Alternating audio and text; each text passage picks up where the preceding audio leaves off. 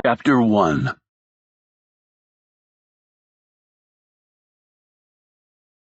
The 96-year-old man sat in his comfy armchair enjoying a book on Joseph Stalin. No mainstream publisher would touch the delusion-filled manuscript, since the author had been unfailingly complimentary about the sadistic Soviet leader. Yet the self-published book's positive opinion of Stalin appealed greatly to the old man. He'd purchased it directly from the writer not long before the latter was committed to a mental institution. No stars could be seen hovering over the elderly man's large estate because of a storm moving inland from the nearby ocean. Though he was wealthy and living in great luxury, his personal needs were relatively simple.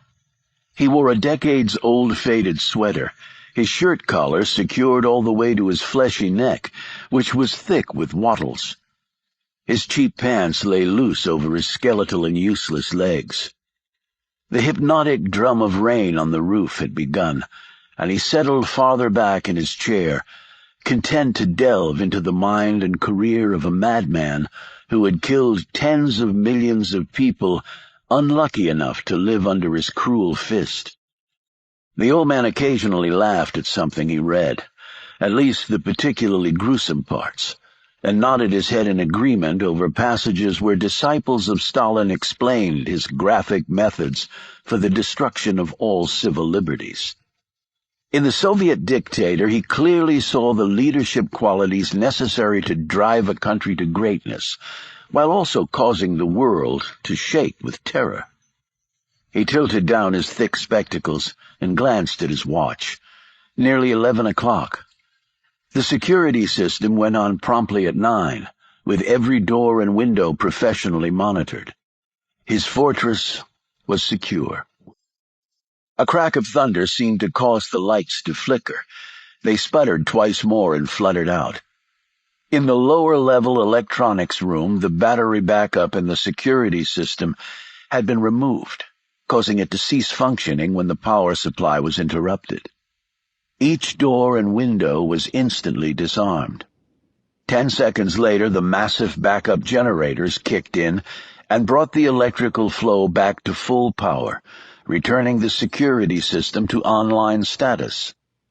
However, within that 10-second span, a window had opened, and a hand had darted out and caught the digital camera that had been tossed from ground level.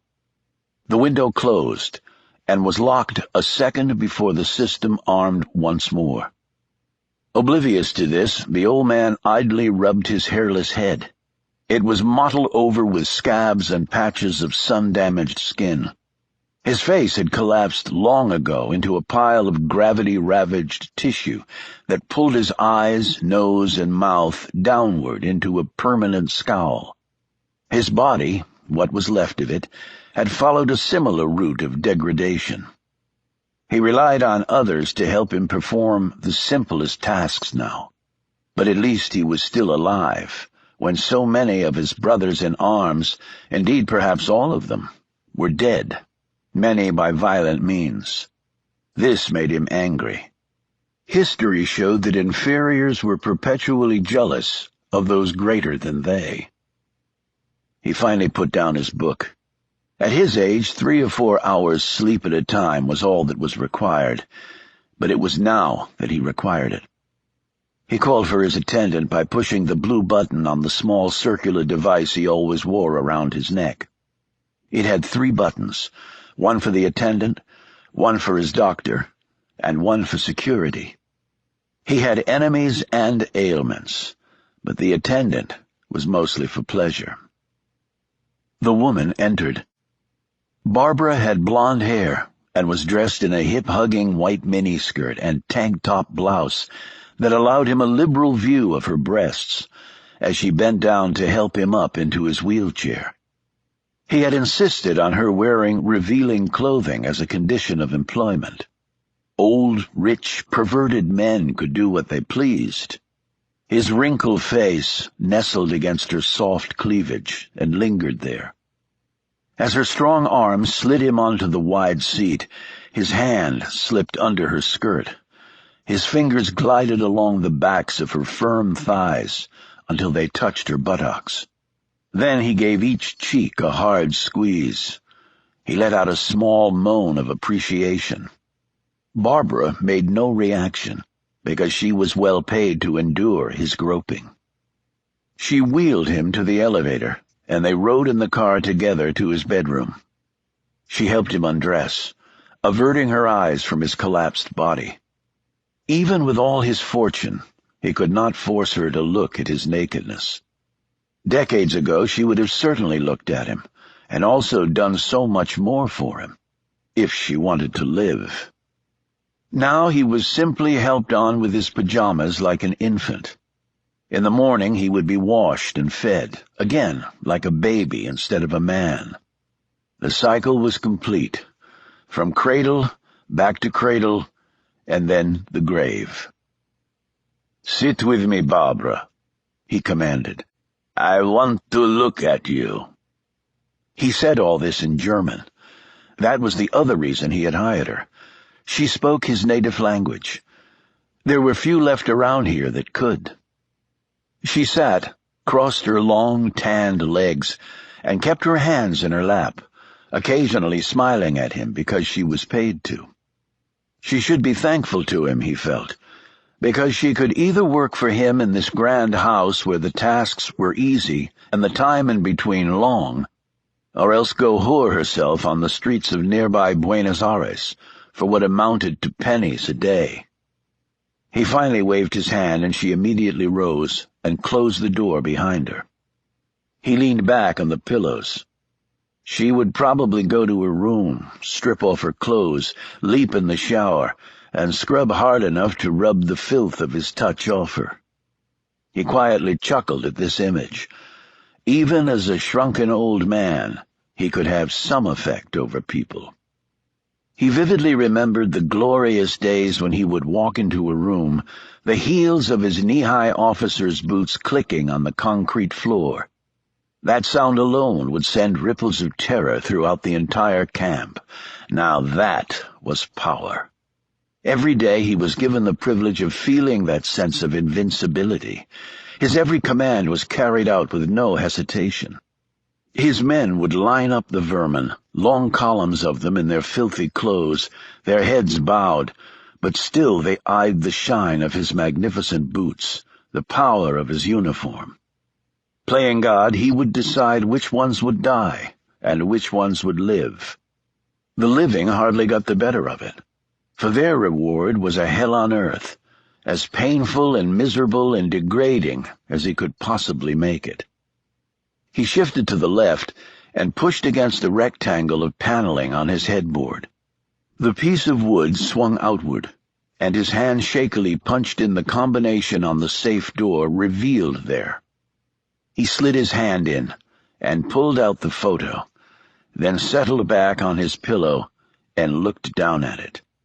He calculated that it was taken 68 years ago to the day. His mind was still all there, even if his body had deserted him. He was only in his late 20s in the picture, but he'd been given great responsibility because of his brains and ruthlessness. Tall and slender, he had light blonde hair that was striking against his tanned, square-jawed face. He looked so fine in his full uniform with all his medals, though he had to concede that hardly any of them were actually earned. He had never seen combat since he had never been able to muster much personal courage.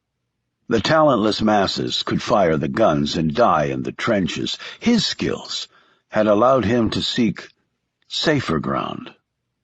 His eyes filled with tears at the sight of what he had once been. And next to him, of course, stood the man himself.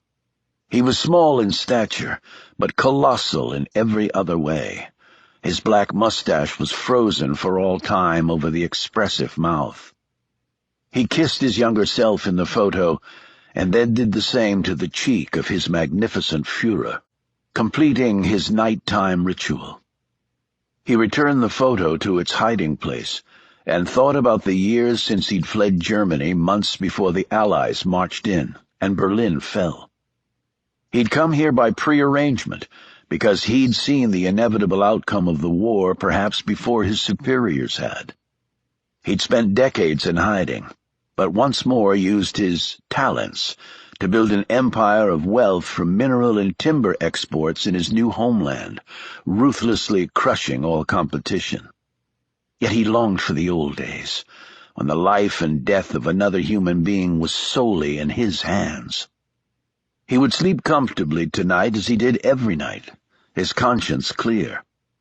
He felt his eyelids growing heavy when he was surprised to hear the door opening again. He looked across the gloom of the chamber.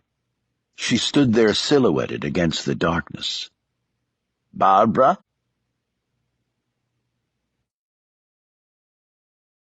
Chapter 2. She came forward after locking the door behind her. As she drew closer to the bed, he could see that she was wearing only a cotton robe that barely covered her thighs and dipped low around the chest. Her tanned skin peeked out at him from several angles, except at the flap of the robe. There he could see the paleness of her revealed hip. She had loosened her hair, and now it swept around her shoulders. She was also barefoot.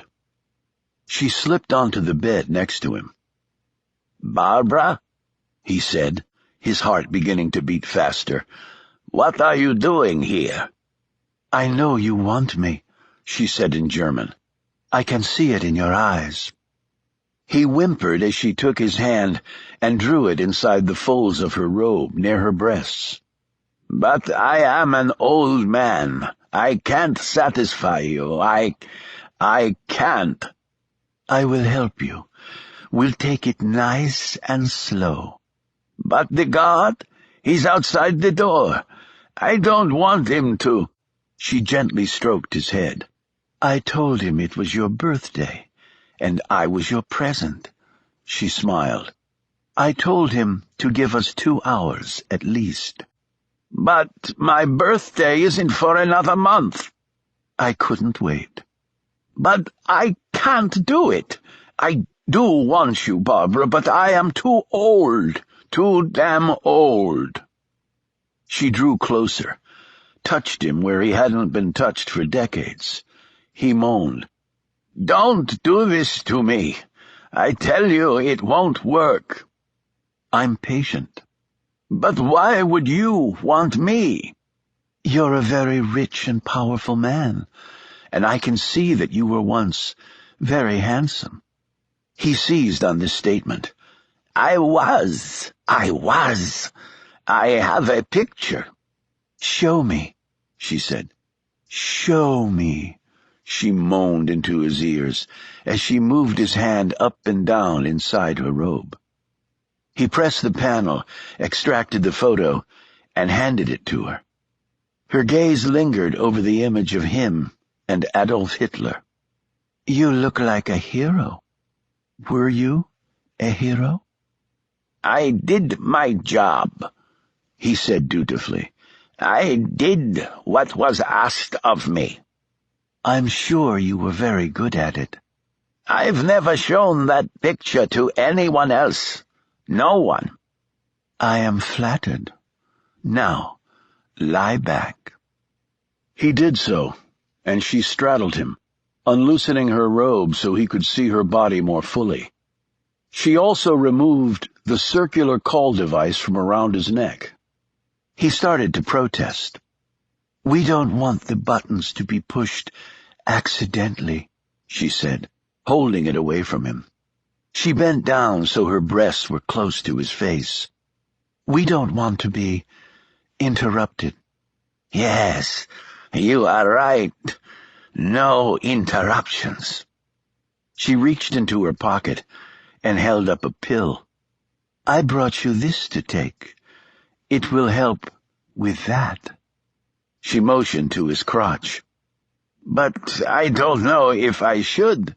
My other medications—" Her voice dipped still lower. "You will last for hours. You will make me scream." "God, if I only could." "All you have to do is swallow this." She held up the small pill. and then take me. Will the pill really work? In his excitement, a bit of spittle appeared on his lips. It has never let me down before. Now, take it. She handed it to him, poured out a glass of water from a carafe on the nightstand, and watched as he swallowed the pill and greedily slurped down the water. Is it getting bigger? He asked eagerly. Patience. And in the meantime, I have something to show you. From the pocket of her robe, she pulled out a slim camera. It was the one that had been tossed to and caught by Barbara at her window when the power had gone off and the security system had disarmed. Barbara, I feel funny. It is nothing to worry about. Call the doctor to come in. Press the button for him. Do it now. It is fine. It's merely the effects of the pill. But I can't feel my body and my tongue. It feels large? My goodness. The pill must be working on your tongue and not on your other part. I will have to register a complaint with the manufacturer. The old man gurgled loudly. He tried to point to his mouth, but his limbs wouldn't work anymore. Push the button. She moved the call device farther away and pulled her robe tight, cinching it up. She settled next to him. Now, here are the pictures I want you to see. She turned on the camera. On the small screen, an old black-and-white photo of a face appeared. This young boy was David Rosenberg, she explained, pointing to the youthful but gaunt face on the screen. The hollow cheeks and glassy eyes indicated that death was not far away. He never made it to his bar mitzvah. Did you know that, before you ordered his death, Herr Colonel Huber? He was already past 13, but of course in the camps, Jewish rites of passage were not observed. The old man continued to quietly gurgle, his terrified gaze still on the photo. Barbara pressed a button and a young woman's face appeared on the camera screen. She said, "This is Frau Helen Koch. She was killed by a rifle bullet to the belly, fired by you before your first cigarette in the morning. By all accounts, she only suffered for a mere 3 hours before expiring, while your men kept back all attempts at aid by her fellow Jews. In fact, you killed 2 people that morning, since Frau Koch was pregnant." While the rest of his body remained immobile, the old man's fingers started to claw the covers. His gaze was on the call device, but though it was only 2 feet away, he couldn't reach it. She tilted his chin back and held it there so he could gaze at the screen. "You have to focus, Colonel. You remember Frau Koch, don't you? Don't you? And David Rosenberg, don't you?" He finally blinked his assent. "I would show you the pictures of the other people you condemned to death, but since there are over 100,000 of them, we don't have time." She pulled a photo from the pocket of her robe. "I took this from the frame on the piano in your beautiful library." She held the picture in front of his face. "We found your son and daughter and your grandchildren and your great-grandchildren. All these innocent people. You see their faces? Just like David Rosenberg and Helen Koch and all the others. If I had time, I'd tell you in exact detail how each will die tonight. In fact, 7 of them already have been butchered, simply because of their connection to you. You see here, Colonel, we wanted to make certain that there were no monsters left to reproduce." He started to cry, his mouth making little mewing sounds. "Good, good. Tears of joy here, Colonel, I'm sure. Maybe they will think our sex is so good you cry. Now it's time to go to sleep, but keep your eyes on the picture. Don't look away. It is your family, after all. When he closed his eyes, she slapped his face, forcing his eyes open. She leaned down and whispered into his ear in another language. His eyes widened. "Do you recognize it, Herr Huber? It's Yiddish. You heard that phrase often in the camps, I'm sure. But in case you never knew the translation, it means rot in hell." She placed a pillow over his nose and mouth, but did not cover his eyes, so he could see his doomed family as his last image during life. She pushed down with considerable strength. The old man could do nothing as his oxygen vanished. "This is a far easier way to die than you deserve," she said, as the pump of his lungs quickened, seeking air that wasn't there. After his chest lurched one final time, she removed the pillow and placed the picture of Huber in his uniform in the pocket of her robe, along with the small camera. They had not killed his family, and had no intention of doing so. They did not murder innocent people, but they had wanted him to believe, with his final dying breath, that he had precipitated the destruction of his loved ones. They knew his death could never match the horror of the slaughter carried out on his orders, but this was the best they could do. She crossed herself and whispered, "May God understand why I do this." Later she passed the guard, a cocky young Argentine, on the way back to her room. He eyed her with obvious lust. She smiled back at him, as she playfully twitched her hips, letting him glimpse some pale skin under her thin robe. "Let me know when it's your birthday," she teased. "Tomorrow," he said quickly, making a grab for her, but she darted out of the way. "That is very good," she thought, "because I won't be here." She walked directly to the library and returned the photo to its frame. An hour later the lights flickered once more, and then went out. The same 10-second gap occurred before the generator kicked on. Barbara's window opened and then closed. Dressed all in black with a knit cap over her hair, she climbed down a drainpipe, skirted the perimeter security, clambered over the high wall around the estate, and was picked up by a waiting car. It was not that difficult, since the security measures at the estate were chiefly designed to keep people out, not in. The driver, Dominic, a slender young man with dark curly hair and wide sad eyes, looked relieved. "Brilliant job, Dom," she said in a British accent. "The timing on the power going out was spot on," she said. "At least the forecasters were right about the storm, provided a good cover for my engineering sleight of hand. What did he say?" "He spoke with his eyes. He knew." "Congratulations. It's the last one, Reggie." Regina Campion, Reggie to her intimates, sat back against her seat and pulled off the cap, freeing her dyed blonde hair. "You're wrong. It's not the last one." "What do you mean? There are no Nazis like him left alive. Huber was the final bastard."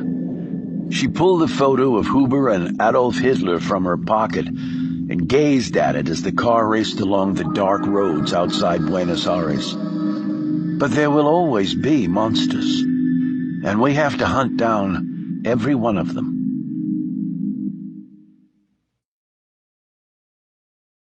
Chapter 3. Shaw was hoping the man would try to kill him, and he wasn't disappointed. Seeing your freedom about to end with the distinct possibility of an execution date in your future just made some people a bit peeved. A few moments later, the fellow was lying unconscious on the floor, the imprint of Shaw's knuckles on his crushed cheek. Shaw's backup appeared a minute later to take the man into custody. Shaw mentally crossed off his to-do list a heartless zealot who used unwitting children to blow up people who didn't believe in the same God he did. 10 minutes later, he was in a car going to the airport in Vienna. Sitting next to him was his boss, Frank Wells. Frank looked like the meanest son of a bitch you would ever run into, principally because he was. He had the chest of a mastiff, along with the beast's growl. He favored cheap suits that were perpetually rumpled from the moment he put them on, and a sharp-edged hat that took one back several decades. Shaw believed that Frank was a man who'd been born in the wrong era. He would have done well in the 1920s and 1930s chasing criminals like Al Capone and John Dillinger with a Tommy gun and not a search warrant or a Miranda warning card in sight. His face was unshaven and his second chin lapped against his thick neck. He was in his 50s and looked older, with about 80 years of acid and anger built up in his psyche.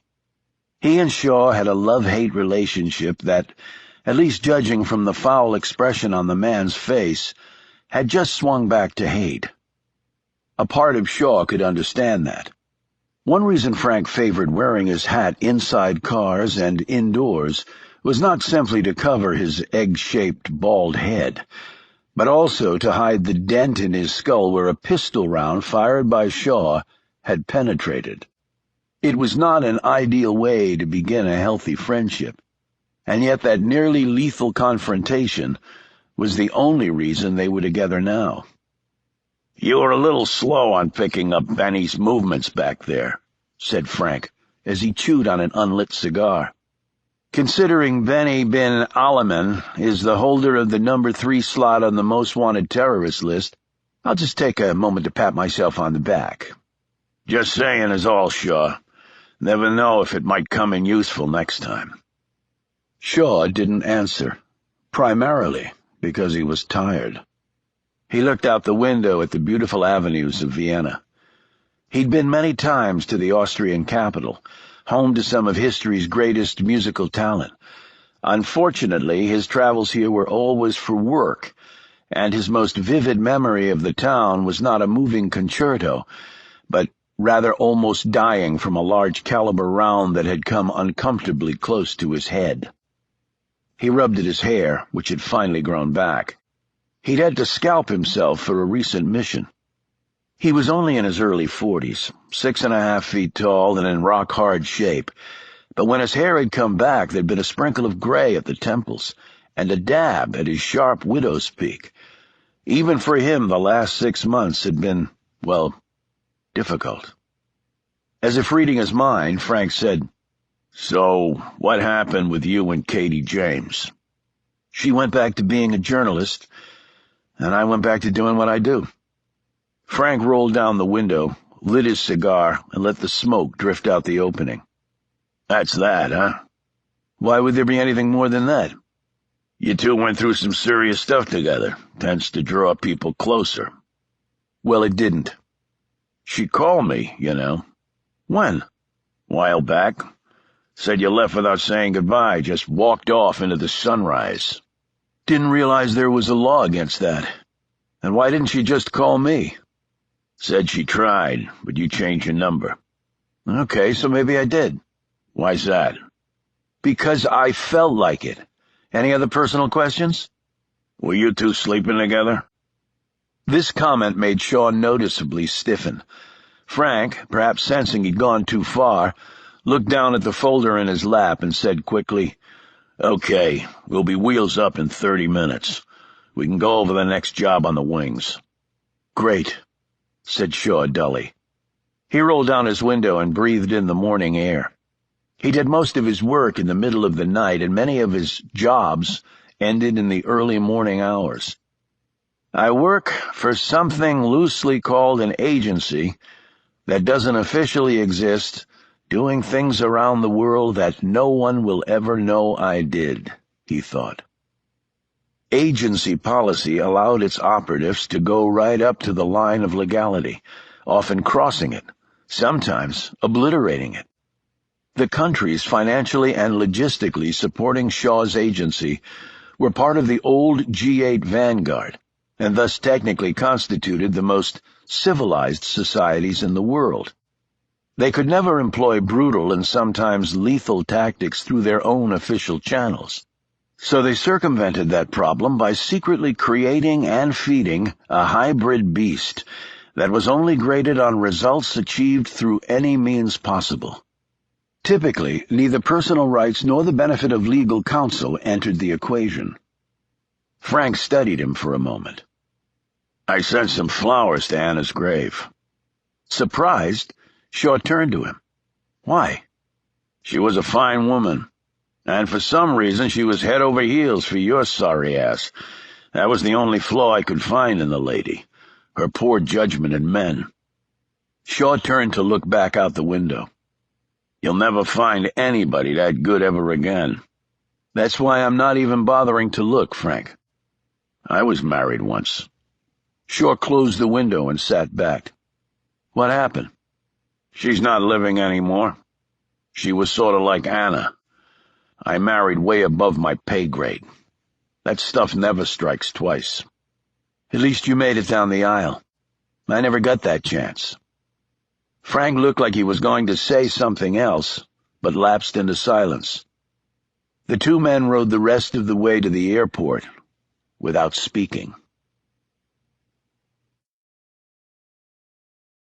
Chapter 4. The Gulf Stream rode into the air on smooth winds. Once they'd leveled off, Frank brought out the usual file: photos, background reports, analysis, and action recommendations. "Evan Waller," began Frank. "Canadian, 63 years old." Shaw picked up a cup of black coffee with one hand and a photo with the other. He was staring at a man whose head was shaved down to the scalp. He looked fit and strong, and his facial features were sharp and angular, like an image on a high-def LCD screen with megahertz levels. Even from the photo, the eyes seemed to house a current of electricity that looked capable of shooting straight out at Shaw, delivering a mortal wound. The man's long nose appeared as though it started mid-forehead and ran arrows straight to the top of his mouth. It was a cruel mouth, if there ever was such a thing, thought Shaw, and this man was no doubt cruel and evil and dangerous.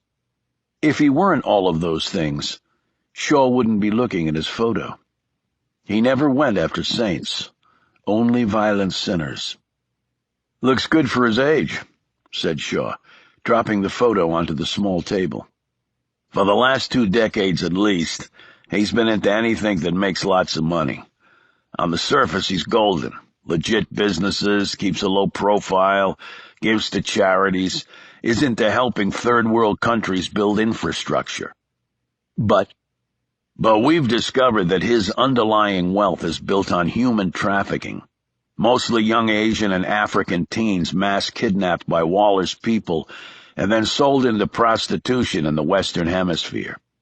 That's why he's so into third-world development. It's his pipeline.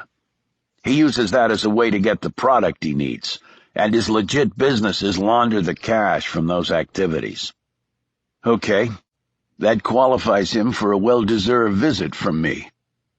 Frank stood and poured himself a Bloody Mary from the small bar set up against one wall of the aircraft and dropped a celery stalk in the glass. He sat back down, jiggling the ice with a long spoon. "Waller hid the details well. It took us time to get the goods on him, and even then it may not hold up in a court of law. The guy's bad, no doubt about it, but proving it is another thing.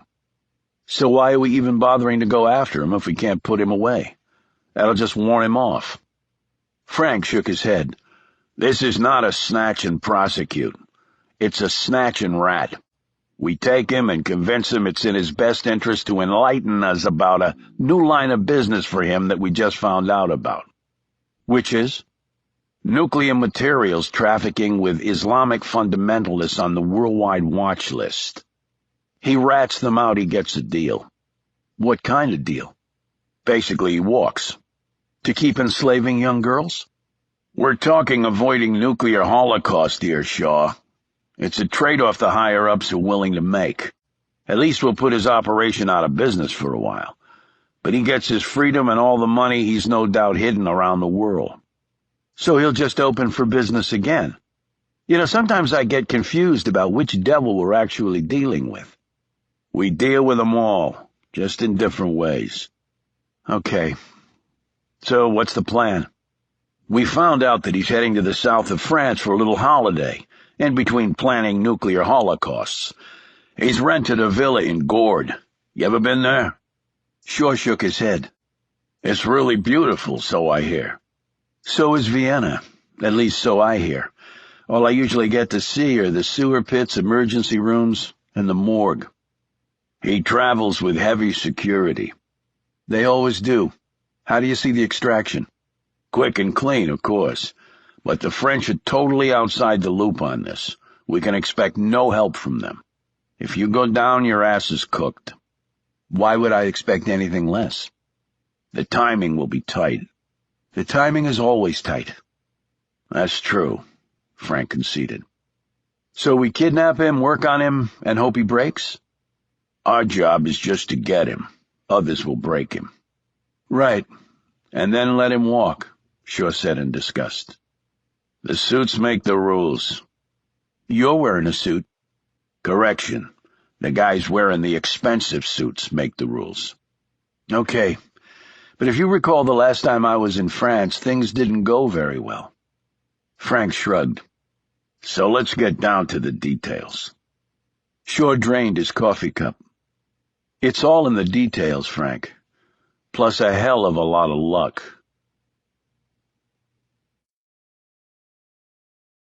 Chapter 5. Reggie Campion drove her 10-year-old dented smart car City Coupe from her flat in London past Leavesden to the north and continued on for a few more kilometers.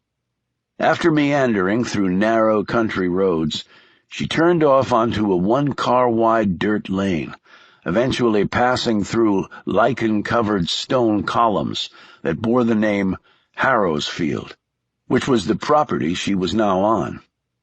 Her gaze then carried, as it usually did, up the twisty, crushed gravel drive toward the old crumbling mansion. Some claimed Rudyard Kipling had once leased the estate.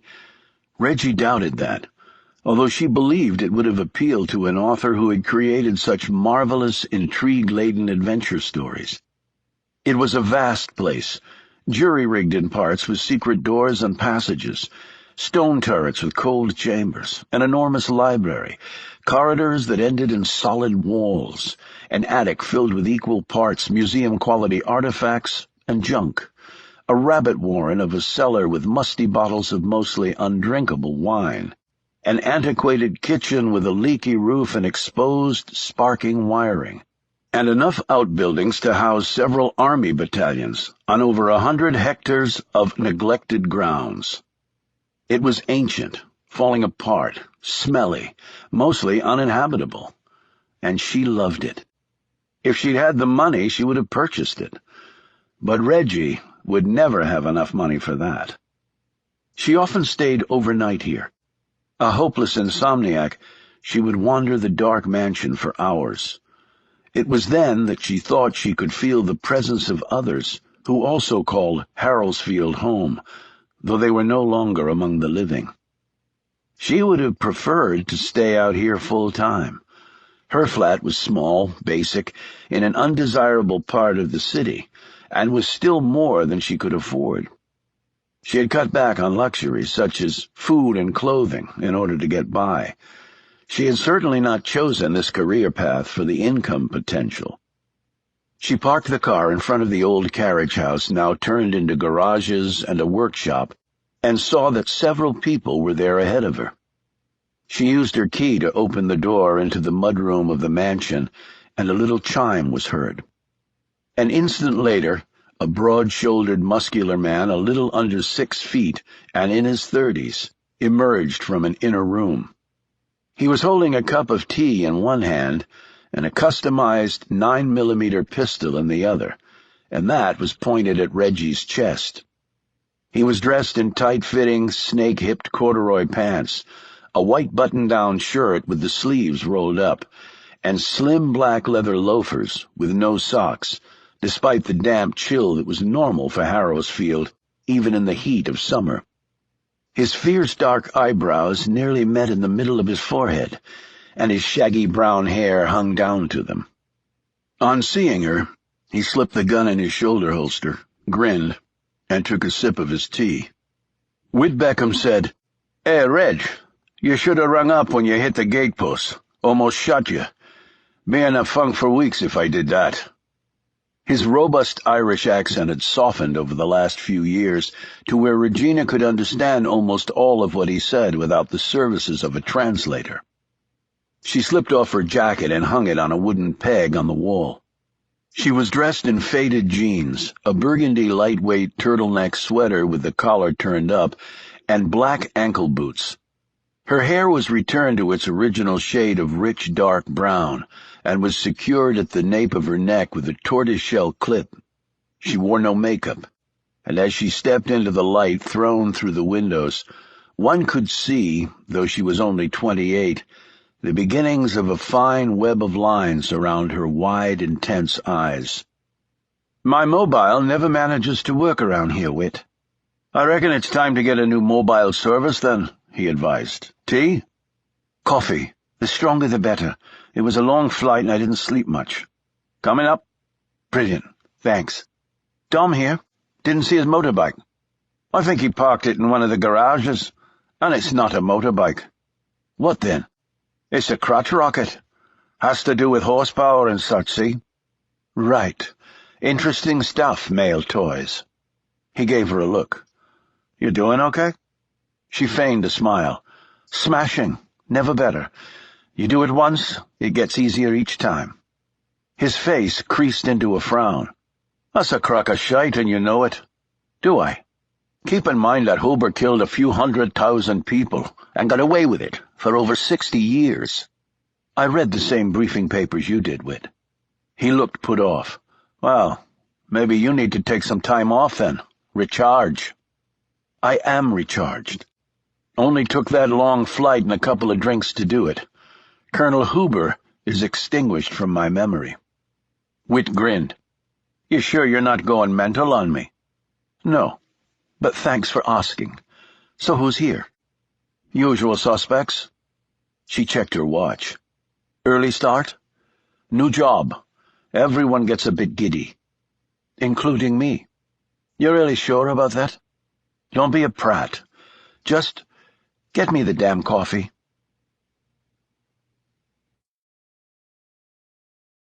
Chapter 6.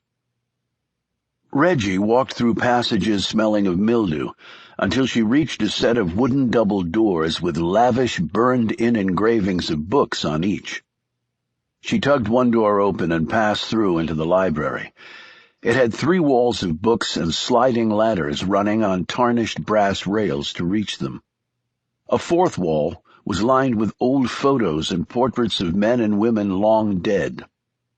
The room was anchored by a floor-to-ceiling stone fireplace, one of the few in the house that worked properly, and even this one tended to belch smoke into the room with regularity. She took a moment to warm herself in front of the flames before turning to look at the people seated around the large Spanish-style table with turned legs that sat in the center of the room.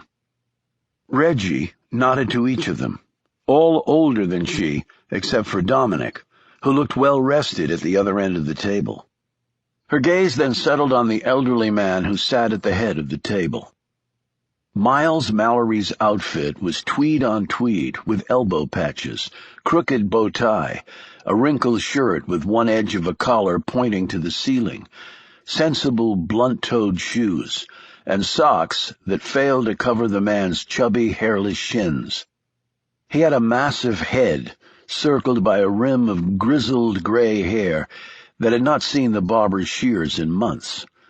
His beard, however, was neatly trimmed and matched the color of his hair, except for a creamy patch the size of a penny near his chin. The eyes were green and probing, the spectacles covering them thick and black, the jowls heavy, the mouth small and petulant, the teeth tobacco-stained and uniformly leaning on their neighbors.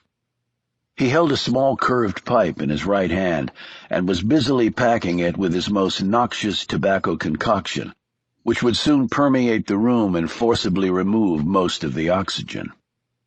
"You look excited, Professor Mallory," said Reggie pleasantly. I have already done so with young Dominic, but may I be the first to congratulate you on your excellent work in Argentina. You could be, but I beat you to it, Prof, said Whit, as he came into the room and handed Reggie a cup of coffee, so hot the vapors were still visible, though the kitchen was about a mile from the library. "Ah, well," said Mallory good-naturedly. "Let me be the second, then." Reggie took a sip of the coffee. She never felt comfortable talking about what she had done, even with people who'd helped her do it. Yet killing someone who had slaughtered so many did not draw the typical human emotions. To her, and everyone sitting at the table, their targets had forfeited any rights they had by their heinous acts.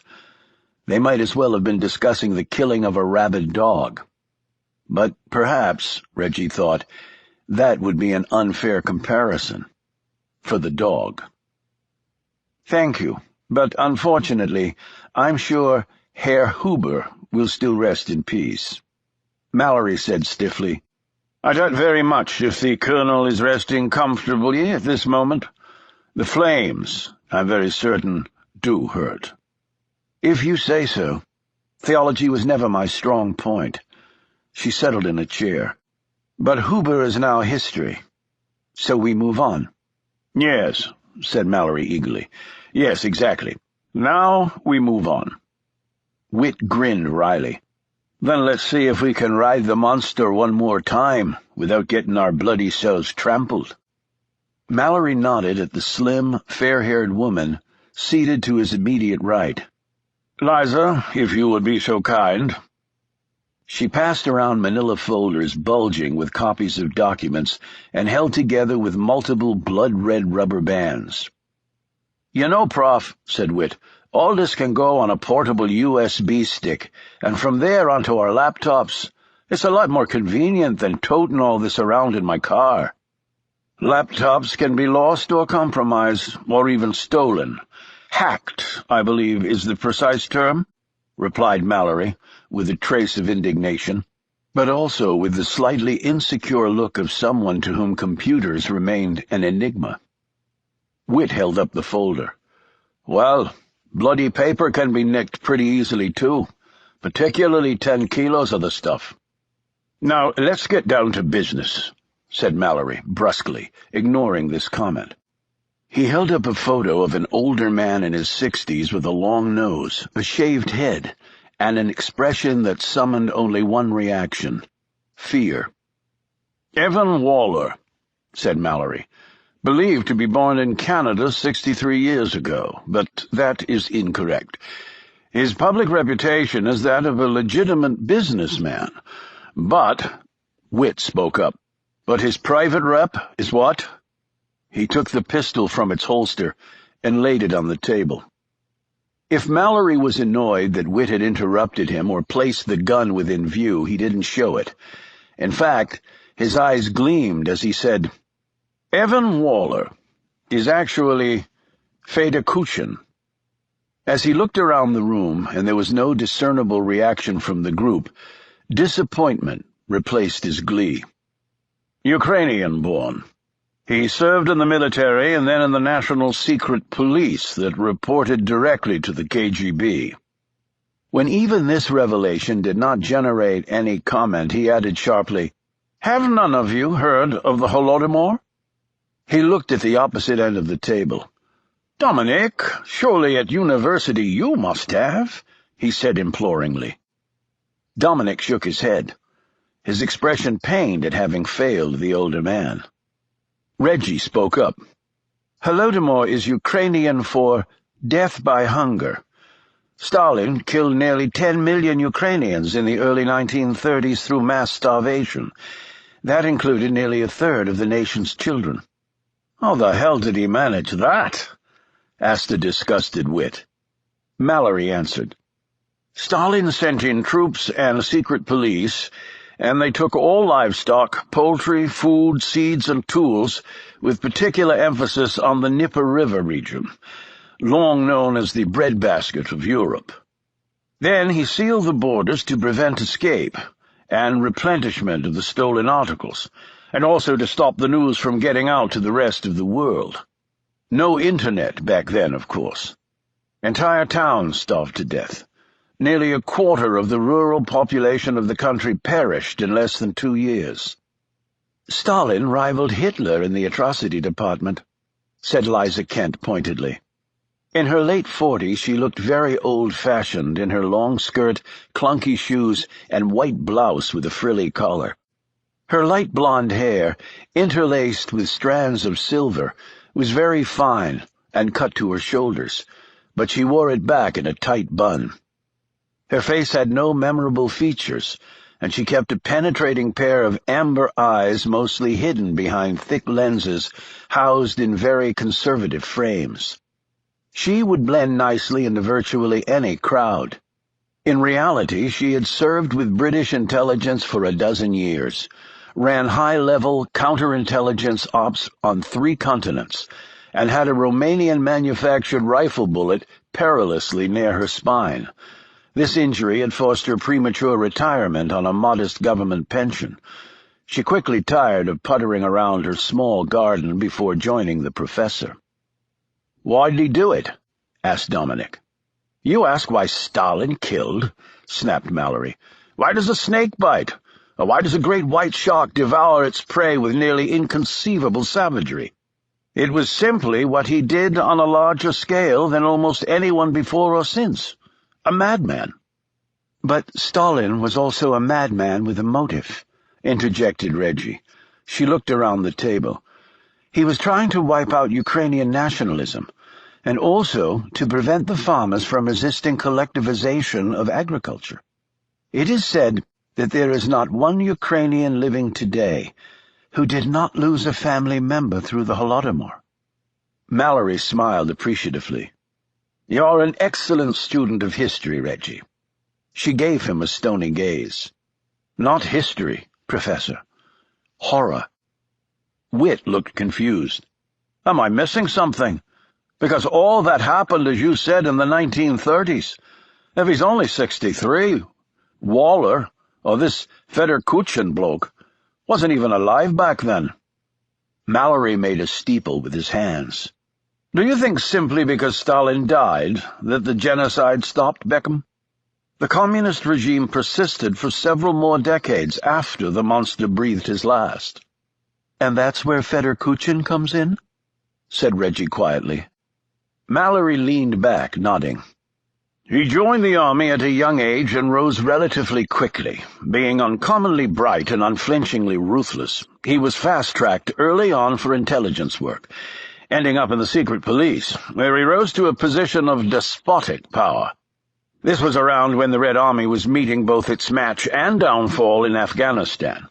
In addition, other Soviet satellite countries like Poland were making a hard push for liberation, and would continue to do so up until the fall of the Communists. Kuchin received orders directly from the Kremlin to do all in his power to crush any opposition. While his superiors largely reaped the historical credit, he became, in essence, the man in the field who would keep Kiev in line with Moscow, and he very nearly succeeded. "How?" asked Whit. In answer, Mallory opened his file folder and motioned for the others to do the same. "Read the first report and then look at the series of pictures accompanying it. If that doesn't answer your query, I'm afraid nothing will suffice." For several long minutes the room was silent, except for a few gasps whenever someone encountered the photos.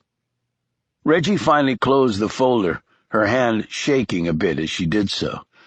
She had faced many monsters that stood on 2 legs, and yet their depth of pure evil still managed to astonish and even unnerve her at times. She was afraid that if the day came when it didn't, she would have lost all trace of her humanity. Some days she worried she already had. "His own version of the Holodomor," commented Whit in a subdued voice. "Only he used aerial poisons, toxins placed into water supplies, and thousands of people at a time forced into pits where they were burned alive. The foul bastard." "And Kuchin carried out the sterilization of thousands of young girls, added Reggie in a hushed tone, the spiderweb of lines around her eyes deepening as she said this. So they could never bear males who might fight against the Soviets. Mallory tapped the file. On top of 100 other such atrocities. As is often the case with cunning men like this, Kuchin saw the fall coming long before his superiors. He falsified his death and fled to Asia, from there to Australia, and then on to Canada, where he built a new life with forged documents and a charisma that managed to conceal his underlying sadistic nature. The world thinks he's a legitimate and highly successful businessman, instead of the mass murderer and war criminal that he actually is. It took 3 full years to piece this file together. "And where is he now?" asked Reggie, her gaze holding on one photo she'd slipped from the file. It depicted the remains of an unearthed mass grave where the skeletons were small because they were all children. Mallory puffed his pipe to life, and a pungent cloud of smoke rose above his head. "This holiday he will be traveling on holiday to Provence, to the village of Gourd, to be more specific." "Then I wonder what it will feel like," said Reggie, to no one in particular. "What will what feel like, Reg?" asked Whit curiously. She looked once more at the photo of the small bones. "To die, and such a beautiful place as Provence, of course."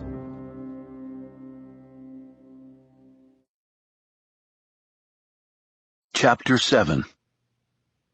The long meeting had ended. The morning had given way to dusk, but Reggie still had work to do.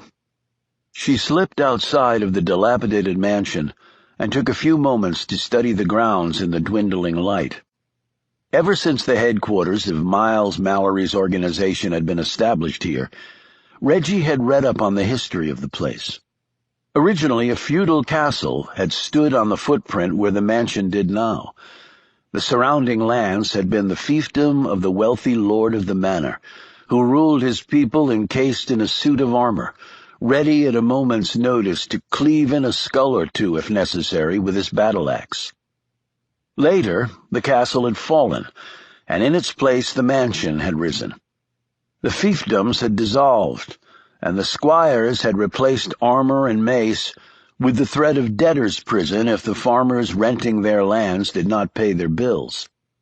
The property had remained in the same family for many generations, finally descending to distant cousins of the original owners whose income had never approached the level necessary to maintain the estate.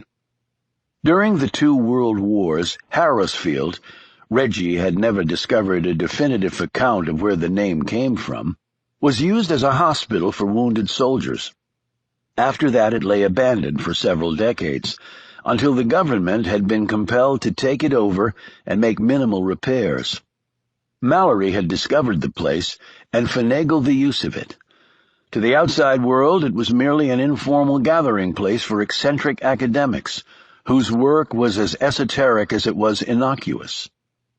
Reggie passed by columns of ragged English boxwoods, their urine odor sweeping over her. Even though it was very late in the spring, a chilly breeze nudged at her back as she trudged along. She zipped up her worn leather jacket, which had belonged to her older brother. Though he'd only been 12 at the time of his death, he had been over 6 feet tall, and the jacket enveloped her, even as his death had shattered her. She still felt emotionally brittle, like a pane of cracked glass that would disintegrate with the very next impact. After a walk of a quarter mile, she pushed open the door of what had once been the estate's greenhouse. The smell of peat and mulch and rotting plants still drifted into her nostrils, even though there had been no gardener or gardening here for decades. She passed by broken glass and loose boards that had dropped from the ceiling. Shadows were cast in all directions as the sun continued its descent into the English countryside. The chilly breeze turned still colder as it was funneled through the small openings in the windows and the walls. Fluttering spiderwebs, and rustling the disintegrating remnants of a horticulturalist's paradise. Reggie reached the set of double doors set at an angle into the corner of the structure. She inserted her key in the heavy padlock, tugged open the doors, and pulled the chain on the bare light bulb set just inside the revealed space. A moment later, the passage she stepped down into became dimly illuminated and smelled strongly of damp soil, making her feel slightly sick.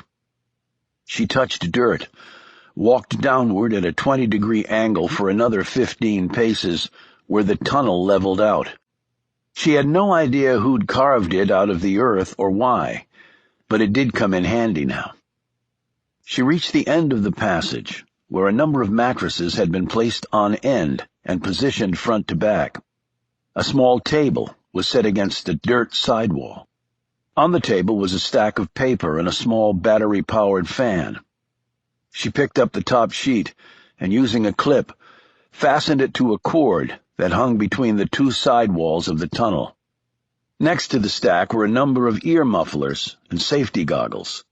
She slipped a pair of mufflers around her neck where they dangled loosely and put on the protective eyewear. On the sheet of paper was the blackened image of a man with black rings running around it. She paced off 30 feet, turned, took out her pistol from its belt holster, checked the load, slipped the ear mufflers on, assumed her preferred firing stance, took aim, and triggered off her full mag.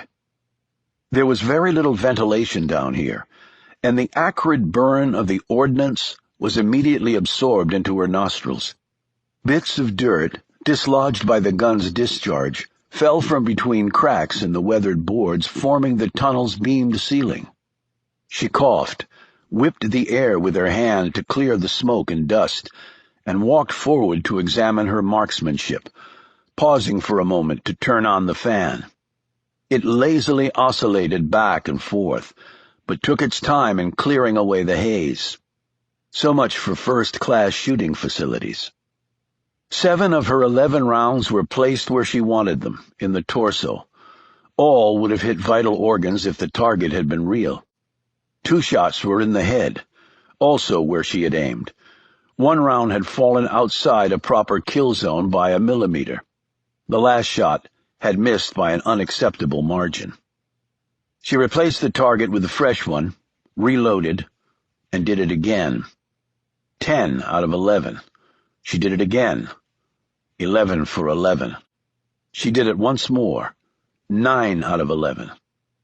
Despite the efforts of the fan, the tunnel was now heavy with the smoke, and her lungs felt congested. "Bloody hell!" she barked, as she hacked and whipped the murky haze with her hand. Reggie figured she could blame the last few misses on not being able to actually breathe, or even see the damn target. She trudged back down the tunnel, wishing that they could have a proper gun range. But the tunnel was the only place where the sound of the shots wouldn't carry to a pair of ears that might in turn contact the local constabulary. Doddering academics were not supposed to have penchants for firearms. She was surprised to see Whit standing by the doors leading back into the greenhouse. "Reckon you'd be down here. How's your aim?" he said. "Bloody awful." She closed the double doors and locked them. He leaned against a glass-topped storage cabinet that had once been used to hold seedlings. In the deepening chill, his breath came out as small vapor. "Well, don't get your knickers in a knot. Your choice of weapon isn't often a gun. You're more the knife and pillow gal. I'm the 9mm man." She frowned at his bluntness. "You really can be an idiot sometimes, Whit." "I'm not making light of it. But you're wound tighter than anyone I've ever met." "Then you need to get out more. I'm actually pretty laid back." "So what do you think about this Federkuchen bloke?" "I think we'll be seeing him in Provence soon enough." "Little close on the planning end. I'd prefer some more time." She shrugged. "The way the professor tells it, the Viper doesn't come out in the open very often. This may be our only chance." "Your cover has to be top-notch. This guy has the resources to check deep." "Our people have always come through before." She waited, sensing that he had more to say. "I want in on this on the ground," he said suddenly, then paused, probably to study her reaction to these words. "Maybe you can nip over to the prof and talk to him." Reggie slipped her pistol into its belt holster and wiped her hands off on a rag she drew from a workbench. "The plan's still preliminary. There's time for that. You know how Mallory thinks. He fancies you as always the first choice for the tip of the spear." "You've had your share of mission leads, Whit," she said firmly. "I did, before you came along. Don't get me wrong, I'm not blaming you. You're excellent, really brilliant at this stuff. And since it's mostly old blokes we go after, having a lady in the lead makes sense for getting their guards down. But I'm not bad either. And the thing is, I didn't sign on for this job to carry the bags all the time. I'd like to get me whacks in too." She considered this for a few moments. "I'll talk to the professor. Kuchin isn't a nonagenarian Nazi who'll get duped by a pretty face and a glimpse of thigh, now is he?" Whit grinned and moved closer, running his gaze over her. "Don't sell yourself short, Reg. That stuff works for most men, young and old." She smiled and lightly smacked him on the cheek. "Thanks for the offer, but shove off." Before he could take another step toward her, Reggie passed by him and set off back toward the mansion.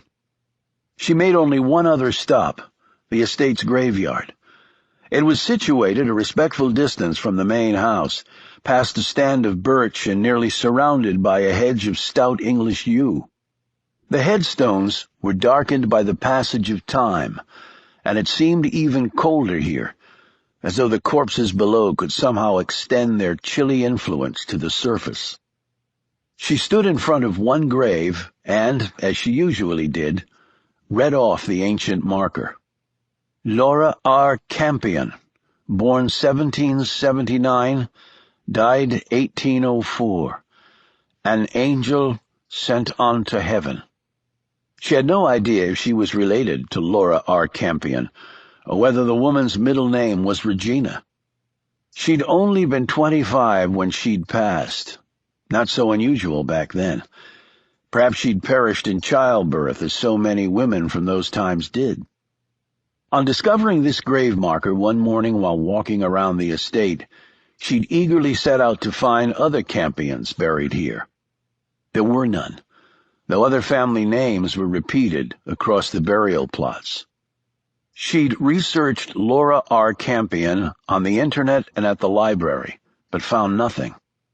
Thomas Campion had been a poet born in the 1500s, and one of his best-known works had referred to a woman named Laura, but there was no connection that Reggie could see.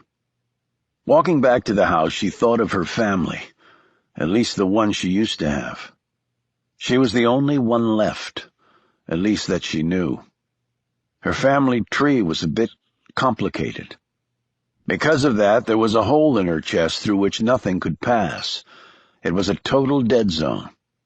Each time she tried to come to grips with what was motivating her to travel the world in pursuit of evil, the zone repelled her, never allowing her closure, never allowing her a free breath. After fetching her things from the house, she began the drive back to London. More meetings at Harrowsfield would come. Intelligence and background briefs digested down to the smallest detail. A plan would finally evolve, and they would refine it, attempting to massage out all possible errors. Then, when preparations were complete, she would travel to Provence and attempt to kill another monster. In that simple equation, Regina Campion would have to find all the solace she was ever likely to possess. Chapter 8. Shaw was in Paris, just having finished an intense day of prep work. He changed into long shorts and a loose-fitting white T-shirt and went for a run along the Seine, passing the Jardin des Tuileries, the Orangerie Museum, and the Grand Palace. His feet pounded along the Avenue de New York before he cut across a bridge passed over the famous river that bisected Paris, and a few minutes later ran underneath the wide base of the Eiffel Tower. He slowed, jogging through the green space before picking up his pace again. Eventually he ended up in the Saint-Germain section of Paris, on the left bank, where his small hotel was situated. He normally preferred the adjacent Latin Quarter while in the city, but Frank had made other arrangements. He showered, changed his clothes, and met Frank for dinner at a restaurant near the Orsay Museum. They sat in the rear corner of the outside eating area, which was cordoned off from the sidewalk by rectangular flower planters set on tall wrought-iron stands. Before leaving, Frank gave him a slip of paper. "What's this?" "A phone number." "For who?" "Just call it." Frank wedged his hat down on his head and walked off.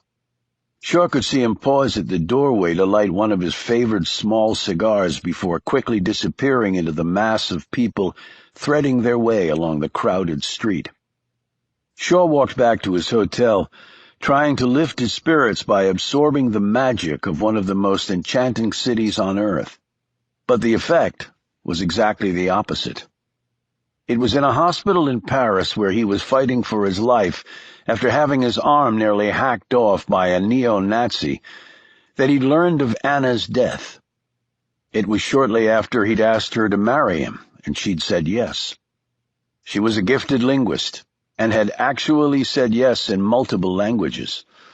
Shaw had even gone to the little town in Germany where her parents lived to formally seek her father's permission for his daughter's hand in marriage. And then she was dead. Shaw's path took him along the river. He crossed over to the island where Notre Dame Cathedral stood. It had been recently cleaned, centuries of grime scraped off with pressurized water. For some reason, Shaw had preferred it dirty. He checked his watch. It was nearly 9, and the church shut down at 6:45 on weekdays. Tourists still roamed around taking shots of the famed exterior and themselves in front of it. He was not a particularly religious man, and he wasn't sure why he was even here. For prayer? Well, he was out of luck. God apparently was closed for the night. Shaw walked back to his hotel, unlocked the door to his room, and sat at a small desk chair, pulling out the slip of paper. He picked up his cell phone and punched in the number. "Hello?" Shaw hadn't heard that voice in months. Unprepared for it, his finger hit the disconnect button. "Damn you, Frank." Shaw had thought the phone number had something to do with the current mission, but it hadn't. That was Katie James's voice. He lay back on the bed and stared at the pale blue ceiling. Their last day together had not worked out exactly as Shaw had wanted it to. Well, maybe it had, since at the crack of dawn he'd left the hotel in Zurich where they'd been staying, grabbed a shuttle to the airport, and took the next flight out. He didn't really care where it was going. She'd woken up, gone down to breakfast to meet him as they had planned, and probably become frantic when he didn't show. She'd tried to call him, but he'd never called her back. He'd changed his number. He didn't really know why he'd done all this. He'd never run from anything or anyone before, but he'd woken up in Switzerland on a chilly morning and just knew that he had to be alone. So I just ran, he thought. He stared at the slip of paper again. He should at least give her a chance to bitch at him for what he'd done. Yet an hour went by, and he didn't move. Then he sat up and punched in the number. "Hello, Shaw," she said. "How did you know it was me?" "You called over an hour ago and then hung up." "You couldn't know that. I've got caller block." "I still knew it was you." "How? You don't get other calls?" "Not on this phone. The only person I gave the number to was Frank, so he could give it to you." "Okay," he said slowly. "So, why didn't you try to call back? You just had to hit redial on my number." I figured I'd let you work it out. How have you been? Don't you want to scream at me? Why? Would that be productive? That didn't sound like the Katie James he knew. She was all emotion, wearing her heart on her sleeve and in her news stories. The lady was impulsive, something that Shaw both objected to and admired about her, because it was so different from who he was. Or at least, who he'd thought he was. As it turned out, around her, he could be pretty spontaneous. Shaw got up and walked over to the window overlooking the cobblestone courtyard of the hotel as night fell solidly over Paris. I'm okay. How have you been? Back doing freelance. I got some permanent job offers, but none of them really interested me. Bunch of rags? New York Times, Der Spiegel in Germany, even Rolling Stone. Real bottom dwellers. I thought you wanted to get back in the game. I guess I was wrong. How's Frank? The same. So, you're back in your game, apparently. I guess so, he mumbled. Where are you? Working. I'm in San Fran for now. So when do you think you'll get a break from work? I'm not sure. Not sure if you'll survive the next job or something else. He didn't answer. Well, if you ever want to talk, you have my number. Katie. Yes? Shaw could hear her breaths coming a little more quickly. It was good to hear your voice. Take care of yourself. And remember, you don't have to do everything Frank tells you to. She clicked off, and Shaw tossed the phone on the bed.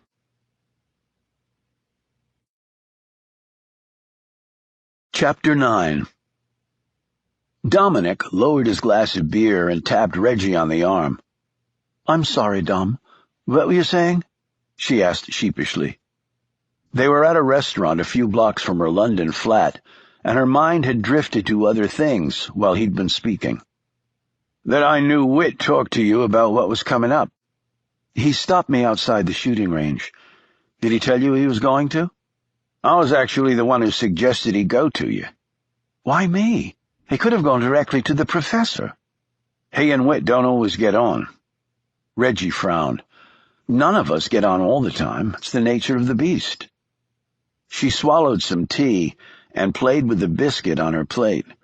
It was gray and drizzly outside, and a sharp wind smacked against the window, apparently trying to force its way inside. Across from them, an ill-nourished fire sputtered in the soot-caked fireplace.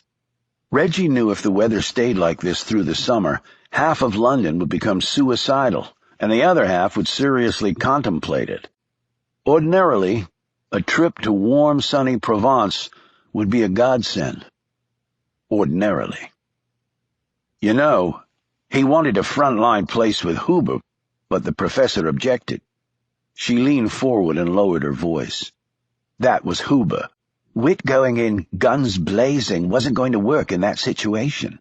The old Nazi wanted boobs and ass, not a touchy Irishman with tats and a Glock. Dominic raised an eyebrow. Whit has tattoos? Reggie sighed wearily. Get on with it, Dom. I'm tired.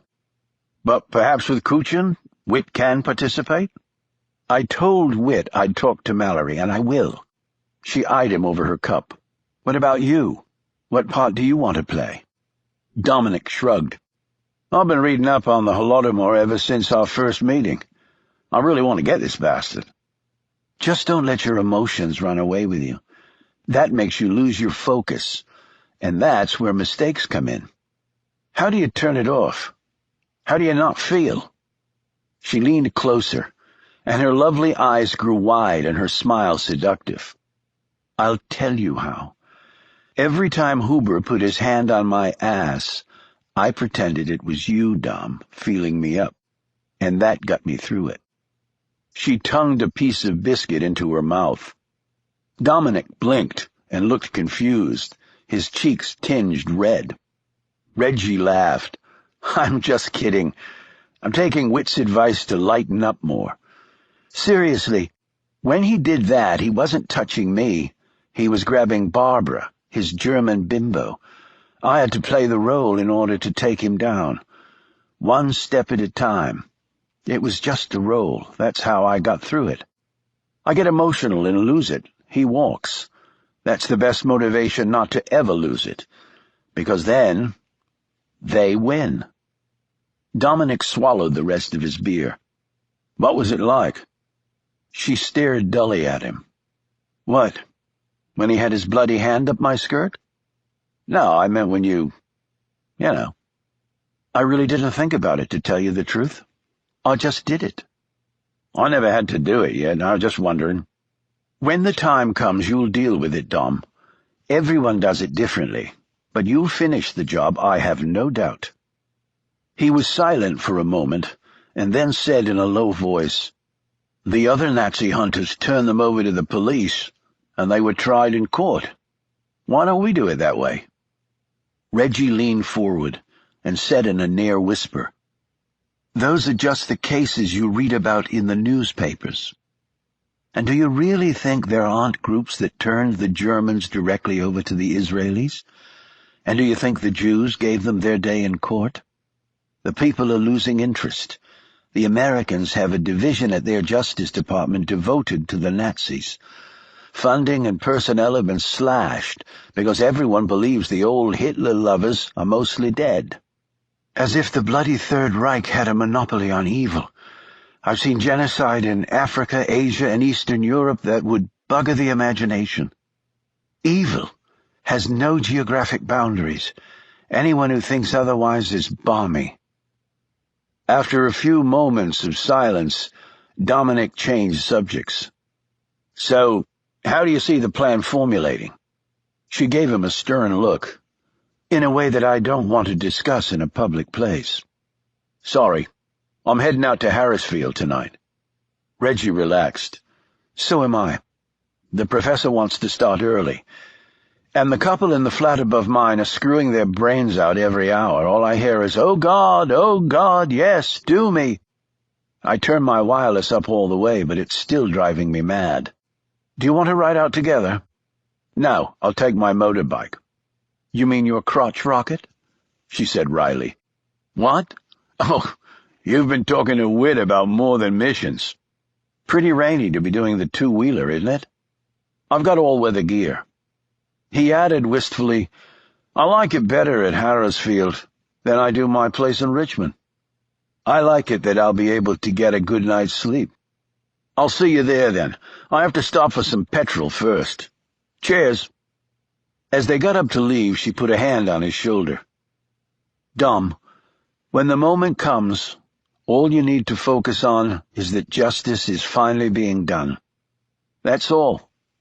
And you'll be fine. I promise."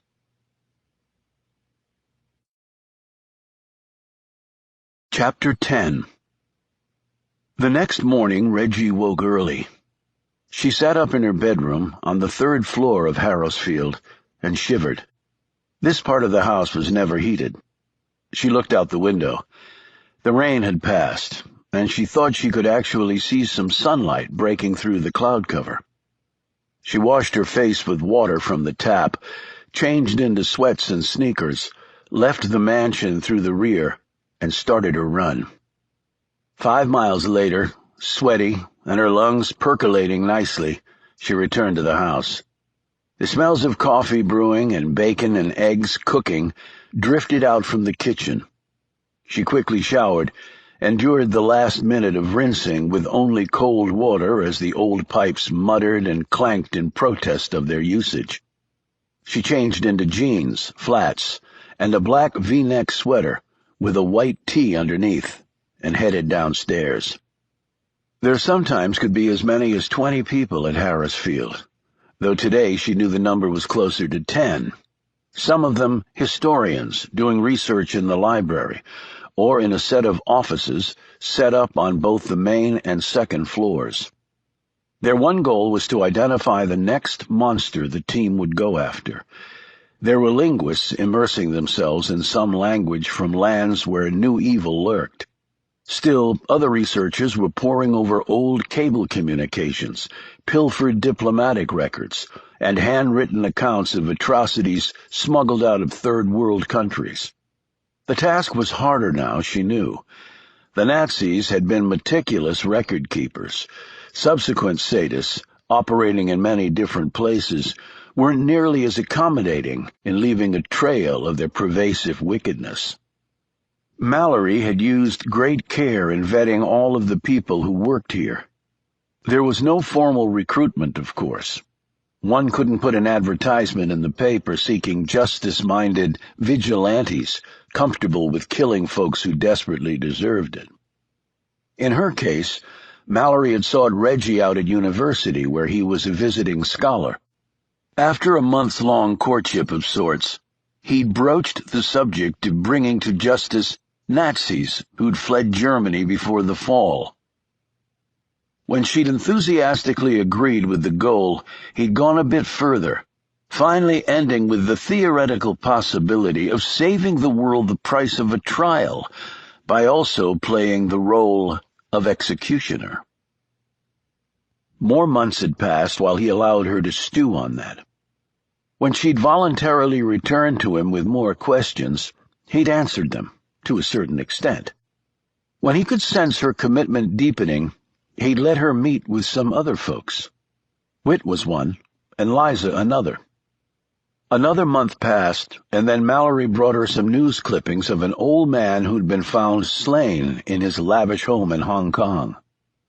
Though it had never been made public, Mallory told her that the fellow had been identified as a former concentration camp commander and one of Heinrich Himmler's right-hand men. They had talked long into the night of the ethics involved in such an action. It was never explicitly said, but Reggie suspected that the professor and other people she'd met through him had been behind the killing. By then, she desperately wanted to be part of it. It was only then that he had brought her to Harrisfield. She went through an array of tests to determine if she had the psychological makeup to be a member of the group. She passed that barrier easily enough, demonstrating a rigid coldness that surprised even her. Next was physical fitness. A fine athlete, she was pressed to levels of strength and endurance she never knew she possessed. Her lungs near collapse, she willed her battered body over treacherous terrain she didn't realize existed in the bucolic English countryside. To his credit, Whit Beckham was next to her every step of the way, though he'd already endured this when he first signed up. After that was the specialized training, weapons, martial arts, and survival skills in myriad challenging conditions. In the classroom, she learned how to research a target and study their background to gain valuable intelligence. She was taught foreign languages and how to lie with aplomb, how to act out roles and discern when other people were doing the same.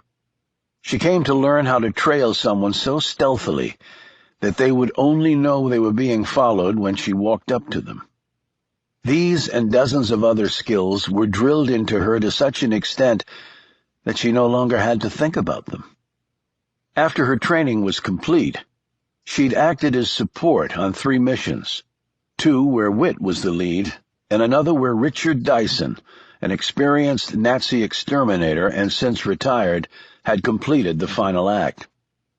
Her first mission in the lead had involved an elderly Austrian living in Asia who'd helped Hitler kill hundreds of thousands of people simply because they worshipped under the Star of David. She'd gotten into his circle by becoming a nanny to his young wife's child. The monster had been married 5 times. He had enough wealth obtained through the theft of antiquities during the war that he could keep divorcing and remarrying and still live in great luxury. They had 1 child, a 5-year-old boy, conceived through artificial insemination using donated sperm. Reggie suspected that the old Nazi had selected the sperm donor based on the color of his skin, hair, and height, namely white, blonde, and tall. She'd worked with them for 1 month, and in that time the husband had made a half-dozen passes at her.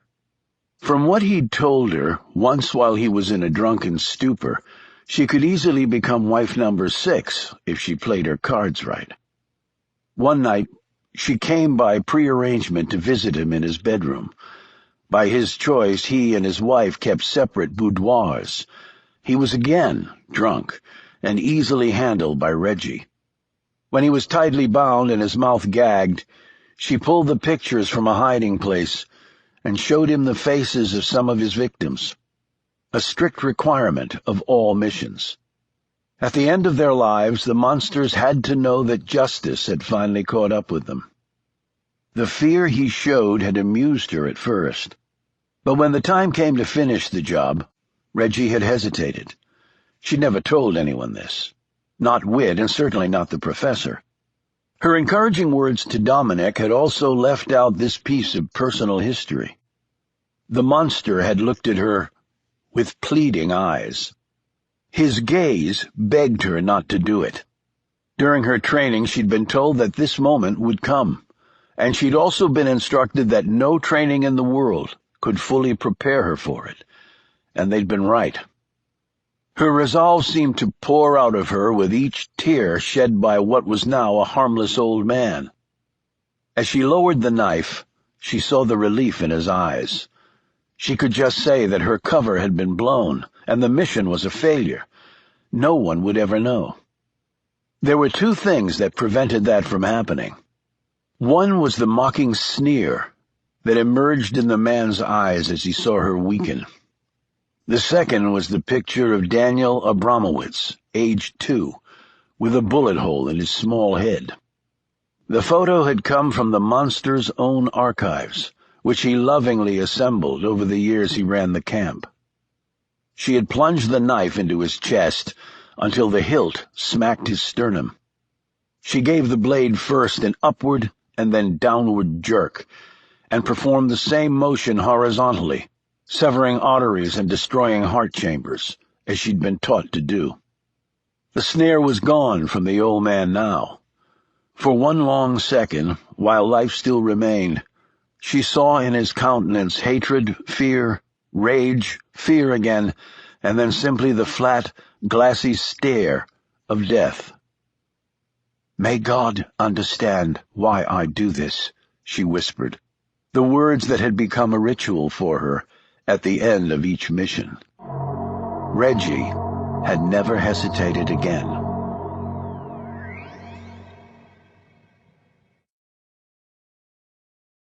Chapter 11. From the kitchen, Reggie grabbed some buttered toast and put it on a plate with fried sausages and a sliced apple. Also juggling a cup of hot tea, she carried it all to the library. As she entered, Professor Mallory looked up from a large book written in Polish, took out his pipe, and smiled. "I thought I heard you come in last night. Your car has a distinctive sound." "It's called a wretched exhaust pipe." She sat down next to him, lined her toast with the sausages, bit into it, and drank her tea. "Where's Whit?" "I don't believe he's here yet, but I expect him shortly." "I wanted to talk to you about the personnel for the Kuchin job."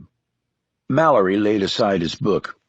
His bow tie was still askew, but this morning his shirt collar points were both directed to where they should be, and it looked like he'd actually combed his hair.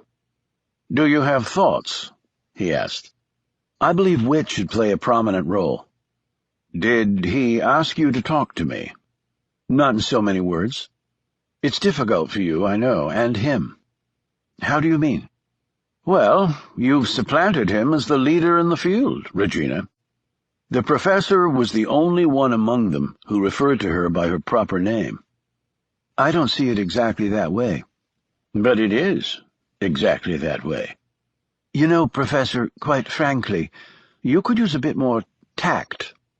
He smiled at this mild reproach. "If you try to gloss over the truth or massage the facts, all you're doing is heightening your chances of arriving at an erroneous conclusion." "Whit is a good asset." "I completely agree with you. And if it were women we were going after, we would probably have greater use of him in the lead role. Unfortunately, our targets trend to the male and heterosexual side." "He's gone after men, successfully." "Successful to the extent that they were terminated, yes. But we like to handle our work under the radar. For example, if we left evidence behind of why we had ended the lives of these people, and that became public, you know what would happen? The remaining ones would hide even deeper. But there are no more Nazis. It doesn't disprove the point, and let me correct you. There are no more Nazis of which we are aware. New intelligence may lead to more work in that arena. But take Kuchin. We dispose of him and word leaks out. Other Eastern European mass murderers with new lives, and there are at least a dozen we're researching at present, would be forewarned. But we don't broadcast why we're killing them. It's never made public. But that's not the only way to warn someone. I'm not getting what you mean. Mallory said, Your first lead target was the old Austrian married 5 times.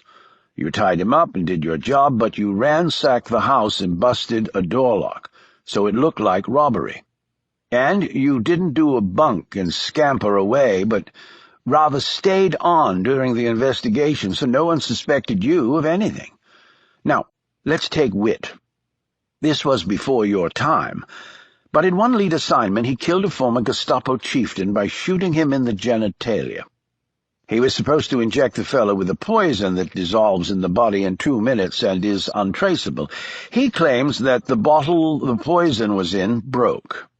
It doesn't take a genius to figure out that putting a bullet in a man's private region and letting him bleed out is a revenge-style killing. In fact, it could well have jeopardized future targets. Maybe the bottle did break. Everything doesn't go smoothly in the field. The genial look faded from Mallory's face. Oh, I'm sorry. I left out one piece of critical information, didn't I? Witt painted a bloody swastika on the man's bloody forehead, and had the effrontery to ask me if I thought that was too subtle. Reggie suppressed a smile. Oh. Quite right, oh. The international press had a positive field day, and made our future work that much more difficult. Mr. Beckham and I had a row about that one. I'm sure. In Huber's case, we already know that they believe he died after attempting to have sex with the beautiful Barbara, and that she fled in fear of retribution. No one is pursuing it, because the man was 96 years old and apparently died extremely happy. The professor could not resist a smile at this remark. But we do have an advantage in this case. The world has no idea Evan Waller is Fedor Kuchin. Even if he is killed under mysterious circumstances, other men in hiding like Kuchin will probably take no note. The professor shook his head. No, we can't count on that. There will be press. There will be inquiries. Someone somewhere may recognize the man. He has kept a very low profile for decades.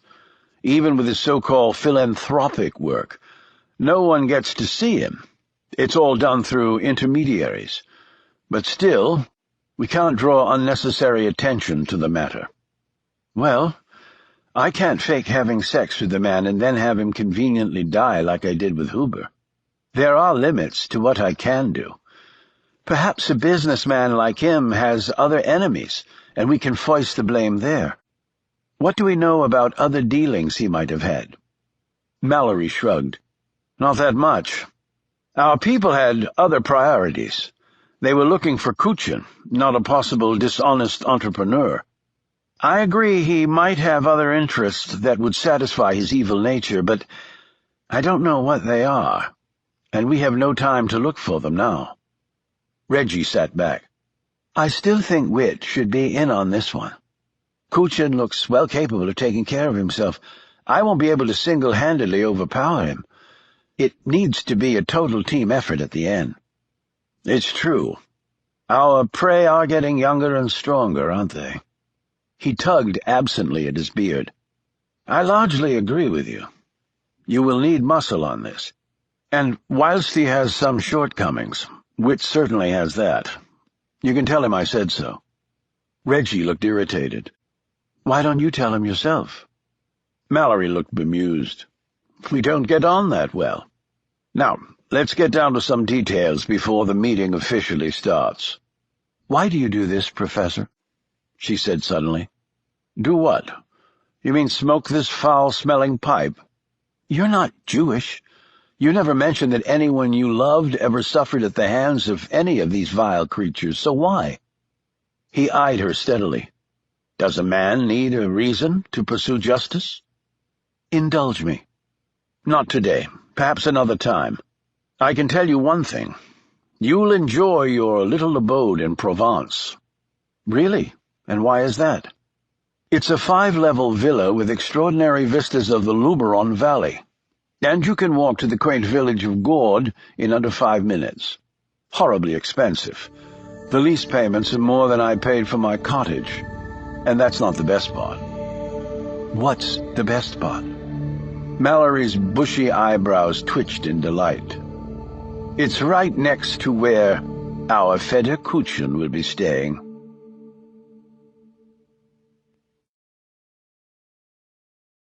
Chapter 12.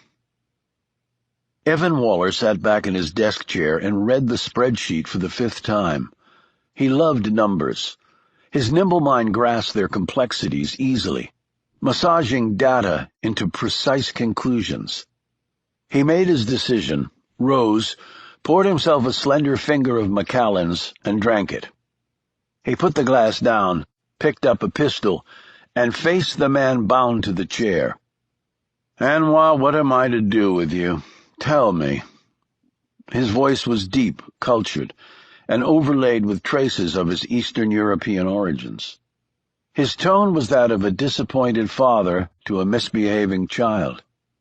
Anwar was a short man with a thickened, soft body who slumped in his chair, his arms and legs tightly bound.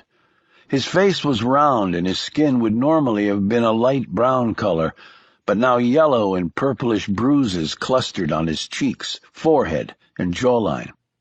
A knife cut traveled from his left cheek to his split nostril. The blood there had congealed and blackened. His dark hair was slicked back solely with the sweat of fear. "Please, Mr. Waller, please. It will never happen again, sir. I swear." "But how can I trust you now? Tell me. I want to find a way. I value your services, but I need to know I can trust you." "It was her. She put me up to this." "Her? Tell me." Anwar let a trickle of blood drop from his mouth and onto his pants leg before answering. "My wife. The bitch spends money like it is water. You pay me well, but it is never enough for her. Never." Waller sat down in a chair across from the captive. He put the gun down and looked intrigued. "So Giselle put you up to this? To steal from me to cover her spending?" He clapped his hands together. The sound was like a gunshot, and Anwar flinched. "I had my doubts about her from the beginning, Anwar. I told you this, did I not?"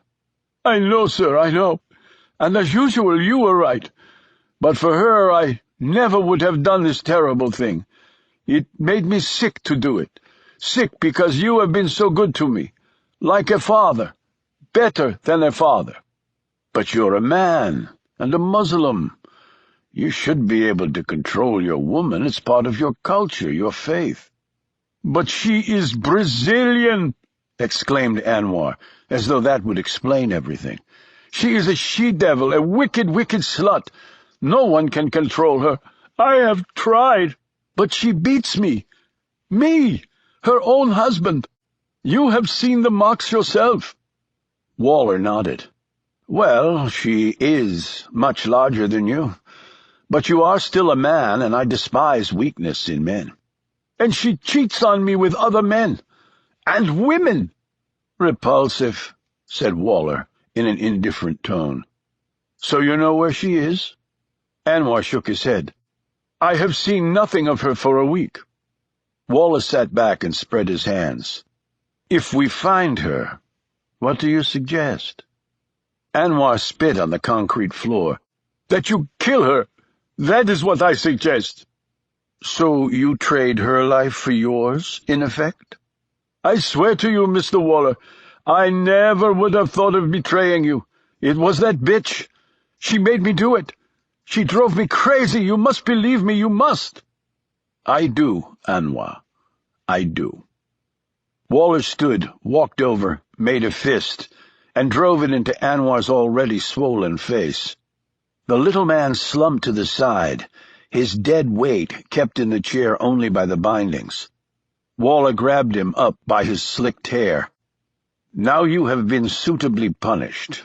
You are valuable to me, very valuable.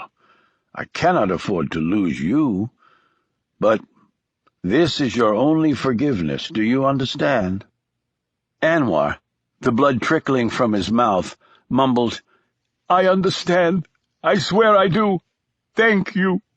I do not deserve such mercy." He started sobbing. "Crying is not manly, Anwar. So stop it now." Anwar choked back his last sob and looked up, his right eye puffy, his left one nearly closed. Waller smiled. "I must reveal something to you. You will find it of interest, I'm sure. We located your wife. We have Giselle." "You have her?" said an astonished Anwar.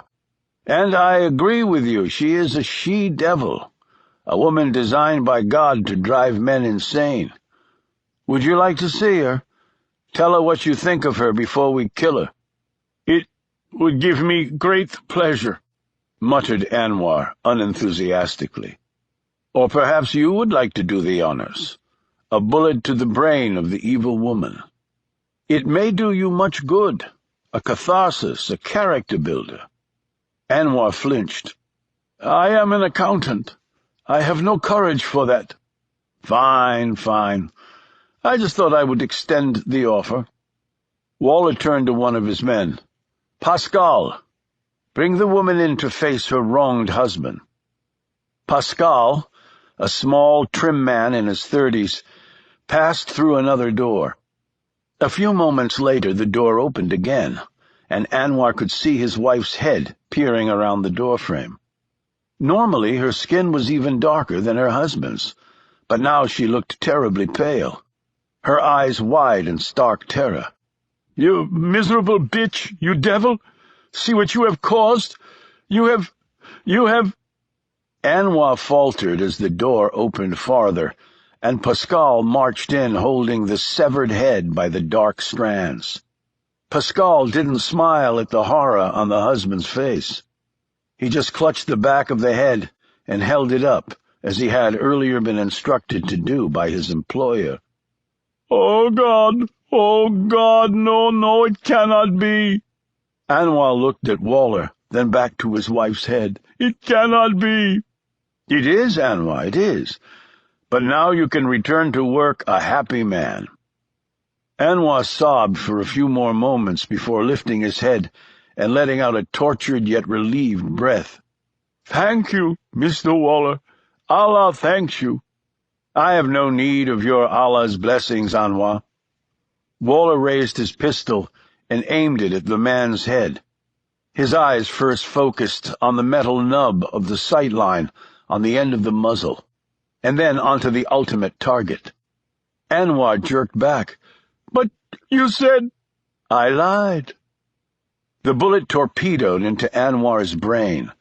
Waller relaxed, and then triggered another round, tattooing the skin just to the left of the first entry wound.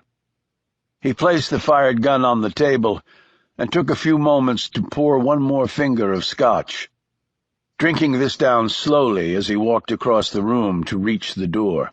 He turned back and glanced at two of his other men.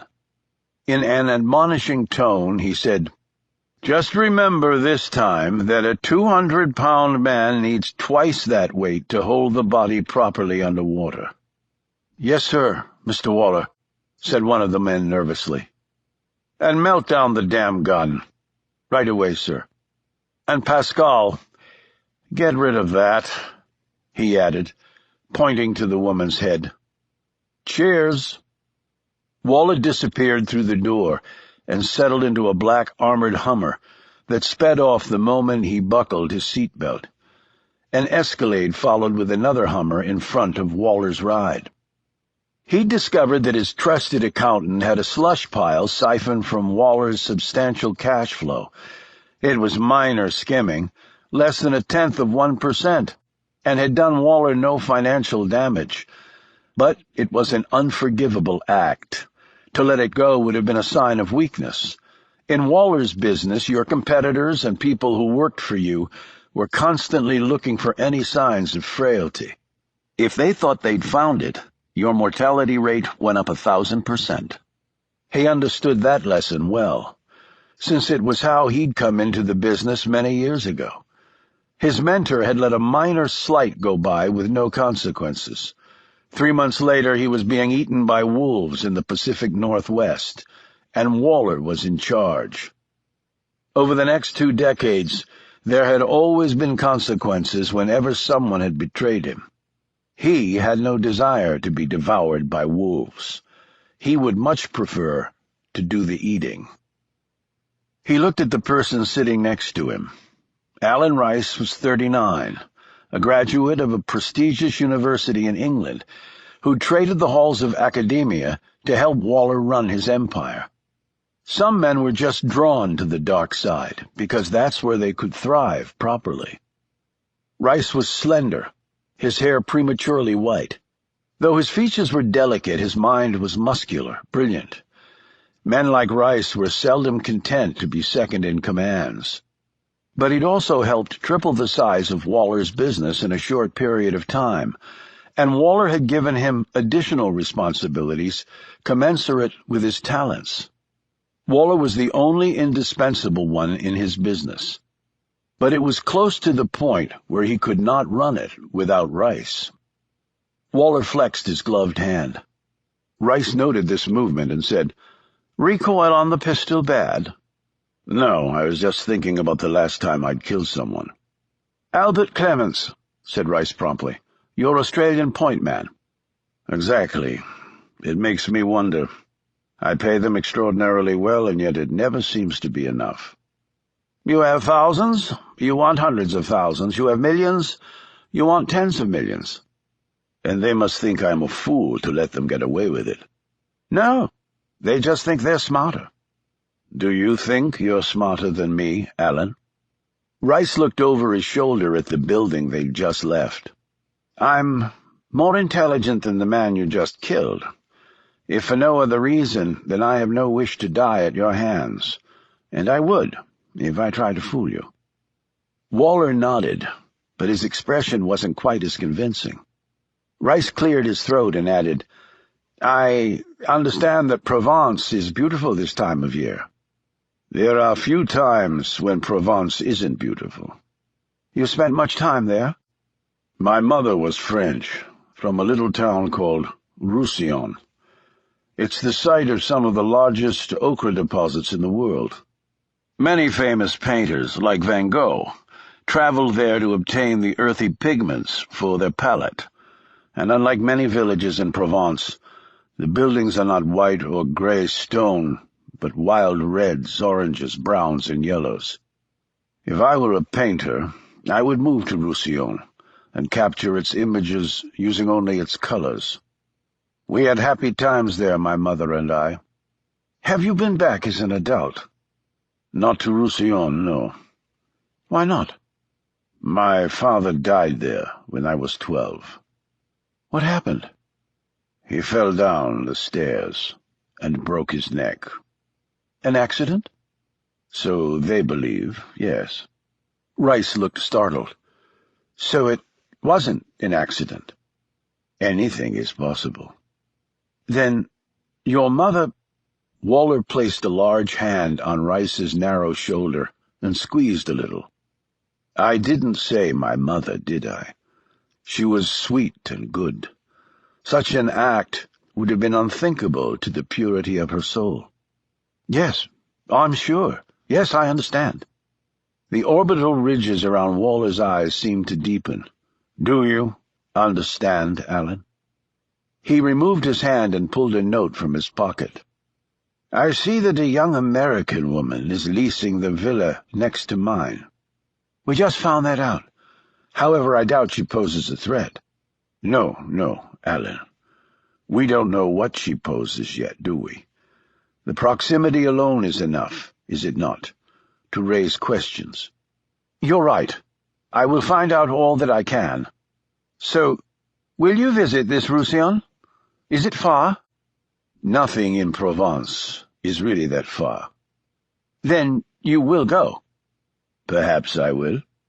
Just don't become a victim of some accident yourself. Please do not concern yourself for me. My father was careless and weak. His son is not.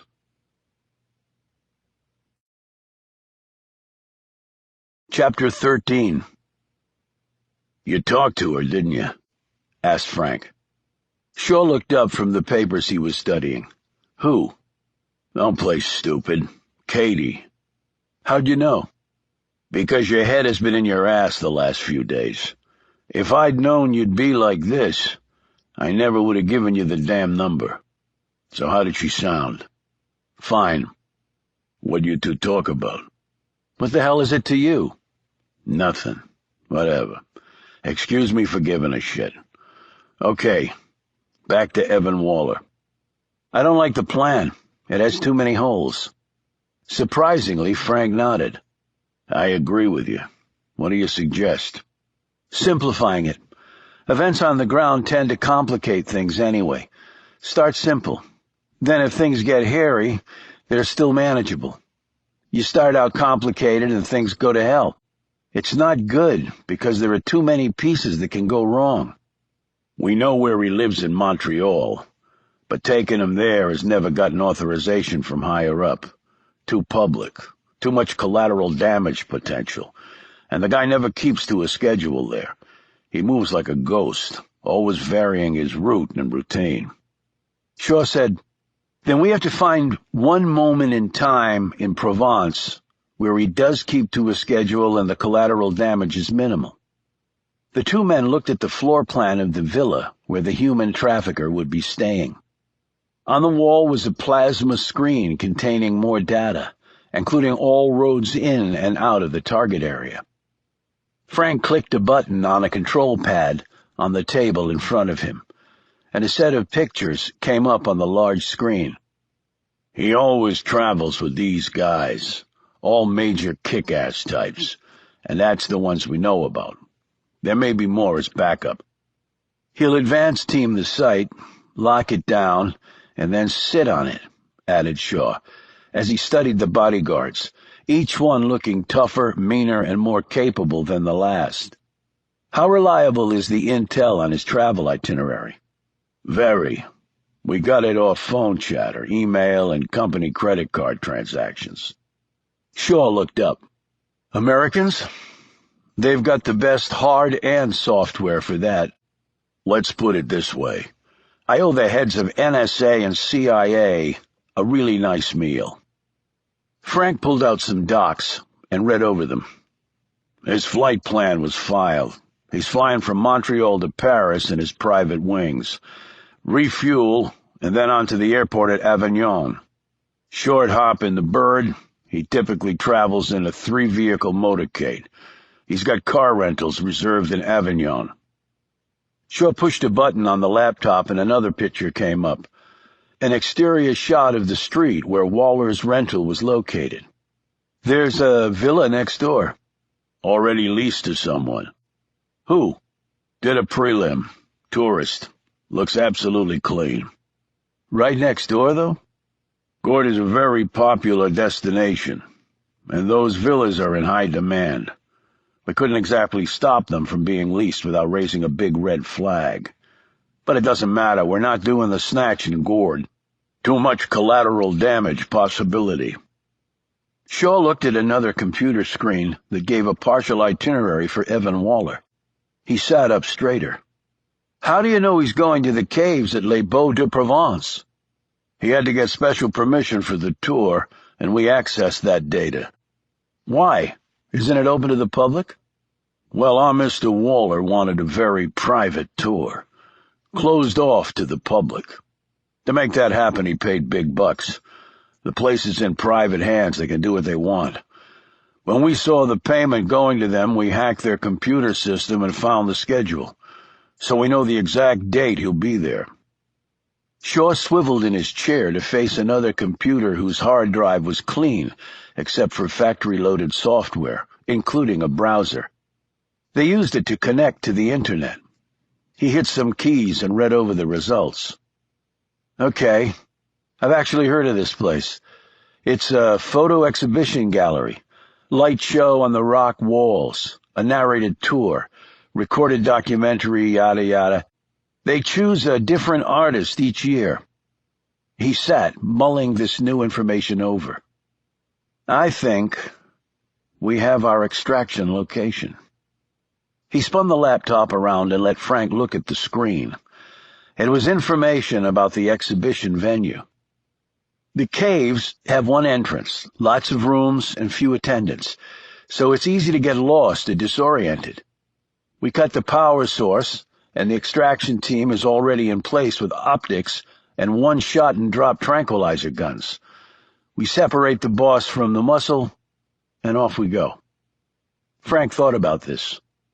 Limits collateral damage, too. We'll need eyes on the ground ahead of time to confirm all the details. No argument there. But what better place to take a rat than in a hole? But if the hit misses at the caves, the guy's gonna be on his private wings out of France. Shaw sat back. It's not perfect, but it's the best we can do under the circumstances. His trip to the caves is the only time we'll know for sure where he'll be going. And I really don't see how we can miss.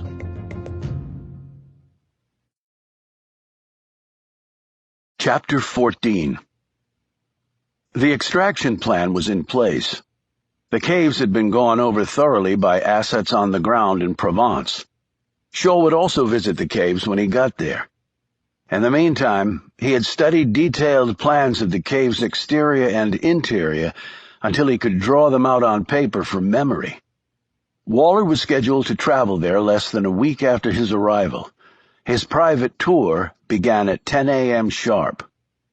After each long day of work, which included hand-picking the members of the hit team and prepping them, Shaw would go to his hotel, change, do his run, and then wander the streets of Paris alone until the darkness thickened and his energy waned.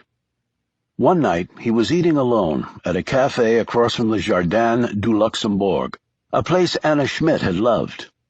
They'd walk through the gardens, hand in hand, watch the children sail their wooden boats in the large central fountain, and then sit and observe people drift by.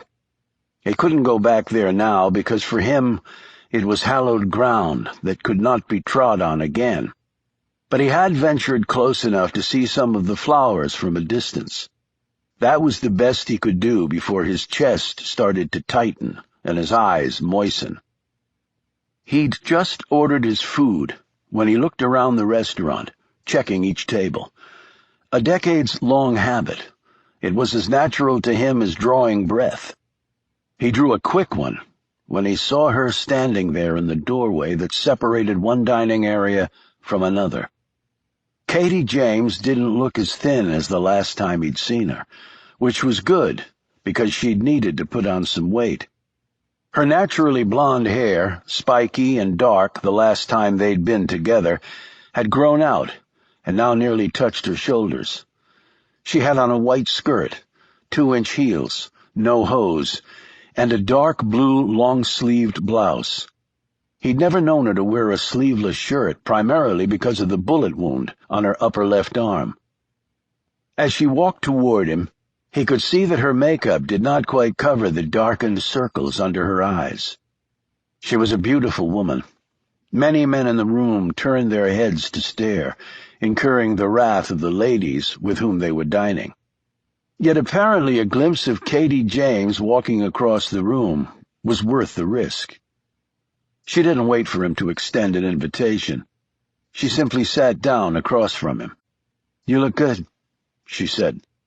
She eyed his hair. "A little gray?" "A little. You look all the way back. Put on a few needed pounds. Although I kinda like the dark, spiky hairdo." He paused. "How did you know where I was?" He answered his own question before she could. "Frank." What's his interest? I've never known him to care one way or another about my personal life. I don't think he did until Anna was killed. He told me you called him. I wouldn't have had to, if you'd ever call me back. I'm sorry I walked out on you. There were no ties. You're a big boy. I'm a big girl. My only problem with that was I wasn't sure you were alive. That's why I called Frank, to make sure you were okay. This made Shaw feel even guiltier. Well, I'm fine. Back working. Everything's okay. I told you that on the phone. I wanted to see for myself. He looked down at the table. Have you eaten dinner? I'm not hungry.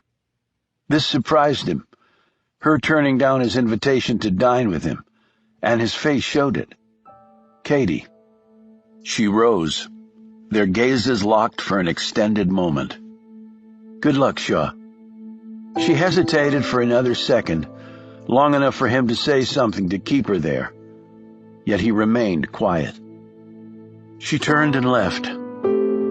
Shaw sat there for several beats, a massive struggle going on inside his mind. Finally, he threw some euros on the table, hustled from the restaurant, and looked up and down the crowded street.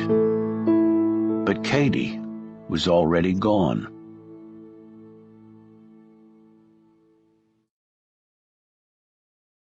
Chapter 15. It was after midnight as Reggie crept down to the library at Harrisfield. The rain was beating against the windows and a cold wind was catapulting down the chimney, feeding a burst of oxygen onto a fading fire. She closed the door behind her, sat at the long table, and picked up a file. Under the light of a single table lamp, she went over the murderous career of Fedor Kuchin for probably the 100th time. The atrocities hadn't changed, of course, but if anything, they had become more firmly embedded in her mind. She could recite the statistics from memory. She could see the faces of the victims, pages and pages of them. The image of the mass graves, unearthed long after the man had fled the locations of his brutal handiwork, appeared to be seared onto her corneas. She picked up a grainy picture. They were all grainy pictures, as though violent death could never have any fragment of color, and stared down at the face there. Colonel Huber had had his David Rosenbergs and his Frau Kochs, photos Reggie had selected from countless others to show the man at the moment of his death. Well, Fedor Kuchin had his own testaments to a level of insane cruelty that all these men seemed to possess. The photo she was looking at now was that of a man with an unpronounceable surname. He'd been neither wealthy nor well-connected. He lived nearly 1,000 kilometers from the capital city of Kiev. He was a simple farmer with a large family, one that he worked long hours to support. His crime against the state had amounted to his refusal to turn in his friends to the KGB, to Fedor Kuchin specifically. His punishment had been to be doused with petrol and set on fire in front of his wife and children. He had been burned to bone and cinder, while they were forced to watch and listen to his screams. She picked up another document. Originally written in Ukrainian, it had been translated for her on another piece of paper. It was the order condemning the doomed farmer to death by fire. Fedor Kuchin's signature appeared large and bold at the bottom of the page, as though he wanted no doubt as to who was the instigator of the man's horrible murder. Finally, she gingerly picked up another old photo. It was Fedor Kuchin himself. She held the paper only by the edges, as though afraid to actually touch the image of the man.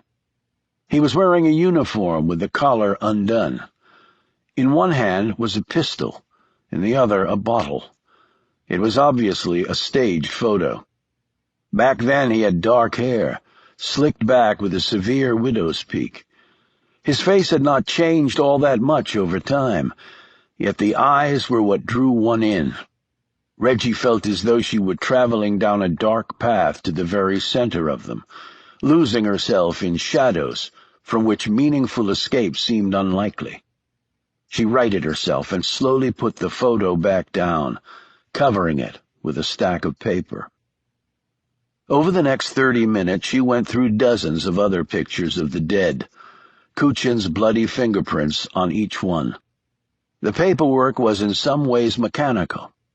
It could have been purchase orders for equipment or food, yet it was written commands to kill other human beings, done in old-fashioned triplicate complete with carbon copies. Death by bullet, death by fire, death by gas, death by the blade, death by the noose, all neat and nice. Thank God for those carbon copies, thought Reggie. Without them, it would have been nearly impossible to track down and then administer justice to men like Kuchin. "Extra reading, my dear." Startled, Reggie looked around. Professor Mallory stood in the doorway in an old, tattered checked robe, holding a book and staring at her. "I never heard you come in," she said, obviously unsettled that the old man could have gotten this close without her knowing. "Well, I am light on my feet, despite my size and rheumatism, and you were very much engrossed in what you were doing." He stepped forward and glanced down at the papers and photos with an inquiring look. "I couldn't sleep," she said. "I often can't sleep," she admitted. He sat down in a worn leather chair near the fireplace. "A fact of which I am aware." "What are you doing up? Do you have insomnia, too?" "No, Regina, not insomnia." He winced in pain as he settled himself further into the cracked leather. "An enlarged prostate, I'm afraid. Given a choice, I'd gladly take the insomnia." "I'm sorry." He eyed the file she was holding. "So what do you think? Any brilliant insights?" "He's a man without remorse. He signed off on 1,000 death warrants like he would a damn pub bill." "Well, I agree with you, but that's something we already knew."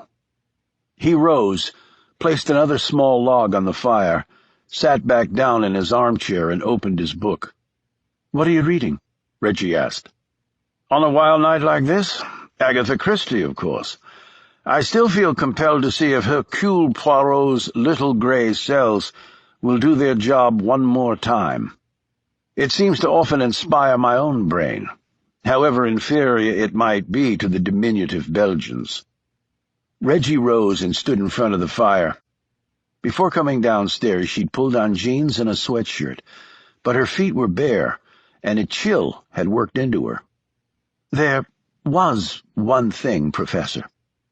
He looked up from his pages as the storm threw rain at the old leaded window with nearly the force of an errant hose. A scream from the angry wind came down the chimney, and Reggie backed away from the sound and sat on a small hassock near him. "What thing?" he asked. "Kuchin is a religious man." Mallory closed his book and nodded. He pulled his pipe from his pocket and began to stuff it with tobacco. "Professor, if you don't mind, that smell actually makes me sick." He looked surprised. "Why didn't you say so?" "I guess I didn't want to hurt your feelings." She gave a hollow laugh. "I guess after the things I've done, that seems a bit odd." His expression remained serious. "What's odd? That you have enormous compassion?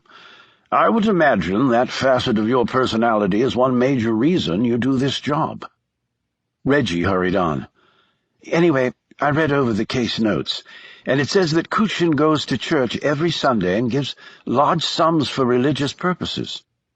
Mallory slipped the pipe back in his pocket. "It's true enough. I've seen it before with men like him. Seeking redemption, solace, hedging one's bets even. It's madness, of course, for such men to believe that any god of goodness would have anything to do with the likes of them after death." "Mass killers, you mean?" Mallory interpreted the intent behind her words immediately. "You are nothing like the Fader Kuchins of the world, Regina." "Funny. Some days it's hard for me to tell the difference, really." Mallory stood so fast that he dropped his novel. He strode over to the table, picked up a piece of paper, and came back to her, thrusting it in her hands. It was the photo of the remains of the incinerated farmer. There is the difference, Regina. Right there. He took her hand, gripped it firmly, and looked directly into her eyes. And now tell me about the church.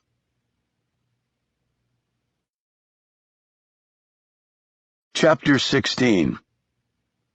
They were sitting in a car outside Charles de Gaulle Airport. Shortly, a turboprop plane would be taking Shaw to Avignon.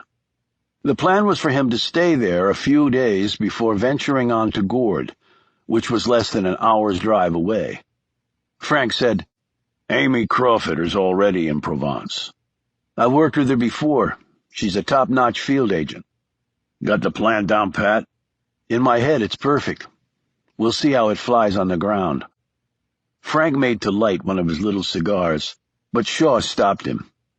"Give it a rest until I'm 20,000 feet up.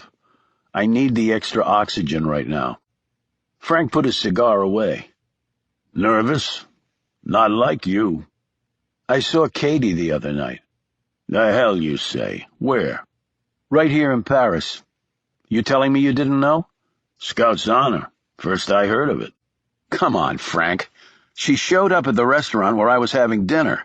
How do you think she managed that?" "You ever stop and think that the lady is a world-class journalist? She finds stuff out." "Right." Shaw clearly did not believe this. "What'd she want?" Shaw didn't answer right away, because he didn't really have an answer.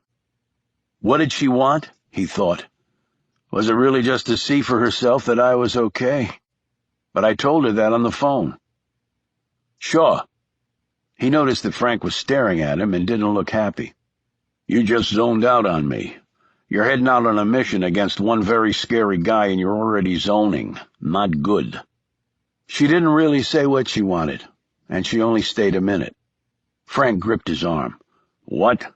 You telling me you didn't invite her to join you for dinner? She traveled all the way?" "How do you know how far she traveled?" Frank made a face and slumped back in his seat. "Why are you doing this?" "Doing what?" said Frank grumpily. "Half the time you act like you don't give a crap if I live or die. The other half it feels like you're trying to play matchmaker. My mother was the same way with me. Must be genetic. We're not family, Frank." "Hell, in some ways we're closer than family. And who else do you have?" Shaw looked away, tapped his travel documents against his thigh. What else did he have? Just Frank? God, that was a depressing thought. "So, why do you think she came to see me?" "Ask me a hard one. She wanted you to tell her face-to-face to stay." "You know that for a fact?" "It doesn't take a brilliant deduction, and no, she didn't tell me that, if that's what you're really asking." "Nothing can happen between her and me, Frank." "Well, something already has, apparently. Anna's grave isn't even cold, and it doesn't have to be about that. You think a smart lady like Katie doesn't know what you're feeling about Anna? She knows you're not going to jump into bed with her. She knows you may never jump into bed with her, and I don't think she even wants that. At least not now. So now you're a shrink. I'm just a guy making a reasoned observation."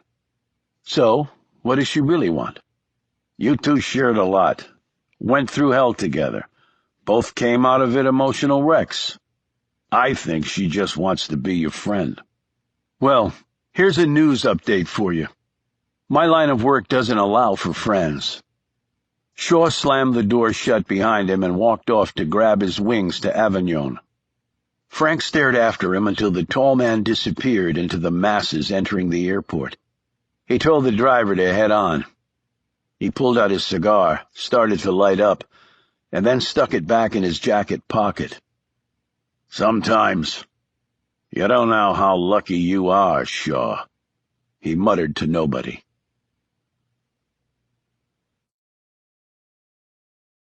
Chapter 17.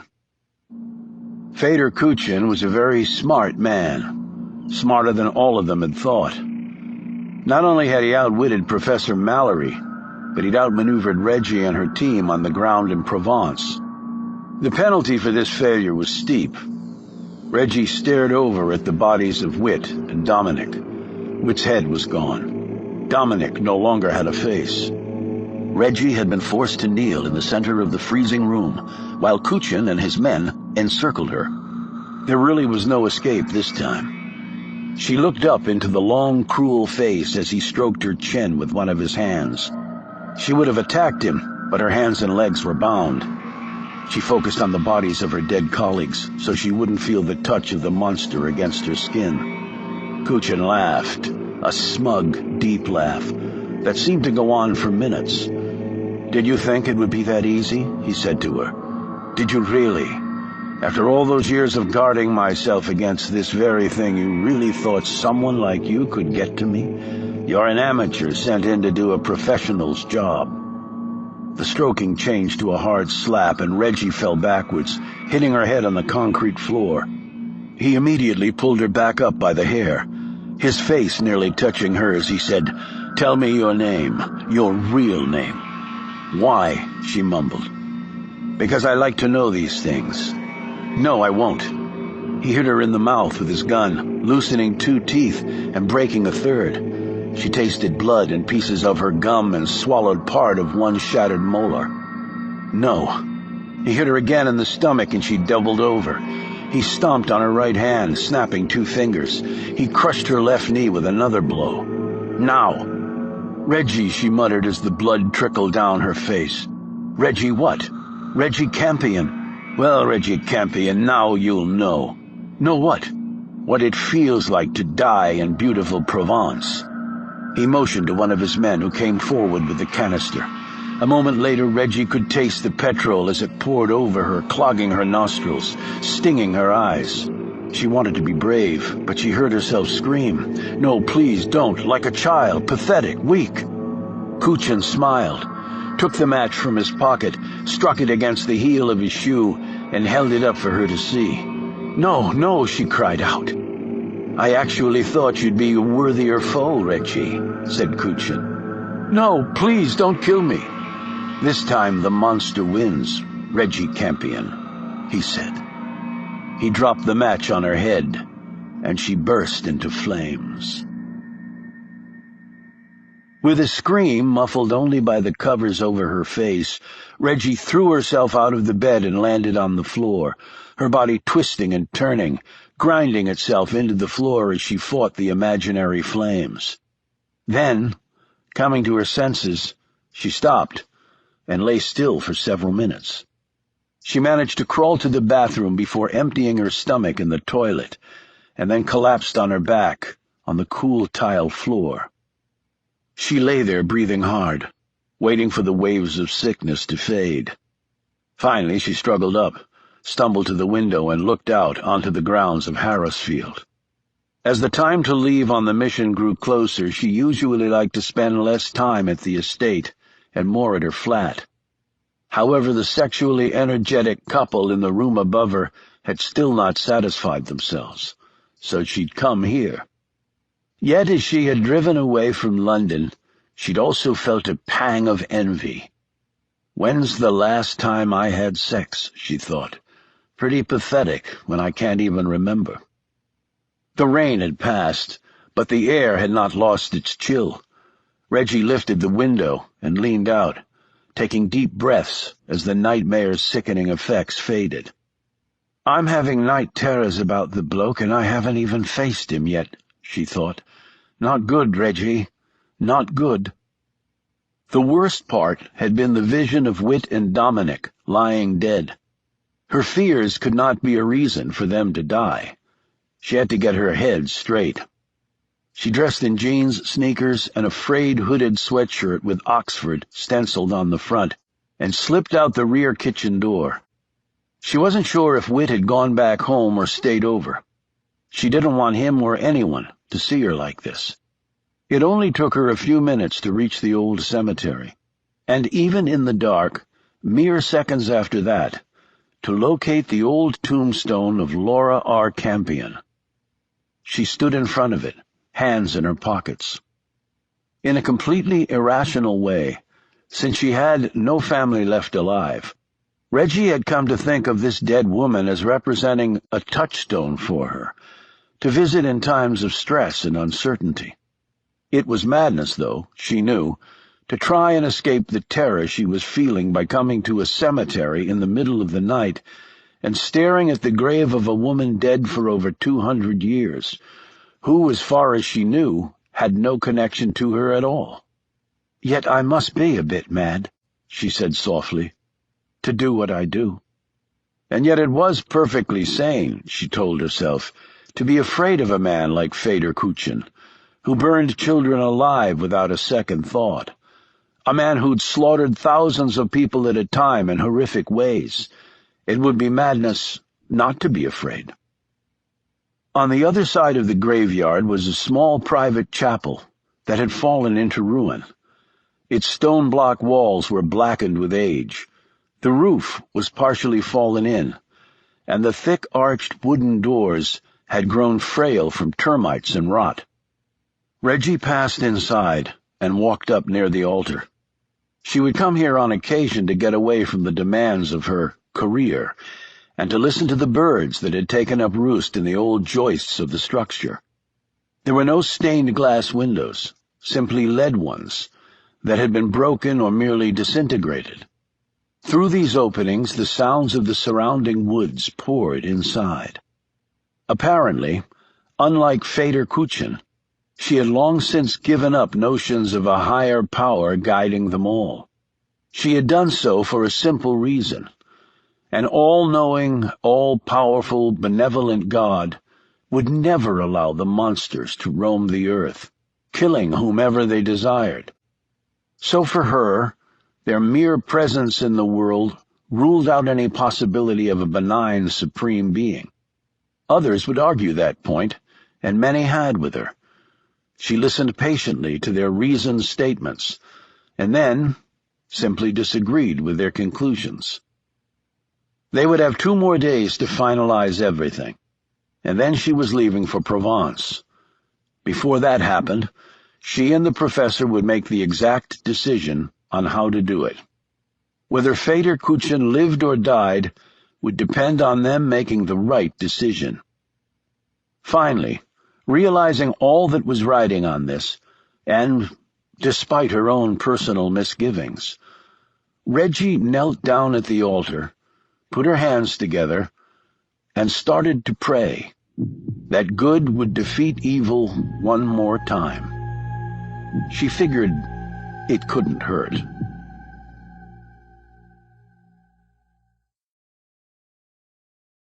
Chapter 18. The villa that Evan Waller would be staying at cost over 20,000 euros per week, and he'd leased it for a month, paying in advance, or so the leasing agent had told Shaw.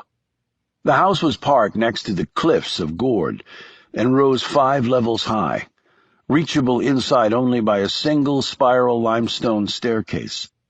The place had 6 bedrooms and a saltwater pool in the rear grounds, where there was also an alfresco dining area under a wooden pergola, along with an outdoor kitchen and propane grill. The villa's owner had recently renovated it, and all the appliances, including the Wolf gas stovetop in the spacious kitchen, were new. Shaw knew all this because he was meeting with the leasing agent at her office in Gourd, in the guise of being a potential renter for next year. The agent was polite and informative. "Don't take too much time," she'd warned him in efficient French. She was a Brit transplant, but her French was very good. "Just yesterday there was another person here who wants to lease for next year, too." "Really?" said Shaw. "Who might that be?" The woman arched her eyebrows. "That is confidential, but she is young, American, and quite lovely, and obviously quite well-to-do. These villas are the best in the area, and beyond the purse of most. The same builder did the renovation on the villa next door. They're not exactly alike inside, but there are many similarities, including the limestone spiral stairs connecting all floors." So much for confidences, thought Shaw. "But if the place is leased now, as you said, where's the tenant? The villa is empty." The woman appeared uncertain. It's true, he's leased it for the month, paid in advance. So it was a man, then, Shaw said. She looked upset with herself. Yes, but his name is confidential. Of course. Anyway, he's not here yet. It was quite unusual, actually. I mean, to pay thousands of euros for something you're not even using. Well, it's not for me to say, I suppose. Rich people are peculiar that way, aren't they? But you yourself must be rich if you're looking at renting such a villa. I've done well in life, Shaw said modestly, and we can speak in English if you prefer, though your French is far better than mine. She looked both pleased and relieved by this, and her demeanor and tone instantly changed, and her British accent rang loud and clear. Well, that's sweet of you to say. I've been doing these lessons for a month to get that gurgling thing going in my throat, but I can't say I've quite got the hang of it. These French, though, they speak so beautifully, so brilliant, don't they? But it just about wrecks my poor esophagus. Mine, too. Anyway, since the place is empty, I could have taken you up for a quick peek, but we don't want to barge in and find Mr. Waller in his underpants, now do we? She chuckled. So it's Mr. Waller. The woman looked chagrined. Now look what I've gone and done. Okay, that's the man's name, but don't bandy it about. Our work is confidential. Of course not. Not a word. Thank you. He left her and walked to the place in Gourd where he was staying, a small hotel that also had a spa. Situated on the precipice of the Vaucluse Plateau and the Luberon Valley and hills beyond, Gourd could be reached almost faster on foot from the villas below by series of steps cut into the rock. A car ride was quite circuitous and involved a number of switchbacks. The village of white and gray stone structures clung to the rock sides like bees to a honeycomb. The village itself was twice crowned, by the Catholic Church with its soaring bell tower, and by a medieval castle that now housed part of the town's government. He called Frank and filled him in. Ever since he'd arrived here, Shaw had methodically reconnoitered each building of note in the town. He probably knew Gourd better than many of its long-time residents. He and Amy Crawford were due to meet tomorrow, but Shaw had been in contact with her since he'd landed in Provence. There were a number of possibilities in the village for lunch, so he took his time reading menus printed on crisp white paper and tacked onto exterior walls. He selected the L'Estaminet Café near the town center and had his meal, supplementing it with a glass of Rhone wine, which was, of course, quite popular around these parts. On the other hand, Italian wine was almost impossible to find, Shaw thought with a grin. His smile faded when she walked in. Though the place was teeming with tourists, for some reason he knew this must be the American of whom the real estate agent had spoken, young, lovely, and so well off. She was in her late 20s with streaked blonde hair that he sensed wasn't her natural color. Her skin was tanned to almond, with a few freckles on her shoulders the size and color of coffee beans. She was wearing a sundress with a scalloped front, allowing a glimpse of her cleavage. Leather sandals covered her long, narrow feet. Shaw could only see her in profile as she was escorted to her seat, but as she put her bag in the chair next to her, she momentarily turned his way. It seemed that Shaw's eyes and brains were disturbingly out of sync, as though his mind had expected his pupils to signal something other than what they had just seen. Yet he didn't know exactly why he had any expectation at all. Her face was not perfect. Her nose was a bit long and thin, and a little too sharply angled. The eyes were a tad large for symmetry when aligned against her face, the cheeks somewhat flat. Yet somehow, all put together, these elements made her far more memorable than if her features had been flawless. Beautiful women, especially in the south of France, were not so rare. But someone who did not fit neatly into a category was often unforgettable. Her body was athletic, the shoulders well developed, her legs long and defined, the calves particularly muscular, as though she had walked uphill a great deal in her life. Because of her leanness, she looked taller than what he approximated was about 5'7", but she also seemed small to him. Yet since he stood 6'6" in his bare feet, just about everyone other than basketball players seemed diminutive to Shaw. As he continued to think about it, Shaw realized that what had startled him was that though she was obviously young, she seemed old, not physically, of course. She seemed far too serious for someone that young, he thought. Though he'd finished his meal, a curious Shaw chose to stay and have a café and a cup of strawberry sorbet. Once or twice he thought he saw her glance his way, but it might have been his imagination. He finally paid his bill, rose, and left. If he turned around, he would have seen definitive proof that she had noticed him, her gaze lingering long after he'd closed the door. He walked down the uneven cobblestone streets, but kept the front of the restaurant in sight. 20 minutes later, she stepped out the door, looked around, and started down the path that would carry her to the villas below. That included one shortcut, down a short flight of worn stone steps that would eliminate about a minute out of the trip by subtracting a switchback from the route. Shaw followed her, wondering where she was staying. He was surprised to see her approach and then unlock the front door to the villa next to where Waller would be staying. And she'd made inquiries about the other villa, too. Despite Frank finding nothing on the woman, she would still bear watching. Surprises were never good, especially if Shaw was on the receiving end of one.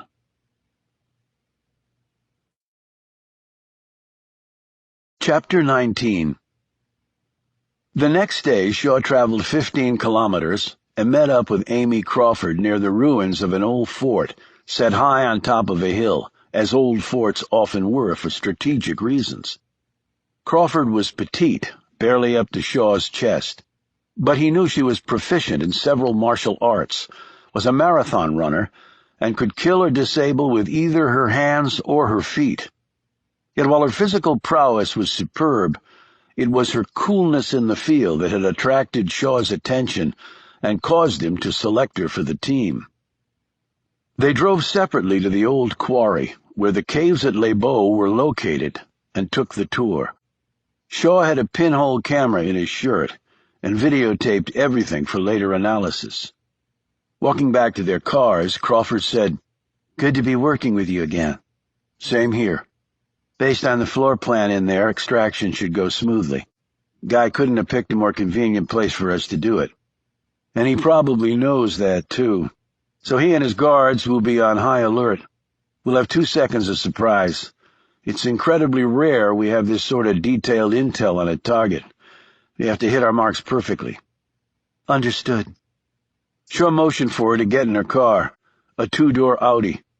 He climbed in the passenger seat. "Give me the extract from A to Z. Make sure we're on the same page." Crawford fingered the steering wheel. "Private tour starts at 1000. His past experience shows he'll travel with a minimum of 4 and a max of 6 muscle, holsters and Glocks. They hit the entrance. The tour guide is our plant. He's got hair follicle audio feed and a pinhole video on his guide badge that'll give us their movements in real time. He'll make sure the flow matches the timetable as close as possible. All attendants have been previously removed from the scene. 5 minutes to read the orientation materials on the walls, plus listening to the recorded introductory spot, puts us at 10:10 tops. First room goes in 5 minutes, second in 2, third in 4. That puts our time mark at 21 minutes past 1000. Fourth room is ground zero. 60 meters by 60 meters, good cover in front and left side walls. Extraction team is already in position. Power is scheduled to be yanked 60 seconds after they hit ground zero. 7 shooters with flex optics and laser-guided dart rifles. Aim points are neck, arm, or thigh in case of body armor. Our guy in the power room commences his 5-second countdown As soon as the video feed shows the last muscle in the party crosses room 4 threshold. Code word red comes over our headsets 1 second before power is cut. Fire to commence on that 1 second mark to prevent any reaction that might foul the shots. You take out main target while I drop the guy on his hip, with the other shooters dropping the men in their prescribed sectors, flowing outward from main target. All muscle and main target down in 2 seconds. Exit. 2 passages branch off east and west from that cave. West circles back to the entrance. East passage is 200 meters long and empties to an emergency exit that takes us to the other side of the quarry. There's an egress road at that point. Wheels waiting in the form of an ambulance. Gurney is stowed in the east passage. Target loaded on. That'll take no more than 30 seconds. The same to get him down the passage. Wheels roll as soon as the ambulance doors clunk shut. Private airstrip is 40 minutes south of here. Wheels up as soon as the aircraft door closes. Target and extraction team are out of French airspace before his muscle wakes up in a dark cave and wonders what the hell just happened. He nodded appreciatively. Then on to the next job, said Shaw. Story of my life, too. She hesitated, glancing at him. What? He asked, noticing her trepidation. Just scuttlebutt. Always wondered if it was true. Shaw looked at her inquiringly. What? He said again. Did you really shoot Mr. Wells in the head? We had a little misunderstanding. She smiled. I like your style. Frank's actually not a bad guy once you get past the 200 pounds of anger and dysfunction. Really? No, not really.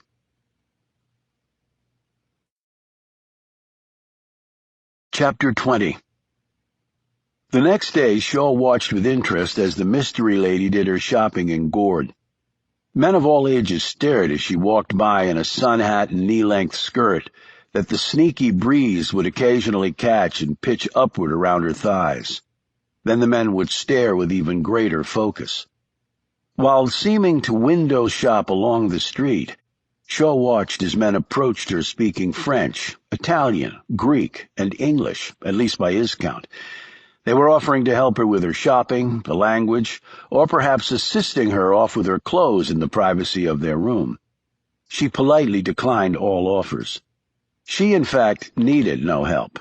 She spoke fluent French, and she knew the prices of things, and she could bargain. Shaw had watched her haggle over a blouse, a decorative blue and yellow plate, a bottle of wine, and a dozen zucchini flowers, presumably to later fry up, until arriving at the prices she wanted.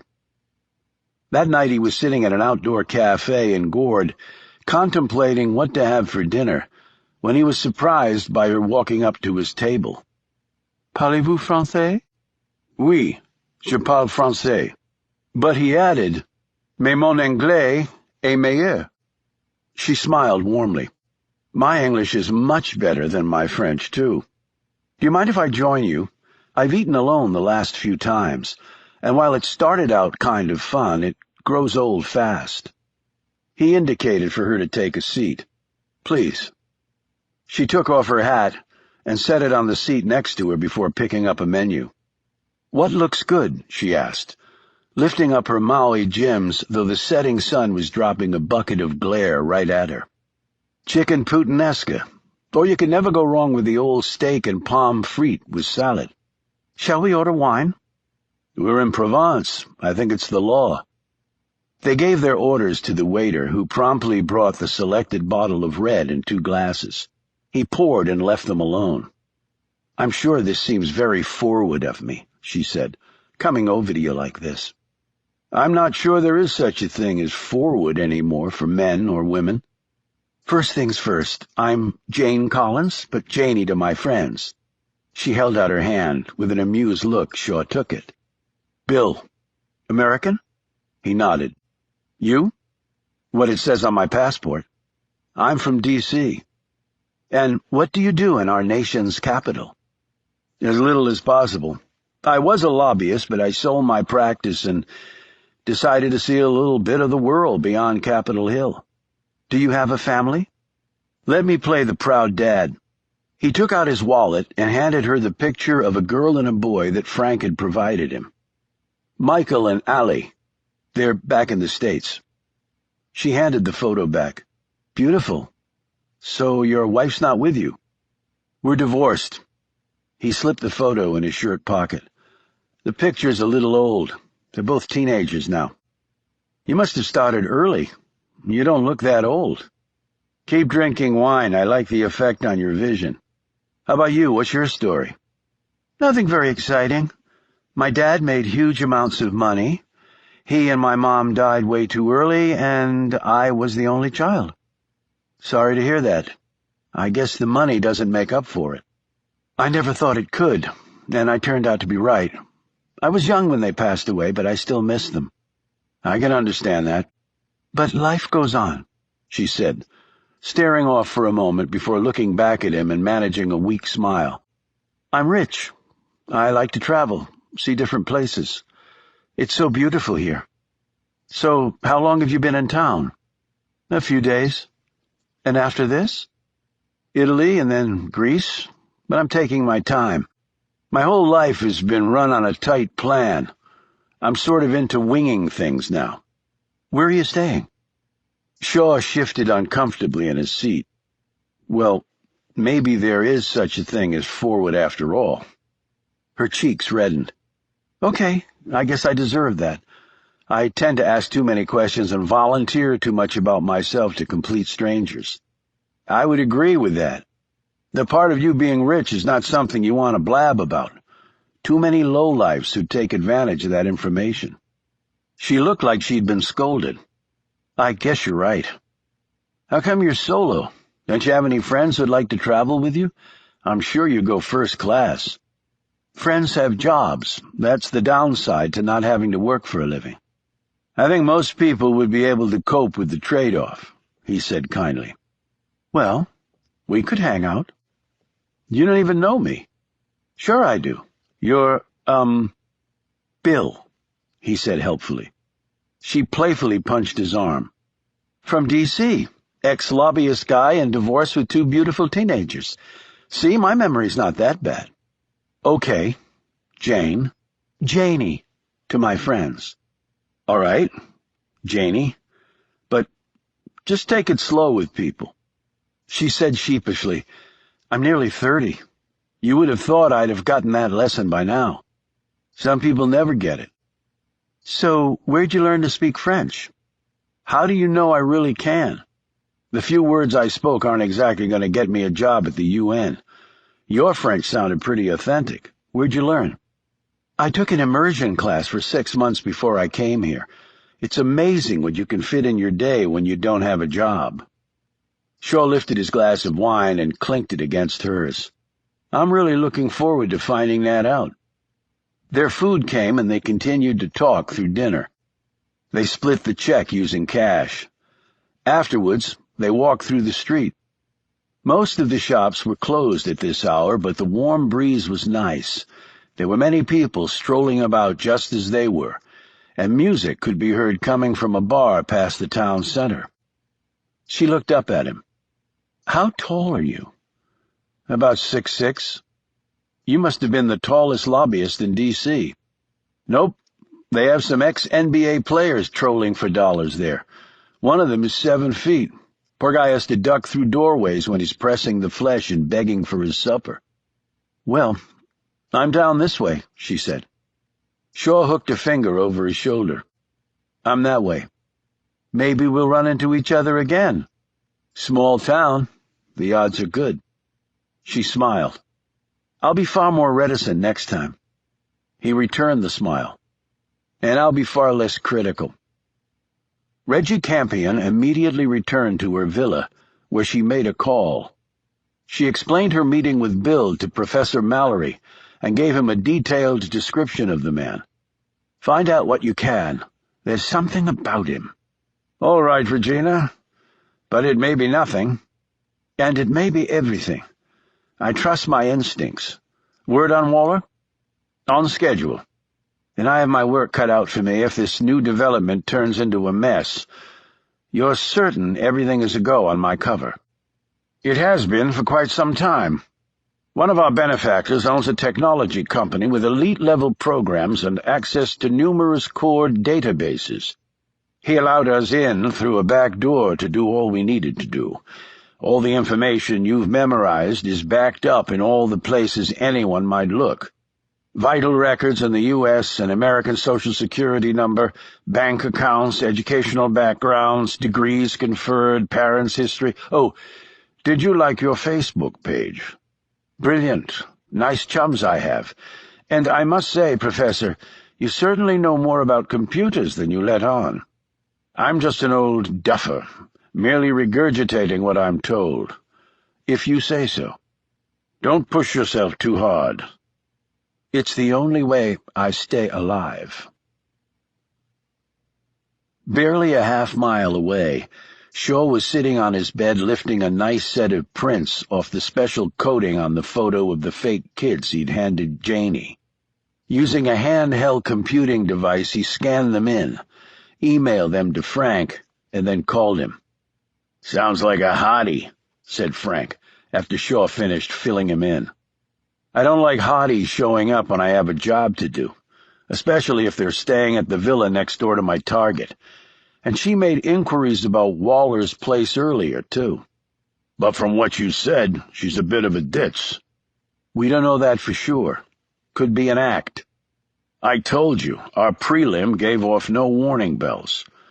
You going paranoid on me?" "No, Frank. I've been paranoid for a long time."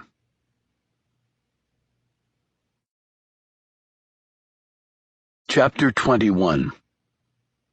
"Do you believe in God?" Waller asked Alan Rice. They had just gotten off Waller's plane after a long flight. Now the two men were riding in the back of a rental Escalade on the way to a meeting. Rice had his gaze on the laptop screen, where numbers flew across. If he was surprised by his employer's question, he didn't show it. "I haven't thought about it since I was a child, really." Waller looked interested. "And if you thought about it now, I would come down on the side that says one should hedge his bets, though I must admit I haven't exactly been doing that very well." Waller looked disappointed. Really. But with the caveat that one should still count on individual efforts in getting what one wants in life rather than praying to something one can't see. Waller looked pleased by this answer. "I take it you are not a practitioner of the faith, Evan." "On the contrary, I pray every morning and night and go to church every week. I believe in God with all my heart, as did my mother and her mother before her. The French love the good life, but are very pious about their faith, you know." "But I don't understand." Waller waved him off. "I don't condemn others for not believing or, as you say, hedging your bets. They must deal with God at some point." He stared at Alan. "You must deal with God at some point." Alan was quick to glance back at the computer screen before an unfortunate choice of words or telling facial expression escaped from him. "Then you must deal with God too," he thought. "And I don't believe praying twice a day and going to church will save you from hell." Those words would have cost him his life. "So tonight?" he prompted. Waller nodded slowly and rolled down the window a bit to let in some air. "Another religious vexation, actually. The men we are meeting believe that whoever they kill in life will serve them in death. They also believe that virgins await them in paradise. I'm surprised more men have not converted to Islam based on that concept alone. They might have, except for the fact of wives putting their feet down on their husbands' necks. Alan, you are in rare form tonight." Rice said in a serious tone, "This is quite a different sideline for you, dealing with Islamic terrorists. Are you not tired of the Asian whores? How many units does it take to fill the crotches of Western male civilization?" "Apparently more than we can obtain, but the money is colossal and steady. It's the cash flow engine for all our other endeavors." A man needs fresh challenges. But highly enriched uranium? To make a nuclear device? It could as easily go off in Montreal as New York. I would not put great faith in their aim.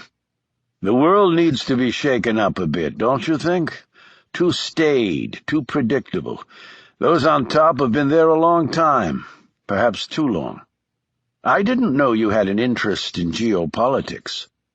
There are many things you don't know about me. But I think we are here.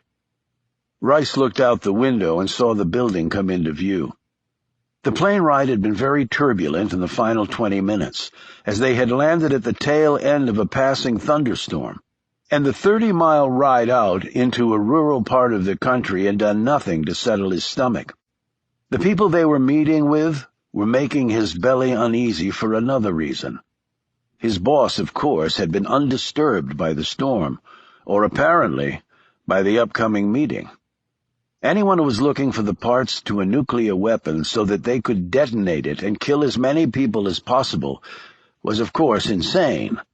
Rice could accept that his employer was at least partially insane, but he had learned how to survive around the man. The folks tonight were an unknown entity. He'd wished that Waller had not insisted that he come. When he attempted to decline the request, Waller was predictably blunt in his response. The right-hand man cannot select his encounters, and the squeamish cannot be the right-hand man, and unfortunately for you I have no use at all for any other body part you possess, Ellen. The words were jesting. The tone in which they were said was not.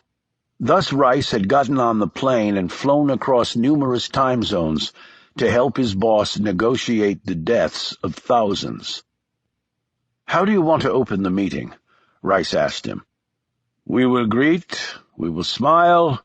If they want us to eat and drink, we will. Then we will negotiate. By the way, do not show them the bottom of your shoe. A great insult. Anything else I should know?" "Yes, the most important of all." Rice looked at him expectantly. "If the need arises to run, make sure you run fast." Rice looked shaken. "Do you think the need might arise?" "I cannot tell. But one thing I do know is I don't trust desert men in hatas who want to blow up the world." "Then for God's sake, why are we here?" "I spoke of a man needing a challenge." "Do you really think we may need to run?" "Perhaps. If so, just make sure I am in front of you. And if you're not, I will shoot you, and then run over your dead body." Chapter 22. The home was large, contemporary, and miles from any other dwelling. They were met at the front gate by a man in a dark British-tailored suit and wearing a turban. He searched Waller and Rice, and Waller's gun was confiscated. "That's a customized Heckler & Koch 9mm, he told the Arab. "I expect it back in the same pristine condition." If the man understood this, he made no sign of it. "And my men?" Waller indicated behind him at the 6 burly fellows who had held on to their hardware. He'd asked the question and thought he knew the answer. In halting English, the Arab said they were free to come inside and could also keep their weapons. Waller frowned at this directive, but said nothing. Rice looked up at the face of the darkened structure. "Doesn't look like anyone's home," he said hopefully. As they walked up the front drive, Waller said, "Oh, they're home. I'm sure we'll be very welcome." "Why don't you sound too certain of that?" "I am certain. It must be your nerves running away with you." "I wonder why," the other man said under his breath. The interior illumination was weak enough that Rice had to squint to make out things in the farthest corners of the large rooms. The bodyguards trailing them, Waller and Rice followed the turbaned man deeper into the house. The man paused at a pair of large double doors that appeared to be made of stainless steel. He opened them and motioned the others through. When they passed into the room, they saw one man sitting at a round table in the center, the space lit only by a single table lamp. The man was dressed in a loose-fitting robe, known in the Muslim world as a thobe. He was boxy through the middle, though his face was drawn. His beard was trimmed short, and he wore no headdress. "Sit," he said, motioning to the chairs set around the table. Waller took his time looking around the room, gauging tactical positions, and then motioned his men to take up posts in various spots. He eased into a chair and studied the man. "I was expecting more people," he said. "I am authorized," said the man in clear English. Waller noted the sheen of perspiration on his face, the way his eyes wandered the room. And then the Arab snapped his attention back to Waller and Rice. "HEU," said the man. "Highly enriched uranium," said Waller. "How can you get it?" Waller looked puzzled. "This has already been explained." "Explain again."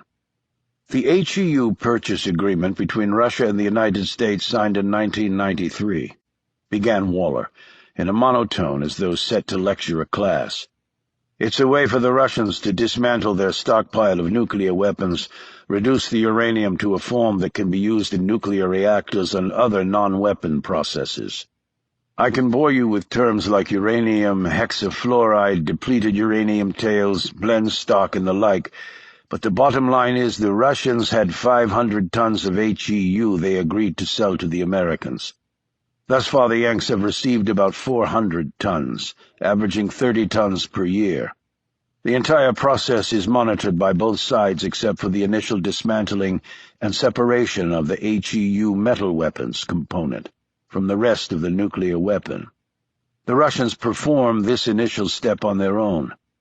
In doing so, it allows certain people with contacts inside this process to help themselves to a bit of nuclear gold." "And you have such contacts?" asked the man. Again, Waller looked perplexed. "If I didn't, I can't think of a reason why I would be here negotiating with you." He held up his cell phone. "One call can verify that I do." "How much are we talking about? For the weapons, or the quantity of HEU?" "HEU." Waller noted that the man was rubbing his fingers together a bit too fiercely. He caught Waller looking at this movement, and the hand disappeared under the table.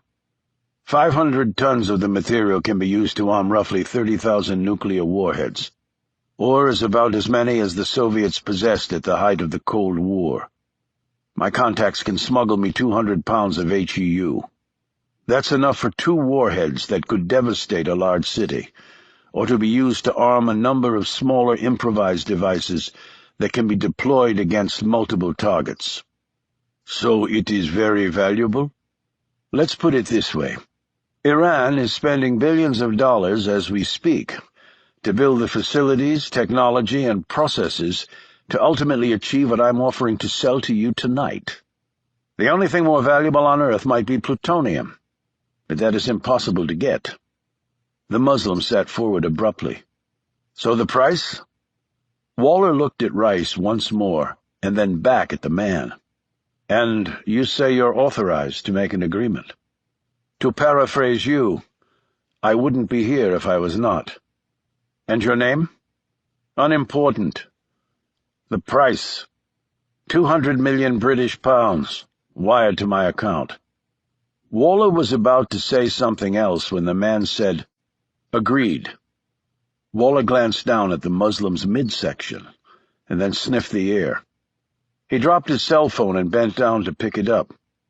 The next moment Rice fell backward, as Waller picked up the table and pushed it on top of the Muslim. He grabbed Rice's arm and screamed to his men, "Run!" The next instant Rice felt himself being flung through a window. A jagged edge caught him on the leg, tore his pants, and then bit into his thigh. Something landed on top of him, driving the wind from him. Then he was jerked up and pulled along, his breath coming in gasps, his injured leg bleeding badly. The concussive force of the house exploding hurled him ass over head. Debris poured down, even as he felt Waller covering him with his own body, the older man breathing in strained bursts. Once the boards, bricks, shattered glass, and the odd piece of furniture stopped falling, Waller and Rice slowly sat up. "What the hell?" began Rice as he clutched his injured leg. Waller rose and dusted off his clothes. "The idiot was a suicide bomber." "How did you know?" "The thobe is designed to be loose-fitting. His clothes were too tight because dynamite sticks are bulky. His eyes were unfocused, and he was looking at us but not looking at us. He was hiding something. And it's human nature to feel that if you don't look at someone, they can't see you. You'll also note that same instinct in dogs." "Unfocused eyes?" "He was probably drugged to get through his mission. Because really, who wants to blow themselves up, even for virgins in paradise? And then there was the smell." "Smell?" "Dynamite is contained in water-soaked wooden sticks. It has a distinctive odor. And I also got a whiff of metal, probably shrapnel balls contained in the canvas pack he had wrapped around his belly. That provides for maximum carnage at the point of origin."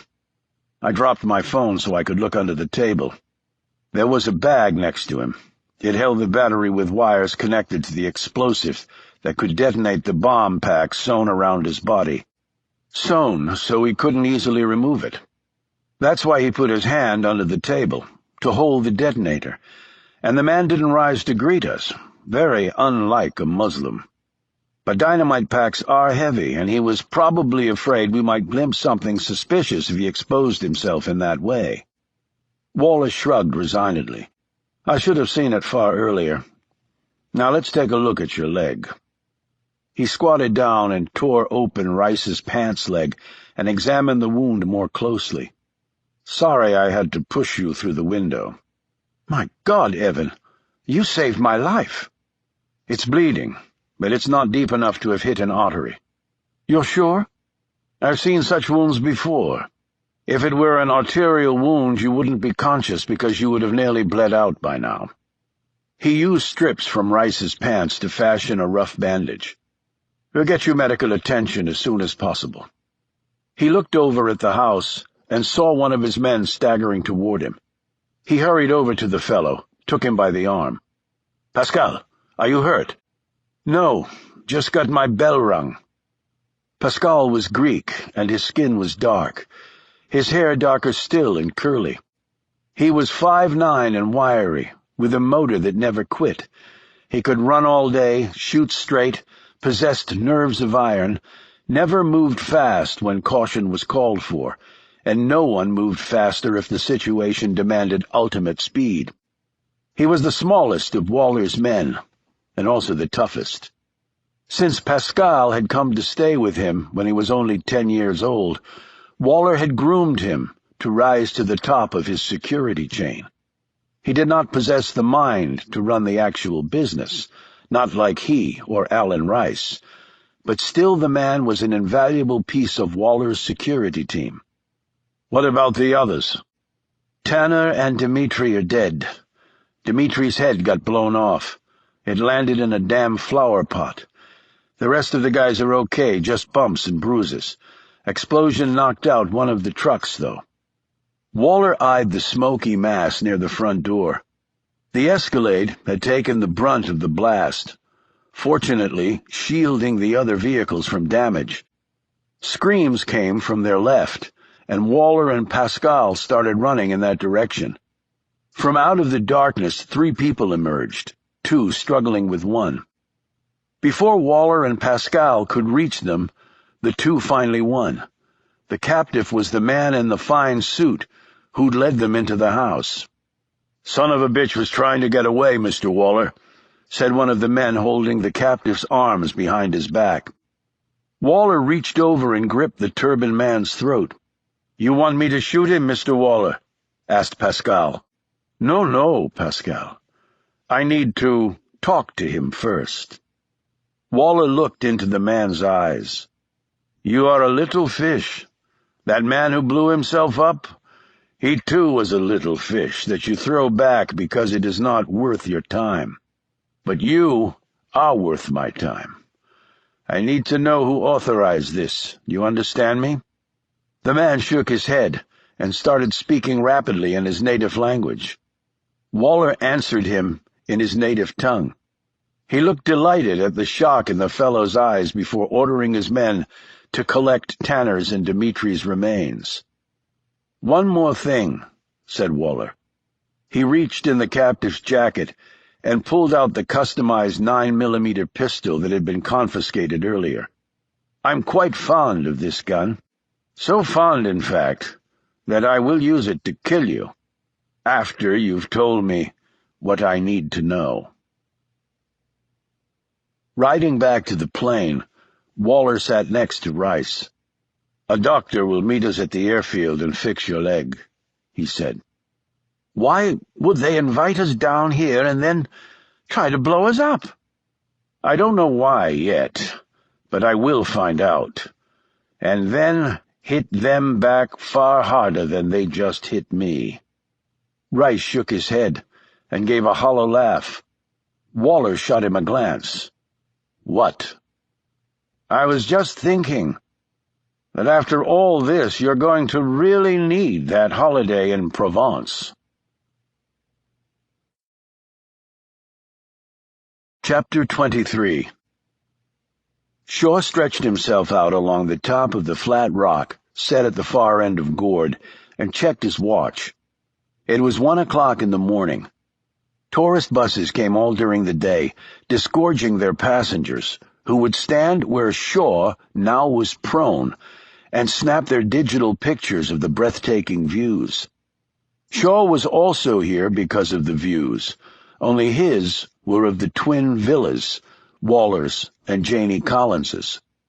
His electronic night glass turned solid masses, such as people, cars, and potted plants, into firm, heightened outlines with many discernible features, while casting the background into a liquid green. There was one light on in the woman's place, while Waller's was dark. Not surprising, since the man was not there yet. He had not seen Janie Collins for a couple of days, but his interest in her had only increased. Shaw moved his torso a bit to provide relief against the sharp rock digging into his shoulder. The movement from below brought him back to alert. He focused his glass and watched as she emerged from light into darkness that his optics ate through with enviable clarity. Janie was barefoot and wearing a robe. As she slipped it off, he saw she was wearing a one-piece bathing suit underneath. She slipped on swim goggles, tied her hair back, and dove in, breaking the surface of the water cleanly. She cut through the water with sharp strokes. She reached one side, did a flip turn, and proceeded back the other way. After 5 laps, Shaw knew she was counting her strokes. There was little ambient light, no moon, and the light from the house lost all potency before it reached the poolside, so there was no way she could see the walls to know when to turn. 30 laps later, she'd not diminished her speed. Shaw had to keep rubbing his eyes because her methodical movements were hypnotic, like watching a metronome whisk back and forth. The light coming on caused Shaw to leave the woman and focus on the villa next door. As the man came into view, Shaw saw that it wasn't Waller. He couldn't see his features that clearly, but the man was bigger and far bulkier than the Canadian. Shaw assumed that he was part of an advanced security team. As Shaw had predicted to Frank previously, Waller's men would search the place and then lock it down, probably posting sentry perimeters until the boss arrived. It was the same protocol the United States Secret Service used.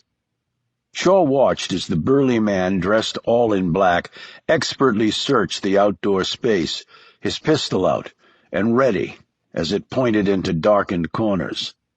Shaw saw the man flinch and then look over his shoulder. In a few seconds he'd passed by the pool in Waller's rear grounds, gained hand and footholds on the dividing wall between the properties, and scrambled upward to peer over it. Shaw's glass shot back to Janie. Finished with her swim, she was walking up the steps of the pool. As he continued to stare, she stripped off her wet bathing suit and let it fall to the pool deck. She picked up the towel and dried off before wrapping it around her. Shaw swiveled his gaze to the man at the wall. Even with his electronics, he couldn't see the man's features clearly enough, but he assumed the guy was pleased with this show of female nudity. He was certain the man would report back to Waller with this juicy bit of intelligence. Janie might have inadvertently made a very serious blunder. An hour later, the Waller villa went dark, and Shaw let his night glass swivel back to Janie's house. He stiffened a bit. In the darkest corner, by an alcove, he thought he saw movement. Was it Janie? Or had one of Waller's men gotten into the rear grounds from the other direction while Shaw was focused on the villa next door? Shaw's mind raced ahead. Had the woman locked the rear sliding glass door? Shaw decided that she probably hadn't. She was too trusting, too ready to give out personal information. For the time being, he forgot about any vague suspicions he might have had of her. She was probably a young, naive heiress vacationing next door to a psychopath who sold young women into sexual slavery. Shaw jumped to his feet and ran. He had a Vespa he'd been getting around on, but the little engine's whine would be problematic at this hour of the night. He pounded down the empty cobblestone streets of Gourd, past the town square, down a shortcut by the church, around an alley, and down another set of aged steps that cut still more time off the trip. Passing an amphitheater that hosted concerts during the warmer months, he skipped down the final step of stone risers that would deliver him to within 10 meters of the two villas. He peered around a corner of stone, jutting out from the otherwise sheer face of the cliff. Janie's villa was on the right, Waller's on the left. There was a silver Citroën van in the small park-off directly in front of Waller's villa. By Janie's entrance was her small two-door crimson Renault, with its rear hatch a bare foot from the front door. Shaw could see that the Renault was empty, but the Citroën wasn't. Two men sat in the front, one of them probably the guy he'd seen doing the earlier recon, but he couldn't be sure about that. He calculated that their line of sight had one blind spot. Proceeding along this path slowly, he tested the validity of this assumption. The two sentries remained right where they were. Shaw turned a corner and was now at a point where he could gain access to Janie's rear grounds. The wall was 6 feet high, but unlike the common wall between the two villas, on top it had long stones mortared in vertically that added another 18 inches to the height. That was probably because this wall was next to a public walking path. That would make peering over the wall impossible and climbing over it painful. Shaw found this to be true on his first attempt to mount the barrier. He let go, dropped to the street, slipped off his jacket, covered his scraped hands with it, and tried again. He was up and over the wall in a matter of seconds, dropping noiselessly to the other side in the soft grass. He crouched, getting his bearings. He was in the side yard, whose borders were planted with climbing roses and luscious bougainvillea. The pool area was up a short flight of flagstone steps to his left. He put his windbreaker back on, his small night scope in one of the pockets. He tried not to think about what Frank would say if he could see him right now. He was jeopardizing the entire mission by being here, he knew that. Yet he also knew that he wasn't going to let one of Waller's hired thugs have a free go at the young woman either. He crossed the short patch of grass and scrambled up the stack of steps. Shaw felt the muzzle of the gun against his head. A millisecond before he heard the click of the hammer being pulled back. Chapter 24. That was the first mistake. The person was too close, mere inches away, which allowed no adequate buffer to ward off a sudden counterattack. The second mistake was not pulling the trigger and killing him.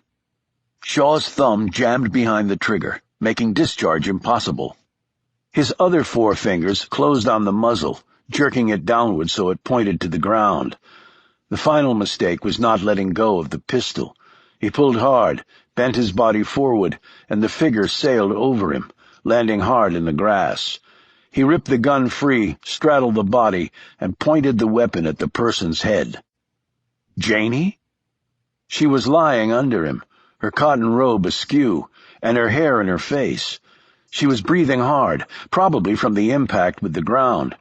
She had on a pair of tennis shoes, a robe, and not much else that he could see. Her knee slamming into his left kidney sent a jarring pain up his back. He fell sideways and lay hunched over in the grass next to her. The two rose slowly, nursing their bumps and bruises. Shaw kept the gun in his hand. "What the hell are you doing here?" she demanded, her gaze flitting from the gun to his face. "I saw lights on in the villa next door. Then I thought I saw a guy coming over the wall into your grounds." She looked around. "From where did you see all this?" Shaw pointed at the cliffs. "I was taking a stroll. From up there it's a clear line to your villa." "How did you know where I was staying?" she said sharply. He looked sheepishly. "Okay, I confess. I followed you home the night we had dinner, but just to make sure you got here okay. You know, rich woman traveling alone, I was worried about you." He held up the gun. "I'm a little surprised you have one of these." "Like you said, I'm rich and traveling alone, and I have a permit for it." "Really?" He handed it back to her. "I thought France was pretty strict about guns." "Money solves many problems," she said coolly. He rubbed his back. "Let me guess. In addition to foreign language immersion classes, you also have time for martial arts." She fingered the gun before releasing the hammer and placing it in the pocket of her robe, which she cinched up tightly. "I heard something in the rear yard, but I didn't see a man come over the wall. Well, that is, except for you. But you must have seen the lights come on next door, and there's a van out front with two men in it." She gazed at the wall separating the two villas. "Maybe I did. I can't be sure." She looked back at him. "So, you can see my villa from the cliffs?" "Yeah. The tourist buses come there every day and take photos of the villas, the valley, and the mountains." For some reason, Shaw could tell that she knew all of this. That, along with her having a gun, now rekindled his suspicions. "Your pool is the only one directly visible from that vantage point. The pool next door is mostly hidden by a garage and some trees." She glanced at the dark waters. "The pool?" She shot him an accusatory look. "Could you see me swimming then? And afterwards?" Shaw didn't hesitate. "All I saw was the guy. That's why I came down here, to make sure you were okay. I would have knocked on the front door, but again there were the dudes next door, and I wasn't sure what was going on. And it is after 1 a.m. "Yes, it is. I'm surprised you're still up." "Yeah, I was surprised to see you, too. Guess I'm still on U.S. time." "You sure you didn't see anyone?" "No one, and the doors are all locked." She paused. "I didn't know lobbyists were so good with defensive maneuvers and guns." Shaw managed a chuckle. "Hell, it was all luck. When I felt the muzzle against my head, I just sort of freaked. Last time I fired a gun, I was 13. It was a .22 caliber rifle, and the targets were tin cans stuck on fence posts. But where did you learn to sneak up on people like that? I never even heard you." Shaw had thought it impossible for anyone to do that to him. "I took ballet. I'm light on my feet." When she didn't say anything else, he lightly touched her arm and said, "I'm just glad you're okay. I better get going now." "Maybe we can see if the men are still out there," she said, turning toward the villa. Shaw mutely followed her, noting the grass stain on the back side of her cotton robe where he'd thrown the woman. The house was dark, and she didn't turn on any lights as they moved through the space, Shaw following her lead. He could tell that she had excellent night vision. They reached the front room, where Shaw could see the oak double doors leading outside. The room was barrel-vaulted, supported by visible curved wooden trusses, in a style often seen in older European homes. The interior walls were thick with a stucco veneer. They kept the cool or heat in as needed. The furnishings were eclectic, costly, and plentiful to the point of the large room feeling slightly cluttered, but cozy. To his left he noted the corkscrew limestone staircase that provided access to the interior 5 floors. A lot of space for one person. They drew close to the door, and he watched as Janie eased back a curtain of the sidelight next to the doorway. Shaw peered over her shoulder. He breathed an inaudible sigh of relief when he saw the Citroën van still there, with the dark shadows in the front indicating the men were also still present and accounted for. She closed the curtain and took a step back, turning to him. "Thanks for your concern, Bill." "Any time. You have any idea who those guys are?" She shook her head. "Maybe we should report this to the police." "Maybe we should," said Shaw. He had no intention of doing any such thing, and something made him suspect that she wasn't going to call them either. "Well, I better get going. Do you mind if I go out the way I came in? Those guys look a little rough for my tastes." She nodded absently, her gaze on his face. "I'm sure you could handle yourself just fine." She followed him out to the rear, where he used his jacket as protective cover while he hoisted himself back up on the wall. While he perched there momentarily, she said, "Maybe we can get together soon?" "Okay. I feel after tonight we've really bonded." She seemed to force a smile. "I think so, too. Look, I'm planning to grab some coffee and a croissant at the little village bakery around 9 tomorrow morning. Why don't we meet there?" As soon as he disappeared over the wall, Reggie stripped off her robe to reveal dark shorts and a navy blue tube top underneath. She waited for a few beats before going back in the villa and exiting through a door on the lower level that emptied out onto the public path. Finding the same blind spot in the observation lanes of the men in the van that Shaw had earlier, she started following him. He took the shortcut up to the village and wound his way slowly back to his hotel through the silent streets. If he knew he was being followed, he gave no indication of it. Reggie broke off her tale when he entered the hotel's front doors. At least she knew now where he was staying. She made her way slowly back down to the villa, skirted the men in the van, and re-entered her villa the same way she had left it. She retrieved her robe where she dropped it on a table and carefully lifted out the gun. She put it in a plastic baggie. It had Bill's prints on the muzzle. She searched the place from top to bottom after locking all the doors. Satisfied, she put on a long T-shirt, climbed into bed, and made a call. Whit answered on the second ring. His voice did not sound sleepy. He and Dominic were staying in an isolated cottage barely 15 kilometers away. She filled him in on the night's events. "I don't like this guy," Whit said. "There were 2 men out front," she pointed out. "Yeah, but you still don't know what his angle is.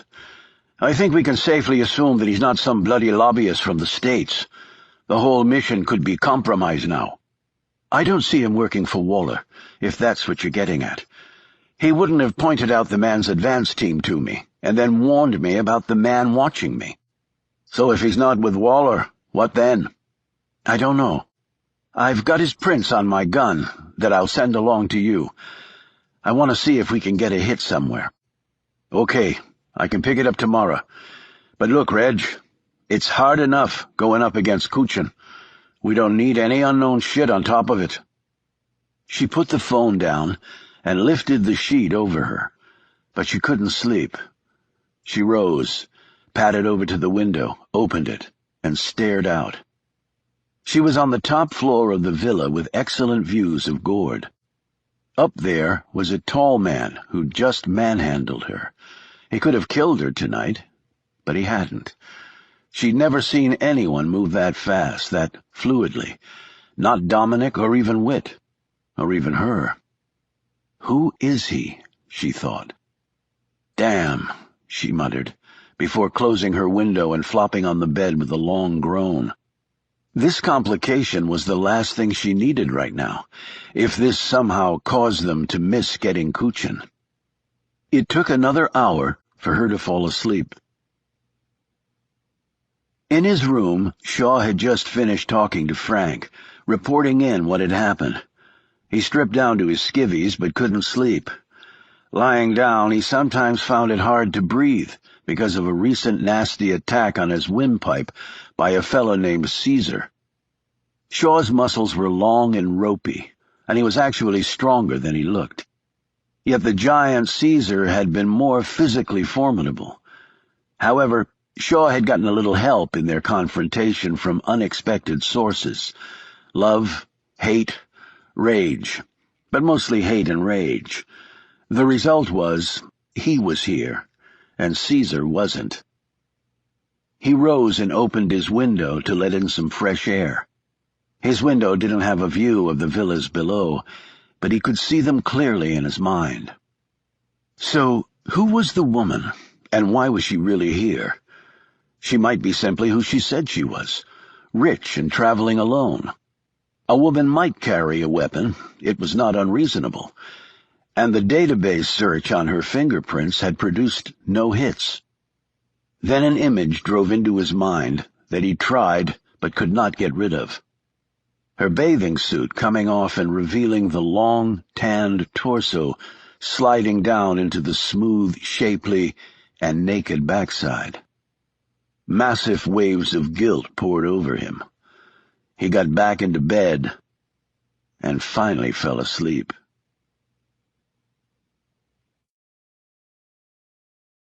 Chapter 25. Evan Waller closed his eyes and let his mind wander back 20, 30 years. In his mind's eye, the trappings of the legitimate Canadian businessman with the underlying criminal enterprise fell away, and the soul of Ukrainian Fedor Kuchin emerged like a serpent, discarding an old faded skin for a supple new one. His gaze wandered over his bare arm, searching for a spot to do it. He made a bicep, the clench tightening the rubber strap around the muscle. The veins in his forearm swelled. His eye lit on one tunnel of blood, and he pushed the needle in and forced down the plunger. The customized cocktail flowed into him, some steroids, some purified drugs, a bit of his own expensively purchased elixir from the Far East. It was totally unique, what he was shooting in himself. As it should be, he felt. What was good enough for everyone else was not good enough for him. He took a deep breath and let the fire rain over him from the inside out. He smiled, sat back, then the adrenaline hit. He jumped up, did some jacks, then some rat-a-tat push-ups, then more jacks, and then he snagged the pull-up bar and did a quick 10, grinning with each one. He dropped back to the matted floor, breathing hard. He looked in the mirror. For 63, he was in extraordinary shape. For 63, 53. Hell, probably even 33 at least, by softened Western standards. He had small wedges of love handles, and the rock abs were no longer there, but the belly was flat, and when he clenched it, the muscle underneath was hard. His thighs were a little thinner than before, but his arms and shoulders still bulged. He rubbed his bald head, checked the gray mat of hair on his chest. It didn't really matter anymore what he took, how much he exercised, how far he ran. He was still getting old.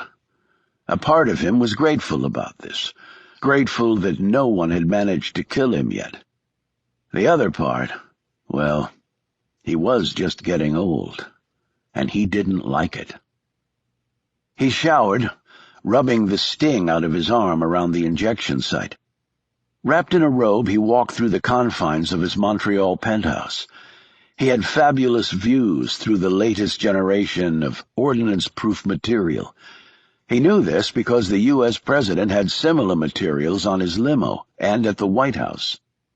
Also laced into the thickened window glass was a membrane that distorted the image portrayed to the outside world.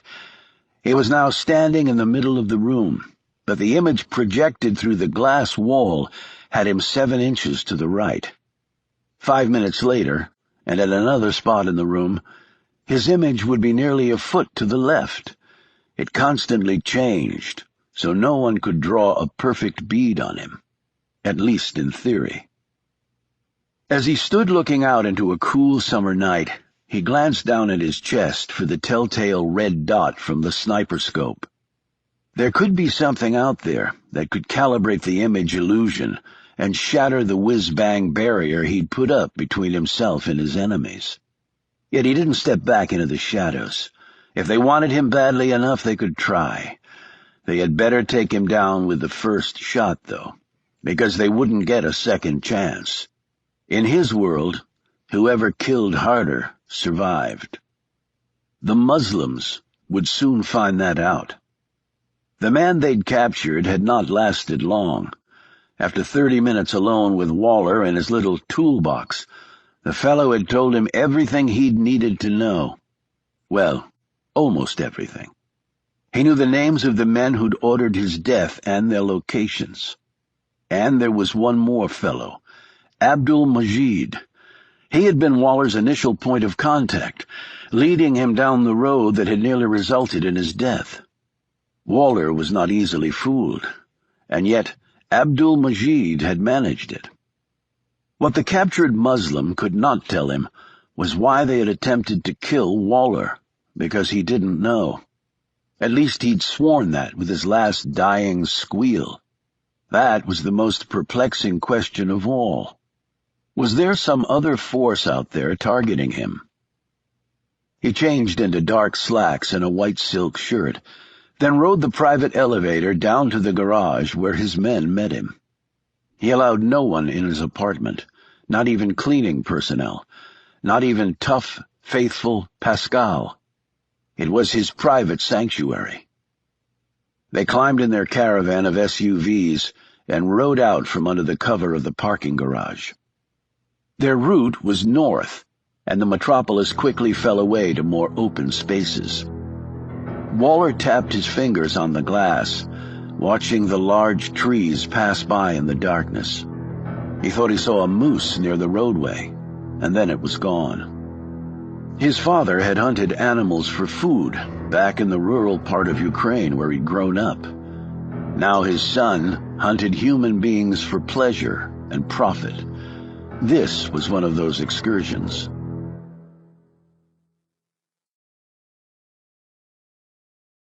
The building was drafty, cold.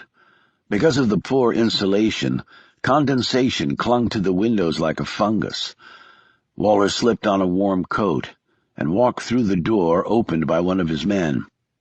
The room was large, warehouse size, with girder ceilings that disappeared into darkness. 6 people stood lined up in the center of the space. They wore black jumpsuits and hoods covered their heads. Their feet were shackled, their hands bound behind them. The tallest one barely came up to Waller's pecs. "How's the leg?" he asked the slender man who appeared out of the shadows. Alan Rice had apparently recovered from nearly being blown up, though even in the dark his skin seemed paler than normal, and he was limping a bit. "Nothing, a handful of Advil can't fix." "How many do we have tonight?" Rice opened his mini laptop, and the light from the screen burned like a small fire in the dark. "In this shipment, 98. 60% from China, 20% from Malaysia, 10% from Vietnam, 4% from South Korea, and the remainder a hodgepodge from Myanmar, Turkmenistan, Kazakhstan, and Singapore. What are we currently getting per unit?" Rice clicked some computer keys. $20,000 US. It's up 5% from last year, even though the economy tanking affected some of our downstream buyers. That's an average. We get more for the Malaysians and Koreans and less for the Stans women. International tastes, said Waller, as he walked around the hooded figures. He clicked his finger, and a spotlight hit the small group. Prejudice against the ladies of the former Soviet Union? He said with disapproval. Well, the ones we're getting from there are pretty scrawny, noted Rice. And you have the exotic factor still with the Far East Asians. Actually, I've always found Eastern European women the most beautiful in the world. Waller looked over where Pascal stood, hands clasped in front of him, not behind, so the gun pull from the holster would be faster if necessary. Seeing Pascal always gave him a measure of comfort, and not just because of the man's protection skills. Pascal was his son. His bastard son, conceived with a Greek woman Waller had met on holiday. Pascal, of course, did not know this. He had no emotional attachment to the younger man, nothing that approached love or devotion. Yet Waller had felt some obligation to the boy, particularly since he had done nothing to support the mother. She died in extreme poverty, leaving only her orphaned son behind. He had allowed this to happen for no other reason than he'd lost interest in the woman, who'd been lovely to look at, but really was only a simple, uneducated peasant. He'd taken Pascal, at age 10, trained him up, and now the boy turned fierce warrior worked for him, protected him from all harm. Yes, Pascal had earned his rank in Waller's little army. "Pascal," he said, "what sort of women do you like? Eastern Europeans or the Asians?" Pascal did not hesitate. "Greek women are the most sensual things God ever created. I would take Greek over anything else." Waller smiled, lifted one of the hoods, and looked down at the revealed girl, whose facial features evidenced her Chinese origins. She was barely 14 and blindfolded, and shivering from equal parts cold and fright. Her mouth was taped over so her whimpers were muffled, even though there was no one around to hear her scream who would care. Waller did the calculation in his head. "So, 1,960,000 for the current shipment?" "Correct, minus expenses.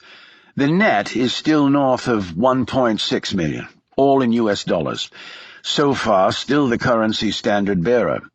Although I've been hedging our cash flow reserves in Chinese RMBs and Indian rupees just in case." Waller turned to look at him. "The margins have softened. Why?" "Fuel costs on the ships, primarily. They don't travel on the QE2. We go on the cheap, transporting them in cargo containers, but it's still expensive. And we have to use 2 boats for one shipment because of the logistics and to avoid detection. That alone doubles the fuel costs. We have to provide basics like food and water, and bribing crewmen to let in oxygen on a regular basis. But it's really the only way. Air transport is too problematic, and they've yet to invent the car that can travel over the Pacific. But it's still an enviable net profit." Waller nodded as he continued to circle the women. "How many shipments are we receiving?" 4 a month, roughly the same number of units in each. We've discovered that figure fills the containers quite nicely, and we find we only lose 2 or 3% on the trip over due to starvation, dehydration, and sickness, among other factors. That's well below industry standard for human trafficking, which averages about a 12% loss factor. "Why did you select these 6? Rice shrugged. "The best, in looks, in health. Your choice, of course, but we did a thorough pre-screening." "I respect your efforts." Rice drew closer. "It beats dealing with maniacs in turbans." "You think so?" asked Waller in amusement. "I found it quite exhilarating, and it's given me a new goal in life, to exterminate every last one of them." Rice spoke in a voice so low only Waller could hear him. "Do you think that's wise? Evan. "These people are truly insane. They'll kill us, themselves, anybody." "But therein lies the challenge. I want Abdul-Majid in particular. He was the front man, and he wasn't there. That means he was the one who betrayed me, and his betrayal cost me 2 of my best men. May God watch over their souls." Since Dimitri and Tanner had killed at least 6 people that Rice had personally witnessed, he doubted God was doing anything with them. "But why would they do that? You had what they wanted." "I intend to ask that very question when I find dear Abdul." Pascal's BlackBerry chirped, and he glanced at the message. Waller had not missed this. "Yes, Pascal?" Pascal came forward and whispered into his boss's ear. Waller smiled. "The Muslims have come home to roost." "Progress?" asked Rice. "It seems," Waller said curtly. Waller stared at each of his men who stood silently in the darkness, hands clasped in front of them. He had drawn most of his associates from the military ranks of various countries, and they had retained their discipline and protocols. This pleased Waller, since he had worn the uniform as well. His gaze settled on Rice. "It would be disappointing to learn that I had a traitor within my own ranks." Rice managed to find some courage under the withering gaze and said, "Don't look at me. Why would I betray you only to get myself blown up?" An adequate response, for now. Waller lifted the hoods off the rest of the ladies, scrutinized them, as he would cattle in an auction, and finally settled on one, the smallest. He gripped her skinny arm and pulled her along, her feet stumbling with the shackles. "We've soundproofed a room upstairs," said Rice. "New carpeting and furniture, too. Do you want the shackles and cuffs off?" "No. Give me 2 hours, and then send someone to clean up." As soon as Waller was outside of earshot, one of the guards edged over to Rice and said in a low voice, "Isn't Mr. Waller worried about stuff?" "Like what?" asked Rice sharply. The big man looked embarrassed. "You know, like AIDS, STDs, stuff like that. These women are all virgins. That's sort of the point, Manuel. But still, third world shit. Man never knows." Rice gazed up the rickety set of stairs where his boss had disappeared with the girl. "I don't believe he actually has sex with them." "What then?" "I don't really want to know."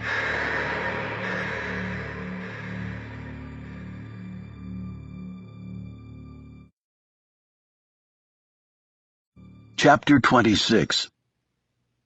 Reggie was waiting at the bakery by the time Shaw got there. They ordered and ate their pastries and drank their fresh coffee outside on bistro chairs. Reggie's hair was swept up under a Red Sox baseball cap. She had on jean shorts, a pale blue t-shirt, and Saucony running shoes. Shaw was dressed in slacks, loafers, and a white long-sleeved shirt. Reggie sipped her coffee, ran an eye over him, and said playfully, "You dress like a lobbyist, even in Provence." Shaw smiled and eased back on the little chair. Behind them, a workman was washing down the streets using a fire hose. The rush of water would follow the laws of gravity and work its way over the cobblestone streets, down worn stone steps, and eventually snake down the cliffs in diminished rivulets. Old habits die hard. He took a bite of croissant. "But I left the ties and jackets in the closet." "Where are you staying? I think it's only fair since you know where I am." He hooked a finger over his head. "Hotel and spa down that way. It's nice. I'm thinking about getting a massage later today." He drank his coffee, wadded up the paper his pastry had come in, and tossed it in a nearby trash can. "Those guys still around?" "The Citroën was there this morning, but only one man was inside. Whether they stayed there all night, I don't know. It does seem sort of mysterious," she added innocently. "How's your back where I threw you?" "Fine. How's your left kidney?" Not that great, actually. That's why I'm thinking about the massage. Next time, remember to phone before you scale my wall. Funny, these villas are usually rented out fully during the summer, but the one next to yours has been empty since I got here. She forced a smile. You're a nosy one. Are you obsessing about villas now? You were nosy enough yourself, he thought. He said, No, just curious. I was thinking about renting one, but it was way too much money for me. I thought all lobbyists were rich. Except for the divorce, I'd be a wealthy man. Now I'm still well off, but just by half. I doubt I'll ever get married. Why's that? Not intending to sound crass, but you'd be quite a catch for some young guy. Why young? Well, you're young. Most people marry folks close to their own age. How old are you? She asked, smiling. Too old for you. You're flattering and disparaging yourself at the same time. I'm impressed. It's a talent I've burnished over the years. I hope you have your gun in a safe place. The cleaning help around here comes across it. You'll have some questions to answer from the local cops. It's in a very safe place. Thank you for your concern. So, dinner tomorrow night? I can't do it tomorrow night. How about the next? Okay. Here in town? No, there's a village nearby with a little restaurant that overlooks the valley. Do you kayak? He looked surprised by the sudden change in topics. I've done it. Why? I have a spot reserved today with a kayak company in Fontaine du Vaucluse. I hear the river there is really beautiful. I was wondering if you'd care to join me. We'd have to leave in about an hour. Shaw finished his coffee, thinking quickly. Okay. I'll just have to change into something more appropriate. A bathing suit would be fine. Well, my goal is to stay in the boat. Even in summer, I bet that water is cold. You never know. You have to be prepared for the unexpected. As they parted company, Shaw watched her walk down the street. When he saw the man coming toward him, he ducked down an alley. It was the thug he'd seen last night spying on Janie. Whether he was following Janie or not, Shaw couldn't be sure. He had yet to make up his mind about the lady, and that bothered him. Despite a well-crafted plan, he had no idea how things would play out. He could sense his rear flank was exposed, and he wasn't sure what to do about it. For now, apparently, he was going to go kayaking, and he meant to heed the woman's advice and be prepared for the unexpected.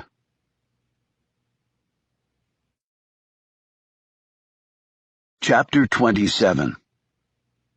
I don't think I've ever seen water this clear, said Reggie as they paddled along. She was in front, and Shaw was in the rear of the red kayak. He'd changed into long bathing trunks and a loose-fitting T-shirt with a life jacket worn over it. Reggie had on a striped bikini top under her life jacket and a pair of white cotton butt-huggers, thin enough for the striped bikini bottom to be visible through them. She had the same Red Sox baseball cap on, only now it was turned backwards. "You're good at this," said Shaw, as he watched her muscled delts work, dipping the paddle in and out of the water.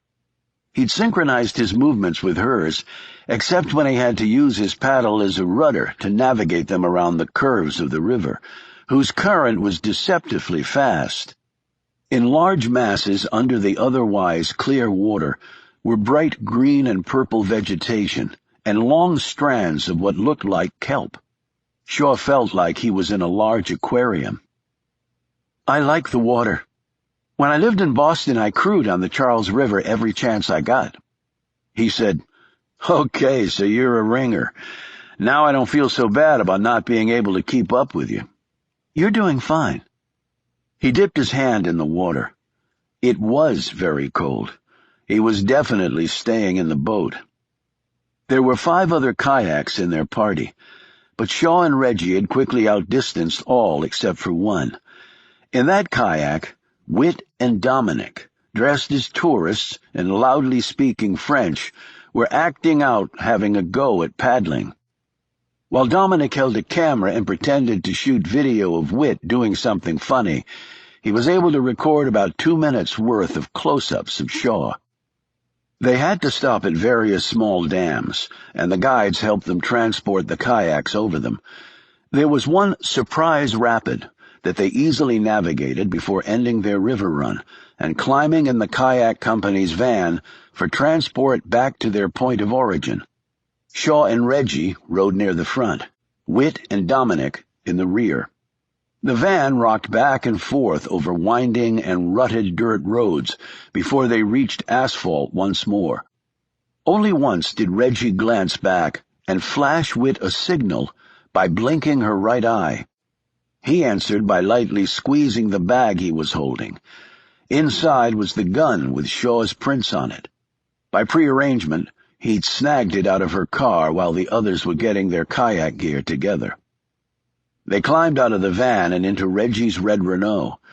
Shaw had to bend his long torso and legs to awkward degrees to accommodate the small space.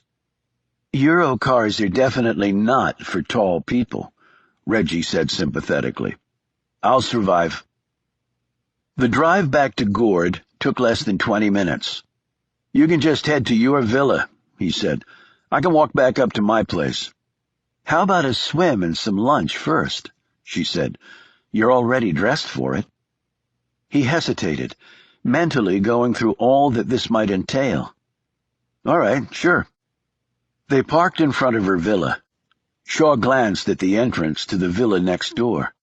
"Don't see the Citroën." "I know. It was gone when I left to pick you up." "Interesting.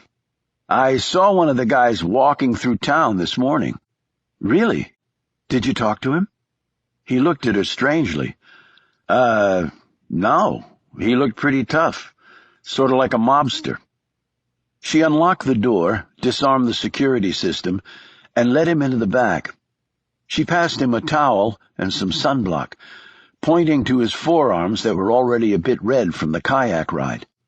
"Yeah, all those years spent indoors," he lamented. They went out to the pool area. She slid off her shorts and stepped out of her sneakers while he pulled off his T-shirt and kicked off his sandals. Behind his sunglasses, he took a moment to assess her physical condition and came away impressed. There wasn't an ounce of fat on the woman, and her muscles were lean and defined. Her midsection was a hard pack, her calves as defined as a professional sprinter's. She dove in the pool and then came back up treading water with easy motions of her arms and legs. She nodded to her right. "That's the deep end, 12 feet. Don't want you to hit your head, 6'6". He dove in and came up next to her. "I'm going to swim some laps," she said. And she did for the next 20 minutes, back and forth, flip-turning at the precise moment. He swam a few laps with her and then climbed out of the pool, toweled off, lay under the beautiful Provençal sun, and watched her. When she came out later, she wrung out her hair, grabbed a towel, and looked up. "What the hell are you doing?" Shaw was standing on top of the stone-tile dining table under a wooden pergola, next to the wall separating her villa from its neighbor. The wall was high, but the table, plus his own considerable height, enabled him to easily peer over. "Checking out the next-door thugs?" She crossed the tile surface in a flash and forcibly pulled him off his perch. He feigned amusement. "What's wrong?" Her face was pink underneath the tan, her eyebrows knitted together in anger. "Just don't do it again." "Why, aren't you curious?" "You were the one who saw the creep spying on me. You said the guy you saw in the village this morning was tough-looking, like a mobster. I don't want them mad at me. I'm on vacation." Fine, that's reasonable enough. How about some lunch? I'm starving." She regained her composure and continued to towel off. "I was thinking a shrimp salad, some bread to dip in olive oil, and a bottle of white wine. I got some tomatoes, cucumbers, and artichoke hearts from the market." "Sounds great. Put me to work. I know my way around a kitchen. I can sous chef with the best of them. Well, I can't really, but I can slice vegetables." "I will put you to work." She slipped on her shorts, but did not cover up her bikini top. She twisted her hair back and secured it with a red scrunchie. She looked more voluptuous in her sundress, Shaw noted, and yet he was really thinking that she'd failed his little test. He'd stood on the table, a spot he'd calculated could not be seen from next door unless someone was standing in the rear grounds, simply to gauge her reaction. She'd said all the right things, exhibited normal concern about getting mixed up with tough people. Yet Shaw had been doing this a long time, and his instincts told him that her emotional underpinnings accompanying these words were off the mark just enough. She was fearful, but not for the obvious reason. He helped her fix lunch, and they ate outside. Their talk was innocuous for the most part, and neither mentioned the developing plot next door. Later, he walked back to his hotel.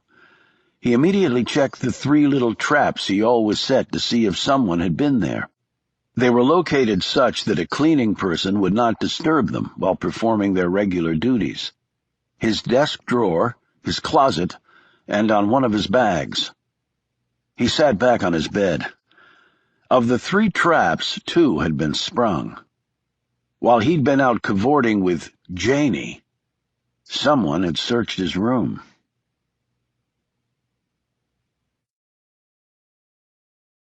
Chapter 28. Waller showered and used a razor to slice a few errant hairs off his head. He was not naturally bald, but had begun shaving his head as an act of disguise when he'd fled Ukraine. He knew that almost nothing changed a man's appearance more than hair added or subtracted.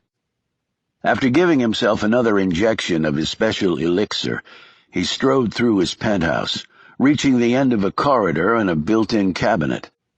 He twisted in a counterclockwise motion the pull knob on the right-side cabinet door, and a piece of wood slid aside, revealing a digital pad. He punched in a 4-digit code. There was a click, and the cabinet front moved forward on smooth hydraulics. Waller passed through, and the door operating on a motion sensor automatically closed behind him.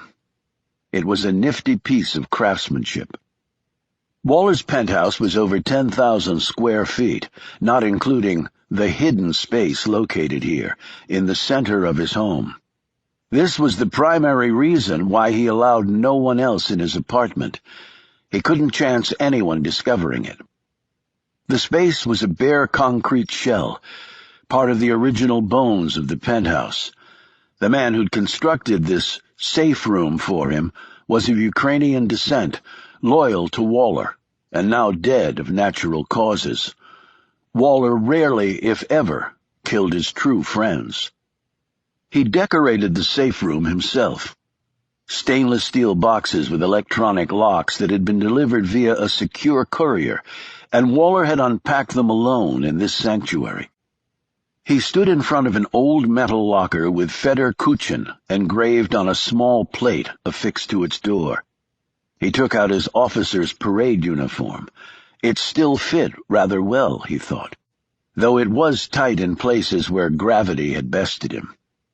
He secured his gun belt around his middle, in which was holstered a vintage Russian 9x18 Makarov PM-53. This had been the Soviet Union's standard military sidearm for 40 years, ending its run in 1991, when the Soviet Empire collapsed completely. He placed the bright blue cap with gold piping on his head, with the red Soviet star in the middle, and turned and looked at himself in the mirror bolted to one wall. The material was scratchy and the fabric did not breathe very well, but to him it was the finest silk. In his full KGB dress regalia he was propelled back to a time in his life that even then he had realized would be the high point of his existence. He touched the medals, ribbons, and badges riding on the left side of the jacket. 3 irreproachable KGB service medals, Distinguished Worker of State Security, Graduate of Leningrad University badge, and another badge indicating that he had attended the prestigious Andropov Red Banner Institute. He also had medals for combat service, which he'd earned with his blood in Afghanistan, among other places. There were many terrible things his enemies could truthfully call him, but a coward was not one of them. Though born in a rural fishing village only 600 kilometers from Kiev, Waller had always considered himself a Soviet and not a Ukrainian. His mentor in the KGB had been a 3-star colonel general with the reputation of being the Butcher of Kiev. This man was also Ukrainian-born, but had sworn his allegiance to Moscow. Everything Waller knew about counterintelligence, crushing insurgencies, and ensuring the security of the Soviet way of life had come from this man. Waller had a picture of him on the wall next to the red Soviet flag, with its golden hammer crossed with a golden sickle, and the star denoting the Communist Party residing in the upper canton. He marched to the center of the room, came to rigid attention, and saluted this great Soviet, who was now dead, having been unceremoniously shot for his glorious service. Then Waller, feeling slightly foolish at this attention given to a man long in his grave, seated himself at an old 1950s-era metal desk that he had used when with the KGB in his home country. Old papers and forms in triplicate, with cumbersome carbon copies, were stacked neatly on his desk. Scarred metal filing cabinets were lined against one wall. Inside those plain depositories were as many of the records of his decades-long service to his adopted country as he had managed to smuggle out. He would come here from time to go over these accomplishments and allow himself to relive past glories. In truth, he cared little for his current life. He was rich, but money had never been a primary goal. He had been born poor, grown up in poverty, and joined the ranks of those defending his way of life. Yet even those in the highest levels of the Communist Party typically only had luxuries, such as a flat with its own bath and a car. It did not pay nearly as well as capitalism. Yet now that is what I am, he thought, a capitalist, the same thing I fought against all those years. Well, I have to admit, the Americans probably had it right. The trafficking of young girls for prostitution bored him. He had entered into negotiations with the Muslims to sell them nuclear weapons capability principally because it allowed him to recapture a little of his past, when what he did, what he ordered, affected thousands. Now he was just a businessman, like so many others. He made a lot of money, he lived in great luxury, but if he were gone tomorrow, who would care? No history book would hold his name. His superiors in the KGB had earned much of the credit for his work. They were immortal. By comparison, he was quite ordinary. Yet there were those who knew what he had done, and that was why he'd had to run, hide like a mouse in a wall. He'd had little choice if he wanted to live. He had seen what happened to comrades who were not so nimble. Some were torn apart by hordes of angry people who had spent their entire lives imprisoned while living in their own country. He understood the emotion perfectly. He just didn't want to suffer the consequences of it. He opened another drawer, pulled out an old book, and leafed through it, revealing page after page of drawings in his own hand. He had always been a good sketch artist, having learned the skill from his mother, who had earned her living as a street artist, first in France and then in Kiev, before ending up in a fishing village that was icebound 5 months of the year, married to a man who did not love her. Even now, Waller did not know the full history of the pair and what had drawn them together. Reproduced in this book were many of the people he'd killed, their dead or dying faces done in charcoal, black ink, or pencil only. There was no color in this book. The dead did not require it. The next book he slid out of his desk might have surprised some people who had known the old Fedor Kuchin. He hefted the Bible in his hand. The Soviet Union, of course, had been vehemently opposed to organized religion of any kind, the opium of the masses, as Marx had pointed out. Yet Waller's mother had been French and a devout Catholic, and she had raised her son in her religious beliefs, even though it was a very dangerous thing to do. She read the Bible to him every night, while his usually drunk father slept. What had first appealed to Waller about the readings was how much violence was contained in a book purportedly espousing peace and love. Many people were slaughtered in ways even the grown Fedor Kuchin would not have employed. Reciting the Lord's Prayer with his mother each night, she had always emphasized one phrase above all others, lingering over it, as though giving it its due. "And lead us not into temptation, but deliver us from evil." Waller well knew the evil she was referring to. Her husband. His poor mother, good to the last. Yet what she didn't understand about evil, her son clearly did. Given the proper motivation, anyone was capable of terrible cruelty, baseless savagery, horrific violence.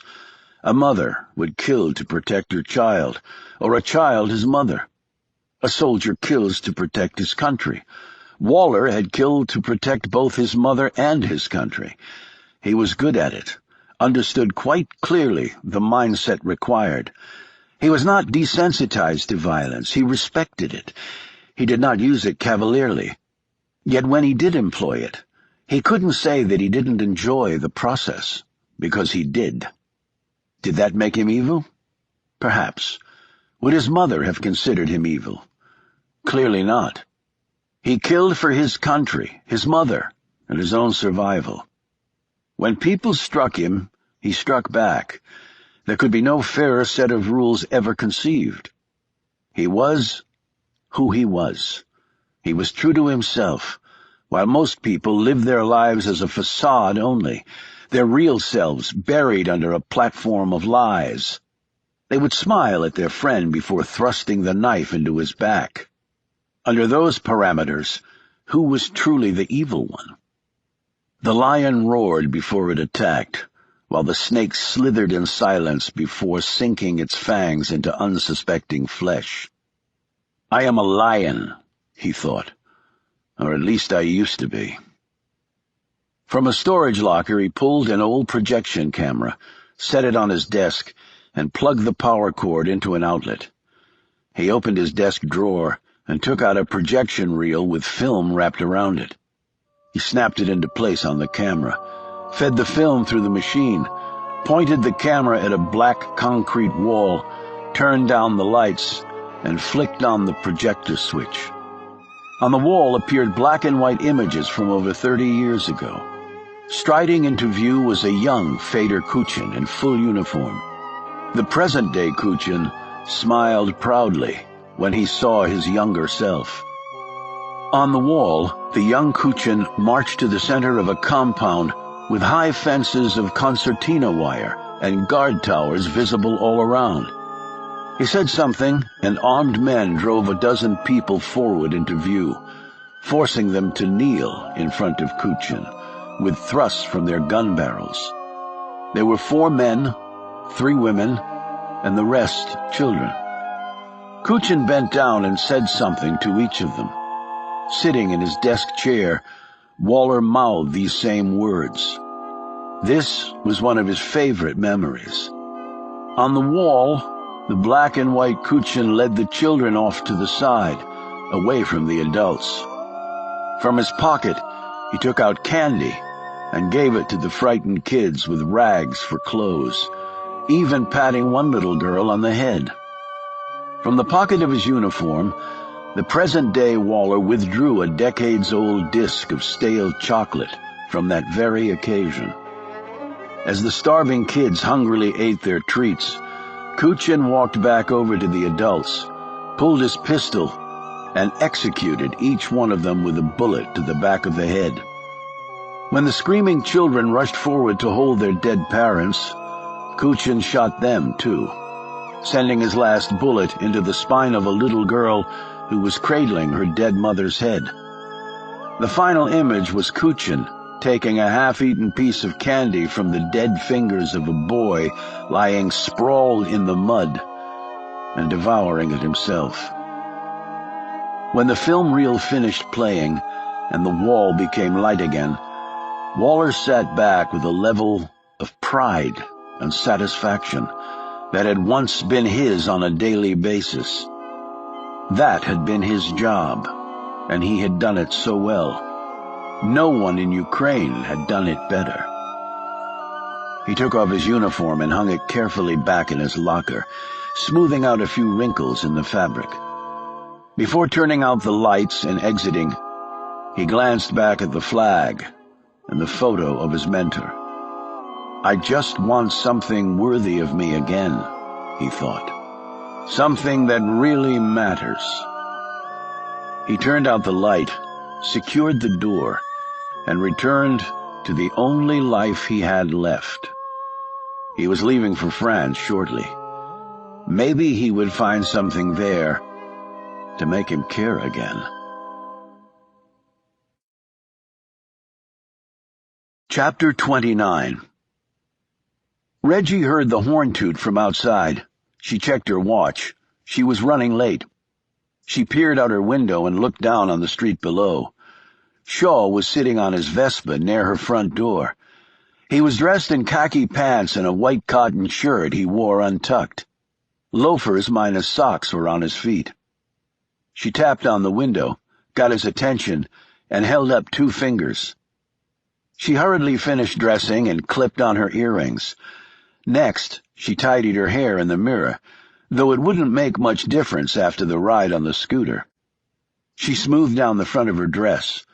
She'd chosen a form-fitting one because of their mode of transportation.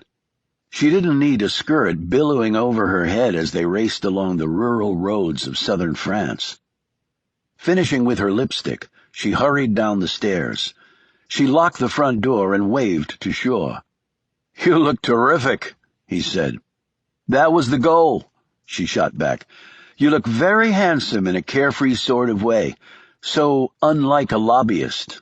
I'm duly impressed." "Good, because that was my goal." She climbed on back and took the helmet he handed her, strapping it on. "Pretty scooter," she said, stroking the pale blue metal. "Best way to get around here. Hold on." She gripped him around the waist and leaned into his back. With her hands around his middle, Shaw felt a burst of electricity rush down his spine. He even jerked a bit. It was so visceral. "You okay?" she said. "Fine, just sore from all that rowing." He hit the throttle and they sped off, going about 20 kilometers an hour. When they reached the main road, he accelerated to double that. "Okay, where to?" he called over his shoulder. "I'll tap your back, left or right," she answered. He nodded to show he got that. 15 minutes later, they were chugging up a steep hill, the Vespa's 125cc engine whining in protest. Shaw found a parking space, and they lifted off their helmets, and Shaw attached them to the bike. They walked up to the restaurant, which was only a half-block away, and sat outside on a terrace overlooking the valley. "Nice pick," said Shaw, as they eyed the vistas. "The food is wonderful, too," she said. They placed their orders, and from habit, each took a few moments to observe the tables around them. When they'd finished, their gazes settled on each other. "So you're divorced with 2 kids. Are they with their mother?" "For now, but we share custody." Shaw broke off a bit of bread, soaked it in fresh olive oil, and then drank some of his wine. "How about you? All I know is you're rich." She wrinkled up her nose. "That's pretty much it. I'm involved in a few charities. Mostly I travel, looking for something, I guess. Just not sure what." She took a sip of wine and tugged her hair behind her ear. She didn't look at Shaw. Her gaze eased past him. For some reason, Reggie was having a hard time staying in character. He said, "You look like you're thinking way too hard. Just chill. You're on holiday." She ran her finger around the rim of her wine glass. "So who do you think the people are renting the villa next to me?" He shrugged. "I have an idea." She sat slightly forward, looking at him expectantly. He noticed this and grinned. "Hey, no grand revelations, okay? I did check with the real estate office in town, but they don't handle that listing, and didn't know anything." Shaw wasn't about to admit that he'd talked to the agent controlling the listing, or that he knew she had, too. "Okay," Reggie prompted. And I think it might be some political type. You know, they have an entourage, they send in security ahead of time, stuff like that. I saw it all the time in D.C. Reggie sat back, trying not to look disappointed. "Or it might be somebody quite rich, even richer than me." Right. Like Bill Gates or Warren Buffett. "Or a mobster? You said the one guy looked really tough." "Well, even Bill Gates probably doesn't hire wimpy-looking security. You want to look tough as a deterrent. Goes with the job." "I suppose you're right." "We'll just have to wait and see who shows up." Their food came, and as they ate, the conversation turned to other subjects. They drove back to Gourd 2 hours later, when the daylight was just beginning to run out completely. When Shaw turned onto the small side street leading to Reggie's villa, a man dressed in a black suit and a white T-shirt stepped in front of them, blocking the way. Shaw had to stop so abruptly that Reggie bumped against him and almost slid off the scooter before righting herself. Shaw lifted his visor and eyed the guy. He was only a couple inches taller than Janie, but even through the suit, Shaw could see the guy was wiry, not a gram of fat. The hair was curly, the chin jutting, the eyes focused and missing nothing, the hands strong and nimble-looking. Shaw knew he was right-handed because the shoulder holster was on the left side, under a little bump-out built into his jacket just for that purpose. "Where you folks going?" Pascal asked pleasantly. "I'm taking this lady home," said Shaw. "And since this is a public street, I'm not sure why we're even having this discussion." Behind him, Shaw could see Reggie squirming slightly. He felt one of her fingernails digging into his side. Pascal turned around and stared at the two villas. "Ma'am, are you the one leasing that villa?" He pointed to the one on the right. Reggie didn't lift her visor. "Yes?" The man gazed at her, his eyes running up and down from the helmet to her long bare legs. "So you're Jane Collins?" Now Reggie snapped up her visor. "How did you know that?" "The real estate agent was very helpful." "That's an invasion of privacy." "No," Pascal said calmly. "It's just part of my job." "What job would that be?" asked Shaw. "Let's just say I'm in safety management." "Can we go now?" asked Reggie. "Sure. I'll just follow you on up and make sure you get in okay." "I don't think the lady needs any help," said Shaw. Reggie said hastily, "No, it's all right." Shaw puttered up to the villa, the Vespa's single headlight illuminating the way, while the man followed behind. They could see that not only was the Citroën van back, but there were 2 large SUVs that had somehow made their way up the narrow streets off the main road heading into Gourd without shearing off their side mirrors. The villa had all the lights on inside. Shaw could see shadows pass back and forth in front of one window. They slipped off the Vespa, and Reggie opened the door. The beep-beep of the security system sounded. Pascal had stopped near the scooter, and he nodded appreciatively. "Good thinking, ma'am, using your security system. Can never be too safe." "Do you want me to come in, Janie?"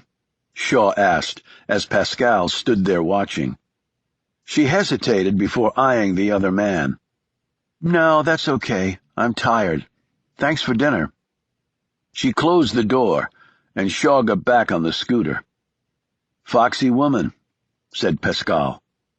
Shaw had known men in special forces units around the world who looked just like this guy.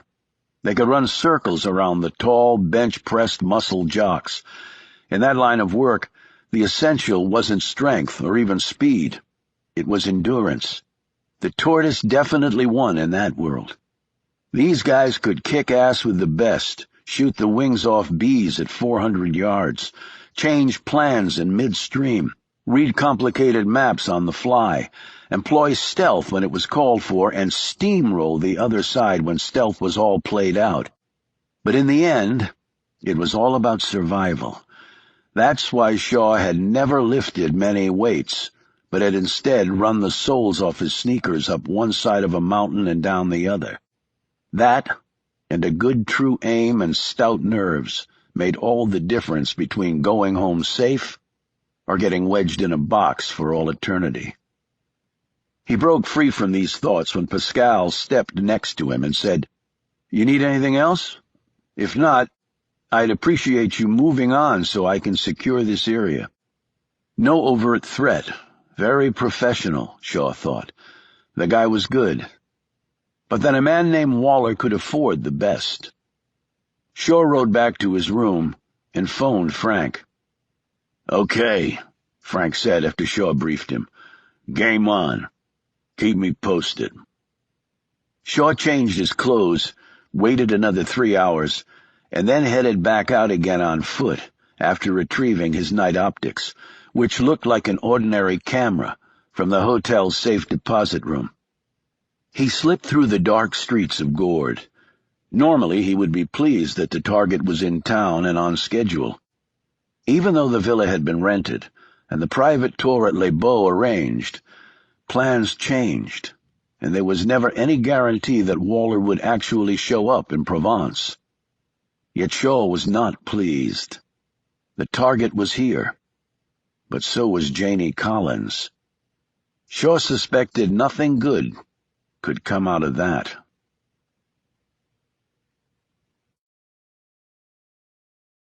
Chapter 30. Reggie looked in the bathroom mirror as she washed away her makeup with a damp cloth. She had on a long green t-shirt and white bikini panties, and her hair hung straight to her shoulders. She turned off the light and moved to the window overlooking the street in front. The van and one SUV were still there. The second truck had left about 20 minutes ago. Reggie had heard it start up, but had been too late getting to the window to see who'd been in it. She texted the professor and Witt and told them that Kuchin's men were here.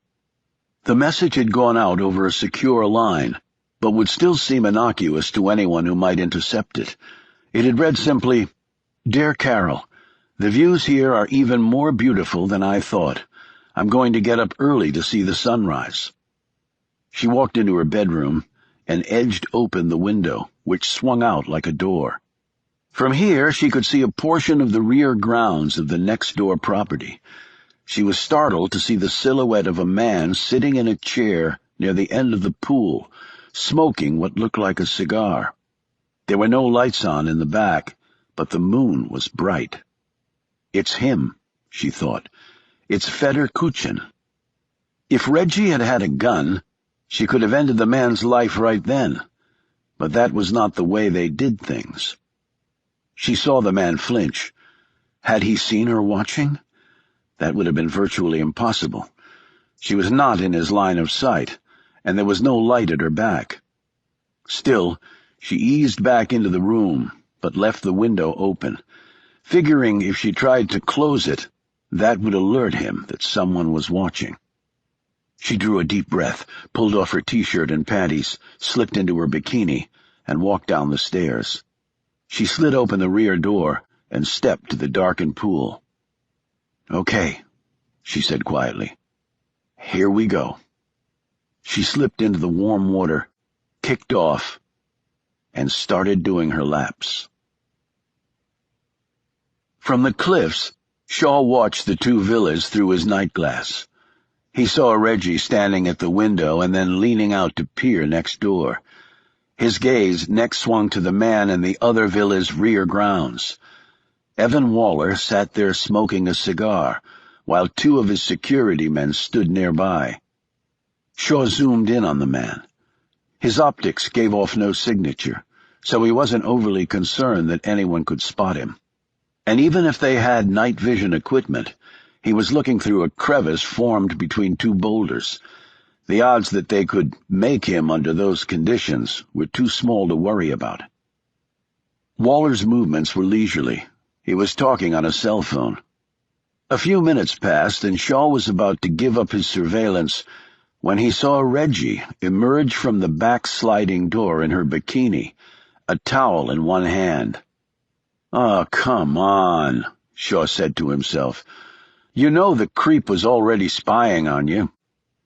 As though he had heard Reggie come outside, Waller rose and walked over to the wall that separated the two villas.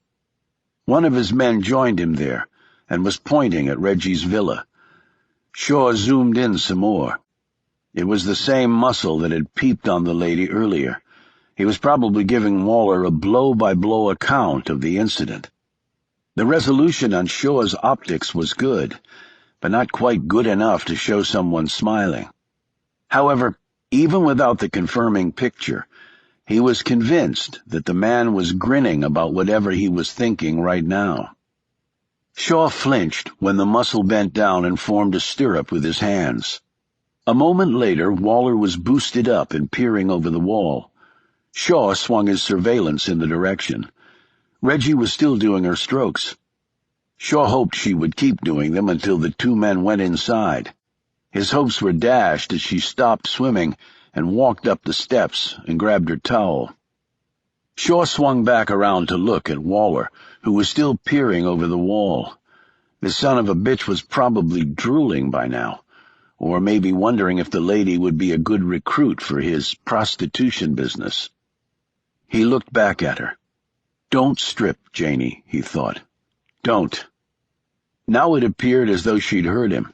At least she kept her bikini on, toweled off, wrapped it around her, and walked into the house. No one watching her could see the waterproof bud in her right ear, where she'd been receiving communications from Dominic. Shaw wasn't the only one watching them from the cliffs tonight. Waller quickly climbed down from his perch, and the two men went inside. Shaw left his observation post and walked back to his room. There was sweat under his armpits, though the night was cool. He called Frank and told him what he'd seen. His boss wasn't nearly as concerned as he was. "I don't care about the chick. All I care is that he goes to Les Beaux on schedule." He added ominously, "And that better be all you care about, too, Shaw." Shaw slowly put the phone down. He was a pro, been doing this forever. The only time he'd really lost it was when he'd allowed himself to care about something other than the mission. Well, when he'd found himself caring about someone.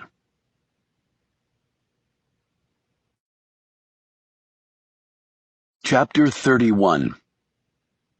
Wearing her sundress sandals and a bright blue kerchief around her hair, Reggie unlocked the door to her villa, stepped through, and nearly bumped into him. She looked up at the man and confirmed for herself that he looked even more intimidating in person than he had in the old photos.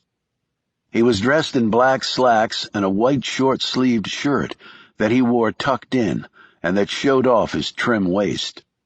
Though in his 60s, he had retained a great deal of the muscle of his youth. His shoulders were broad, his arms sinewy, and his thighs hard under the black fabric. And yet what drew her attention were the eyes. She'd beheld the gaze of many mass killers, but the power in Fader Kuchin's eyes was something at a different level. They seemed capable of snatching every secret she'd ever kept right out of her soul. Compared to him, the old Nazis were scared children. He put out a hand. "I appear to be your neighbor," he said. "Evan Waller." His Ukrainian accent was gone now, buried under decades of a homespun Canadian cadence. She shook his hands, his long fingers enveloping hers. "Jane Collins." He stood uncomfortably close. He was 4 inches shorter than Shaw, but still towered over her. "I understand you had a little misunderstanding with one of my men last night. The fault is entirely mine. Rest assured it will not happen again." I would like to make it up to you. Perhaps dinner tonight? At my villa or in the charming little village up the cliff?" His big body seemed to press in on her while she thought this through. She gazed for a moment over his shoulder and saw two of his men staring at them. One had a little smile glazed onto his mouth. He was probably the one who had seen her naked by the pool, she thought. Male lust was as easy to read as alphabet blocks. And then there was the smaller man from the night before. For some reason, she was more leery of him than the bigger man. "Well, that's very nice of you, but—" He smiled disarmingly, and he interrupted her. No, before you reject me, think about it. I didn't even allow you to lock your door before pouncing. My apologies. I will await your answer later." He eyed her straw basket. "You are going to do some shopping, I see." She nodded. "They have a wonderful market twice a week in the center of town. Everything from clothes to vegetables." "Well, I must investigate this market for myself. Would you mind if I walked with you? It's a lovely morning, and I would like to stretch my legs." "Did you just get in?" He slipped an arm through hers, and she was forced to walk next to him. His action was gentle, seemed natural, and yet Reggie found no viable option of resistance without ripping her limb free. "A long flight, yes. I live in Canada, my homeland. Before that, I was in Hong Kong. Another even longer flight. Have you ever been there?" Reggie shook her head. "A city more full of energy than any other." He smiled and added, "And a place where one can get anything one wants. But you are American, correct? You're used to getting what you want." "Why do you think I'm American?" she said, feigning suspicion. "Merely a reasoned deduction based on your accent and appearance factors. Am I not correct?" "No, I am American." "Then we are neighbors in that way, too. Our two countries. I see Providence at work here." "When I came home last night, your men knew my name." Kuchin waved his hand carelessly. "Standard security procedures, I'm afraid. You see, I am a very wealthy man. I live a very boring life, and I have no enemies of which I'm aware. But the company I head up, they insist on these precautions." He laughed. "I'm Canadian, after all. A peaceful, hard-working people." He patted her arm. "I can assure you that there will be no more intrusions into your privacy." "Really?" thought Reggie. "Does that include spying on me while I'm swimming?" She hadn't the benefit of Shaw's night optics, but from the corner of her eye she had observed him watching her last night from over the wall, and Dominic had confirmed this through her earbud. Alerted by Shaw's information of the peeping guard, they had set up an observation post barely half a kilometer from where Shaw had been watching from the cliffs. However, Dominic and Shaw had been totally unaware of each other's presence. "Are you really sure about that?" asked Reggie. "Your security person seemed very persistent." Kuchin was beaming as he rubbed her arm. "I am quite sure. He works for me, and I can see that you are a delightful young woman whom I feel quite safe with." "I look forward to proving you wrong on that, Fitter," thought Reggie. "And I understand that you were with a man last night. Please, tell me he is only a casual acquaintance so that I have some hope of seeing you on occasion while I'm here." "I just met him recently." "Wonderful. So no husband or long-time beau, then?" "No." She looked up at him in feigned perplexity. He seemed to interpret her look in just the way she desired. No. I am single, but I could have children your age, my dear. Just indulge an old man who desires the innocent company of a beautiful young woman and nothing more." She said playfully, "You don't look that old. You just made my day far happier." "And you're sure nothing more?" "You're playing with me, is that right?" "Maybe a little." "Good. That is a good first step. Have you been to Provence before?" "Once." "I have been here often. If you would permit, I would take it upon myself to show you some of the beautiful sights near here. The Palais de Papa, or Pope's Palace in Avignon, the finest example of a Roman aqueduct in all of France at Pont de Gourd, the photo exhibition caves at Les Beaux de Provence, the beauty of Roussillon, and the wine country to the north. In fact, I know a cafe in Gigondas where the pastries alone are worth the trip. My goodness, you certainly don't waste any time, Mr. Waller. And why live if one desires to waste time? For me, life is precious. I go because I know one day it will be over. And no matter how much money one has, or fine houses, or anything else, it will all be gone when you breathe your last. And please, it is Evan. You embarrass me by using my surname. Well, Evan, let's start with the market and go from there. How does that sound? Perfectly logical. He squeezed her arm in a way that indicated his insistence on nothing more was a lie. Off to market we go. Reggie could now understand what the professor had meant by the charm of the man.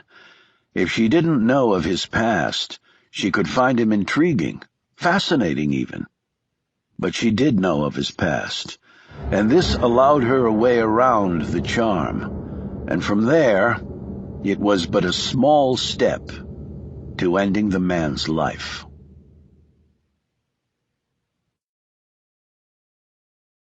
Chapter 32. Shaw was making his way around the crowds that had already gathered at the market. There were hundreds of vendors, some with simple baskets pulled from their old tiny cars and set up on rickety tables, while others had row after row of stacked goods on professional-grade display racks. Idly killing time, he had been here an hour, had 2 cups of coffee and an almond croissant, and was about to make his way down a long, narrow street where still more sellers had migrated when he saw them approaching. He acted on his first impulse and took cover behind a rack of cotton dresses and ladies' hats. He crouched down, as though he was examining a pair of leather boots on one counter, but his eyes behind the sunglasses were focused on 2 people. Janie Collins and Evan Waller were walking arm in arm up the street to his left. She had a basket in one hand, and Shaw could see that she had already purchased some things. 2 steps behind them were the muscle. One was the runt from the night before. The other one was 6'5" and about 280. Shaw scanned the other streets, doorways, and even the rooftops to see if any additional guards were around. He didn't see any, and he would have if they were there. What the hell is she doing with him? He thought. The guy must not have wasted a moment. He fell in behind them, but keeping well back, and using the cover of people and goods for sale whenever they looked around and might have spotted him. This was one of the few times when his height was a drawback. Taking refuge next to a stand selling hand-cranked music boxes and T-shirts, Shaw stopped to take a good, hard look at Evan Waller. He came away impressed, both at the man's obvious physical fitness and his confident manner. He was clearly regaling the lady with amusing anecdotes, and for some reason, Shaw's gut clenched every time he saw her laugh at one of the man's remarks. For a moment, Shaw thought Waller had looked in his direction when he was exposed in front of a stand selling leather jackets, but then the man had looked away and guided his companion to another destination. Shaw watched as Waller purchased a handcrafted necklace for her, and then placed it around her neck, his fingers lightly touching Janie's skin.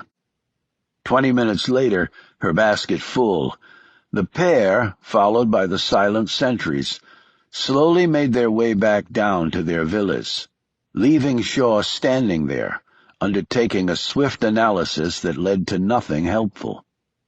He hurried back to his room and called Frank. "The lady's playing with fire and might just get burned," Shaw said. "There must be a way to protect her from this guy." "Whoa, Shaw, whoa. I thought we had this conversation. We didn't send your butt to Provence to protect some rich chick from the States. You're there to bring in Waller. That's all. We can't just let this guy—" "What? Have his way with her?" Frank chuckled. "Jeez, you're a piece of work."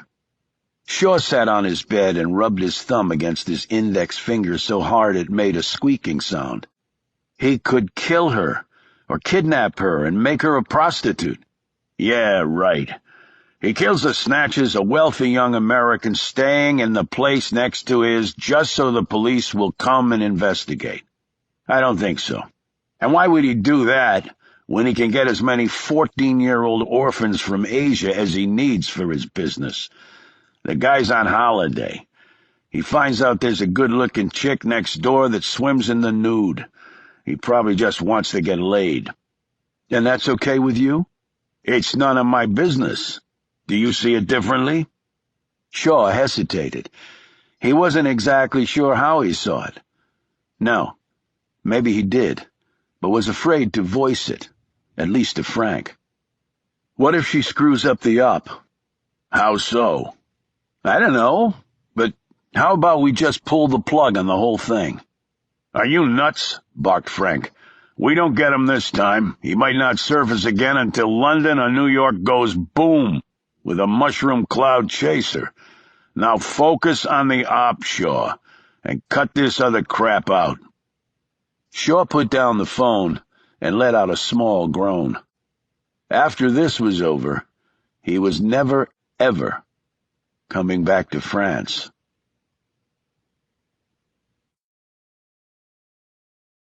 Chapter 33. Reggie bent low to snap a picture of a bee on a stalk of lavender. She rose, slipped the camera in the back pocket of her white jeans, and walked toward the Abbaye de Saint-Onc. Founded by Cistercian monks in the 12th century, it was located about 30 kilometers from Gourd, along a winding drive through the mountains on roads that were ostensibly 2 lanes, but practically only had room for 1 car. She walked toward the ancient building where for centuries men had come to learn the intricacies of their faith. Now it housed a chapel, a bookstore, and gift shop, and other event space. Monks still lived there and produced a variety of items for sale, including honey and liqueurs. The grounds were covered in the lavender fields for which Provence was known, although Reggie had passed equally impressive swaths of sunflowers on her way here. However, she had not come for the horticultural aspects of the abbey. She was here for a meeting. She'd chosen this rendezvous spot chiefly because it would have been impossible for anyone to follow her here. 1-lane death traps did that for you. She strolled along with the tour group, breaking off toward the gift shop when they veered into the chapel. The room was warm, and a single fan puttered overhead, managing only to move pockets of warm, stale air from one place to another. A machine in the small foyer sold both Cokes and cappuccino. She headed to the section of the shop housing large picture books on Provence, many of which, of course, had lavender fields on the cover.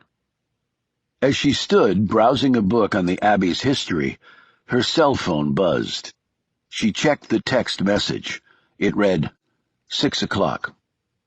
She put the book down, picked up another, and turned casually around. Whit was standing behind her, checking out a small wooden carving of the Abbey building you could purchase for 15 euros. He wore a baseball cap, shades, raggedy jeans, a week's worth of beard, and had his iPod earbuds in. He put the book back and strolled outside. She waited a minute and then followed, after buying the book she'd been looking at. She saw him standing over by a low stone wall that stretched in front of the building. He was holding his camera and looked through the lens. He glanced up and saw her.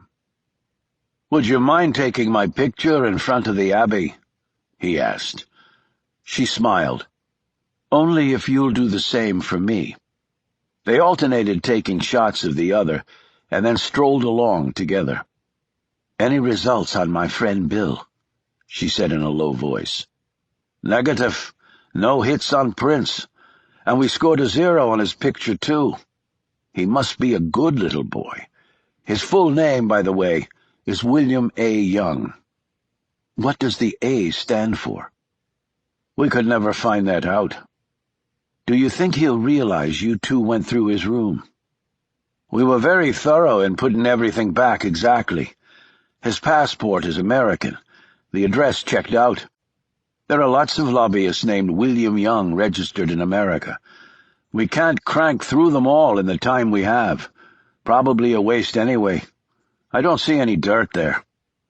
"Or his back cover could be as good as mine." "Or the bloke could be who he says he is, Reg. He scaled a wall and then disarmed me." "A lobbyist?" Whit looked troubled by this. "Well, he is a big guy, but I guess I see your point. So what do you want to do?" "I'm not sure. What does the professor think?"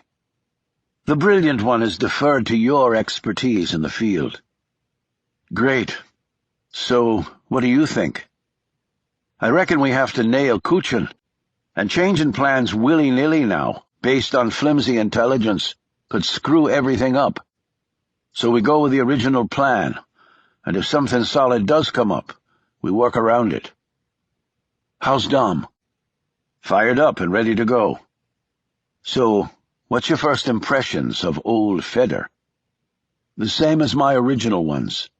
He fills up every bit of space he's in and then some." He glanced at her skeptically. "Not getting swept off your feet, are you?" "With the monster? Hardly." "Actually, I'm not talking about Kuchin."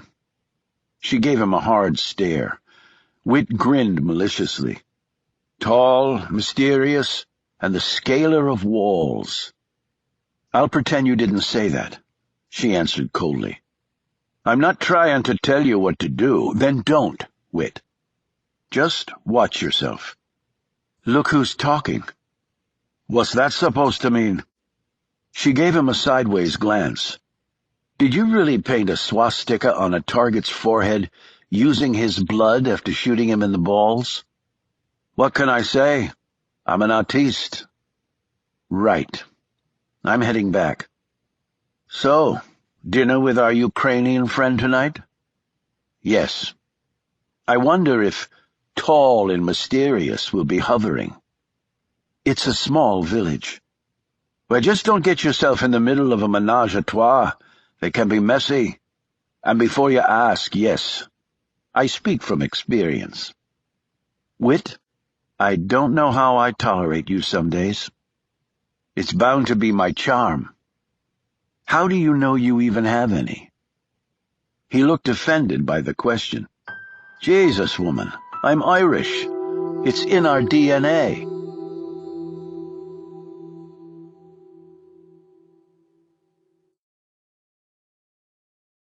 Chapter 34.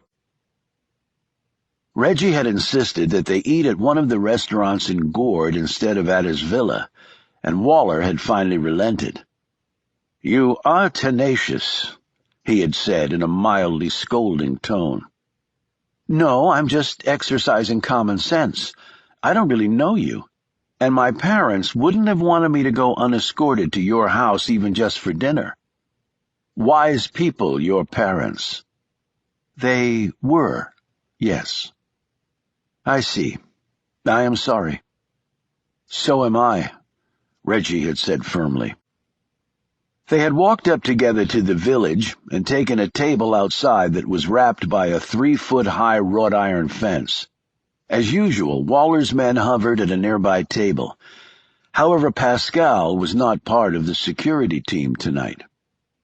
"Do they always go where you go?" Reggie asked, as she observed the armed men. "One of the prices that must be paid for success," Waller said, spreading his arms in mock hopelessness. He was dressed in a blue blazer, with a white pocket kerchief, khaki slacks, white silk shirt, and royal blue deck shoes that showed his bare, pale ankles. The air had not yet cooled from the day's heat, and there was a line of perspiration across his brow. She was sure there would be curves of sweat under his armpits, too. Reggie had opted for a pale blue skirt, yellow blouse, and white sandals, with a matching yellow scarf around her hair. There was no sweat on her face. "It would be hard to imagine anyone trying to hurt anyone around here," said Reggie, as she finished her last bite of beef. Waller sipped his wine and eyed her appraisingly. "It is serene here, bucolic, beautiful," he smiled. "Just as you are." At a wave from Waller, the waiter brought a second bottle of the same wine and poured it out. Reggie picked up her full wine glass and began to swirl the liquid around, absently checking its color against the flame of the lighted candle set in a bowl in the middle of the table. "You mentioned that you might have children my age. Do you have children?" He waved a hand carelessly. "No, I was merely speaking hypothetically. I suppose I was always too busy for children." "Wife?" "If I had one now, she would be with me on this trip." "Had one now, so you were married?" "Yes." "Did she pass away, or were you divorced?" "Questions, questions," he said in a casual tone, but his look was sterner. "I'm sorry," Reggie said. "I was just curious." "Both." "What?" "The first one died, and the second one divorced me." He patted her hand. "You remind me a little of my first wife. She was beautiful, too. And stubborn." "What was her name?" Waller started to say something and then seemed to catch himself. "That is the past. I don't dwell on the past. I live for the present and look to the future. Let's finish this wonderful Bordeaux and then take a stroll and admire all things French." Later, he guided her back to the street where they set off, his arm through hers. She once more eyed the bodyguards. Waller followed her gaze. She said, "I suppose for you it's necessary, but I wouldn't want to have to live my life that way." "But you yourself are obviously well off. You travel in style, you rent luxurious villas in one of the most beautiful places on earth. Are you not worried about being kidnapped, or even killed for your money?" "I have no money with me unless you count a few euros. If they want my credit cards, they hardly have to kill me for that. And if they kidnap me, there won't be anyone to pay the ransom. So you see, I would be a very inadequate target for a criminal." "Perhaps you are right. Now, the man you've been seeing, he looks like he would make a competent bodyguard." "Bill does look like he can take care of himself." "Ah, so it's Bill. His last name?" "He didn't tell me his last name," she said truthfully. Wit had found it out for her. This ignorance seemed to brighten Waller's spirits.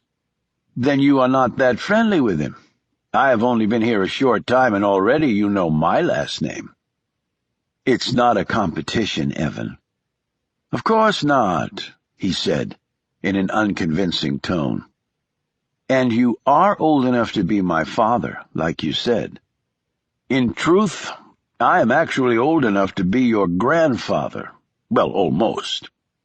He let go of her arm and pointed across at the church. "There is one of those in every village you will travel to here." "A church? Yes, I suppose so." "People use religion for much, mostly to explain their own shortcomings." "That's an unusual theory." "Books filled up by foolish people who don't want to take control of their own lives. So they look for some divine providence to explain their desires." "You mean to guide them?" "No, I mean for excuses. The people who actually do something with their lives do so from here." He tapped his chest. "They don't need men in collars telling them what to think and who to pray to, and most importantly, who to give their money to." "I take it you're not a regular churchgoer." He smiled. "Oh, but I am. Every week I am there, and I give much money to the church." "Why, if you think it's a bunch of crap?" He took her arm once more. "No, I do so because it's in my heart. I believe. And there is much good with faith, much good. My mother would have been in a convent if she'd had her way. Fortunately, she did not. Otherwise, I would not be here. I loved my mother very much." Reggie turned to see him staring directly at her. "I'm going on a private tour of the Les Beaux photographic exhibit this week. Have you heard of it?" "I read about it, yes." "Goya is the selected artist this year." "Goya? Not a very uplifting choice." "It is true that many of his masterpieces are bleak, but they have such power, such insight into the human soul." "They depict evil," Reggie said, before looking away from the man she considered one of the most evil she had ever pursued. "Yet evil is a large component of the soul. Its potential inhabits everyone." "I don't believe that," Reggie said breathlessly. "I refuse to believe that." "You may refuse if you choose to, but that does not mean that you are right." He paused. "I would like for you to accompany me on this tour. We can debate further this point then." Reggie didn't answer right away. "I'll think about it and let you know." He smiled through this mild reproach, bent down, and kissed the back of her hand. "I enjoyed our dinner, Janie. And now, as I have business to attend to, I wish you good night." He turned and walked off, his men following him. Reggie just stood there in the middle of the street, desperately trying to divine what that last look had truly meant. "Troubled?" She turned around. Shaw was leaning against a pillar in front of the church.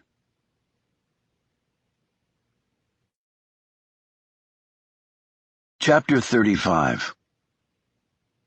Evan Waller climbed into the black SUV, and his three-vehicle motorcade roared off, throwing road dust on an older couple slowly making their way up the hill to Gourd. Waller sat back and studied the screen on his phone.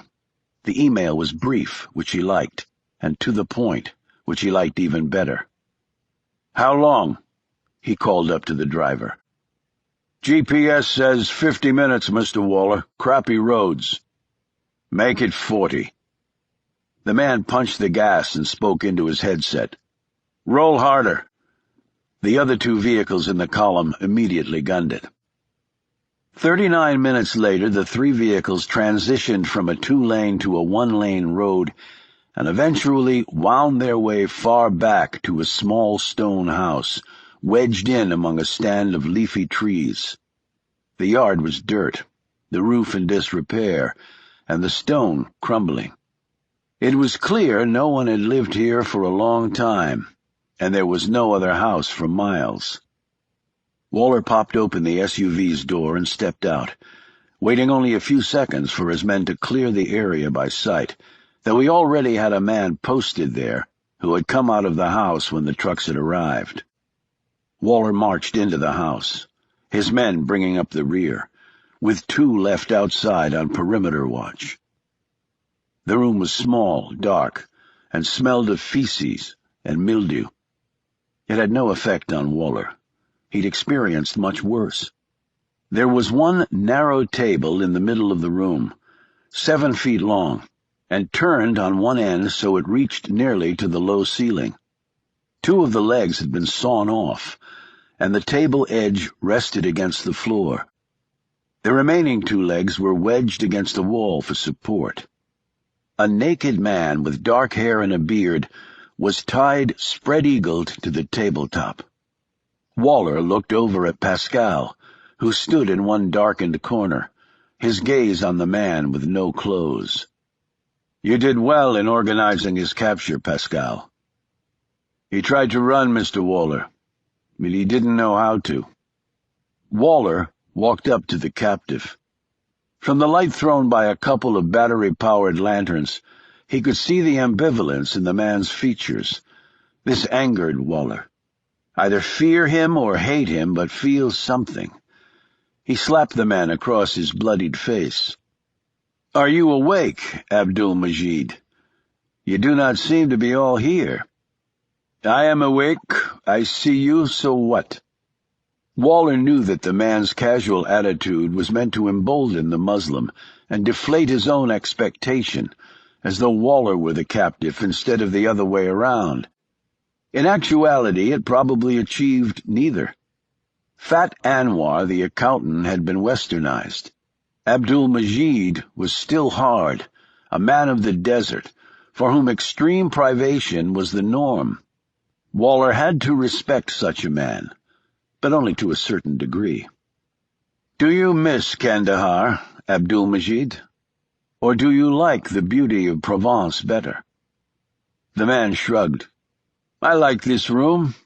It is actually better than what I have in Kandahar. But again, so what?" Waller took a step back and smiled. He had to admire at least the man's courage. "I do not like to be betrayed." "You do not understand the ways of the Muslim world, then. It was not betrayal. It was negotiation. It was caution.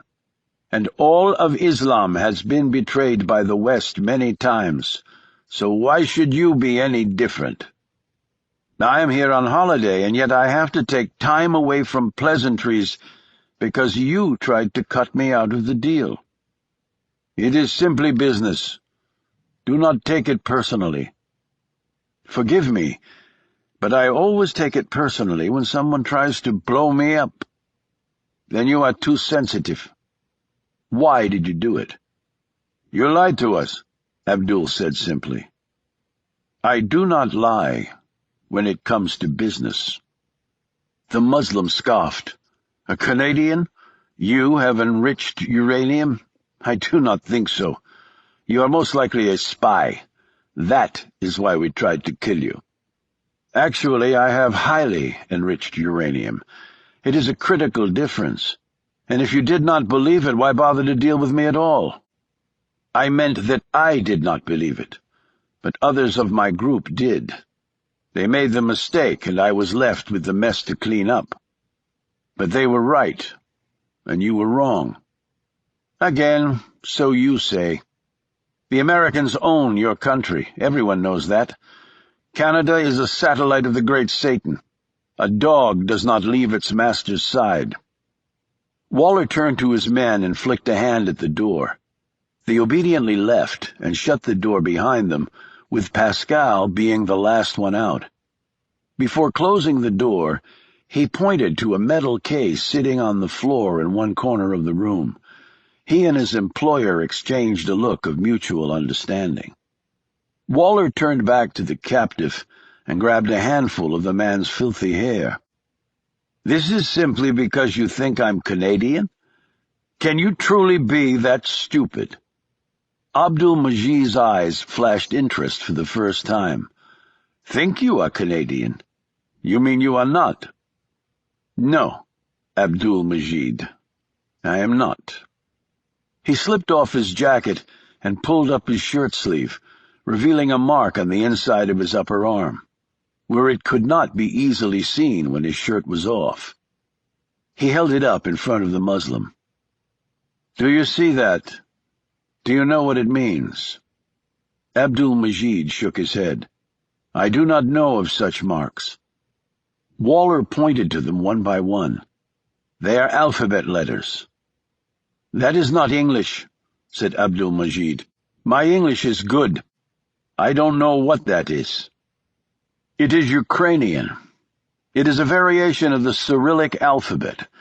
It stands for the 5th Chief Directorate, tasked to provide internal security against the enemies of the Soviet Union.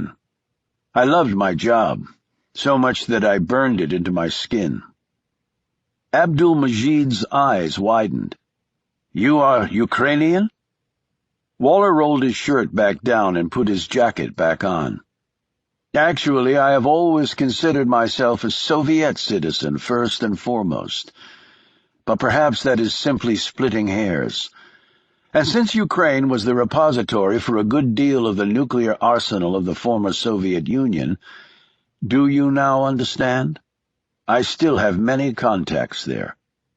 "Why did you not tell us this?" spat out Abdul-Majid. Waller pulled up a chair and sat down.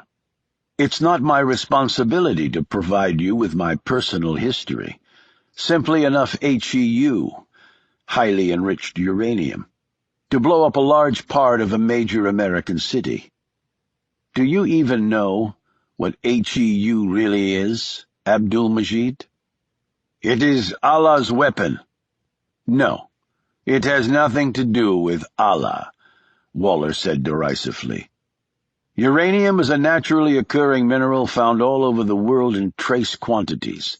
It took the Germans during Hitler's reign to realize its peculiar potential through precise fission, namely to destroy people and property in vast quantities. Did you know that one can actually hold highly enriched uranium in his hand and not feel any adverse effects until years later? I have done so myself. Stupid of me, of course, but to hold that much power? The temptation was too great when I was a young and foolish man, though the toxic effects will probably kill me before my time. It takes 50 kilos, or nearly 110 pounds of the substance to create a nuclear detonation, whereas one would need nearly 1 ton or 20 times that amount of low-enriched uranium to produce a single nuclear bomb.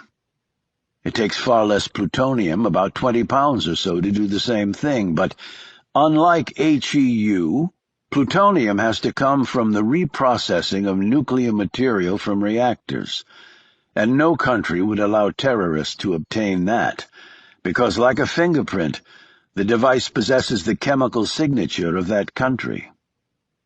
"You promised enough material for a suitcase nuke," Abdul-Majid said. Waller shook his head in disappointment.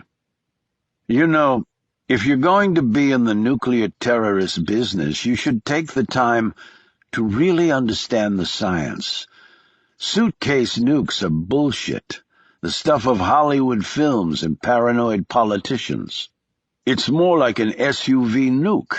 It can be done perhaps in a smaller footprint, but the smaller the device, counterintuitively perhaps, the greater its maintenance costs. And it would take a very strong man to carry around a suitcase weighing hundreds of kilos, and the nuclear core would not last long. No.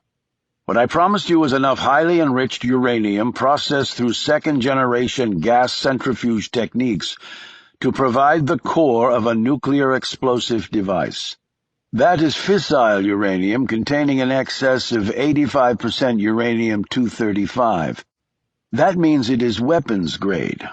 I can also offer you, for a reduced price, weapons usable grade, which only has 20% U-235. The boom will be far less, but you will still get a damn big boom with radiation fallout." Waller stood and moved around the room, but his gaze remained on the Muslim. "I can also offer technical assistance. For instance, wrapping the weapon's fissile core in a neutron reflector, because it will dramatically lessen the critical mass, which is a good thing when you want as much explosive power as possible. It's a tricky balance, a bit too much U-238 isotope, and the chain reaction that gives the substance its ability to mass fission is rendered unworkable. Then, no boom and no burn." For the first time, Abdul-Majid looked impressed. "You know much about this." "Yes, I know much about this," mocked Waller. "I lived in Ukraine when it was one large atomic weapon waiting to be deployed. I have worked in nuclear facilities." He added ominously, "And I have tortured scientists suspected of selling out their country to the Americans and their allies. It was a most valuable classroom for me on many levels." "Then we were wrong about you. We can go through with our deal." Waller looked amused. "Oh, you think so? After you tried to kill me?" "Why not? You did not die. Things are explained. You will make much money." "Well, it's not always about money, is it? And not everything is explained. For instance, I know you didn't make the decision to kill me because you aren't important enough to do so. But I want the names of those who did." Abdul-Majid smiled grimly. "That you will never know." "Have you ever been tortured, Abdul-Majid? Forgive me if I refuse to use the ridiculous term enhanced interrogation. I prefer to cut to the chase." The Afghan looked bored. "Sleep deprivation, waterboarding, cattle prods, loud music." "No, you misunderstood me. I asked if you'd been tortured, not coddled by what passes for torture these days." Waller walked over, opened the metal suitcase, and pulled out various instruments. "It is said that the Germans knew how to torture people, and indeed they were good at it.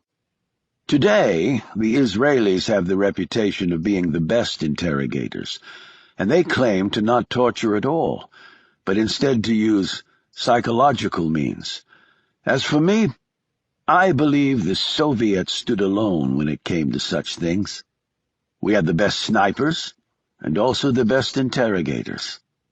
And I am old-fashioned.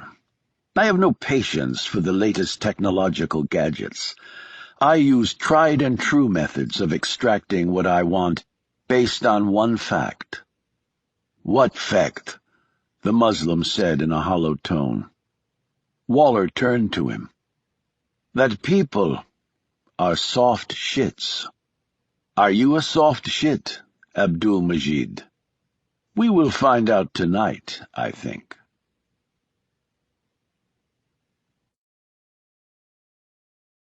Chapter 36. "Why would I be troubled?" asked Reggie. She made no move toward Shaw, so he came to her. "Sorry, guess I was wrong about that. How was dinner?" "It was fine. He knows his wines very well. Good conversationalist." "I'm sure. Is there a problem?" "I told you one of his guys was spying on you. Then they block off the street like they own it." "Evan apologized for that," she said, interrupting him. "Oh, it's Evan." "That is his name. In fact, he told me his last name, too, unlike you. It's Waller." "Young. Bill Young." He paused. "Someone searched my room the day we went kayaking." Reggie looked genuinely startled by this news, and both her respect for and suspicion of Shaw increased. "Was anything taken?" "Not that I can tell, no." "Why would someone do that?" He shrugged. "Gourd is certainly turning out to be more exciting than I thought it would be." They started to walk along. Up ahead, near the village square, a band of teenagers were playing guitars and drums, and a small crowd of people had stopped to listen and drop money in their basket. He asked about you. "About me? Why?" She smiled. "I think he wanted to know if you were serious competition for him." "And what did you tell him?" "That I hardly knew you, which is true." "You don't know him either," he pointed out. "He seems nice enough. I mean, he's far too old for me." She playfully smacked his arm. "He's even older than you. For some reason, I don't think age differences matter to a guy like that." "Well, I think that's my decision to make, not his. If I tell him to back off, I'm sure he will." "He doesn't look like a guy who takes no for an answer." "But you don't know him. You've never even met him." "Did he tell you what he did for a living?" "A businessman." "Well, that covers a lot of possibilities." "I'm sure it'll be fine. This is Provence, after all. What's he going to do?" Shaw quickly looked away, his pulse hammering at a vein near his temple. "Are you okay?" "Dinner's not agreeing with me." "You want to go back to your room? I can make my way back to the villa by myself." "No, I'll walk you." They took the shortcut and arrived at her villa a few minutes later. "Seems like our boy's out for the night," he said, looking at the empty parking spaces in front of Waller's villa. "He did leave rather abruptly after dinner," she noted. "Said he had some business to take care of." "Busy guy." Her next word sent a cold dread down Shaw's back. "He's going to Les Beaux, to see the Goya exhibit. He asked me to go with him." "And what did you tell him?" Shaw asked, a bit too sharply. She stared at him, perplexed. "I told him I'd think about it and get back to him." Shaw thought swiftly, and the words tumbled out of his mouth. "You don't have to do that." "Why not?" "Because you're going with me to Les Beaux tomorrow. I've wanted to see the exhibit. I'd meant to ask you earlier." "Really?" she said skeptically. "We can make a day of it. Have some lunch in Saint-Remy." "Why are you doing this? Are you thinking this is a competition too? I'm not a prize to be won." "I know you're not, Janie. And if you'd rather go with him instead, I'll understand perfectly. It's just that—" "Just what?" "I just wanted to spend some more time with you. That's all. No fancy explanation. Just be with you." Reggie's features softened, and she grazed his arm with her hand. "Well, how can I turn you down since you asked so nicely?" She smiled. "It's a date. Now the critical question is, Vespa or car?" "It's a little far for the Vespa, so I think your Renault would work out far better. Let's say 9 o'clock. I'll walk down to your place." "Let me come up and get you." Shaw looked at her curiously. "I just think it'll be easier that way. We can drive straight out to the main road." "And Waller won't know anything about it, you mean?" "That's right. I can take care of myself." "I'm sure you can, Bill." She paused. "And so can I."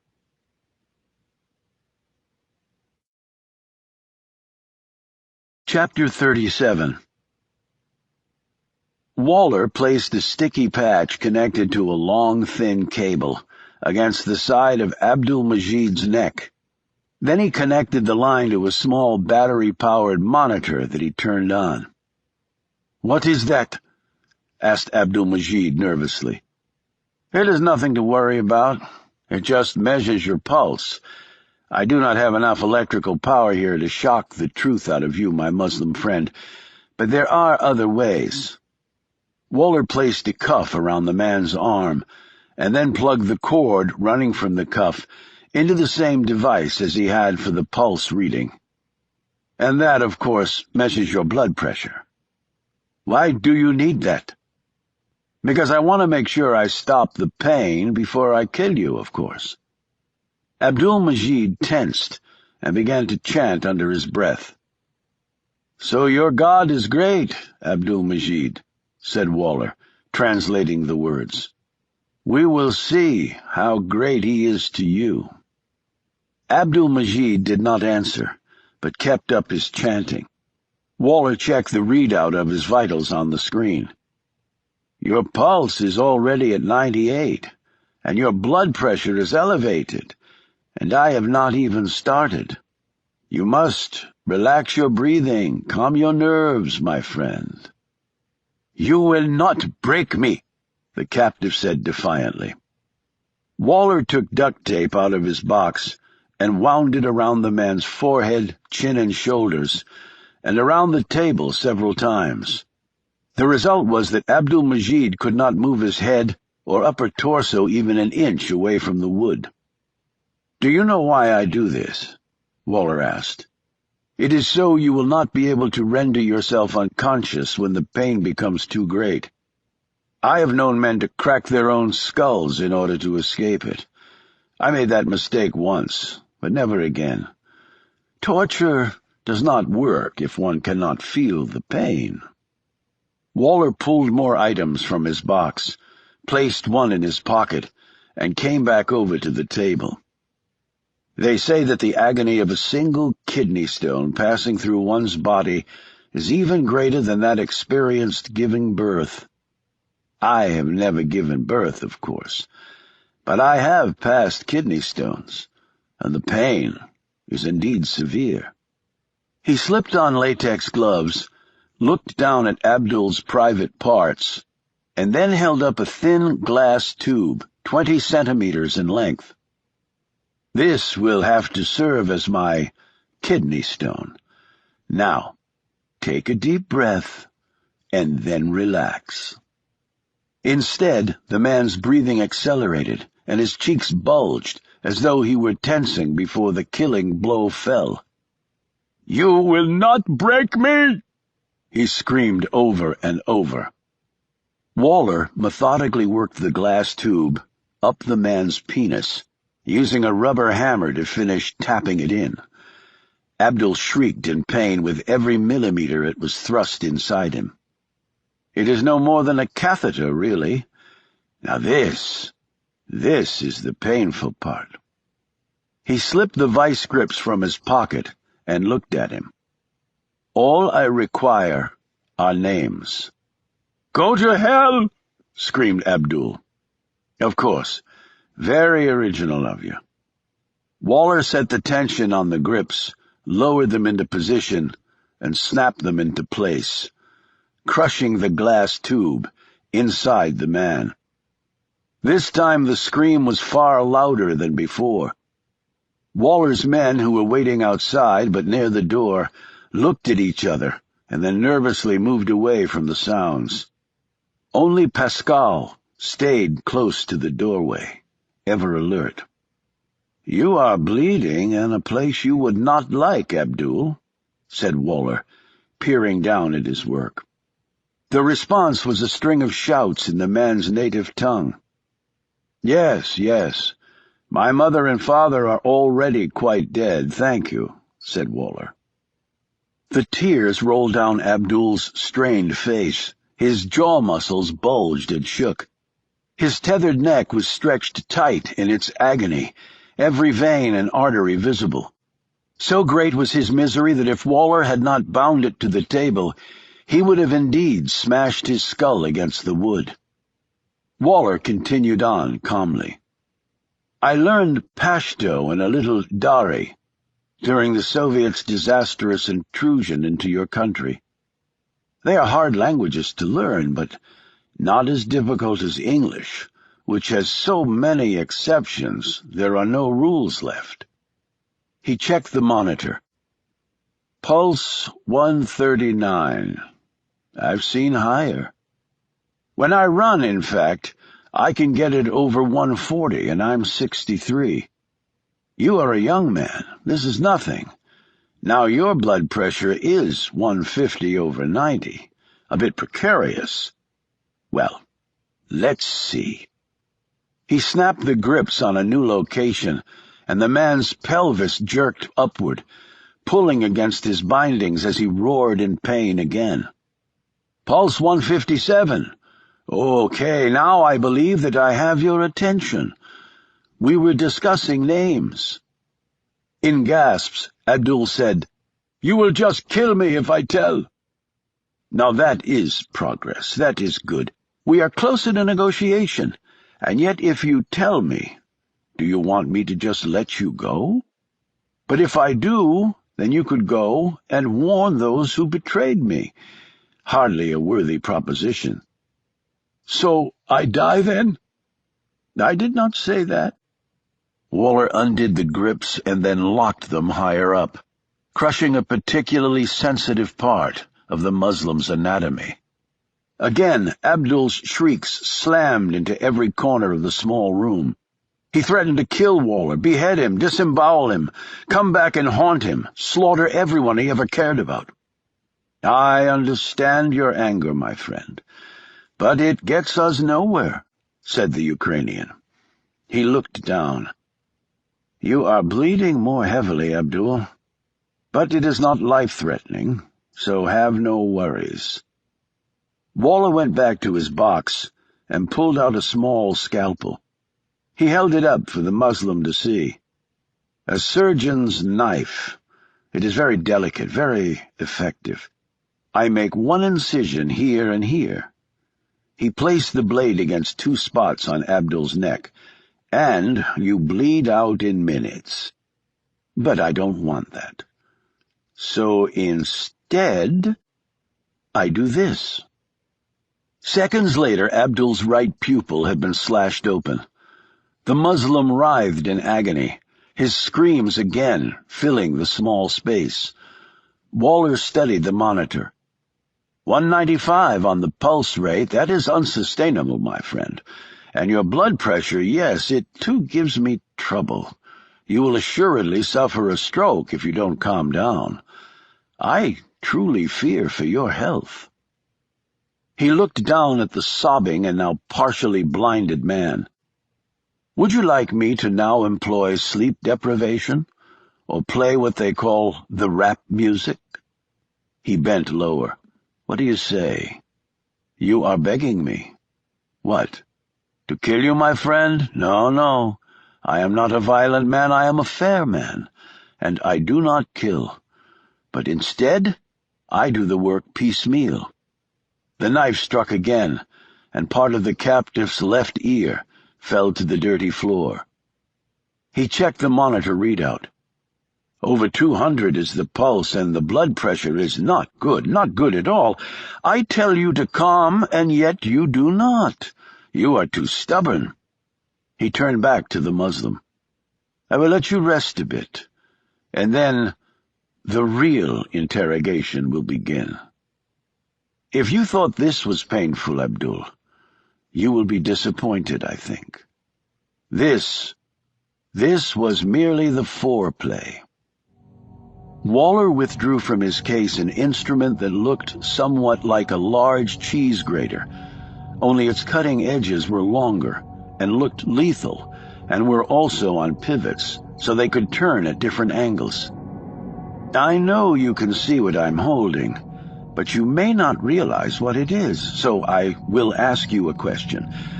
What is the largest organ in the body?" Waller pretended to wait for a response.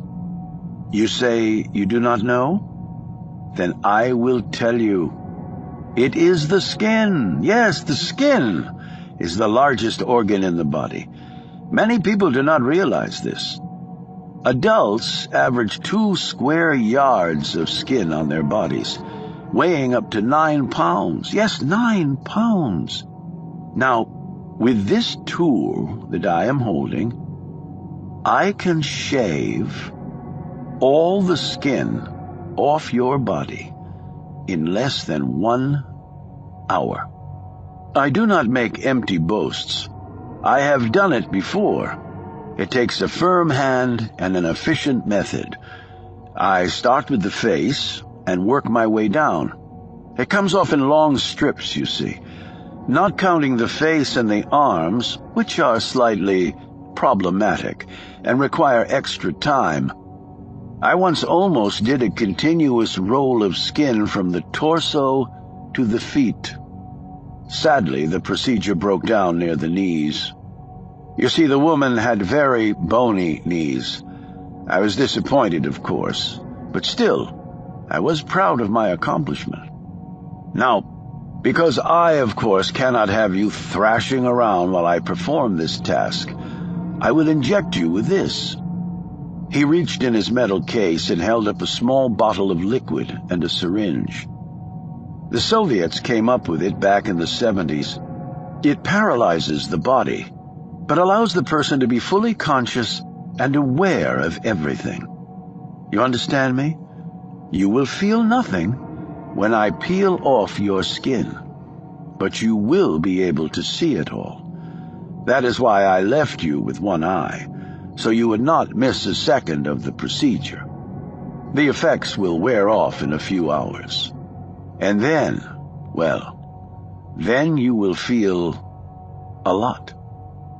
"Please, please," sobbed Abdul Majid.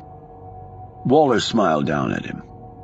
"So, you do not prefer the taking of the skin? Well, then did you know that if cut out of the body properly, a man can hold his own intestines for hours? You would think that one would bleed out, But it's not true.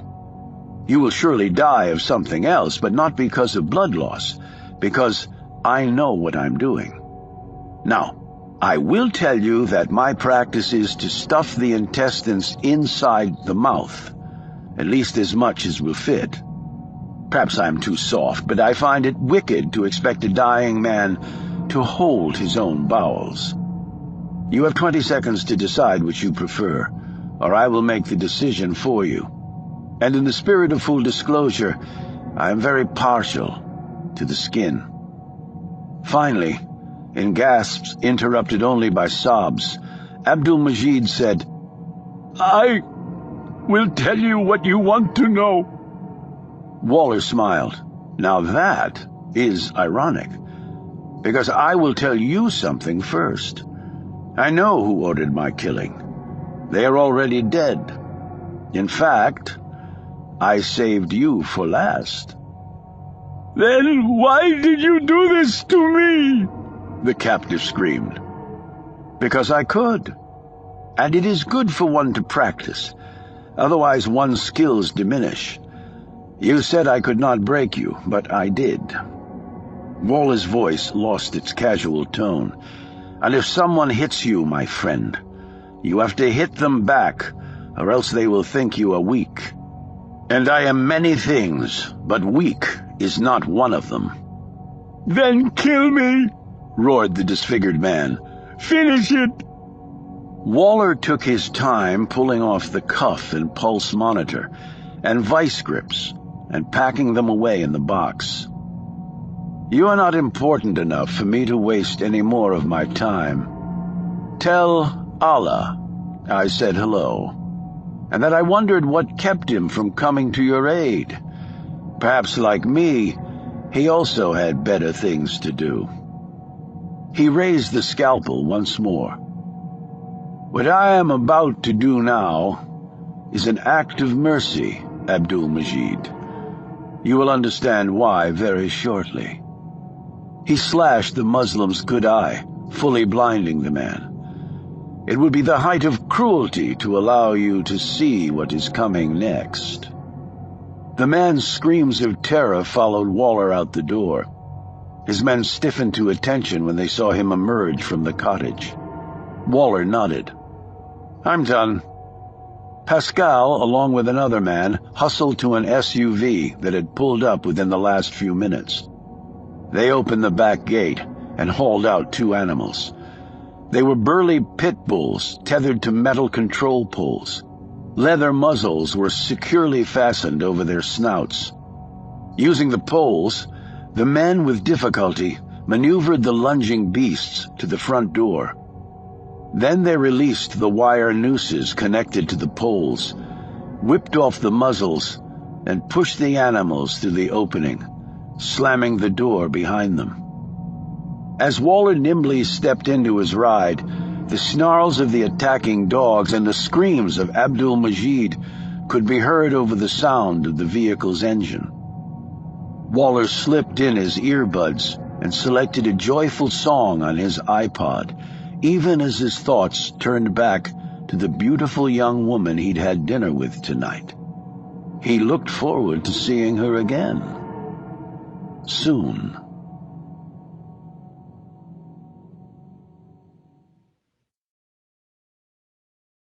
Chapter 38. The air was cool, but oddly heavy. The darkness here was more intense than anything Reggie had experienced. She could only flash her penlight every few seconds to see where she was going. Twice she bumped into hard objects, skinning her arm and bruising a toe.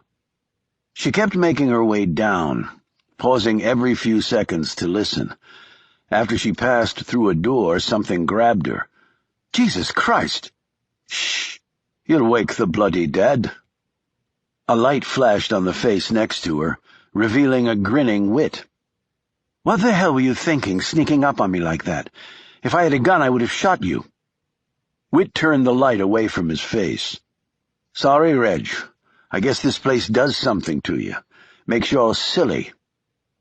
"Is it all clear, at least?" she said sternly, her breath returning to normal. Of all living things. See for yourself." He swept his light around. Reggie took in the revealed objects. Crypts. They were in the catacombs of Gourd Catholic Church. Since Reggie had articulated her plan to Professor Mallory back at Harrowsfield, they'd used the church as the focal venue of their plans. Whit and Dominic had explored its interior and were thrilled to find it held all they needed to entrap their quarry. "How many do you reckon?" she asked. "Dunno. Didn't bother to count 'em. It's a lot, though." "Now, show me the pass-through you found. That's the critical piece." He led her back the way she had come in, to an intersection of two passages. The one they'd come through that led to the catacombs, and the second heading off to the left. They walked down this long passage that was dimly lit by a few flickering electric lights.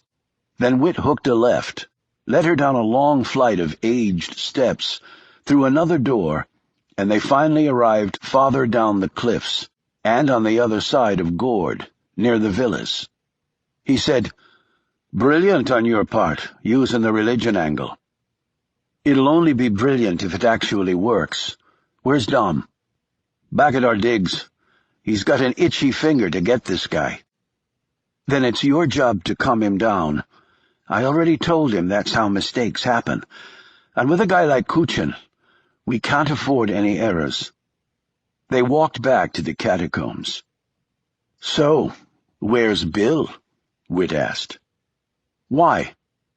"I saw you talking to him earlier tonight. Just wondering." "You were spying on me?" Reggie said. "No, just covering your back. Partners do that, you know." "Okay, partner. We're going to Les Beaux tomorrow to look at the Goya exhibit." "You think that's wise?" "Why wouldn't it be?" "Because you could spend that time further ingratiating yourself to Kuchin, now couldn't you?" That was true, thought Reggie. And yet she wanted to go to Les Beaux. Or maybe she just wanted to go with Bill to Les Beaux. Whit seemed to be reading her mind. "You talk about focus, Reg. Then why don't you practice what you're bloody preaching?" he said heatedly. She looked up at him angrily. "You worry about Dom and yourself, and you're the one who went off mission in your last lead." "What? By shooting a Nazi in his nuts and painting Hitler's sign on his head? I told you before, I'm an artiste." "No, you just made our job a lot harder." "Oh, so you've bought into the professor's theory on keeping a low profile, so the future bastards won't dig their hole deeper." "I don't consider it a mere theory." "Well, consider this, love. You don't think these blokes we're hunting are dug in as deep as they can be? You don't think they know folks are coming after them? The prof wants a low profile. I say, we scream our work to the heavens. I want these bastards to know we're coming. I want them to lie awake at night thinking about how grisly their deaths will be. I want them to piss in their pants with fear, just like the people they slaughtered had to. See, for me, that's all part of the fun." "What we do isn't fun, Whit," she said, though by her expression his words had stung her, had uncomfortably reached a level in her mind she hadn't before visited. "Well, maybe that's the principal difference between you and me." The two stared at each other in the semi-darkness until Reggie said, "Do you have the poison yet?" "Enough to kill 10 Federkuchens." He looked around the room they were in. "I say right here is good. Tie him to that slab over there. Read him his life story, and then do the drip-drip. You got down how you want to show the prick his terrible deeds? That's the last piece, as far as I can see." "Getting there. And after that?" "Right, low-profile shite." Whit flashed his light on a crypt against the wall. "That one's top is very loose. Took a lot of elbow grease from Dom and me, but we got it done. Nothing but bones at the bottom. Plenty of room. I checked around the village. They don't use the catacombs anymore. Doubt they'll ever find the guy, till he's bones too. Work for you?" "Yes. I'm sure the professor will be very pleased too." "Not my job to please him." She grabbed his arm. "We have to be on the same page here. There's too much at stake." He firmly disengaged her fingers. "I may disagree with people over stuff, but when the time comes to do the job, I'll do the bloody job. That good enough for you?" "Yes." "In the meantime, enjoy les beaux with your bow." In another few seconds, Reggie was alone. She waited a few more minutes, and then made her way back out to the darkened streets. Even after midnight, Gourd was lovely and felt safe. There was no one about as she made her way quietly back to the villa. She was aware that people would probably be watching her as she approached Kuchin's place. His men kept a 24/7 vigil around their boss. What Reggie hadn't counted on was someone watching her as she left the church. And this time, it wasn't Shaw.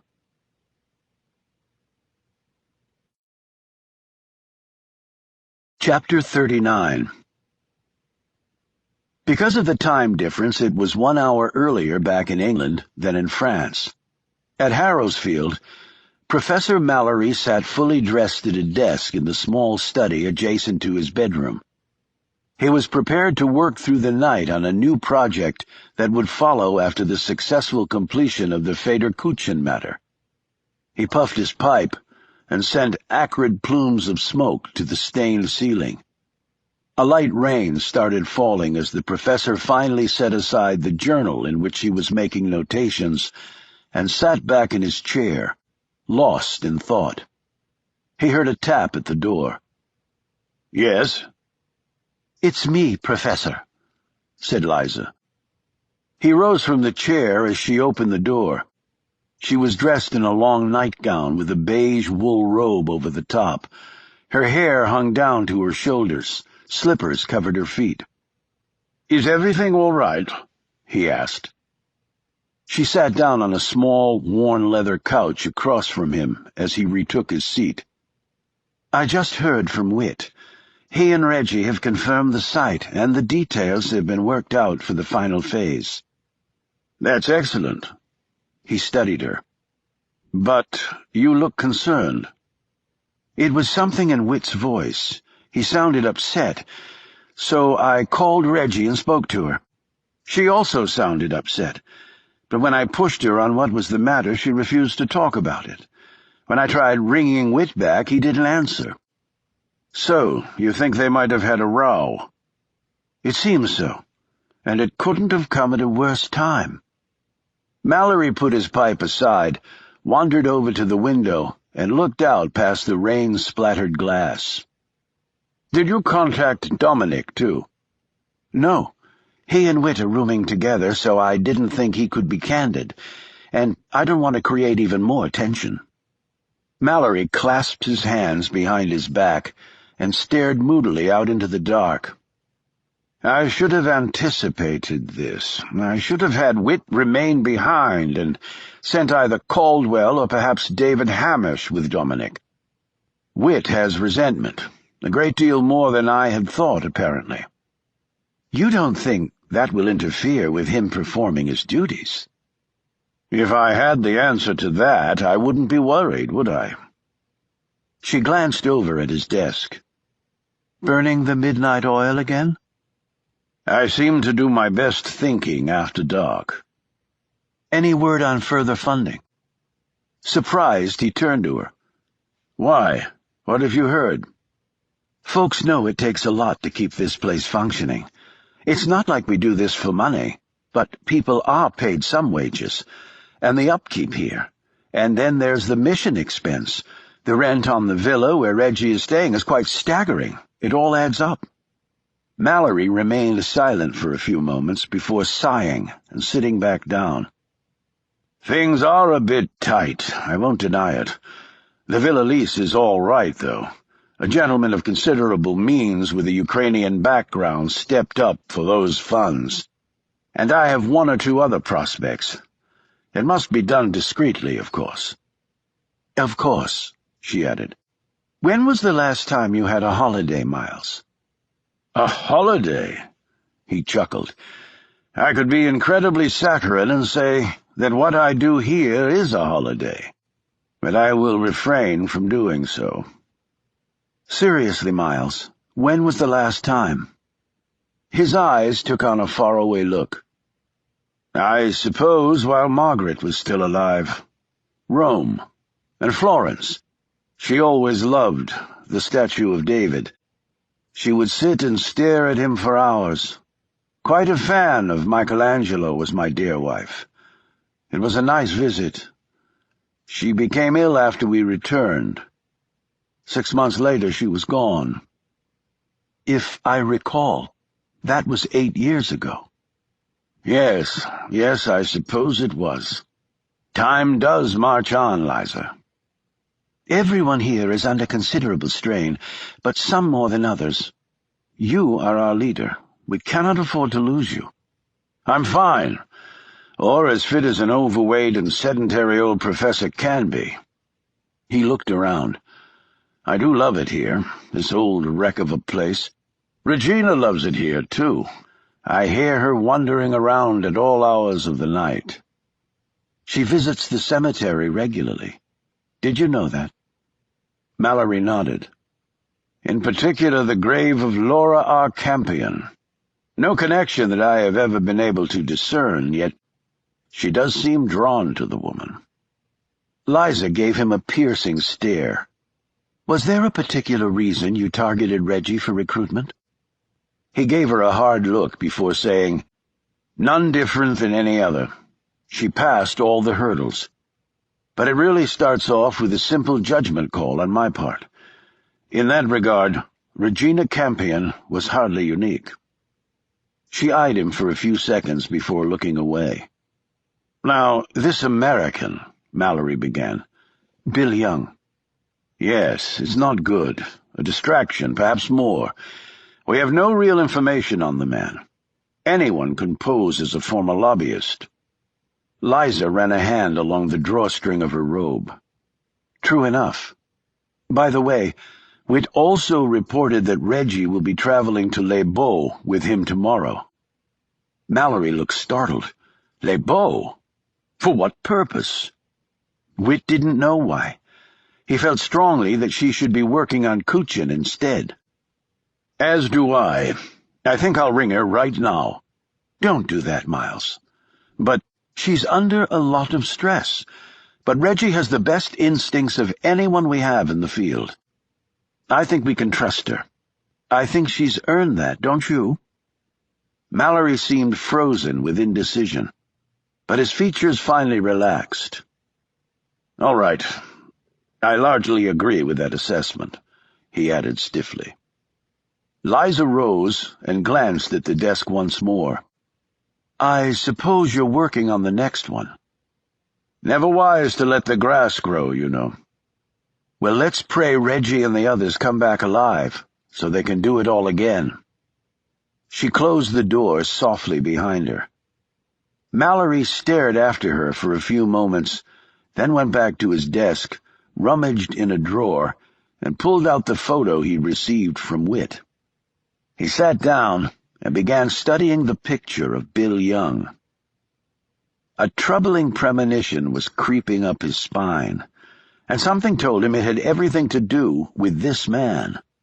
He did trust Reggie, but there was always a limit to trust in anyone, and nothing could interfere with them getting to Kuchin. It was too important. He debated for a bit, and then decided to do it. He slipped a mobile phone out of his pocket and thumbed in a text message. The professor was not nearly as electronics illiterate as he let on. He put the mobile away and sat back in his chair. He hoped he had done the right thing. Sometimes in this line of work all you had were your instincts. When you were right, all was well. When you turned out to be wrong, however, well, innocent people sometimes died.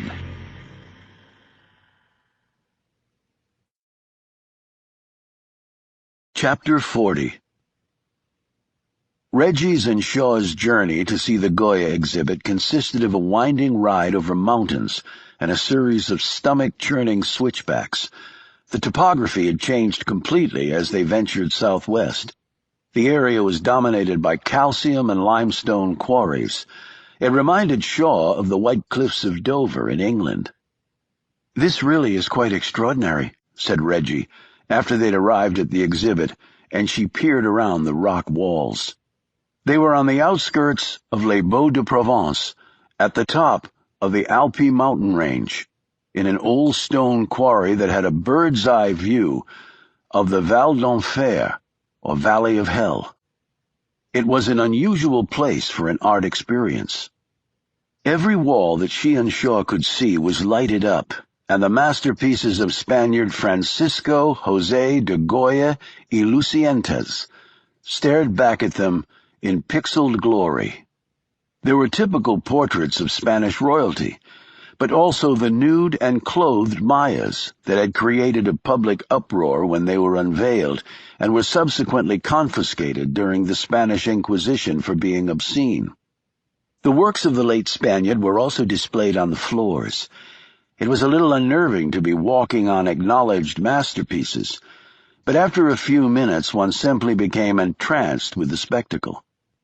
Thematic music filtered across the darkened space, but there was no accompanying narrative audio. Prose was displayed along the walls, giving information about Goya's career.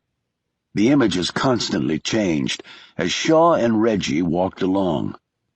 One moment they were awash in brilliant colors.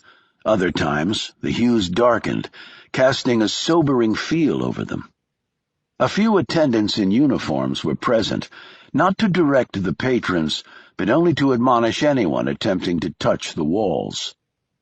When Reggie and Shaw arrived at the section of the caves depicting Goya's later, far darker work, she fell silent. Shaw glanced over the brochure they'd been given at the entrance. However, it was bare bones, and did not tell what any of the paintings were. "Pretty grim," he said to Reggie, as a sad tune filled their ears. "That's the 3rd of May, 1808, she said, gesturing to the painting depicting French soldiers firing on defenseless Spaniards. "It commemorates Spanish resistance to Napoleon's invasion of their country." "Were you an art history major?" She shook her head. "No, just interested in it." Reggie stared at the man in the white shirt in the portrait, his arms raised either in surrender or more likely defiance. His eyes captured the full horror of his situation. He and everyone around him were about to die. When I told Waller that Goya was hardly an uplifting artist, he said something strange. "What was that?" Though he agreed the paintings were bleak, he said they were also powerful insights into the human soul, and he said something that really gave me a chill. She hesitated, as though she simply wanted to drop this thread of conversation. "What did he say, Janie?" Shaw prompted. "He said that the potential for evil lurks in everyone." She turned to Shaw.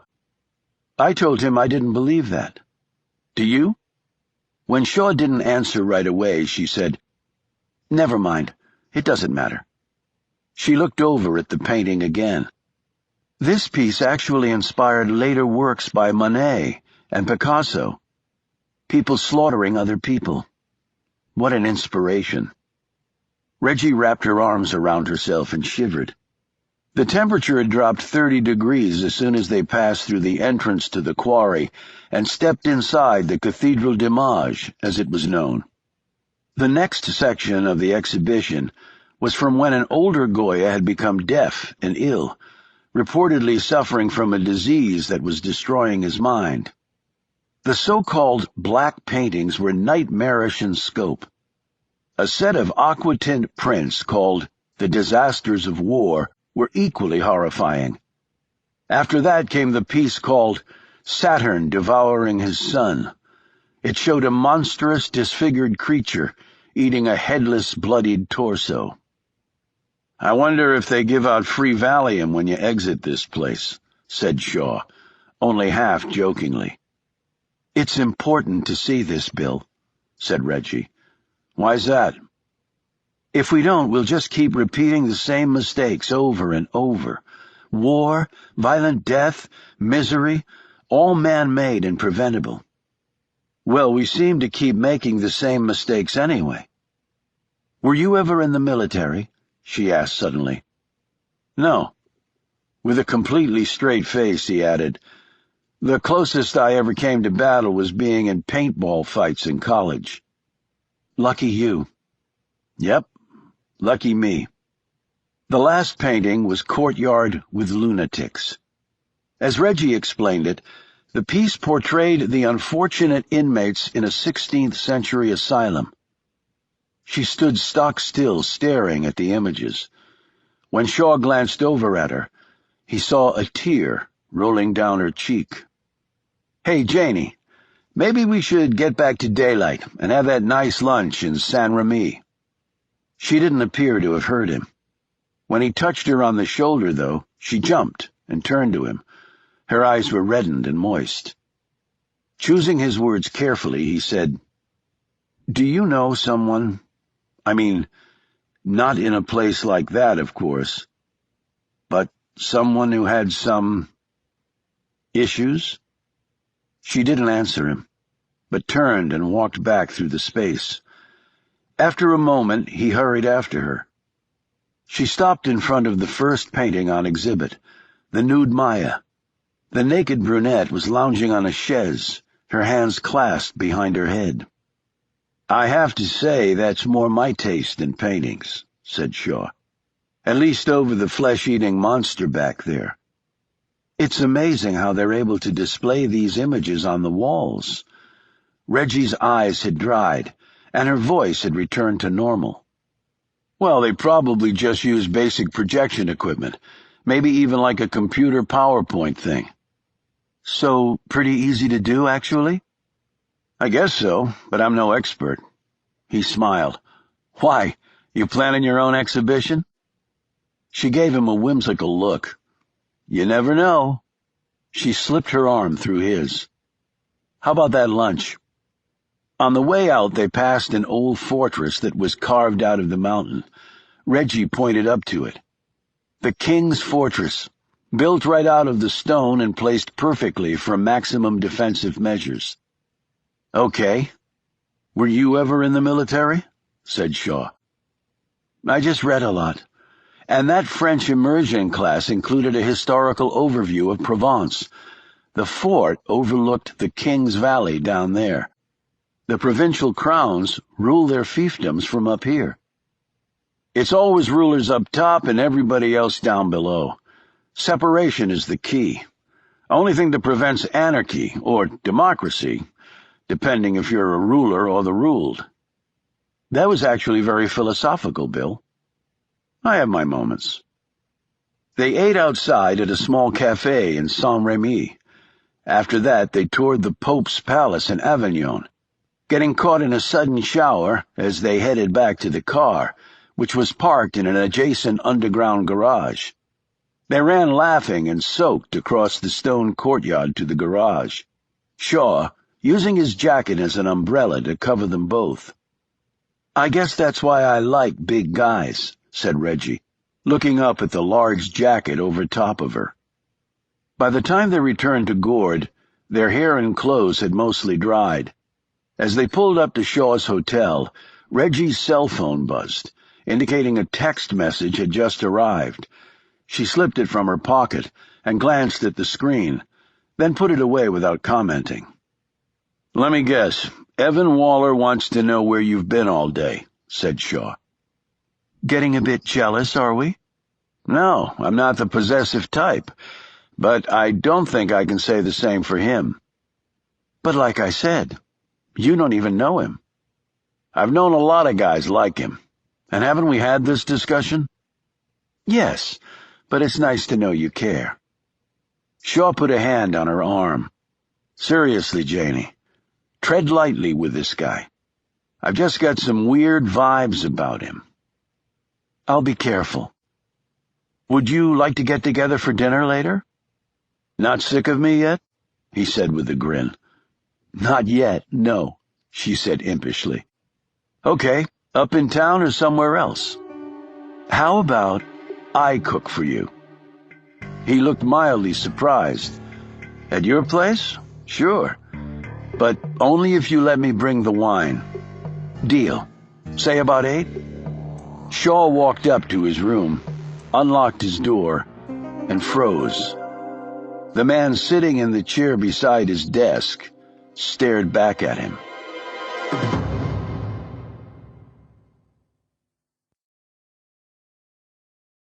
Chapter 41. After dropping Shaw off, Reggie didn't return to her villa. She continued on out of Gourd again, passed her villa, turned onto the main road and drove off. 20 minutes later, after making certain she wasn't being followed, she reached her destination. Dominic had seen her drive up and was waiting for her at the door. When she walked in the cottage and saw the messy dig, she said, "I see Whit has settled in quite nicely here. Where is he, by the way?" "Out working on the job. Told me to hang here. I just got a text from the professor. That's why I'm here. He wanted to know if there are problems. Are there?" Dominic tugged at the wrists of his sweatshirt. "I take it you and Whit had words." Reggie sat down on the edge of a chair. "Why? What the hell did he tell you? You want his version straight or the cleaned-up copy?" "What did he say, Dom?" "Verbatim. That you've lost your bloody head over this bloke and you're possibly screwing everything up. Only he didn't use the word screwing." "Is that what you think?" "You went out with him today, right? And I'm going to see him tonight, too." "Reg," he began. She cut him off. "And do you know why?" "Why don't you enlighten me?" he said sarcastically. "I can see you've been hanging out with Whit too long. That tone doesn't become you, Dom. You may not agree with him on everything, but he's got good instincts in the field. No, he has great instincts in the field. But so do I. And this time, he's just wrong." "And why is that?" They both whirled around to see Whit standing in the doorway that led to the small kitchen. "I thought you were out," said Reggie. Whit came forward and sank down on the couch next to Dominic. "I was, and now I'm back, so keep talking. This is really informative. By the way, Bill knew someone had searched his room." "Really? Guy's better than I thought. I'll have to keep that in mind." Whit continued to stare at her. "Do that, at least for future missions. Back to this mission, and your relationship with little Billy." "Okay, I lay it out for you. I have a short time frame to get to Kuchin. The whole mission is predicated on him going where I want him to go at a certain time and day." Whit tugged his jacket off and tossed it on a small table in one corner. "Just get to the part we don't know and are thinking the worst about, meaning you and bloody Bill." "Jealousy," said Reggie simply. "It's the fastest way to reel a man in. He thinks I'm spending too much time with Bill. Kuchin gets antsy. He's already reacted that way. That gives me the upper hand.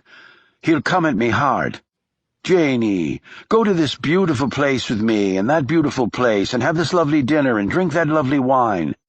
And it'll come to the point that wherever I suggest that we go, he'll do it without hesitation. So having Bill around actually made my job easier. I don't have to overtly throw myself at Kuchin, which is very good because a man like that will see through that sort of thing 9 times out of 10. He believes he's coming after me, it's a whole different story. His defenses are down." She paused. "But if you two male-female experts have a better way—" "I'm listening." Dominic looked over at Whit, who was still staring at Reggie. "So this is all tied to the mission?" Whit asked. "It's always been tied to the mission, Whit. Everything I do in my bloody life has been tied to the mission. If you'd get your brains out of your crotch, you might be able to see that. Or did I misinterpret your last remark back at Harrowsfield? What was it again? A glimpse of thigh and a pretty face, more or less, said Wit with a smirk. What are you two talking about? Demanded Dominic, as he stared between them. Nothing, Dom, she said. Are you two having an affair? Dominic persisted. Wit laughed. Not for lack of trying, at least on my part. But Sister Reggie here's having nothing to do with it. The smile quickly faded from his lips. Okay, Reg. What you just said makes sense. Jealousy. Jealousy, she repeated, staring him down. It works with most men. Wit looked away. I'm hungry. You want anything? No, but I do have a request. He sat up, looking interested. Shoot. I need some new equipment. Dominic looked at her warily. What sort of equipment? Stuff that'll project pictures on a wall, plus a power source. Can you get it? I don't see why not, said Dom. There are big electronics stores in Avignon. Then get it, as fast as you can. Wit looked confused. What do you have in mind? She rose. You'll see. When she got back to her villa, Feder Kuchin was standing in the middle of the narrow road, his arms open wide in welcome to her. She wanted to place a bullet between his eyes. Instead, she sighed, forced another smile, and climbed out of her car.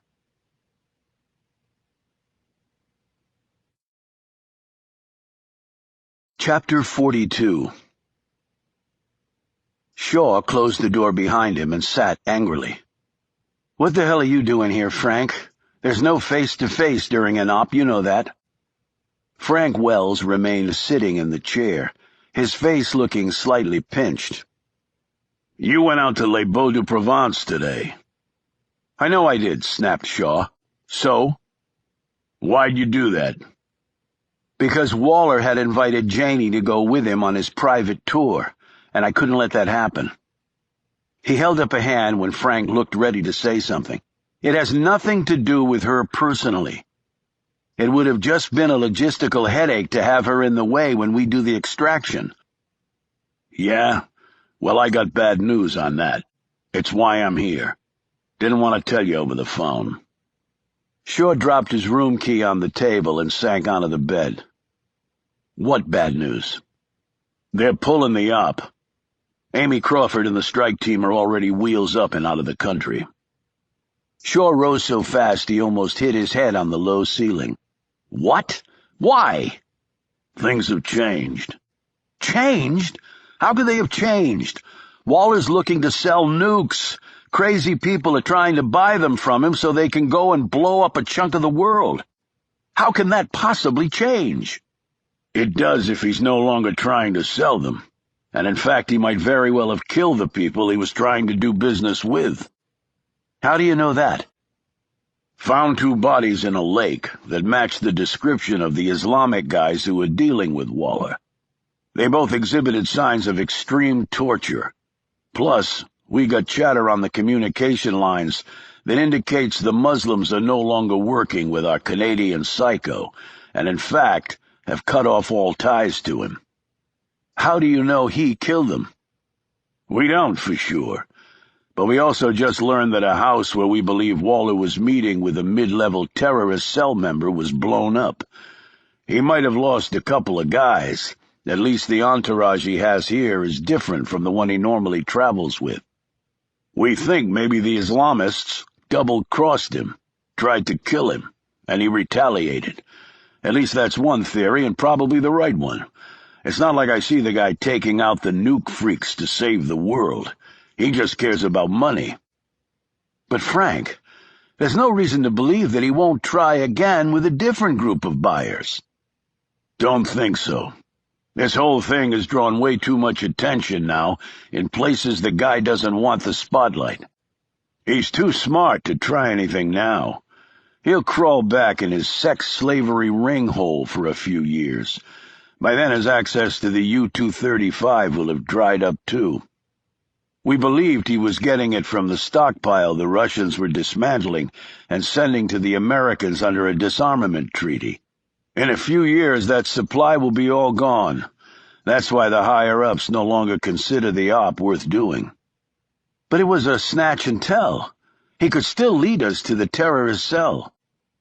Not if he killed them all. The one guy we were really interested in, Abdul Majid, has fallen completely off the radar. Our intel concludes that Waller probably got to him too. Bottom line is, there's no one left for him to rat on. But he's a bad guy. You just said he'll go back to his sex-slavery business now. He has to be stopped. Frank rose. That's not our concern. We're officially pulling our tent on this one. He held out a packet of materials. I got your new assignment here. Early morning flight out to Madrid, then on to Wild Rio for a while. You'll get briefed on the way, but it has to do with Chinese ties to some violent anti-democratic leaders in that hemisphere. My counterpart in South America will be meeting you and going over more specifics.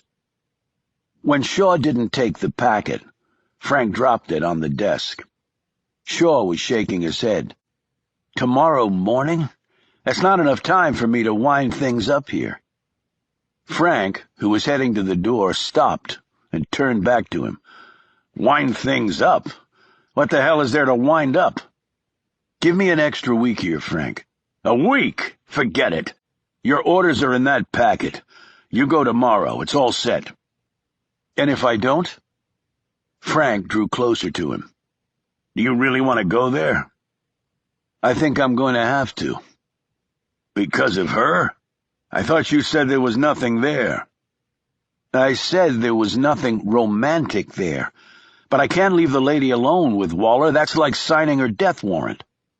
Oh, come on. We've had this discussion. The guy is not going to try anything with her. This is Provence.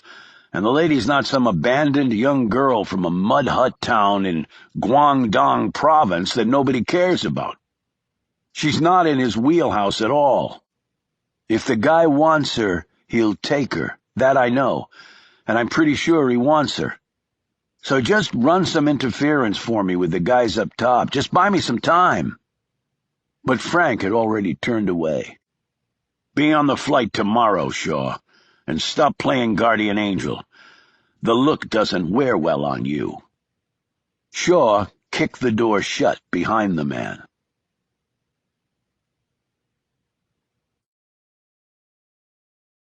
Chapter 43. I missed you, Janie. Waller took her hand. I'm sure you had plenty to keep you busy. If I may inquire, where did you go today? Reggie drew a shallow breath and said, I went to Les Beaux de Provence to look at the Goya exhibit. His smile disappeared. That is most unfortunate. As I explained, I was hoping to take you there myself. I'm sorry, she said curtly. And you went alone? Evan, I see. I'm sure you two had a wonderful time, he said with a trace of bitterness. Look, I'm sorry. It was just a spur-of-the-moment thing. There are lots of other sites we could visit around here. This seemed to bolster his spirits. You're right. Will you then join me for dinner tonight, at my home? I would be honored. I have engaged a local chef. I actually already have plans.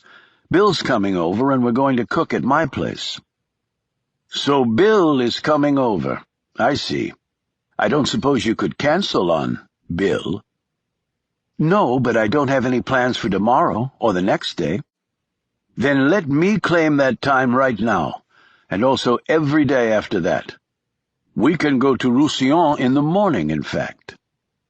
Reggie pretended to think about this. I guess that'll be fine. But let's take it one day at a time. Excellent. He bent to kiss her hand. Reggie turned when she saw the slender man emerge from Kuchin's villa and start toward them. She noted he walked with a slight limp. He was dressed in blue slacks and a sleeveless yellow sweater over a white shirt. Kuchin straightened. "Ah, Alan. Let me introduce you to this lovely young lady. Alan Rice, Jane Collins." They shook hands. "Alan is my business associate. He works all the time, but I succeeded in convincing him to join me here, for at least a brief time." She said, "It was a good decision, Alan. There are few places like Provence." "So Evan keeps telling me." "Well, enjoy your time here." "I plan to." Later, Reggie was sitting on her bed and staring down at the tiled floor. In a few days, it would all happen. And during that intervening time, she could make no mistakes. Had to hit her marks to perfection. And still, it might go all wrong. She knew that she had Fedor Kuchin where she wanted him. But she had been doing this long enough to know that not everything was always as it seemed to be. That he was cunning was without doubt. So she could not assume that she had deceived him fully. He was playing the role of the elder suitor quite admirably. But that was all it might be. A role. She put her face in her hands. It was not easy, the career she had chosen. You literally couldn't trust anyone. And there was something else on her mind. The potential for evil lurks in all of us, she thought. Though she'd openly disagreed with Kuchin's opinion, in fact, she could see some truth in it.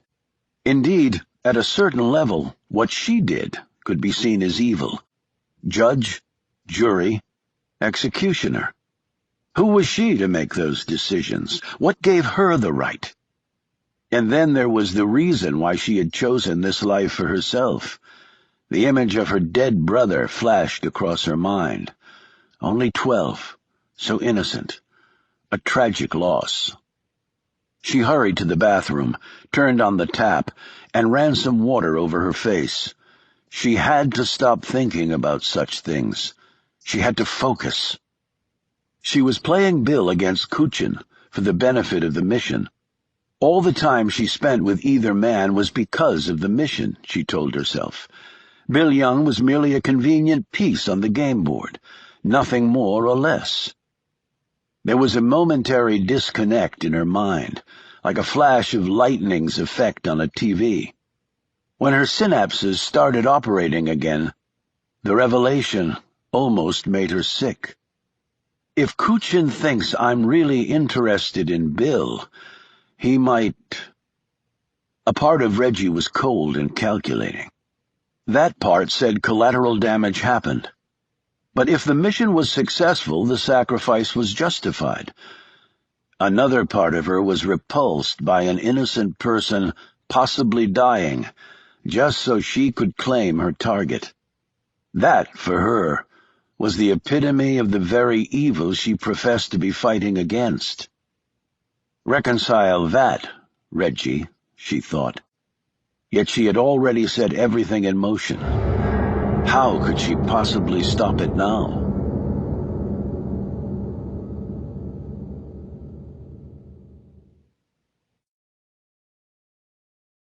Chapter 44. Reggie stripped off her clothes and showered, scrubbing so hard it felt like her skin was peeling off her bones. Afterwards, she dressed in jeans and a t-shirt, drifted downstairs, found her market basket, and headed up the hill to town. She left through a rear door that opened onto the cobblestone path so she would not have to deal with her neighbor. An hour later she returned, her basket full of the ingredients for the meal. She prepped the kitchen, freshened up in the bathroom, and put on a white skirt and a light blue tank top. She remained barefoot, as she liked the coolness of the tile floor against her soles. She took time with her hair and face in the bathroom mirror, taking 5 whole minutes to decide on a bracelet and earrings. She froze in the middle of this, staring at her made-up face and wide eyes made wider by the magic of eyeliner and mascara. It's jealousy, she thought, playing one against the other. That's all it is. Whit's voice sparked across her brain. So this is all tied to the mission? She kept staring at her image in the mirror. It's always about the mission. One more monster ticked off the list. That was all she wanted. And however she got there, it didn't matter. The sound of the front doorbell almost made her collapse. She looked at her watch. 8 o'clock on the dot. She finished with her primping and rushed down the corkscrew stairs. When she opened the front door, Shaw held up 2 bottles of wine.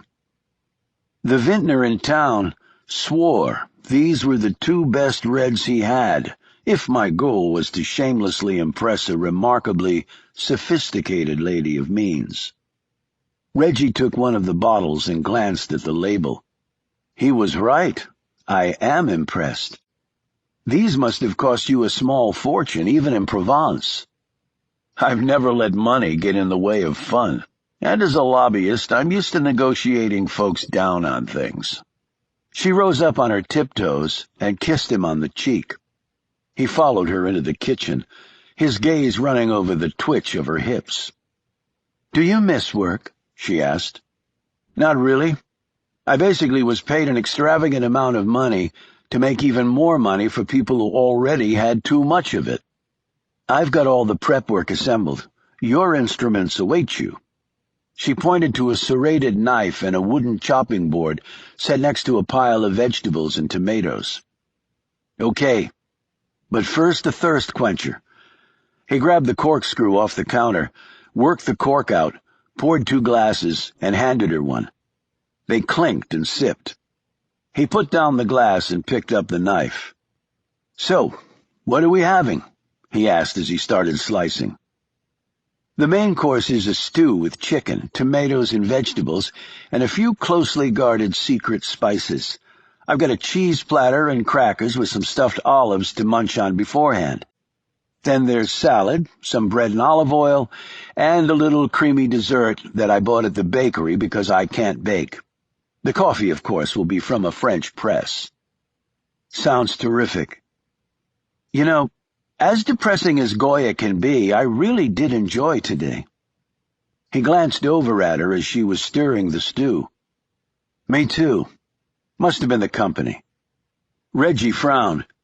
"Okay, in the interest of full disclosure, Evan asked me to go with him to Roussillon tomorrow." Shaw finished dicing a tomato and started on the celery. "Are you going?" "I told him I would, but I think I'll drive separately." "Okay." "You don't seem okay." "If it were up to me, you'd have nothing to do with the guy." "But it's not up to you." "I'm acutely aware of that." "You really think he's a bad guy?" "Let's put it like this.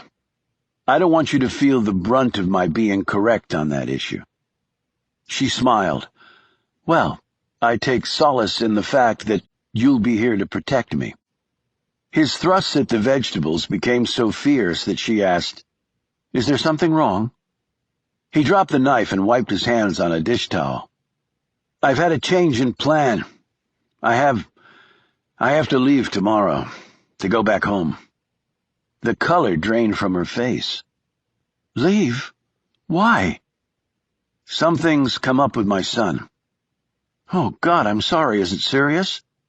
"He's not sick or anything. It's more emotional than physical. But I'm his dad, and it's important enough to cut short the wonderful time I'm having here." "I can see why I like you. You have your priorities right." Shaw looked away, ashamed at her unwittingly misplaced praise. "So I won't be here to protect you." "I was just joking about that. It's not your job to protect me." When he glanced at her again, she turned her attention back to the stove. Shaw sensed something else in her features. Was it relief? Was she actually happy he was leaving? They chatted about inconsequential things over dinner, and didn't linger over their coffee or dessert.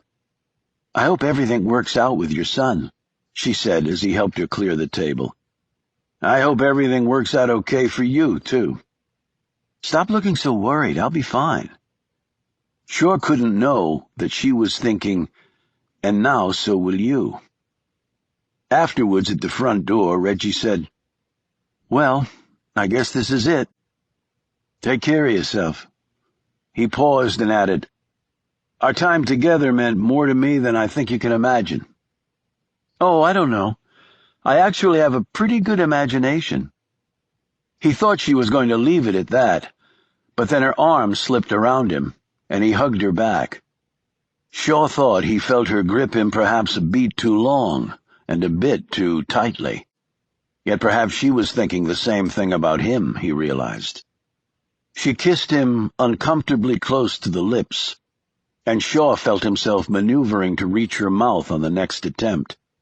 They heard a cough, and both glanced over to see one of Waller's men watching them. Reggie said in a voice loud enough for the man to hear, "Again, I'm sorry you have to leave tomorrow, Bill. Have a good flight back to America." Then she closed the door. Shaw stared at the lion's head brass knocker for a long moment. Why the hell had she said that? He looked around and saw the muscle man's triumphant smile. The news of Shaw's imminent departure would no doubt be quickly reported to his boss. "Nice night," the guy said. Shaw walked back up the darkened path to Gourd. He took the shortcut, taking the ancient steps 2 at a time. The plane left from Avignon at 8 in the morning. Avignon was about a 50-minute drive, so he would have to leave Gourd early in the morning. And Janie Collins would be off to Roussillon with a man who made a fortune by selling girls into sexual slavery, and who also wanted to sell nukes to fanatics. He could opt not to go, but then Frank's men would come for him, and he'd have to go on the run, which meant he would be no help to Janie. He could see no way out of this dilemma. But then again, as Frank had pointed out, he wasn't her guardian. He was here on a mission. That mission had been cancelled, and he was being deployed somewhere else. He had turned his back on Katie James, a woman who had risked her life for his. So what was making him want to stay and defend the honor and perhaps the life of a woman he barely knew? It was all irrational behavior. And if Shaw had always been one thing, it was logical. But he also couldn't ignore what he was feeling. And then in a burst of extreme lucidity it all came together. The villa next door, the gun, the kick in the kidneys, and continuing to swim in the pool when she knew people were watching. And finally, playing him against Waller. For that, Shaw suddenly realized, was what she was doing. She was setting the guy up for some reason. But she'd let it be known to Waller's men that Shaw was leaving. The only explanation was that she was trying to make sure Waller would do nothing to harm Shaw. She was protecting him. So engrossed was he in these new troubling thoughts that he never had time to block the descending blow. It connected squarely with the back of his head. His feet went out from under him, and he struck the pavement, cutting his knees and elbows on the hard stone. He tried to rise, but another blow sent him down face first. He felt himself being bound, and then picked up and thrown into a small compartment. Then for Shaw, it all became black.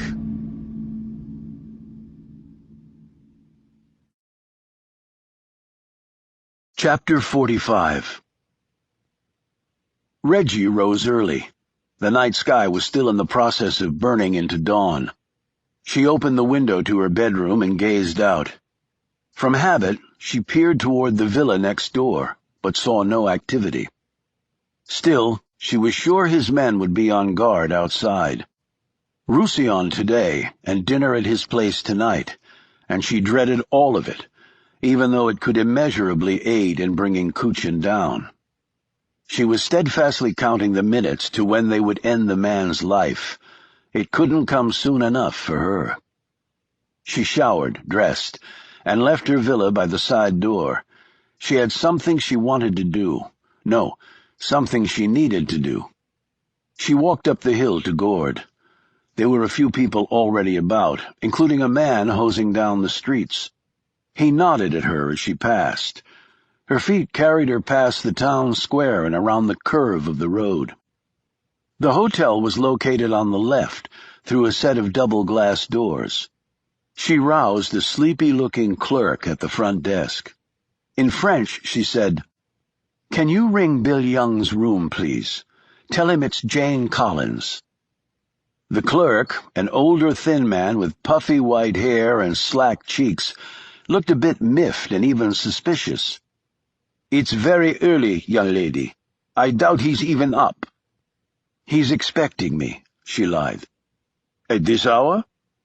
"We're having breakfast together." The clerk didn't look convinced, but he rang the room. "No answer," he said, putting the phone down. "He might be in the shower," said Reggie. "He might be," said the clerk defensively. "Could you ring him again in a few minutes?" "I suppose I could, if it's necessary." "It is necessary," Reggie said politely but firmly. The clerk tried again 5 minutes later. Still no answer, he said in a tone that indicated their discussion was over. "Did you see him go out?" "No." Reggie had a sudden thought. "He hasn't checked out, has he?" "Why would he, if he was going to have breakfast with you?" "Plans sometimes change." "He didn't check out, at least not while I've been on duty." "Can you examine the register from before you came on duty?" The man sighed but did so. "He didn't check out." "Then can you go to his room?" "Why?" "To see if he's okay. He might be ill, or he might have fallen." "I seriously doubt that." "He's an American. They sue over everything. If he's sick or hurt and you don't check even though I asked you to, it could open the hotel to enormous liability." Her words had their intended effect. The man grabbed a key and headed up the stairs. Reggie started to follow. "Where do you think you're going?" he asked. "I have training in medicine. If he's hurt, I can help." They hurried up the stairs. The clerk knocked, then called out, then knocked again. "Unlock the door," Reggie urged. "This is very much against hotel policy." "Oh, for God's sake!" She grabbed the key, shoved him out of the way, and unlocked the door. She stepped inside with the clerk right behind. It only took her a minute to see that the room was empty. Yet all of Shaw's things were still there.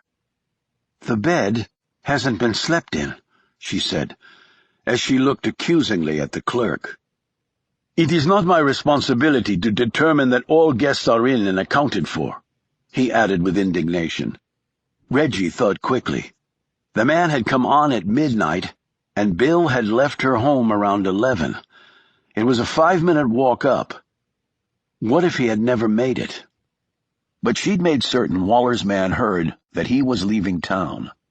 He would have no reason to— "Excuse me," said the clerk. Jolted from these thoughts, Reggie saw that he had his hand out for the key. She gave it to him. "You should report this to the police," she advised. "I do not think so. He might not have come back to the hotel last night because he had something better to do." He gave her a knowing look. "This is Provence, after all." "Can I search his room, then, for a clue to where he might have gone?"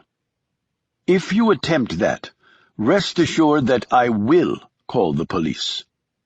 Exasperated, Reggie pushed past him and raced back down the stairs. She left the building and was hurrying back to her villa when she heard the screech of tires behind her. She turned and saw the car stop in front of the hotel. She flitted into the shadows and watched as 3 men, one wearing an old-fashioned hat, jumped out of the vehicle and raced into the hotel. She didn't venture closer because she could see that the driver was still in the car. A few minutes later the men came out again, only now one of them was carrying something. Reggie instantly recognized it as the suitcase that was in Bill Young's room. As the car flew past where she was hiding, she saw the man wearing the hat through the car's passenger window. He was on the phone, talking fast, and he didn't look happy at all. Reggie hurried back to the hotel. The clerk sat mutely behind the desk. "I saw the men come," Reggie began. "This is the worst morning of my life," moaned the older man. "What did they want?" He stood. "What did they want? What did they want? The same thing you wanted. Who is this man you all want?" "Did they say anything to you?" "They said nothing." "Then why did you let them take his things?" In a tremulous voice he said, "Because they had guns. Now get out!"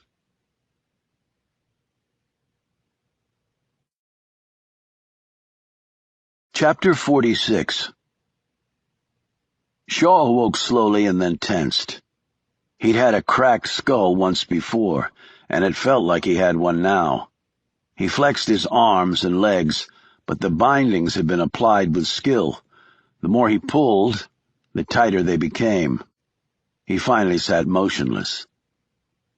As his eyes adjusted to the darkness, he sensed that the room he was in was small, and except for him, empty. There were no windows, so he must be in a cellar, or maybe an old storage building. The floor was a concrete slab. The only light came from under the door that was directly in front of him. With each beat of his heart, there was an accompanying throb in his head.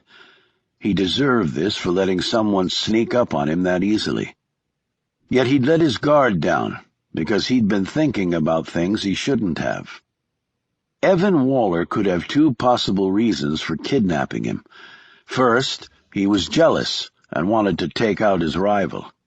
Second, he'd discovered who Shaw really was. The first reason didn't seem so plausible, especially since Janey had let it be known that Shaw was removing himself from the field. But if Waller had found out who Shaw was, he wondered why he wasn't dead already. Maybe Waller wanted to gloat first. Maybe he wanted to torture Shaw, like he had the terrorists before he'd killed them. He raised his head slightly when the door opened, and the man came in. Silhouetted against the partial darkness, the man said, "Are you awake?" "Yes."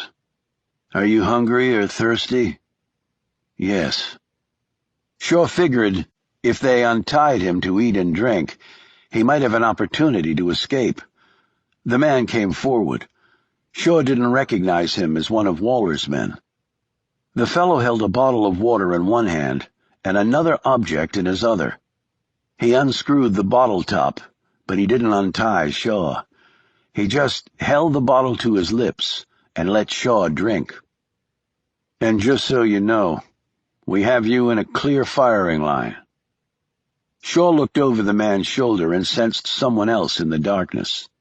The man took the drink away and held out a chunk of bread. "Bread and water?" asked Shaw. "Better than nothing." "Mind telling me why you caved in my skull and kidnapped me?" "Basically for your own good." "Why don't I believe that?" "Doesn't matter to me what you believe." "Okay, now what?" "Now you just sit there and chill. We'll treat you well. Food, water, whenever you want it." "All that water, I'm gonna have to take a piss at some point." He pointed to his left. Shaw saw the toilet in the shadows. "Just let me know." "Just like that?" "Like I said, just chill. And pretty soon you get out of here." "Where's Waller?" Shaw said sharply. "Who?" "Now I don't believe you again."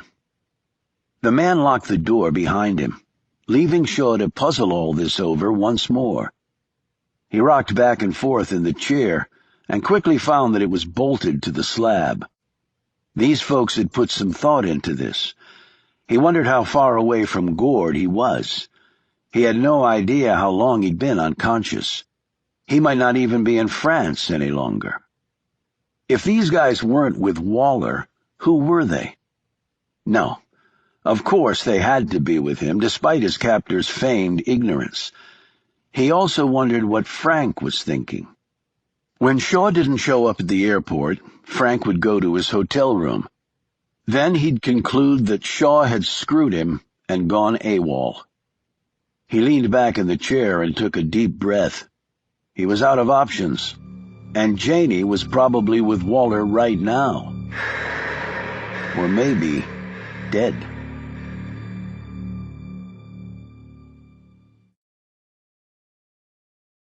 Chapter 47. You seem preoccupied. Reggie looked over at Waller as they walked along the streets of Roussillon. They had driven separately, with her following the man's caravan of vehicles. Roussillon held all the charm of the typical Provençal village, but with the added burst of ochre on most of the buildings.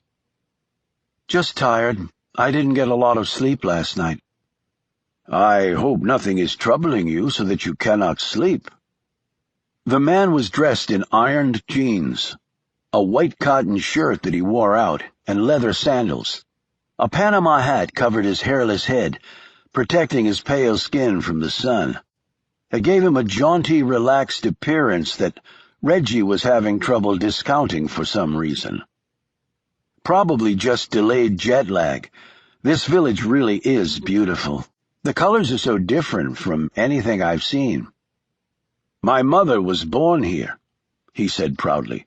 I remember it well from when I was a child. Reggie paused to study a painting in a window, but she was really thinking of something else. She wondered how Fader Kuchen had been able to escape from behind the Iron Curtain to come here as a young boy, or rather how his parents had with him in tow. Travel was severely restricted back then. His father must have been very high up in the Communist Party to be allowed such freedom. She also wondered how a Frenchwoman from a rural town in Provence had come to marry a Ukrainian communist. Yet perhaps he was telling her a lie. That was actually more likely. "You like the painting?" Waller asked over her shoulder. Reggie continued to study the peaceful harbor scene depicted on the canvas. It's far more pleasant than Senor Goya's works. Ah, but this painter will never have the reputation of Goya. Goya did the world an important service. She turned to him. How so? He lived during difficult times, war, poverty, cruelty. Thus he painted nightmares. As I told you before, using oils on canvas, he reminded the world that there is evil.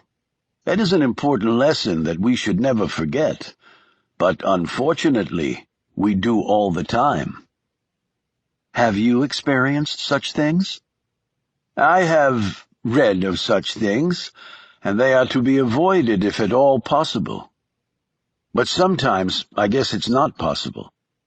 You are an American, so of course you would say such things. You are a superpower. You can do what you want.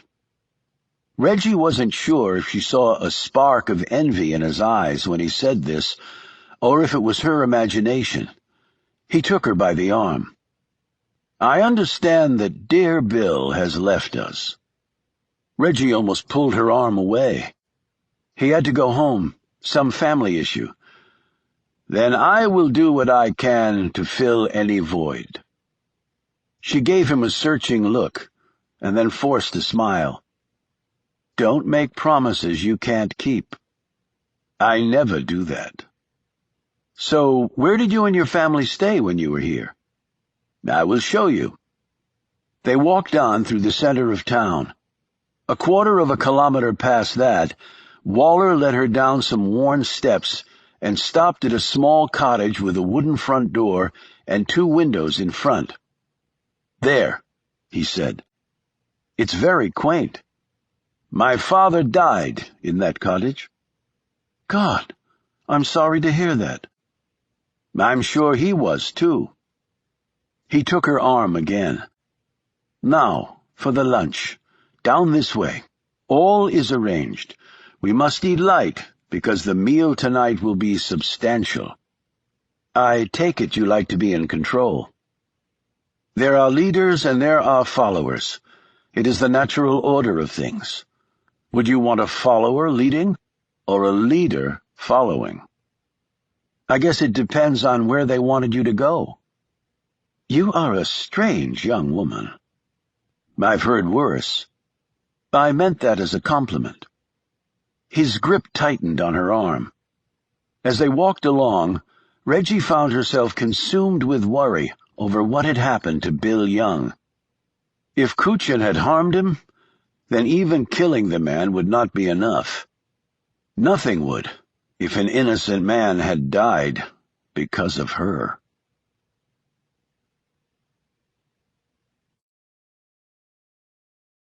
Chapter 48. I've got to use the John, Shaw called out into the darkness. Now! A minute went by, and he thought that no one was going to respond. Then the door opened, and the same man appeared. I told you about the toilet in the corner over there.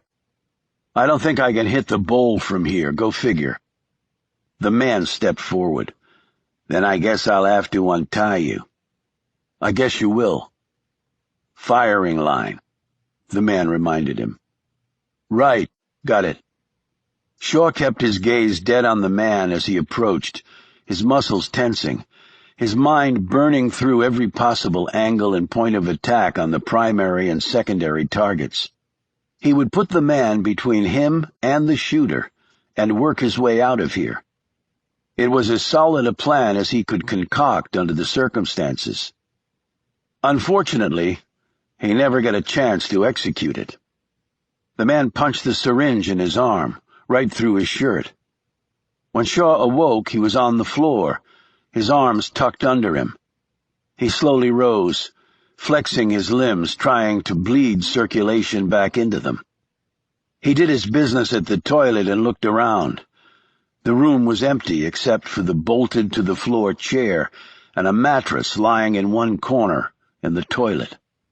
He paced off the parameters of the square, 8 by 8, 64 square feet with a ceiling that was not much higher than he was tall. Walls were stone and solid, no chinks in the mortar, slab floor. He lifted his hand up. The ceiling was plaster. A rattling sound behind him made Shaw whirl around in time to see a tray of food come through a hinged slot in the lower part of the door that he hadn't noticed before. He picked up the tray and carried it over to the mattress, sat down and ate, finished off the bottle of water in a couple of long gulps. He examined the residue on the tray. No utensils, so no sharp edges, styrofoam plate, plastic bottle. A few minutes later, a voice called out, "Slide it through." He rose and passed the tray through the slot. It was barely 3 inches high, and he had to lay the bottle of water down. He resumed his pacing, examining every square inch of his prison. His gaze returned to the toilet. He walked over, lifted the tank lid in back, and felt around. A minute later, he'd worked free the long piece of metal. He walked over to the door and examined the lock. Deadbolt. Made things problematic, but maybe not impossible. Plopping down in the chair, he began fashioning the metal into the instrument he needed to attack the lock. Well, actually 2 instruments, since it was a deadbolt. He had no idea what time it was, day or night. They'd taken his watch. But he did start counting off the seconds in his head. He would work from the notion that the meal he had been given was either lunch or dinner, and time it out from there. It wasn't perfect, but it was better than nothing. After he'd broken the metal in half and worked the pieces into proper shapes, using the hard surface of the walls to bend them, he ventured quietly over to the door. He listened for a moment, his ear right against the 2-inch thick wood, at least judging by the width of the slot. The hinges were on the outside of the door, so they were no help to him. It was just him and the lock. He got down on his hands and knees and edged open the slot a few centimeters. He listened for sounds of breathing, of movement, of a heart thudding too fast, other than his own, that is. There it was, a foot grazing across the floor. He retreated to the chair and sat down, continuing to count the seconds. He needed to get out of here fast, but that was obviously not going to happen. Slow it down, he said to himself. Take your time. Speed means mistakes. His only problem with that philosophy was that Janie might not have a lot of time left. Even if Waller had nothing to do with his kidnapping, the guy was now free to do whatever he wanted to with her. And it sickened Shaw to think what the guy must want whenever he looked at the young woman. Patience, Shaw. Patience. He fingered the pieces of metal and kept counting the seconds.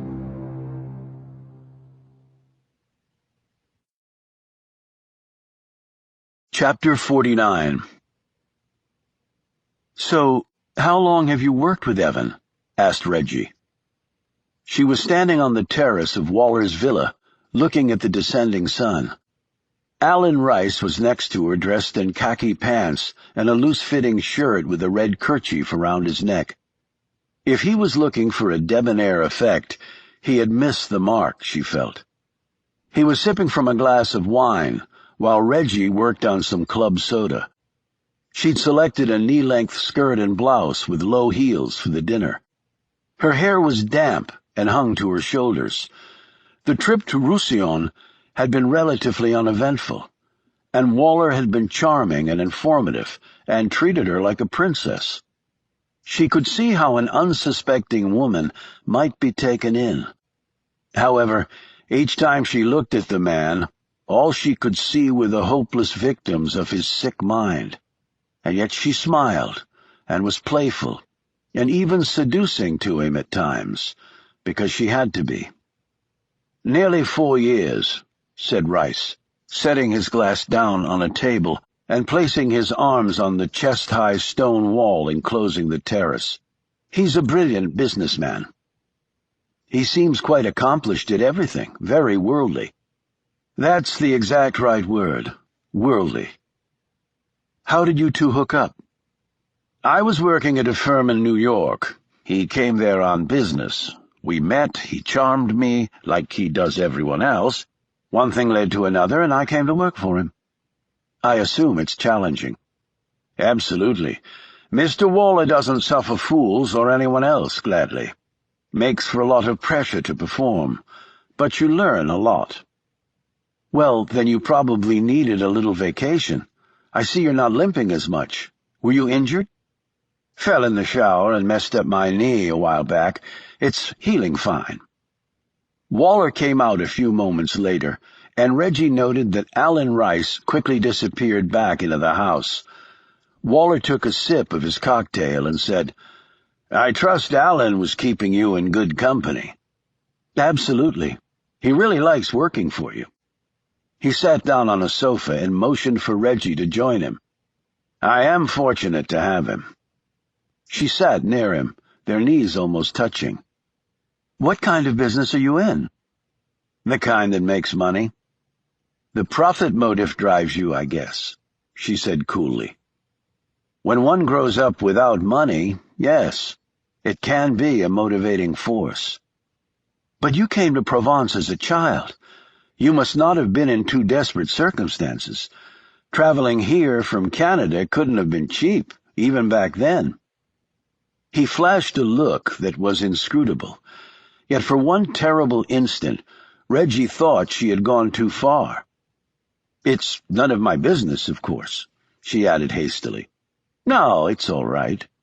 As I mentioned, my mother was French, so we did not have to pay to stay anywhere. We had the family cottage, and back then we came by boat, third-class steerage, followed by third-class steerage on a train. It was very cheap, if not very comfortable." "Of course." "And once one arrived in Provence, how one got there became irrelevant." He stood and looked out at the breathtaking view of the Luberon Valley. "It is glorious." She joined him. "It is." She added, "My mother would have said that God was in fine form when he created Provence." "A religious woman, I take it." "A good Catholic, just like me. On her dying bed, my mother said to me, 'Never forsake your faith in God. It will keep you in the good, and especially in the bad.' She was a wise woman." "And has it kept you, in good and bad?" "No life is without pain. I am rich now, but once I was not. Once I—" He smiled. "I think dinner is ready. You will sit next to me. Alan is joining us as well. You should ask him about his theory on French versus California wines. It is most interesting. He is completely wrong, of course, but it is worth hearing nonetheless." He walked her into the dining room. After the meal was done, they had more drinks, and then dessert out on the lower patio next to the pool. Rice joined them for a few minutes, but then abruptly left. Whether this was on a high sign from his employer or not, Reggie didn't know. Waller stared moodily at the water. "You have a pool at your villa, correct?" Reggie nodded. "I swim. In fact, after this meal I should probably swim a couple of miles to work it off." He waved this comment away. "Ridiculous. You are in superb shape. You don't have much fat on you, either." "I do what I can," he said modestly. "Americans eat too much garbage, but you have obviously escaped that trap. Being wealthy gives me certain advantages many Americans don't have. I can afford to eat right, and I have the time to exercise. Here, a peasant can go to market and get the freshest ingredients for a few euros, and they walk to market and thus get their exercise." He paused and added, "But I judge no one." Reggie felt her face flush uncontrollably at this statement. Fortunately, Waller was not looking at her. She thought, "You only judged hundreds of thousands of people to their deaths." She rose. "Thank you for a wonderful day." He said, "You are not leaving." She flinched for an instant, since it was not clear if that was a question or a command. "It's been a long day." "But it is still early." "Perhaps for you. I wish very much that you would stay." "I'm sure I'll see you soon enough, and not everyone gets their wish." He rose. "You will not reconsider? I would like to get to know you better." "I need to swim." "You can swim here." "Good night, Evan. I can show myself out." "There are few who would venture to disagree with me."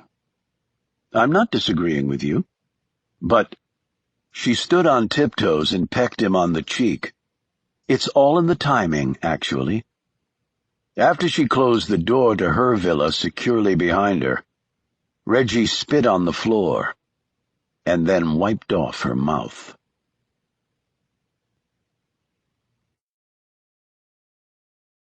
Chapter 50.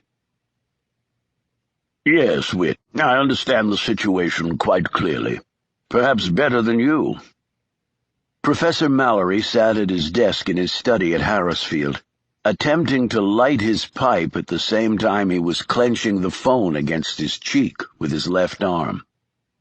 "I took the action that I deemed most prudent." Mallory paused as a string of words came over the line from the obviously upset Irishman. Mallory finally got the pipe going and took a moment to suck greedily on the stem.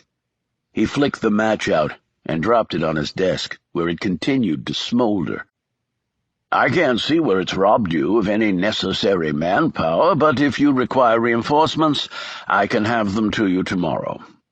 Yes, well, I can do the math, too. You have 4 men for the outside and then the 3 of you on the inside. If you think that's insufficient—" He paused and listened some more. "Yes, I have talked to Regina, and no, she doesn't know about it. What really would be the point? Have the final details been worked out? I see. Projection equipment? He listened some more. Yes, I suppose that would come in rather handy. All right. Yes, just let me know. Mallory put the phone down and puffed on his pipe. He looked up to see Liza standing by the doorway. Problems? She asked.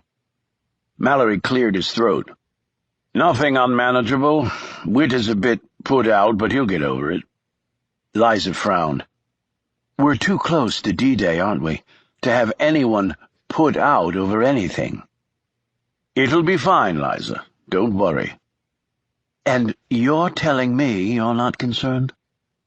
I'm always concerned until my people are back here safely. But they have everything under control, and the plan is a sound one. In fact, Regina came in with a new wrinkle that I think will work out quite nicely. There is one flaw in your plan, pointed out Liza. No plan is perfect, and we had to put this one together rather on the fly. But they aren't even aware of the potential pitfall. You know I disagreed with you on that. Without that, we wouldn't have gotten our shot at Kuchum. Yes, but that might be the difference between your people coming home safely or not. I am quite aware of the risks, Mallory said, a bit indignantly. You are, but they aren't, not fully. There is inherent risk in everything we do. Sometimes I wonder. Wonder what? We sit here in our cozy old English country house and plan these things, and then send them out to execute our plans. They participate in creating those plans. Good night, Professor. She left Mallory to angrily puff on his pipe, until he knocked out the wedge of tobacco, stuffed the pipe in his jacket pocket, and sat there moodily in his old leather chair. Whit sat gazing at the phone. Sometimes he just didn't get Mallory. No, that was wrong. He almost never understood the man.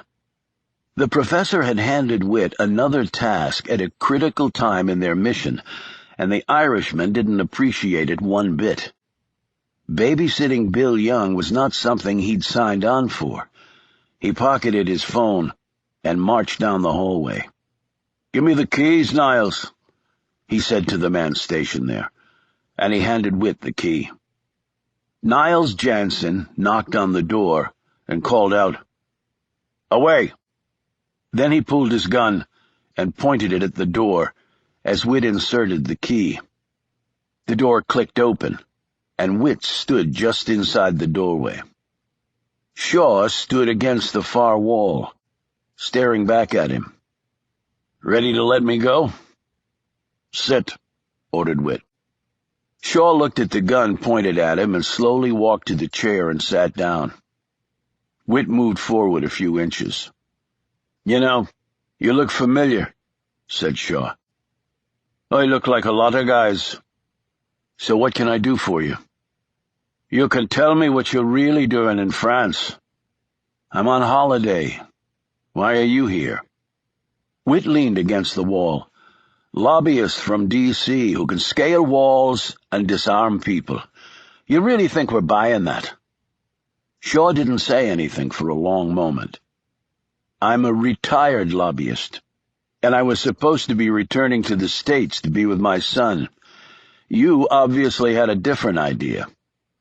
You look too young to be retired. I made my money and I want it out. Is that a crime? Is that the reason you bashed me in the head and are holding me prisoner here? Like you were told before, chill, and you'll be fine." "Yeah, but what about Janie Collins?" "Who?" Shaw crossed his arms and studied the other man. "What are you planning?" "I don't know what you're talking about."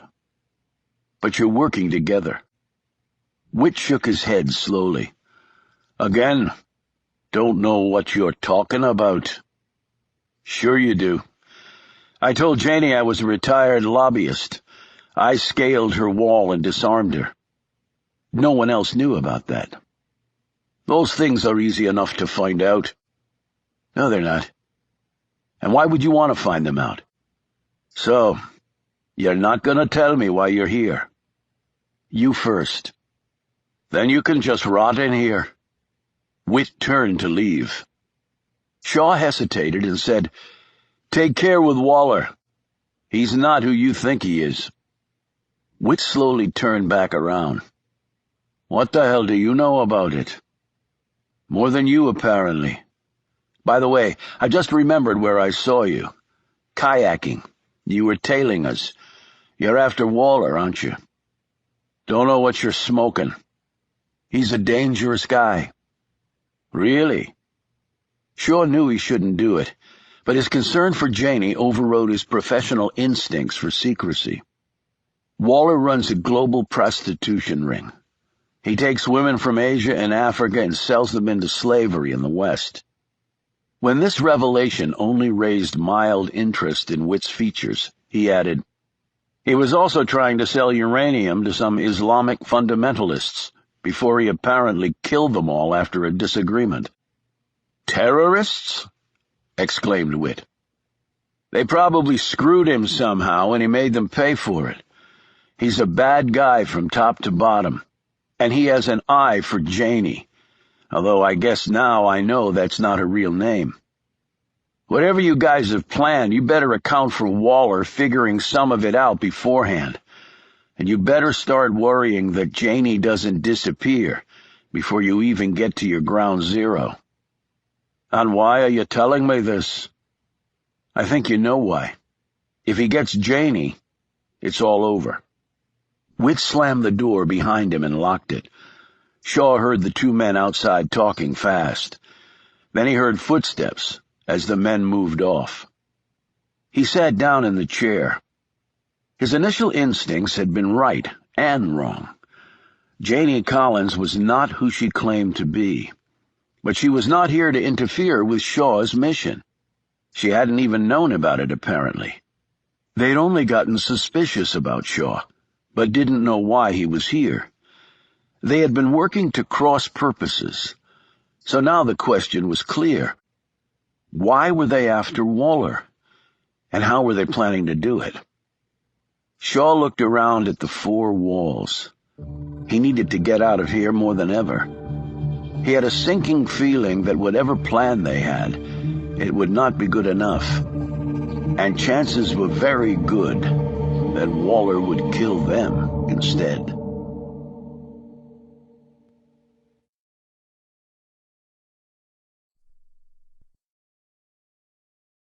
This audiobook has been broken into multiple parts to make the download faster. You have reached the end of a part, but not the end of the complete audiobook, so please check your library for the next part of this audiobook.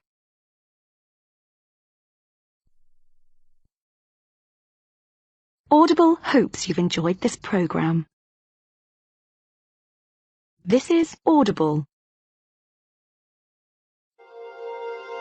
Deliver Us from Evil.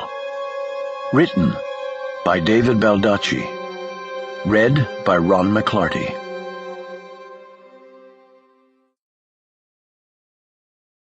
Chapter 51.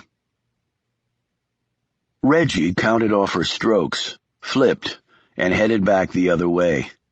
She was swimming faster than normal, so much faster, in fact, that she lost count and banged her head on the side of the pool. She floated to the top, rubbed her skull, and looked around. Waller's villa was dark. She eyed the wall separating the two properties, but saw no spies there either. She treaded water for a bit, and then swam to the steps and climbed out of the pool. She toweled off, grabbed her phone, and headed into the house. When she glanced down at the phone screen, she caught a quick breath. She had a text message. It was only one word. Now. It was their highest-level alert message. She walked quickly inside and up to her bedroom, where she made the call. "We have to meet," said Whit. "Meet? When?" "Right now." It's 1 o'clock in the morning. Now, Reg. What's wrong? A new wrinkle you need to know about? Jesus, Whit. Usual place. He clicked off. She threw on some clothes and turned out all the lights as though she was going to bed. She went to the lower level of the villa, opened the rear door, made sure it was clear, and then hurried down the darkened path. A few minutes later, taking great pains to make sure no one was following her, Reggie arrived at the rendezvous point. A hand on her shoulder almost made her scream. Whit appeared from out of the darkness, his expression stony. "What the hell is going on?" Reggie asked, clutching her chest. "Every time I have to sneak out, it gives them an opportunity to become suspicious." "It couldn't be avoided," said Whit, as he sat down on the stone bench. "Okay, it's obviously important, so tell me." "We got new orders from the professor." "What?" "Let me rephrase that. I got new orders from the professor, and already carried them out." Reggie stared down at him in amazement. "What are you talking about?" "He ordered us to take your boy out of the equation." "My boy?" "Bill Young." "What? You didn't—" "He's okay. We just did a snatch. He's resting comfortably." "Are you crazy? He's—" "It wasn't my call, okay? And the prof didn't want you to know. But I didn't like that, so I'm here telling you." "Why would Mallory want you to kidnap Bill? He was leaving France." Whit looked put out. "I didn't know that." "I didn't have a chance to tell you." "Probably wouldn't have mattered. The prof wanted him out of the way, and it was probably a good call considering what I just learned." "What are you talking about?" Reggie said slowly. "Your boy's not what he appeared to be." Whit paused. "I think he might be a cop or something. Maybe in counterintelligence, Interpol, something like that." Now Reggie sat down on the stone bench next to him. "Why?" "Things he said." Reggie looked away. "You don't seem shocked by this." "I knew Bill had disappeared from his hotel. When I went to check, I saw some men go into his room and take his things. The clerk later told me they had guns." "Well, thanks for telling me that." "Tell me everything, from the moment you took him." Whit laid it all out. He finished with, "He said to be careful, whatever we were planning. He said Kuchin runs an international sex slavery ring. He snatches girls from Asia and Africa and sells them in the West. He also attempted to do a deal with some Islamic terrorists, sell them some nukes or something." "Wait a minute. Does he know Waller is really Kuchin?" "Don't think so, no. At least he never used that name. Anyway, Young said Kuchin ended up killing the Muslims. Guess they had a falling out or something. But he said Kuchin definitely had an eye for you, and to worry about you disappearing before we could make our move. He also said chances were pretty good that Kuchin would figure out, at least partly, what we were up to." Whit stopped talking and sat back. "I guess I misjudged the bloke. Turns out we were sort of working on the same side, but didn't know it." "But if he doesn't know about Kuchin's past, why is he after him?" "Maybe the terrorist stuff, or the sex slavery ring." "And Bill is okay?" "Except for a little knot on his head. Yeah, he's fine. Tough guy. But then we knew that, didn't we?" "I appreciate you telling me this, Whit." "No secrets, right? But look, Reg, what Young said gave me an idea." "What?" "That Kuchin killed all those Muslims. We can use that to our advantage." "How do we do that?" He sat forward. "Here's how."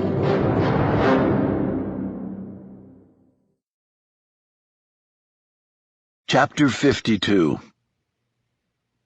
Shaw leaned away from the door in frustration.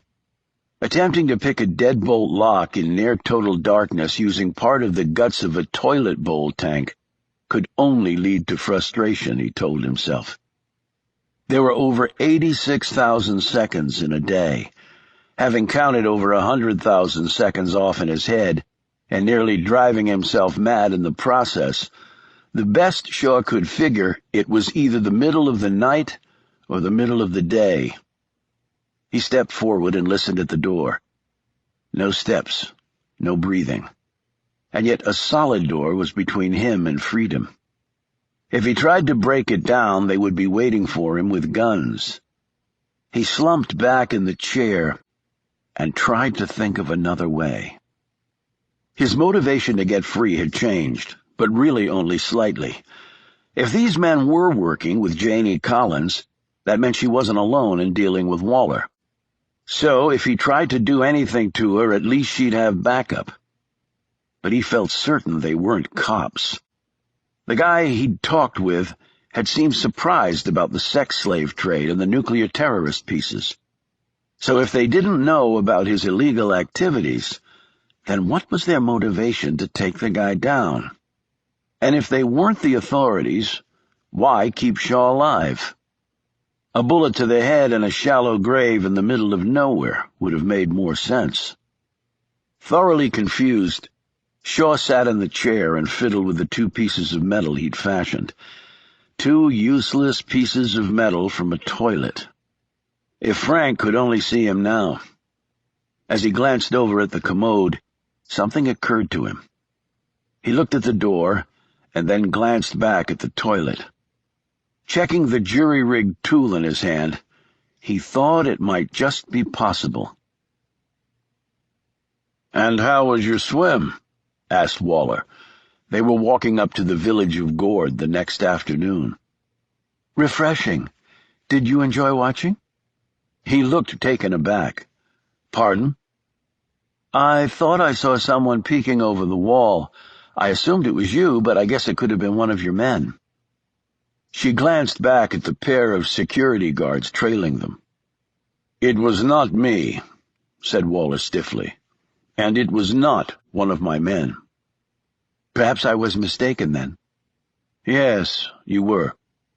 Reggie wasn't sure why she'd made such a provocative statement to the man. No, maybe she did know. It was better than scratching his eyes out. Sex slaver, nuclear terrorist. She drew a calming breath and managed to smile. "The big market is tomorrow. It's far larger than the one you saw before." "I look forward to it," said Waller. After finishing their shopping, they passed by the church again. "Have you been in yet?" asked Reggie.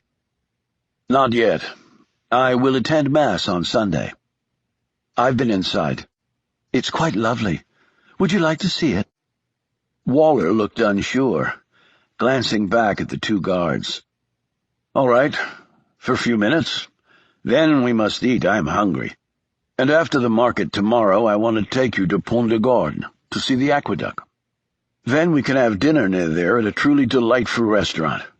Then the next day, Gironda." "You have it all planned out." "Of course I do."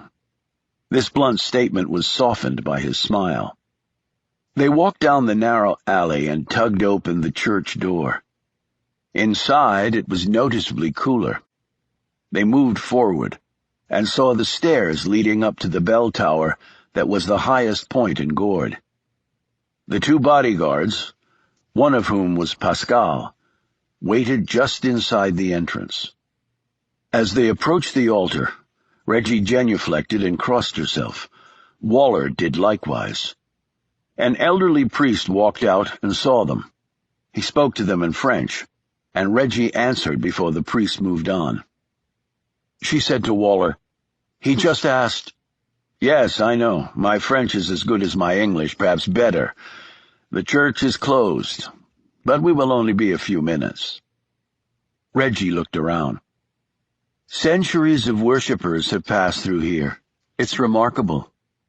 In a low voice, Waller said, "It is glorifying to be in the presence of such power." "Power for good," amended Reggie, as she stared at the cross on the altar. "In a church, what else could there be?" I don't attend Mass as regularly as I should. We will go together Sunday. That's not possible, because I'm leaving early on Sunday. He looked stunned by this. And going where? Back home to the States? Can you not change your plans? Why? Because I am asking you to. I want to spend more time with you here. But my villa lease will be up. I will take care of that. I will either extend it or you can stay at my villa. Evan, I don't think. He gripped her arm. I will take care of it. She winced at the pressure he was applying. He slowly released her. You have bewitched me. I am not in my right mind around you.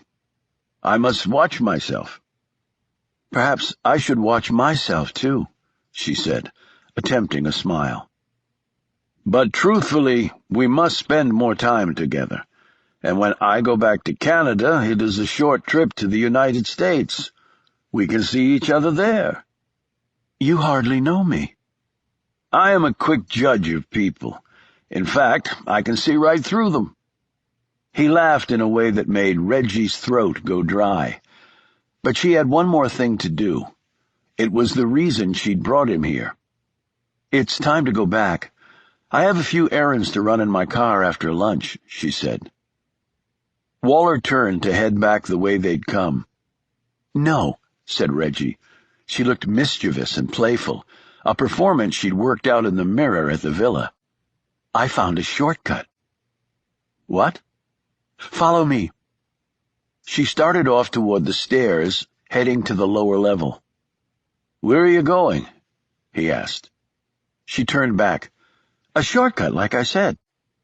She glanced over at Pascal, who was watching her closely. He can come too, she said with a laugh. I'm not leading you into some ambush. Come on. She skipped down the steps. Waller nodded to Pascal, and they followed. Reggie was waiting for them at the bottom. She led them farther into the bowels of the holy place. Reggie glanced once more at Pascal and saw that he had his hand near his gun. A minute later, she pushed open the door and stepped out into daylight. She pointed to her left. See? A shortcut down the cliffs. The passage was cut right through the stone. The villas are right down those steps. Waller looked surprised and also impressed. I passed by this door before and wondered where it led. Now you know, she said.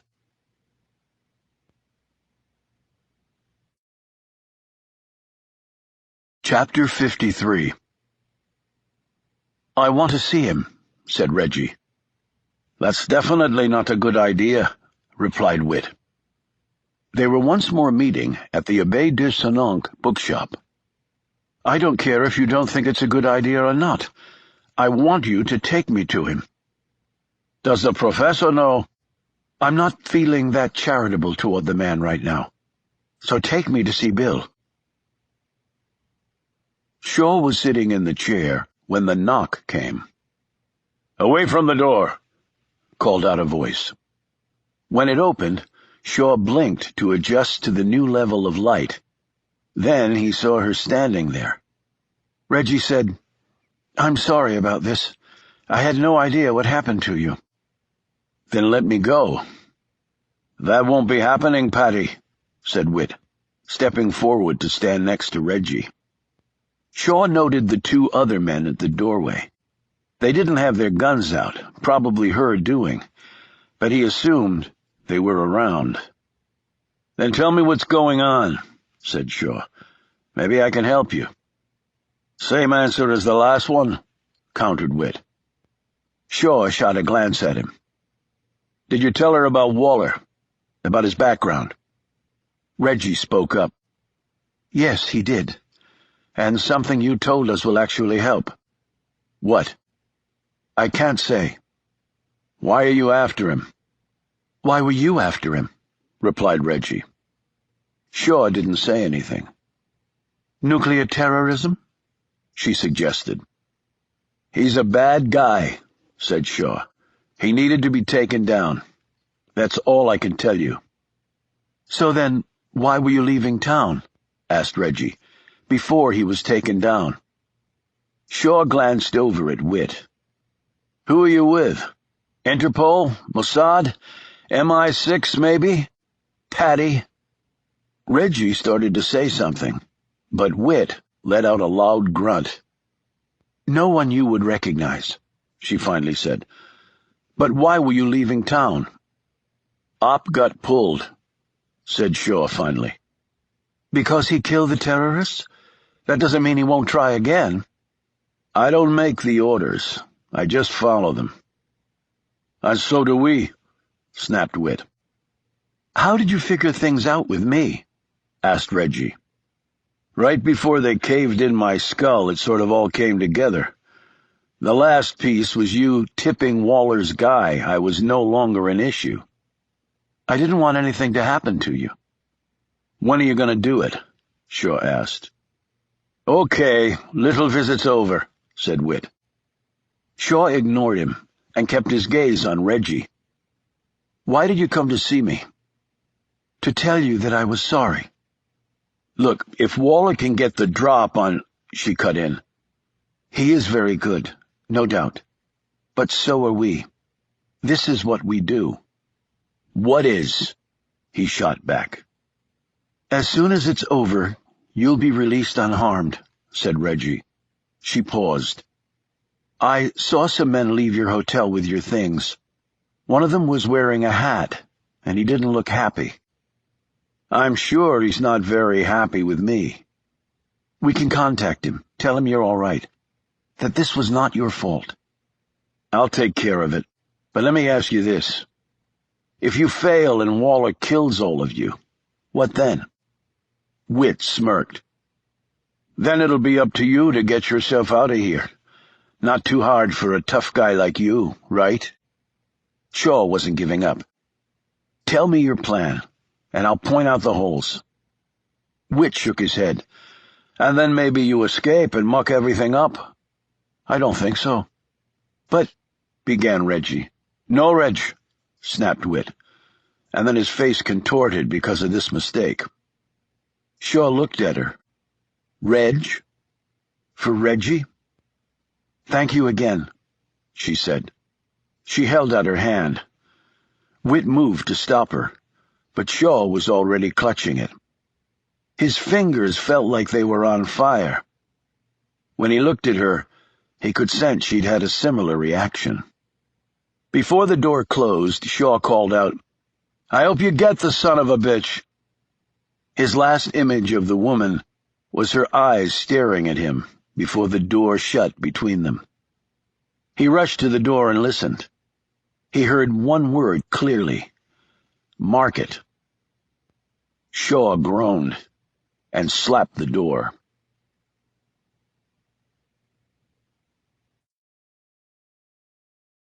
Chapter 54. "What? Evan's not here with you?" Reggie turned to see Alan Rice watching her. He walked across the main street in Gourd and joined her. "I thought his goal was to monopolize every minute of your time, and yet here you are, free and alone." "I guess he had something better to do right now. Plus, I had some errands to run. I just came up here to pick up a few things." "Do you have time for some coffee? With the sun behind the clouds, it's gotten a bit nippy. I could use some Java." He pointed behind her to a cafe on a side street near the Pol Para Museum, situated in the village square. They sat inside, ordered their drinks, and Rice didn't break his silence until each had their cups. "Evan is quite infatuated with you. I'm sure you know that." "I enjoy his company. He's a nice man." "No, he's really not a nice man, Miss Collins." "Pardon me?" Reggie said in surprise. "I thought you worked for him." "I do, so I know him intimately. He is an enormously successful businessman, but nice does not enter the equation." "And why are you telling me this?" "I want to be sure that you know what you're getting into." "I wasn't aware that I was getting into anything." I can assure you that Evan does not see it that way. So, what do you suggest I do about it? You can leave Provence. I'm actually planning on leaving Sunday. If I do, you're saying this enormously successful businessman with a possessive nature would just let it drop? Rice sipped his coffee and then fiddled with his spoon. Perhaps. So has this sort of thing happened before with Evan? Do you mean with other women? Yes, it has. And what happened to the other women? I don't really know. You're not being very convincing. That's ironic, considering I'm telling the truth. So, who are you protecting here, me or your boss? I thought it was clear. I'm protecting Evan. I don't even really know you. I appreciate your frankness. So, protecting him from himself. That's one way of looking at it? Well, for me, it's the only way of looking at it. So, will you leave? Now? Don't wait until Sunday. Reggie rose and put down some euros for her coffee. I don't think so. No. Rice stood. Leaving now really would be the wisest thing you could do. Trust me. That's the rub, Alan. I'm having a hard time trusting anyone right now. A few minutes later, Alan Rice stood next to a treadmill where his boss was performing his daily jog. Waller wiped his face with a towel and drank from a bottle of water as he increased the incline on the machine. You look troubled, Alan. I just had a chat with our little friend. Our little friend. Jane Collins. Waller slowed the machine and reduced the incline. Why did you do that? I'm worried. About what? We had the woman checked out, correct? Absolutely. You saw the reports yourself.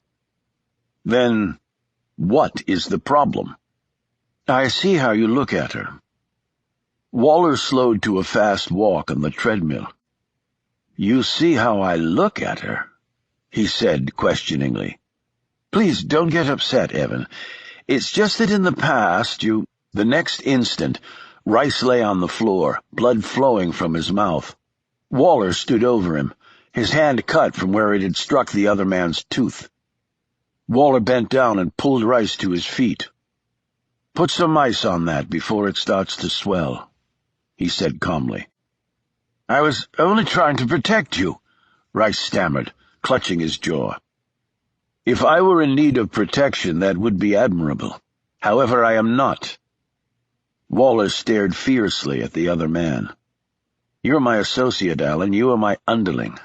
Never forget your place. You are not and never will be my equal. Do you understand precisely what I am telling you? I understand. Waller put an arm around his shoulders. Good. Then we will speak of this no more. Rice left to put ice on his injured jaw, leaving Waller alone to stare moodily out the window. He would never allow anyone to question his judgment or authority. Rice had come very close to doing both. Had there been anyone else in the room to hear this, Waller probably would have ordered his right-hand man put to death. However, he had displayed an alarming degree of independence just now. Truly alarming. And yet, was there truth in his words? Did he need protection, essentially from himself? Yes, he was infatuated with Jane Collins. Many men would be. Her close proximity aided in that infatuation. Yet it was much more than that. The woman was resisting him. Now that was the challenge. She was independent, outspoken, stubborn, unwilling to be led or manipulated. Waller found that he wanted desperately to possess her. And he would. Of that, he was convinced.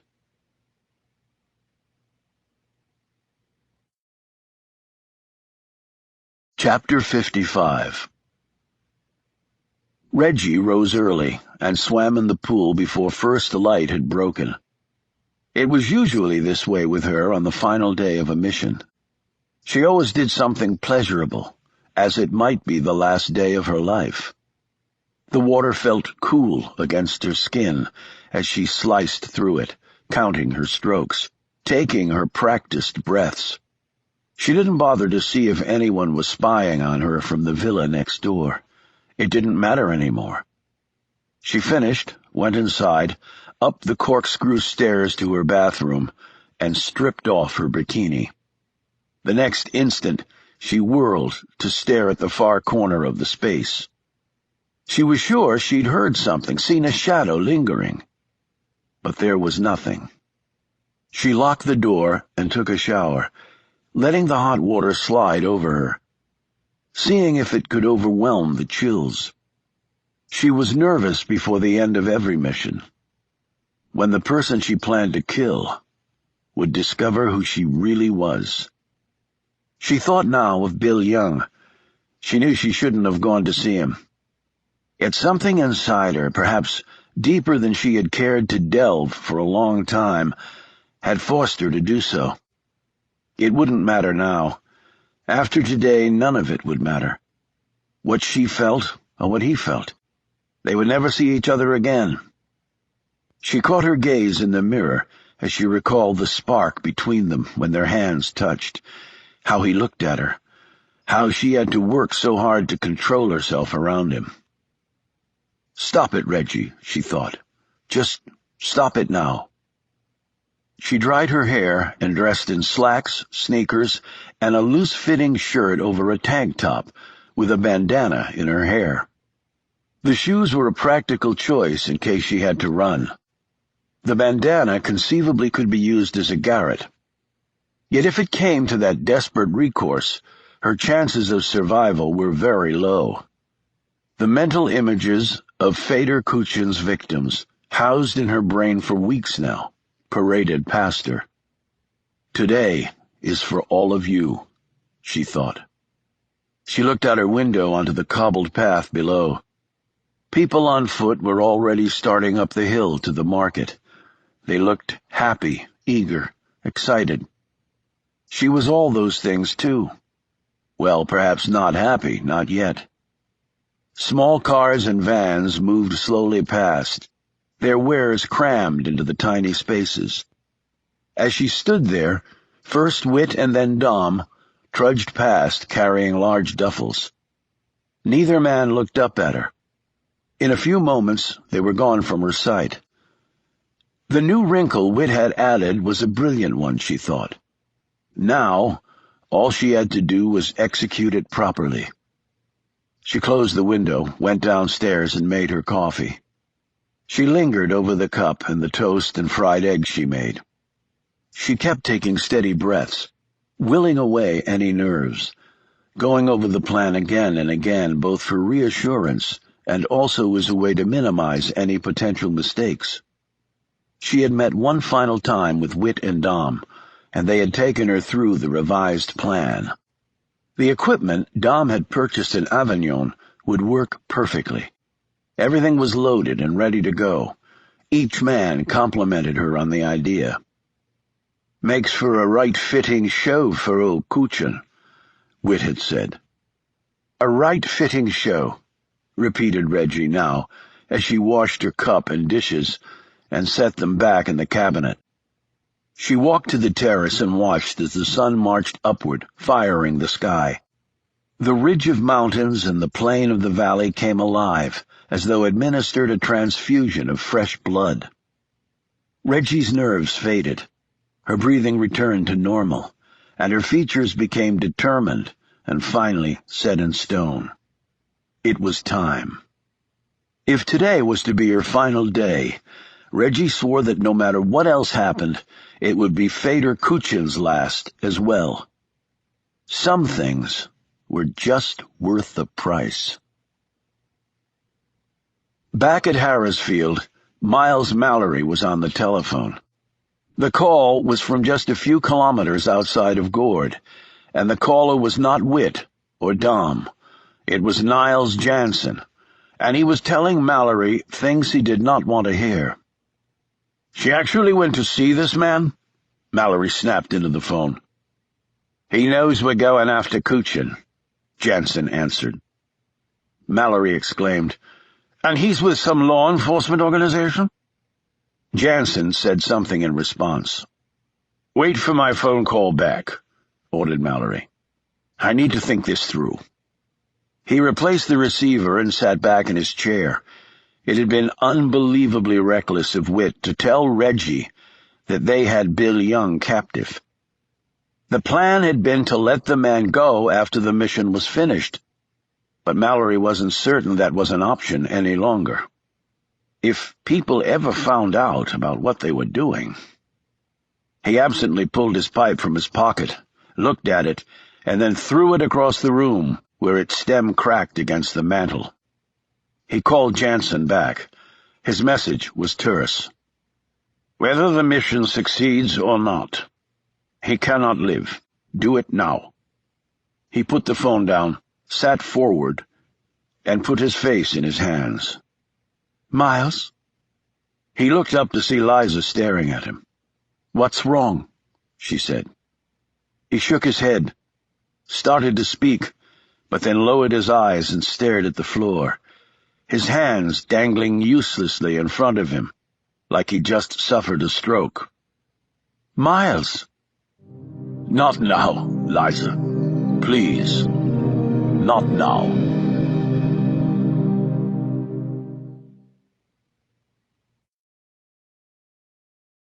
Chapter 56. Niles Jansen checked the Glock 17's magazine, which carried 19 bullets in an extended double-column box configuration. He'd worked as support on 3 missions with Wit and Reggie, but he'd never been ordered to do something like this before. He was nervous, but determined.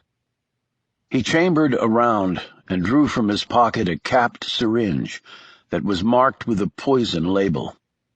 Jansen was alone, so the plan was to have the prisoner handcuff himself to the chair, and then he would administer the poison. The prisoner, he believed, would just assume it was another sleeping solution. It would be easy. It turned out not to be. He walked slowly down the hallway and then stopped, unable to believe what he was seeing.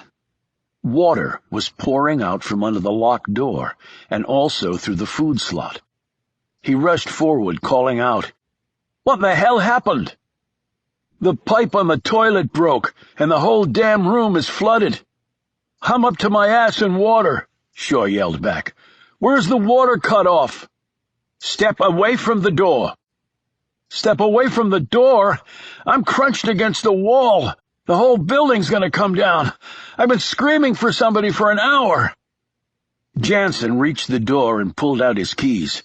His plan was to open the door and then quickly step aside as the water rushed out. Things did not go according to plan, however. The door being knocked off its hinges was the first indication of things going awry.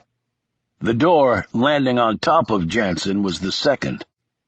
Shaw dropped the heavy toilet he had used to bash his way to freedom, grabbed the man's gun, and pulled the stunned Jansen up.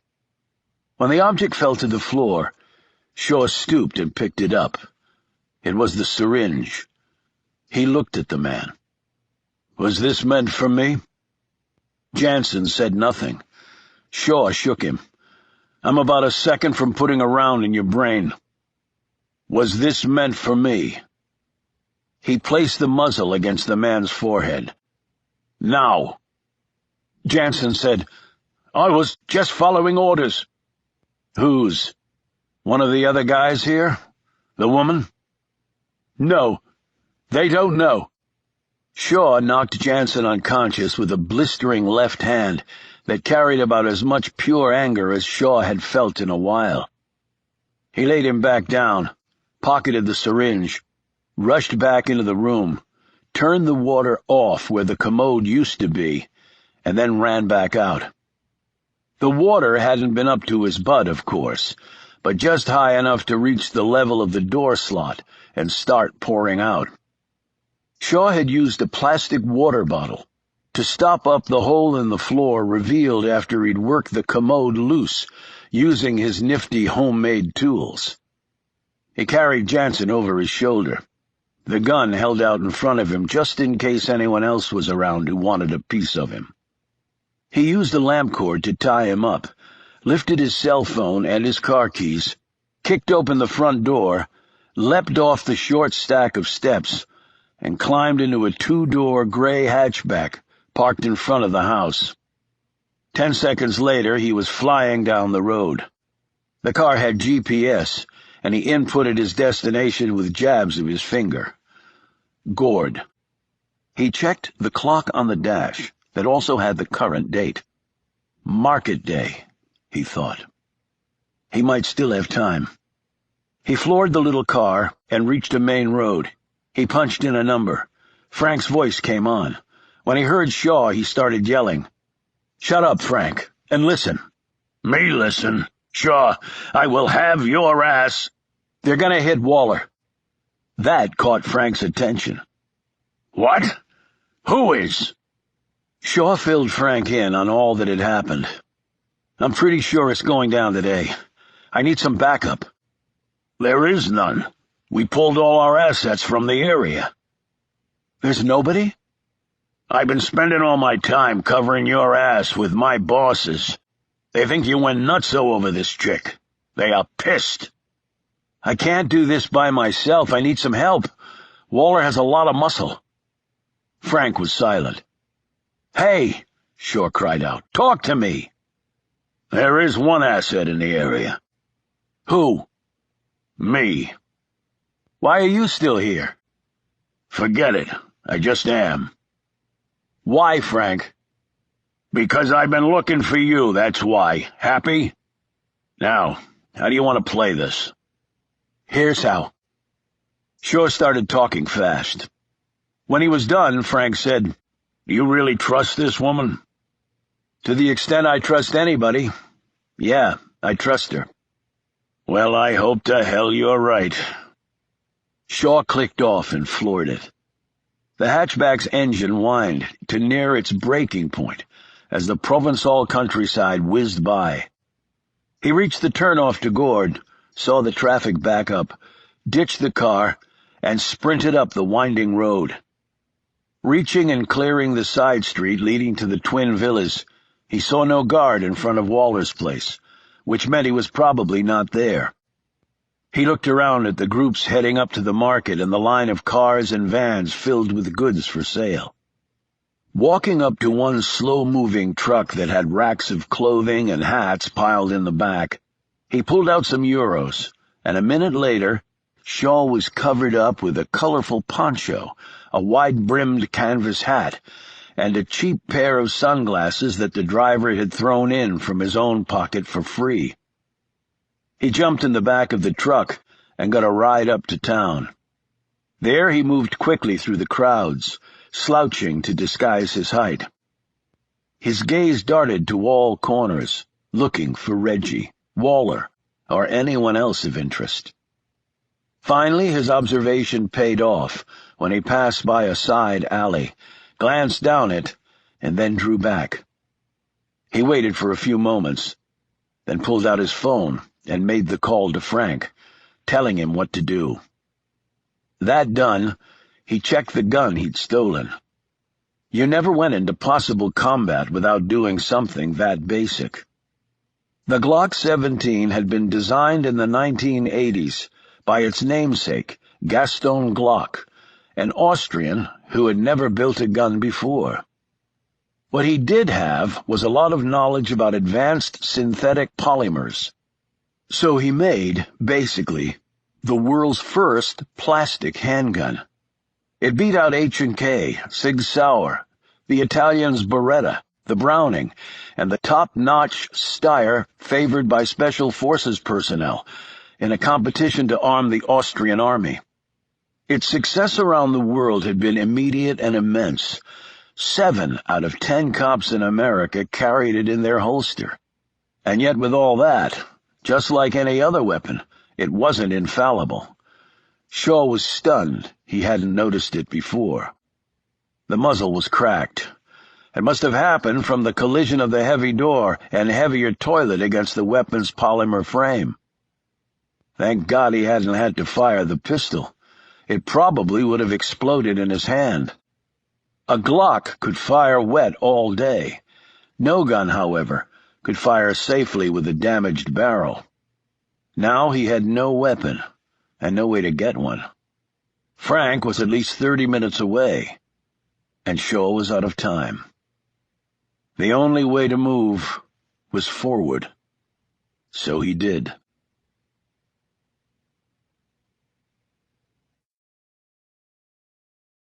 Chapter 57. "This market is certainly well attended," said Waller, as he walked next to Reggie along the crowded and narrow streets of Gourd. "But one could become quite claustrophobic." Waller glanced behind him. His two beefy guards were pushing past vendors and customers, struggling to keep up with the pair. Reggie had her market basket in her right hand, and her walking pace was brisk. She'd already purchased some things, including 6 hand-stitched table napkins from a man with his wares housed in an ancient van with ratty tires. He'd given her a good price, and even a bonus item that rested at the bottom of the basket, but still within easy reach. A Beretta pistol. "Well, the Saturday market is the big one." "I can see that. Would you like me to carry your basket?" offered Waller. "Never ask a woman that when she's in a shopping frenzy," said Reggie, drawing a laugh from the man. He held up his hands. "I defer to the consumer expertise of the fair sex." "Thank you." Reggie glanced over Waller's shoulder and saw the sign. On cue, a car started to putter through the crowds, and the mass of people slowly moved out of the way to allow the vehicle to pass. Reggie counted off the seconds along with her footsteps. She had to hit her marks precisely. "That's strange," she said, as she stopped to look at a pair of sandals hanging from a rack at one vendor's spot. "What?" asked Waller. She pointed over his shoulder. "I've never seen any Muslims here before." Waller jerked around and stared across the road, where 2 bearded men in starched robes and turbans were climbing out of the dented car that had been puttering along. "Oh, my God! Are those guns?" exclaimed Reggie. Waller looked for his guards, but then several loud bangs sounded, and the street became filled with dense smoke.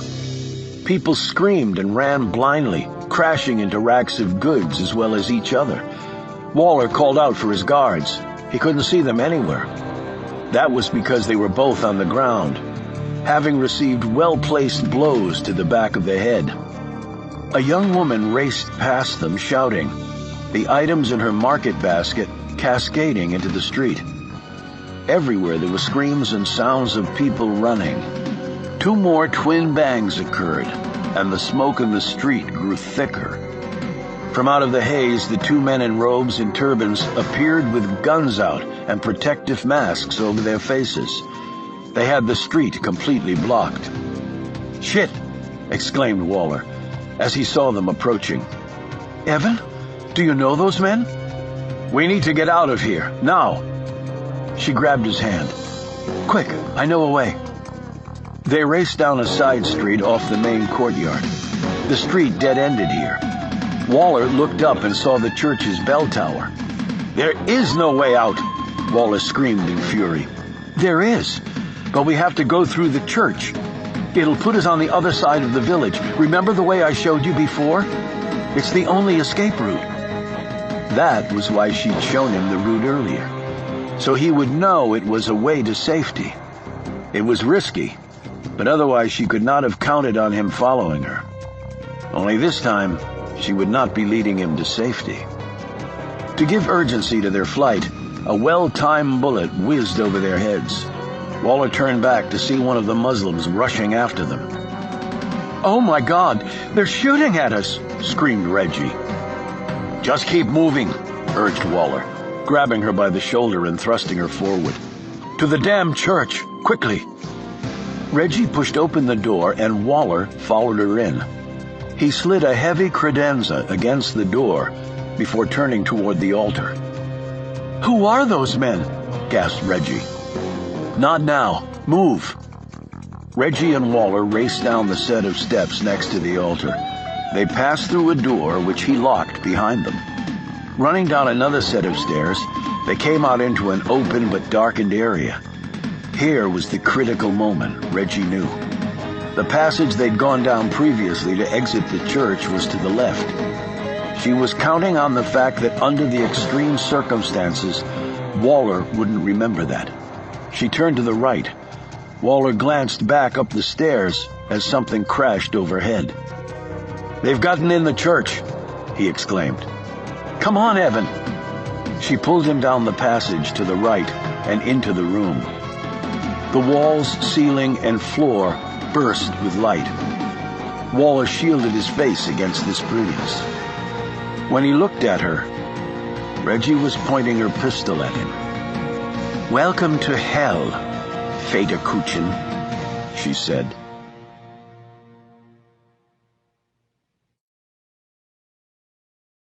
Chapter 58. Strong hands grabbed Kuchin, pulled him over to a crypt, and tied him down on top of it.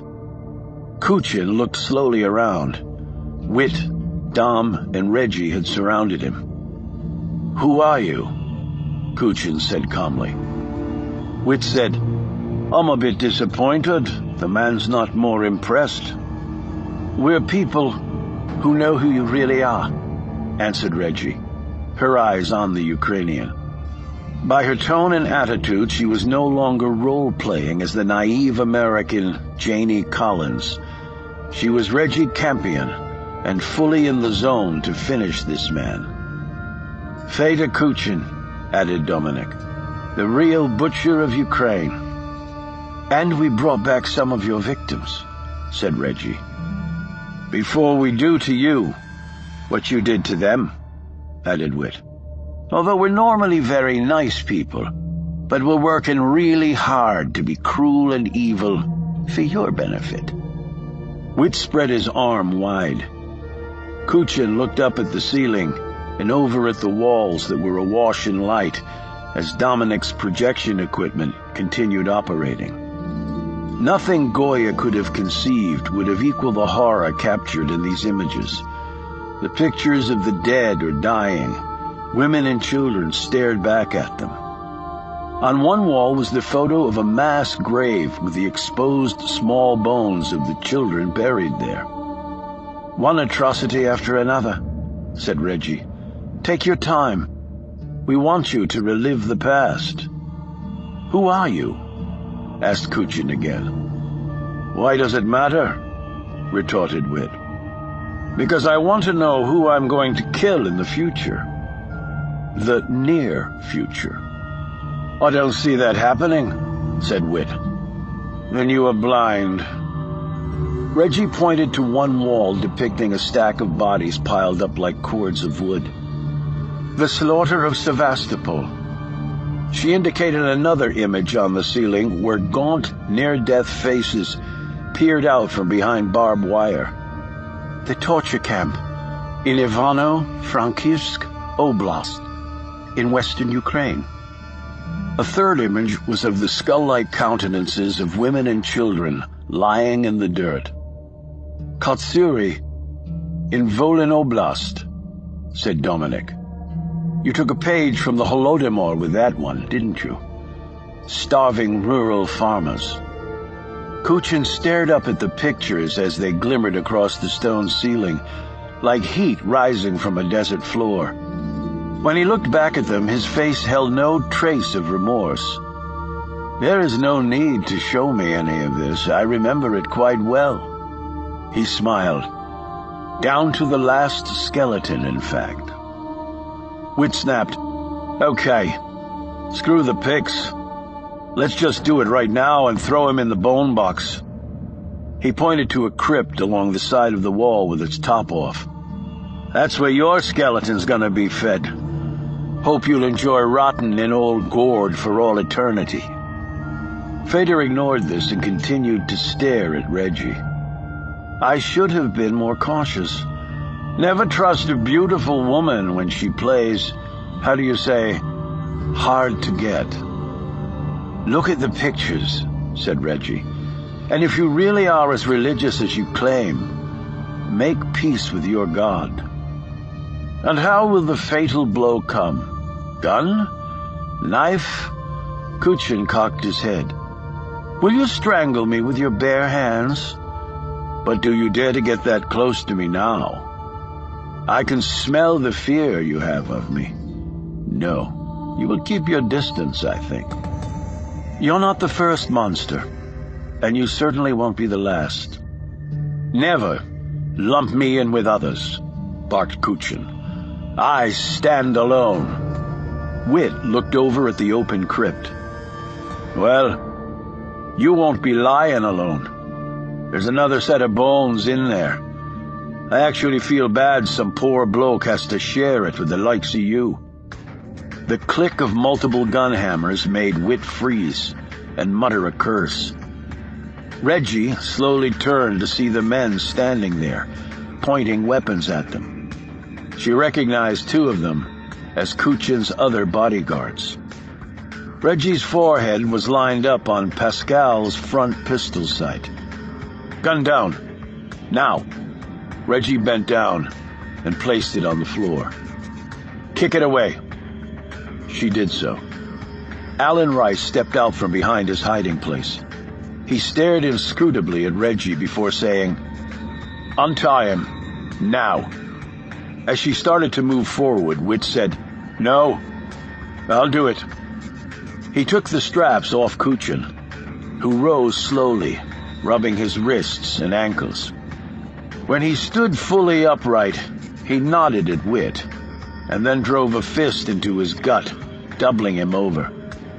A kick against Wit's head slammed him against the crypt, where his blood mixed with centuries-old bone dust. Dominic and Reggie darted forward, but Pascal fired a bullet in front of them, and they froze. Kuchin put out his hand, and Pascal tossed him a spare pistol. He turned to Reggie. You seem to know a lot about me. Enough to send two Muslim terrorists after me. I assume they were imposters whose sole purpose was to funnel me here. Reggie said nothing. Her breathing was shallow, all in her throat, but controlled. You don't wish to answer? Kuchin motioned to the images on the wall. You bring me here under false pretenses to show me all this, and then to kill me?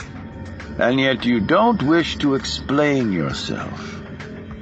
His easy smile disappeared as he grabbed her neck and squeezed on a point near the left jugular vein. Reggie bit her lip, but made no sound.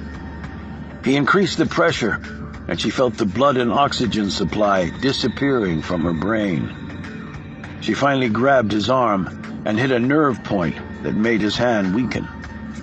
He let go, and she gasped and fell back.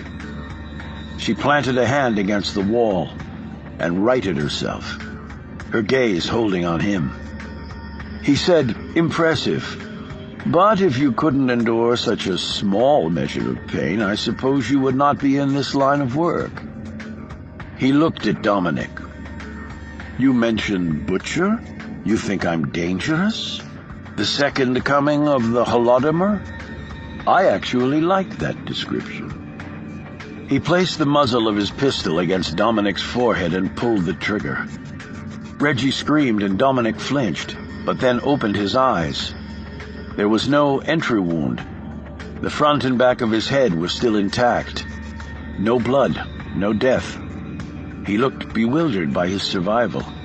Kuchin was furious. Never hand me a pistol, Pascal, without a round in the chamber. Kuchin corrected the omission and started to line up his shot again, taking his time, completely in control. This turned out to be a very significant miscalculation. The blur of motion to his right made Kuchin look away for a vital second from Dominic. Shaw catapulted out of hiding, both elbows raised horizontally to the top of his delts. An arced jab of hard bone against soft face threw one of the guards with such force against the stone wall that he crumbled to the floor, the fight and his senses driven completely from him. The element of surprise distinctly his, Shaw kept moving forward and caught Pascal in the throat with a strike that left the smaller man flat on his face, gasping and gagging for air, his gun bouncing across the floor. He stopped gagging when Shaw slammed his foot on the back of Pascal's head, ricocheting it off the stone and knocking him out. Alan Rice made the mistake of following the effect of the attack rather than the source. He screamed and fired his weapon. His wild round barely missed Kuchin's head and unfortunately embedded itself in Dominic's forearm, shattering bone and burning tissue. Dominic grunted and fell to the floor. Witt launched and caught Kuchin in the sternum, sending him heels over ass, the Ukrainian's weapons sailing away. Shaw pounced on Rice, swung him around and slammed him against a crypt. He slid to the floor unconscious as blood streamed out of his smashed nose. Kuchin got to his feet as everyone scrambled for weapons or cover in the ongoing shimmer of the images on the wall. With the added human movement, the entire spectacle took on the aspect of some bizarre performance art. Reggie lunged for her pistol, but Kuchin kicked her in the face, slashing her cheek with the heel of his shoe. When Witt hurled himself at the man a second time, Kuchin was prepared. He deftly sidestepped the thrust, and taking a page from Shaw's attack method, slammed a bony elbow into Witt's face, dropping the Irishman in his tracks. Kuchin snatched up Reggie's Beretta, turned, aimed, and would have fired a bullet into the fallen woman's brain from inches away if Shaw hadn't connected with such a massive uppercut to the chin that it lifted the 230-pound Ukrainian completely off his feet. He crumbled backward and hit the floor, spit out a tooth, and tried to rise, but he was too dazed by the terrific shot he'd taken. Shaw jammed one gun in his belt and grabbed another pistol off the floor and tossed it to Witt, who'd staggered to his feet holding his face. Shaw stooped, snagged Reggie's arm, and pulled her up. With his other hand, he hauled Dom to his feet. "We have to get out of here, now." "Not before we kill that bastard," screamed Witt. At that instant, Kuchin managed to get to his feet and ran out of the catacombs. "Hey!" yelled Witt. He ran after Kuchin, followed by the others. "Stop!" barked Shaw, and he grabbed Witt, who was lining up a shot. "He's got other muscle, and they're probably on their way right now." As soon as Shaw finished speaking, 3 more armed men clattered down the stairs and saw them. They opened fire. The sleepy town of Gourd probably hadn't seen such aggression since the Romans had been in town 2 millennia before. "This way!" yelled Reggie. She led them to the passage that would carry them down toward the villa. Kuchin ran toward his men and screamed, "Get them, but don't kill the woman!" Shaw turned and fired at the men. As the bullets ricocheted off the stone walls, Kuchin's guards scrambled for cover. Witt pulled a slender canister from his pocket, popped a tab, and tossed it into the room. Dense smoke formed a wall between them and their pursuers. They turned and fled down the passage, steel-jacketed rounds chasing them every step of the way.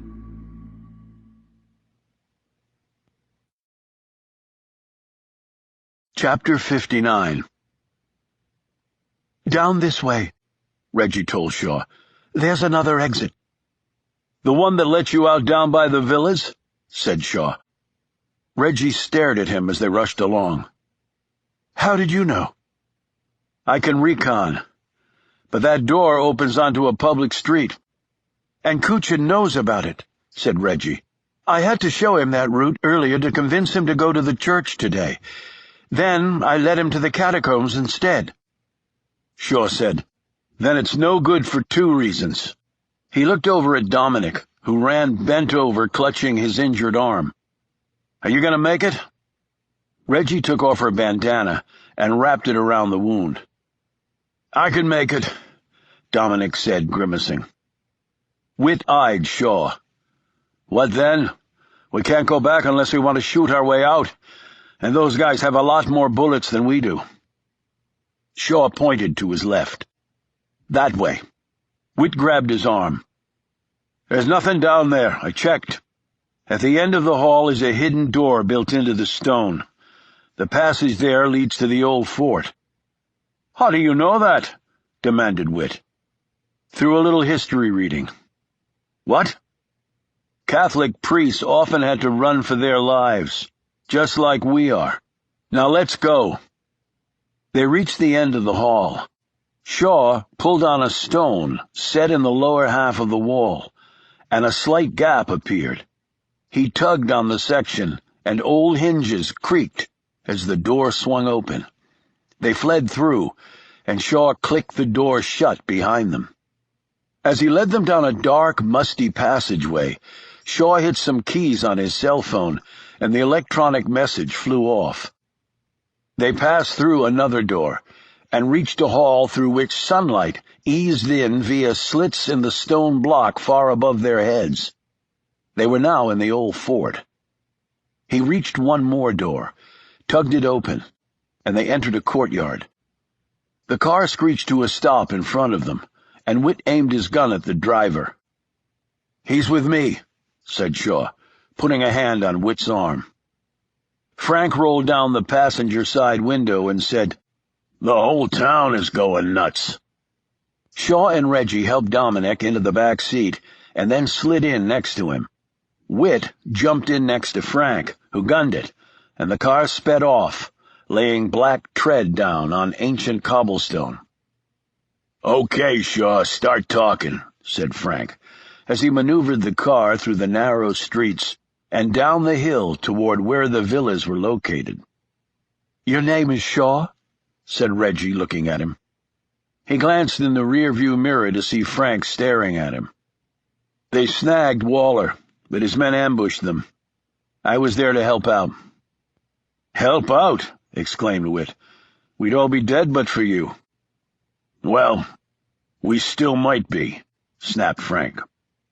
As he finished speaking, one of Waller's men ran out from the doorway that led from the church. It was the same passageway out that Reggie and Kuchen had taken when they visited the church the first time. The gunman spotted them and fired. Everyone ducked as the windshield cracked. There was a bump. The man was catapulted into the air by the collision with the car and dropped to the ground. Frank looked up. "Hey, Shaw." "Yeah?" "Can you drive?" "Why?" "Because the son of a bitch just shot me." Shaw saw the blood seeping from Frank's jacket, pushed the man to the side, climbed over the seat, and took over the wheel. He floored it, and then checked Frank, who was slumped over next to Whit. "How bad?" Frank fumbled with his shirt and looked. "Missed the belly. I think it went through me. Hard to say." Whit checked the seat back. "It did? Here's the slug?" He held it up. "Hang on, Frank, and tell me where to go," said Shaw. "Private strip, 60 kilometers south of here. Wings waiting." He gave Shaw the specific directions and then fell silent, his breathing labored, and his face turning gray. Reggie and Whit took off Frank's jacket, tore open his shirt, and checked the wound more carefully. Reggie said, "Look in the glove compartment for a first aid kit." There wasn't one, but there was a box of sterilized wipes.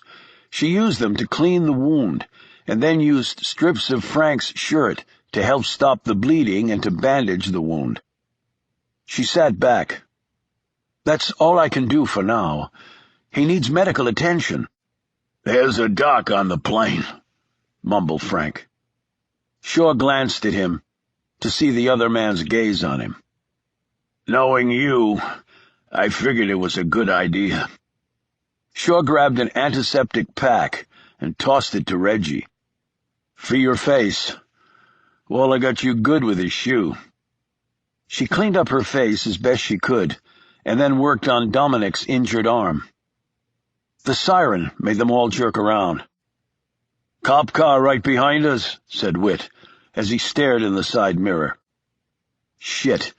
There is no way we can stop and explain this," said Shaw. He floored it. 5 miles later, as the sounds of the siren faded into the Provençal countryside, Whit said, "You're a right good wheelman. Let's just be thankful they didn't have the resources out here to do a call-ahead roadblock. Then I'd just be a right good prisoner." They finally reached the private airstrip. Parked next to the plane was a shimmering black Range Rover. The physician on board the jet cleaned up Frank's wound and reset Dominic's bone, holding it in place with 2 small pieces of wood and lots of medical tape. "He'll need a cast," said the doctor. "I don't have the materials to do one here." Shaw helped Reggie bandage her face while Whit watched stonily from a corner of the luxurious cabin. The co-pilot came back to them.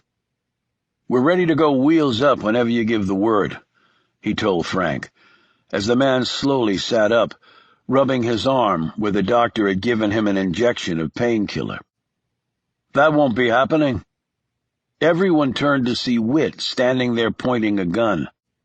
"You two can go," he said, indicating Shaw and Frank. "But the 3 of us are going to take those fresh wheels out there and head on." "That's not a good idea," said Shaw. "For us it is," shot back Whit. "I don't know who you blokes are, and I don't want to know. Thanks for the assist. But you go your way and we'll go ours. No hard feelings, I promise." "You guys will never get away," said Frank, attempting to stand before Shaw put a restraining hand on his shoulder. "I actually like our odds." "You'll need a hostage," said Shaw, "because without that, you really do have no chance against this guy here." Shaw pointed to Frank. "He's got more resources than you can deal with, but he also doesn't want to lose me. That gives you leverage." Whit looked skeptical. "So you want us to take you hostage? That ain't happening." "Then you have no chance," snapped Shaw. Whit poked his finger into Shaw's chest. "Bugger off." Reggie stepped between Whit and Shaw. "He's right, Whit. I'm not taking your lover boy along for the ride just because you—" Shaw moved Reggie to the side and took a step toward Whit. "You couldn't even recon a site properly. You let them ambush you and would be dead if it weren't for me. You said so yourself. Now we have to get out of the country. Without wings, we'll have to go another way.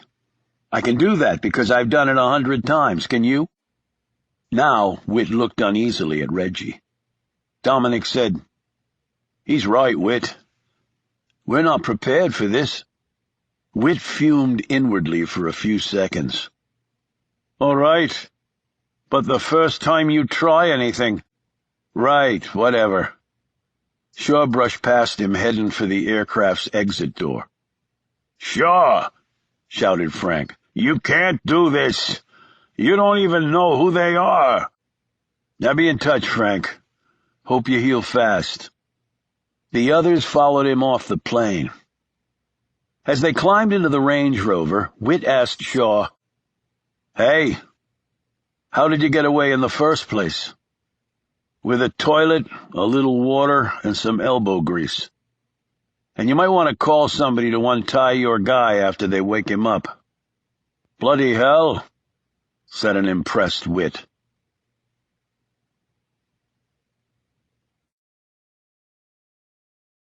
Chapter 60. Fader Kuchin's villa was empty. No SUVs out front, no windows open, no cigar smoking in the rear grounds. The bags had been packed, battered men gathered up, and they were gone. A phone call had been placed, and his private jet had picked him up not at the commercial airport in Avignon, but at a corporate jet park. He now looked down at the French landscape from 20,000 feet, as his private plane worked its way up plateaus of calm air to its cruising altitude. Next to him sat Alan Rice, holding an ice pack against his face with another strapped to his right knee. Pascal and two of the other guards who'd been attacked by the Muslim impersonators were nursing their own injuries. The man who'd been hit by the car had a broken leg. Kuchin's mouth and jaw were badly swollen from Shaw's blow, and there were two new empty spots in his gums. He had refused any medical attention, not even Advil. He simply sat in his seat and stared down at the quickly vanishing French terrain. They are down there somewhere, he thought, and they know who I really am. He flicked a gaze at Rice. In all the excitement you have not explained how you were able to rescue me, Alan, he said, his damaged mouth moving slowly. Rice gingerly removed the ice pack and glanced at his boss. I followed the woman to the church one night. Why? Because I didn't trust her, he said simply. That's why I tested her. Tested her. When I pretended to warn her off, I lied to her and said that you had become infatuated with women in the past. I wanted to see if she would do the rational thing and leave you alone. She didn't. That, coupled with her late-night excursion, made me even more suspicious. I also didn't like the way she was playing you off against that other man. So you followed her. But how is it that you were in those catacombs waiting for us? I also saw who she was meeting with that night. I had him followed. You did all this without telling me? I wanted to be sure, Evan. I didn't want to turn out to be wrong. I am a smart man, meaning I am terrified of you. Kuchin leaned back into the leather of his seat. And then? And then we saw them go into the church and down to the catacombs. When they came back out to get something, we snuck down there and took up position. I was very afraid because they had guns, and I have never even fired one. Witness my poor shot today. You saved my life. I'm glad I could be there for you. Had I known what this was all about, I never would have let you go with her to the market today. By the time I realized what was happening, it was too late. They were cunning. I assumed the two guards with you would be sufficient, but I was obviously wrong. So I struck you an error earlier. You had every right. I appeared to have overstepped my bounds. I was surprised by that, I'm sure, but I was just trying to protect you. Kuchin turned away, stared out at a cloud. I'm sorry, Alan. I misjudged you. I saved your life. Now we are even on that. Well, thank God it ended all right. End? No. This has not ended. You're going after them? You had doubts? No, no doubts, Rice said nervously. The tall man? Why do I think he was not with them? But he was there. Kuchin said, I think he followed you into the church. Me? Kuchin ran a finger along his battered jaw.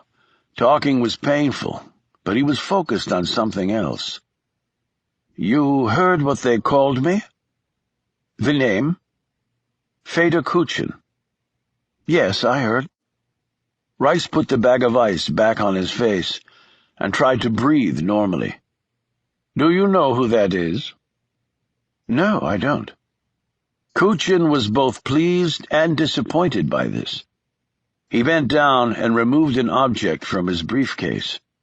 It was a bag wrapped in plastic. Inside was a gun. This is the woman's pistol that she left in the church.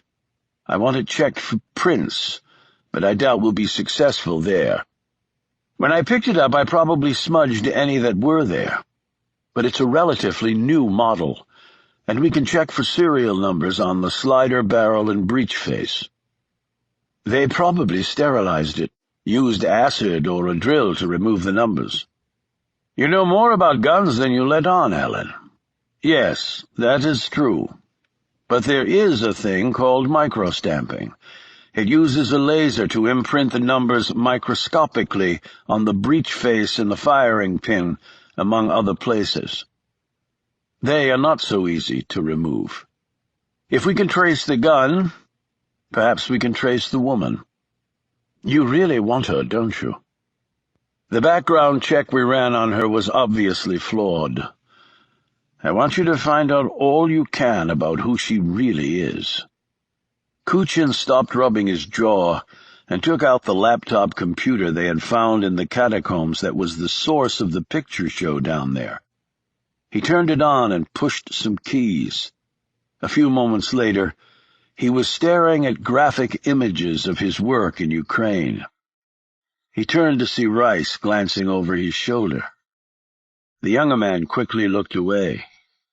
Kuchin finally eased his gaze from the images on the computer and put it away. He retrieved a small notebook from his bag and opened it. On one page were the beginnings of a sketch. Holding a bit of charcoal, Kuchin's hand moved across the paper. As he did so, Janie Collins's face began to more fully appear.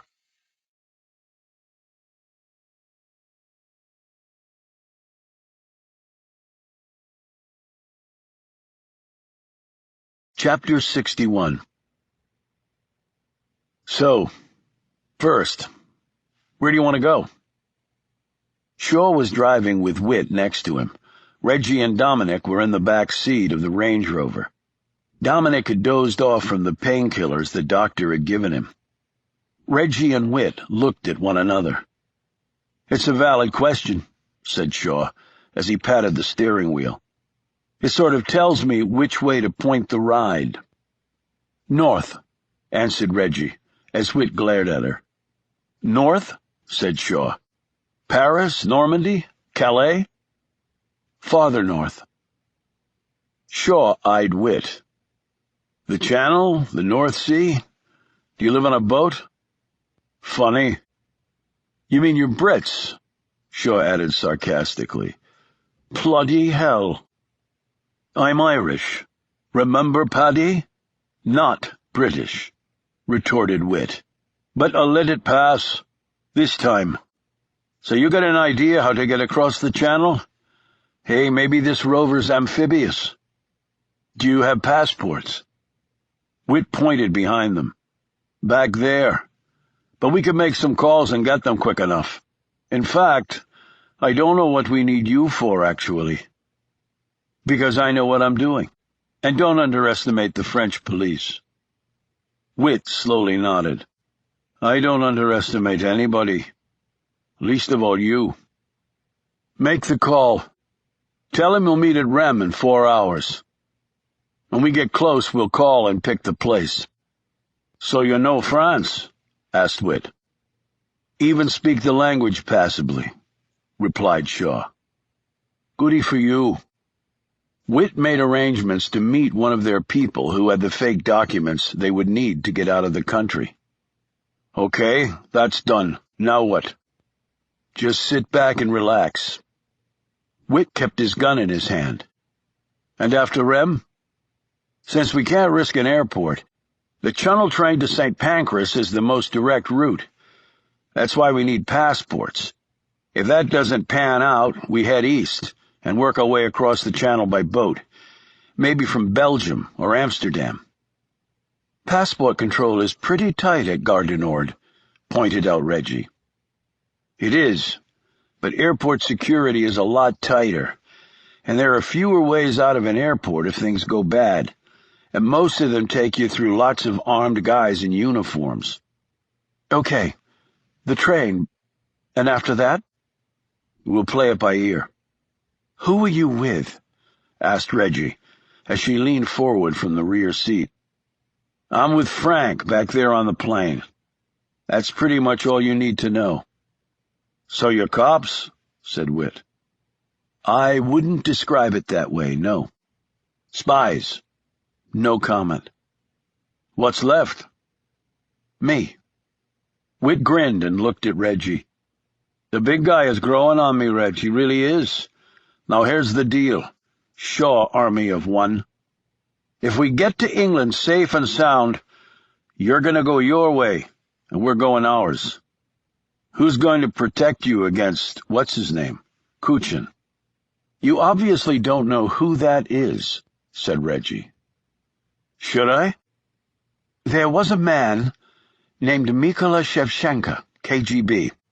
He's known as the Butcher of Kiev, but Kuchin was his top assistant, and he was the man who slaughtered hundreds of thousands of innocent people in the most brutal ways possible.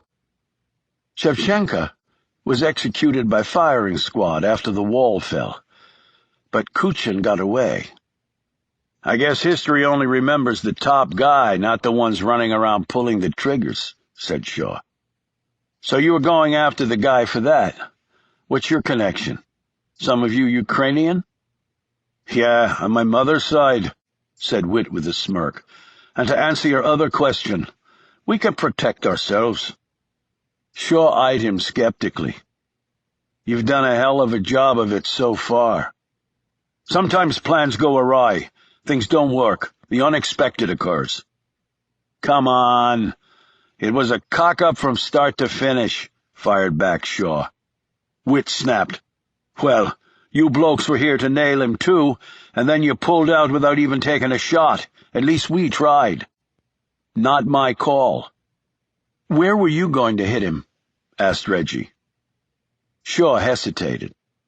Les Beaux. The caves. She considered this. Probably a better place than the one we chose. Hey, barked Witt, we did the best we could, with what we had. And you coming into the equation didn't help matters, he added, glowering at Shaw. We might not have fancy jets, but we usually get the job done. I'll have to take your word for that. But if you think you can protect yourselves against this guy without help, you're wrong. You can ask some dead Muslims about it. I don't care if he snuffed a couple of those guys, declared Witt. And you know what else?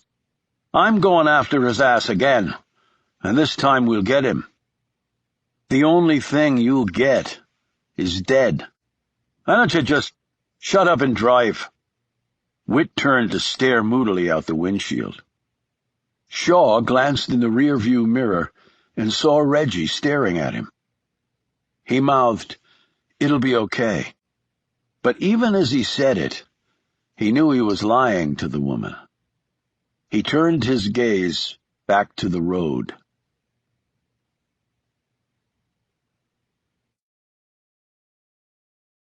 Chapter 62.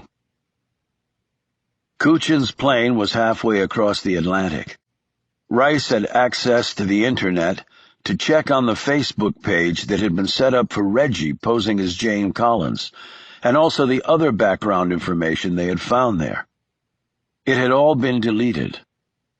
He fearfully told Kuchin of this while the man rested in his seat.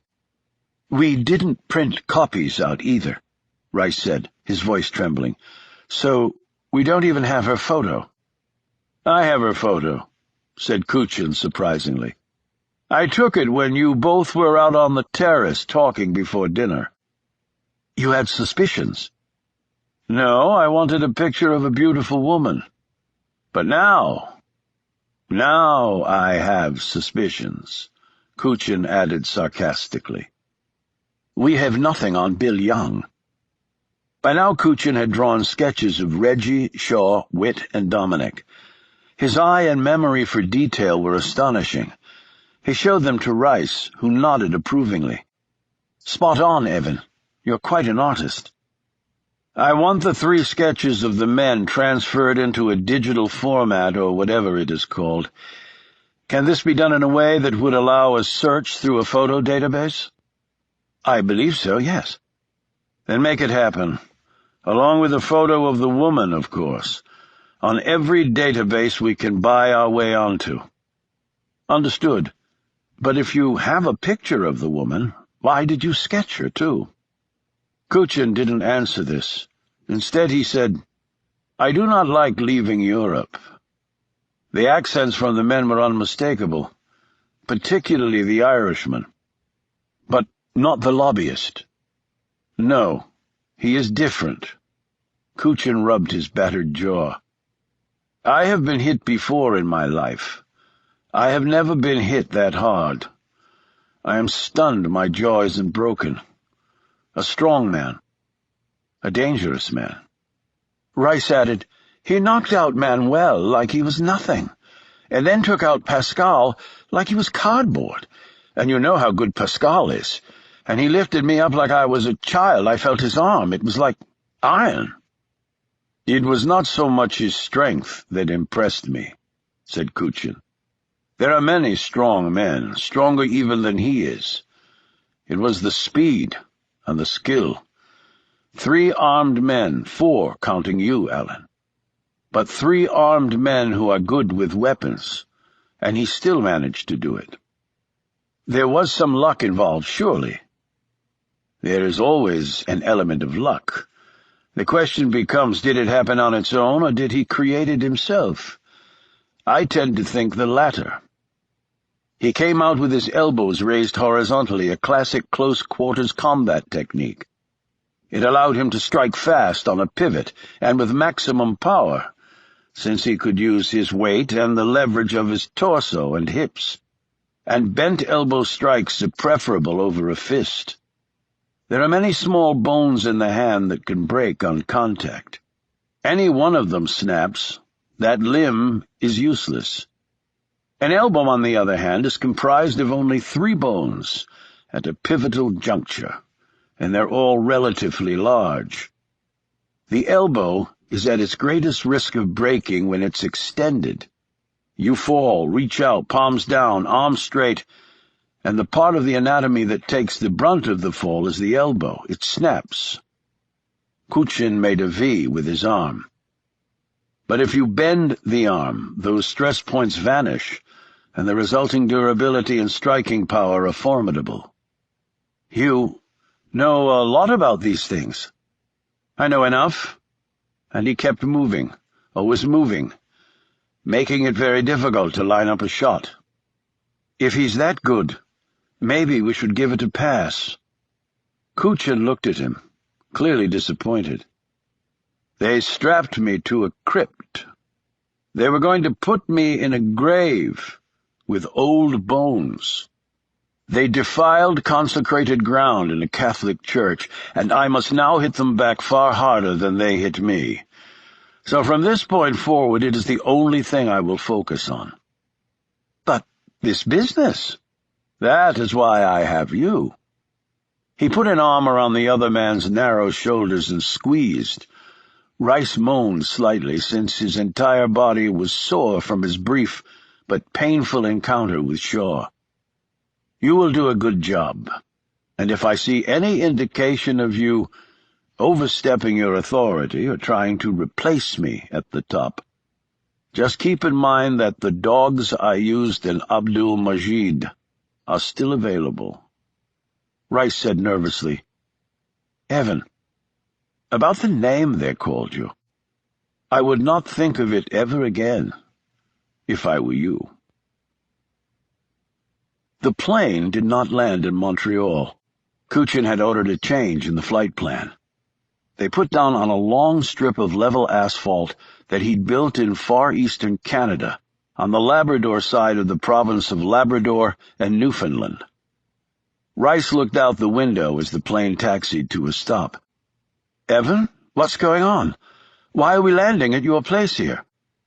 I'm not going on to Montreal. The plane will. He rose and slipped on a long coat. But why here? And you won't be leaving on this plane. Rice looked pale. I don't understand.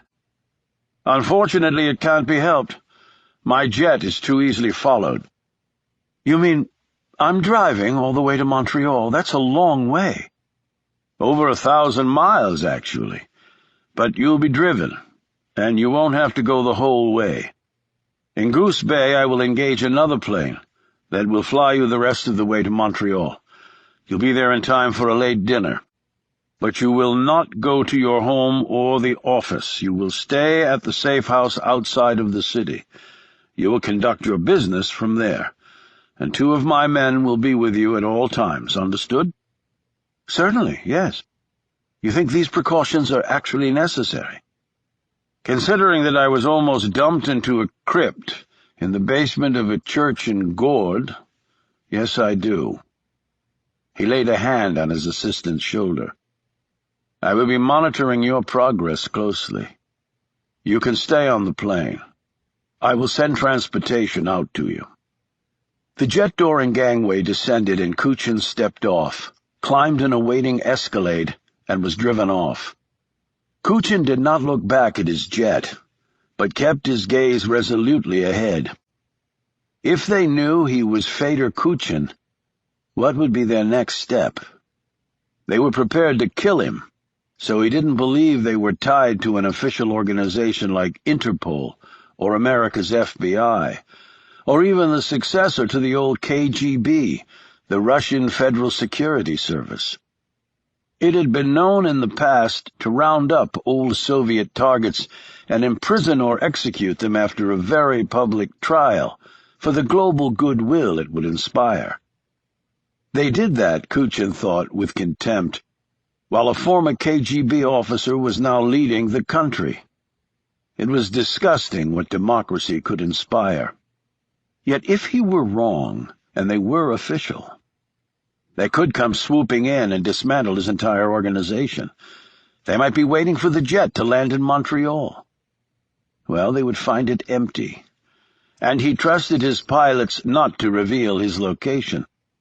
This was not simply an act of faith on his part. They had both been with him many years, and they knew that Kuchin knew where their families lived. He had built a compound in a remote location nearly 40 kilometers from here.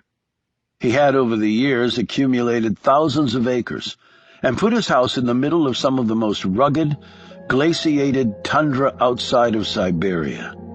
It was unforgiving terrain, and yet Kuchin found solace and familiarity here. He and Rice had devised many successful business models here over the last 4 years. He could think here deeply, and he would do so now, as he planned his counterattack.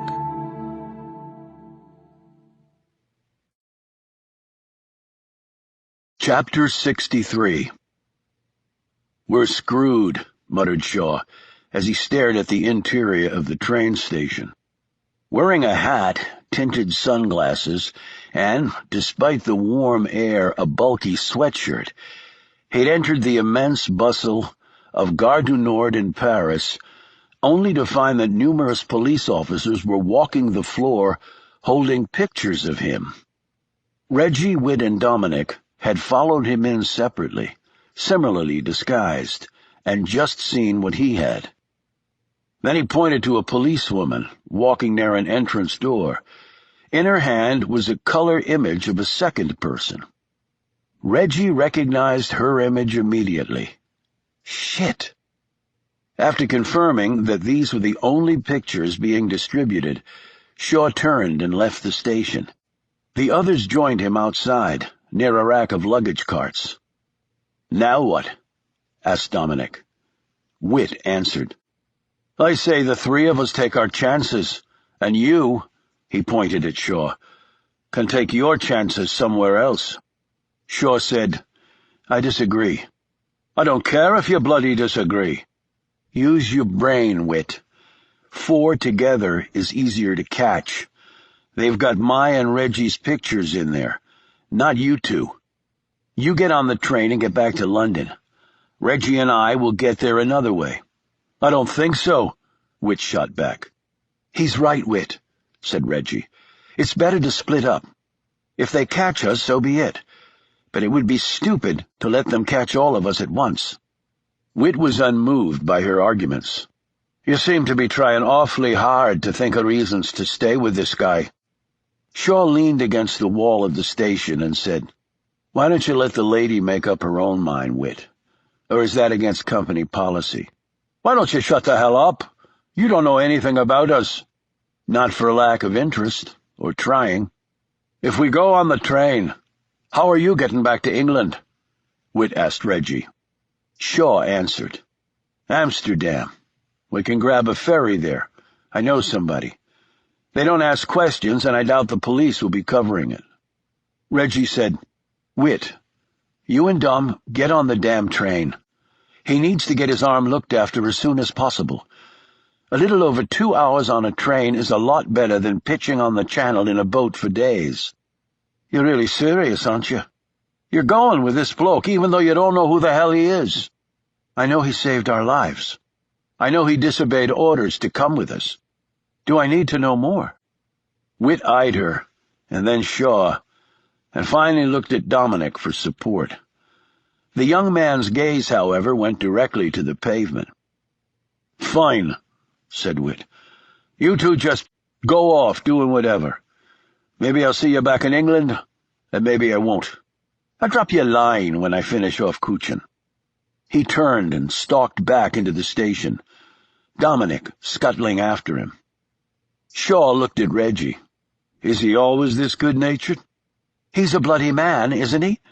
It's not part of their psychology to be good-natured when they don't get their bloody way." She yelled these last words after Whit, but he and Dominic had already disappeared into Gare du Nord. Reggie stalked off in the opposite direction. 5 minutes later, she and Shaw were driving off in a dark blue Ford Compact Shaw had snatched because the driver had helpfully left the keys on the front seat. After driving 3 blocks, Shaw had pulled over. He'd taken the plates off the Range Rover before ditching it. Now he switched out the Ford's license plates with those. "The cops will match the make and model before they check the plates," he told Reggie. "Range Rover, not Ford. And the guy whose car we stole, it'll be the reverse. Plates before make and model. So on to Holland?" "Right. Get some sleep." "What if you get drowsy?" "I don't," said Shaw.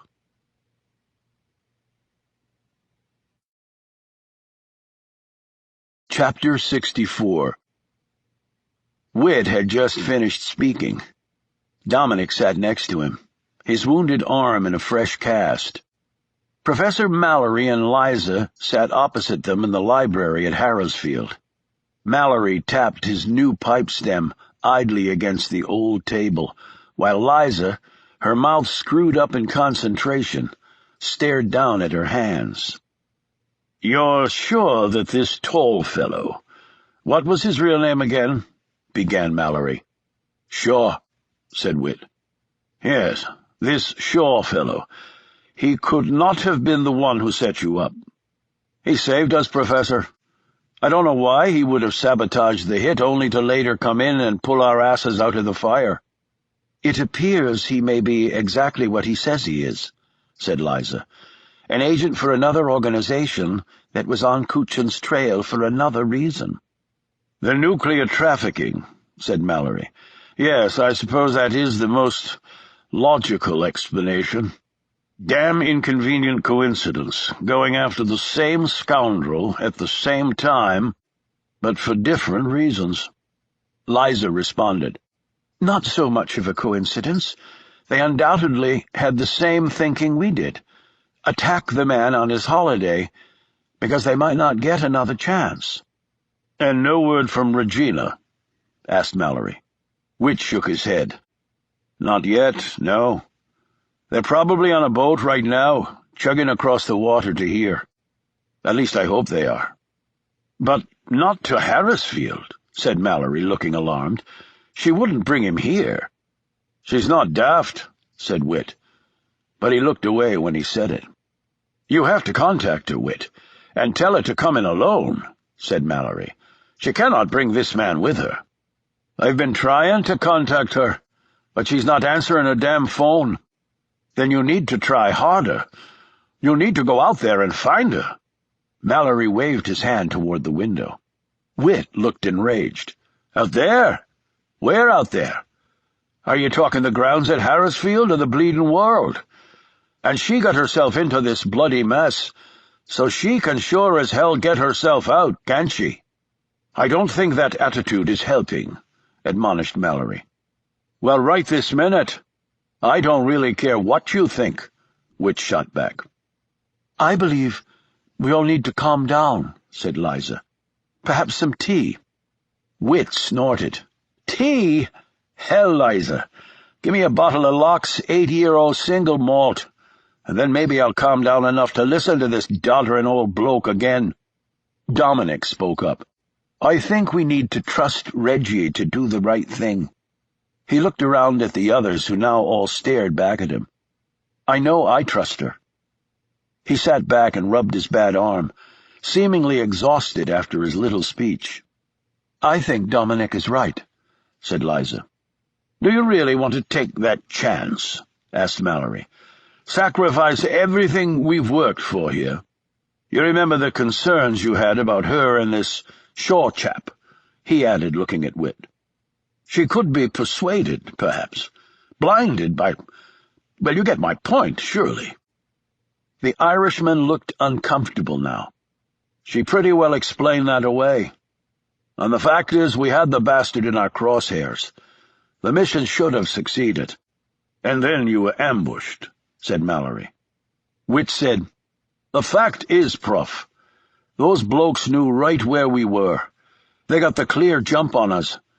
I want to know how that happened. No, I need to know how that happened." "You might have made a mistake," said Liza. "They could have grown suspicious and followed one of you, learned about it that way." "No one would have known me and Dom were involved until D-Day. Whenever Reggie came to visit us at the cottage, there was no way she was followed."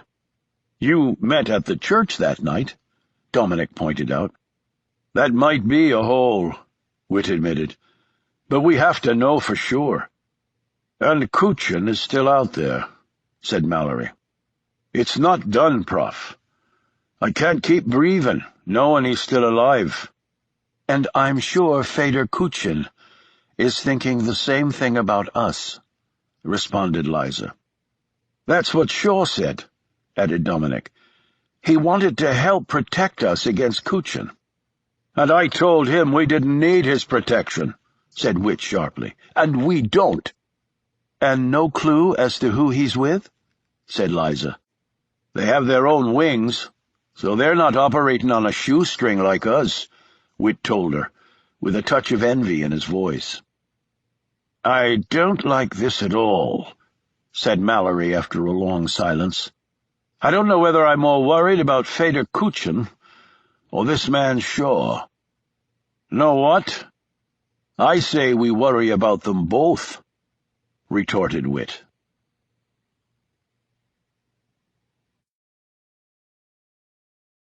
Chapter 65. Reggie, clutching her stomach, stepped onto the wharf, knelt down, and kissed the grimy boards as the ferry pulled back from the dock and began its drift out to sea in heavy swells. It was piloted by a Dutchman whom Shaw had known for years, for reasons he would not divulge to Reggie. The drop-off point was actually a long-forgotten World War II-era naval landing spot, technically in the middle of nowhere. It had taken nearly 3 days for Shaw and Reggie to get back into England, much of it spent on the vessel, as it slowly made its way through turbulent waters. "Thank you, Jesus," moaned Reggie. "The boat ride was a little rough," Shaw remarked, as he helped her back up. "A little rough." Reggie's throat convulsed, and she looked ready to throw up again. But finally she stood straight and let out a long breath, putting an arm on his shoulder to steady herself. "I thought the only place we were going to reach was the bottom of the bloody sea." "Last boat ride I took was across the Irish Sea. It was pretty choppy then, too. The woman I was with kept throwing up just like you. Must be a girl thing." "Who was that?" Reggie asked, while eagerly, if gingerly, walking next to Shaw towards solid earth. "That was a long time ago. How did you know about this place? It's come in handy a couple of times in the past. Quite a hole in our border security." "Every country has at least one." When they reached the grassy area next to the pier, Reggie checked her cell phone. It only had a sliver of juice left and no bars. She hadn't been able to contact anyone about her status and still couldn't. Damn it! This is just great. I've got bars and juice. Give me the number and I'll make the call. I don't think so. Then you'll have the number on your phone. This isn't my phone. Belongs to one of your guys. The one I knocked out with a toilet. Did you look at any of the contact information on it? No. You're lying. Maybe I am, he said. Can I have it? I need a phone. Maybe later. Since he had nearly a foot in height and over 100 pounds on her, she didn't push it, but looked around at the dark surroundings. Where are we? Few hours outside of London. I've arranged for wheels. Where do you want to head now? I think our separate ways. That is not a good idea. Kuchin can do a lot of things, but catching us is not one of them. In fact, Whit was right. We'll go back after him. Shaw took her by the arm like he wanted to shake her. What part of the memo didn't you get? He almost killed you all when he didn't know you were coming. Now that he's warned, you've got no chance of taking him. We almost got him before. Did you ever stop and think why you didn't? What? How did those guys end up ambushing you? Reggie pulled away from him. How should I know that? You need to know that. They had inside information. They were waiting for you. You've got a mole somewhere. That's impossible. Then give me another explanation that fits. We screwed up in the field somehow, and they got onto us that way. I went to the church before to meet with Whit to go over the plan. Someone could have followed me then. Why would they even suspect you? You're the one who's trumpeting how good Kuchin is. He probably suspects everybody. I listened to him when he was tied to that crypt, and so did you. He tried to bluster about killing you, but that was a man who expected to die that day. And if he suspected you, why would he have come with you to the church in the first place? We used the Muslim information you gave us to work an angle, to hurt him that way. Just like that, she said defensively. And it worked. If someone had followed you to the church earlier and knew what was up, why would they let it play out? Why not blow the whistle? That way Kuchin is never in danger at all. After staring at the dark, rolling sea for a bit, she said, I can't answer that. I don't know why. But the answer, whatever it is not good for you. If you do have a traitor in your ranks, it'll make it pretty easy for Kuchin to come after you. She closed her eyes for a moment and wearily rubbed her temples. Look, you said you made arrangements for some wheels. Can you just get me to London? It's the middle of the night, and I'm too tired and dirty and still way too nauseous to think clearly about this right now. He stared at her before shrugging. Sure, the wheels are just up there. Just up there turned out to be a half-mile walk through uneven terrain in the pitch dark to a road. A motorbike was near the tree line, keys under the seat. He tossed her the spare helmet. It's not the Vespa, but it'll do. She clung to him on the way back to town. When they reached London, lines of smoky pink were beginning to burn against the sky, and early morning commuters were making their way along the still mostly empty streets. A few cabs and one bendy bus puttered along the roads. She tapped him on the shoulder and pointed to one corner. He slowed the bike and then stopped near the entrance to the tube. She got off and handed him back the spare helmet. Sure you don't want me to hang with you? He said. First stop we made for petrol, I'd just sneak out of the bathroom window. Why not save time and cut to the chase? He pulled the phone from his jacket pocket and tossed it to her. Bon chance. So that's it. No more trying to convince me, just wish me good luck? It seemed clear to Shaw that part of her wanted to stay with him, but he wasn't feeling conciliatory right now. Just another job. He throttled the bike. Thanks for saving our butts, she said, a bit guiltily. Like I said, just another job. Reg. He popped the gear changer with his heel, released the clutch, and pulled away, leaving her to trudge on to the underground, alone.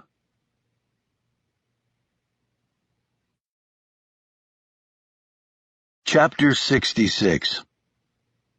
Reggie looked around the small footprint of her dingy flat in London. There was a lumpy four-poster bed, an old chest that had belonged to her mother, a square of frayed carpet, a table with two straight-backed chairs, a hot plate, a small under-the-counter fridge, a 4-foot-high shelf crammed with books, and two dirty windows that looked out on the back of another grimy building.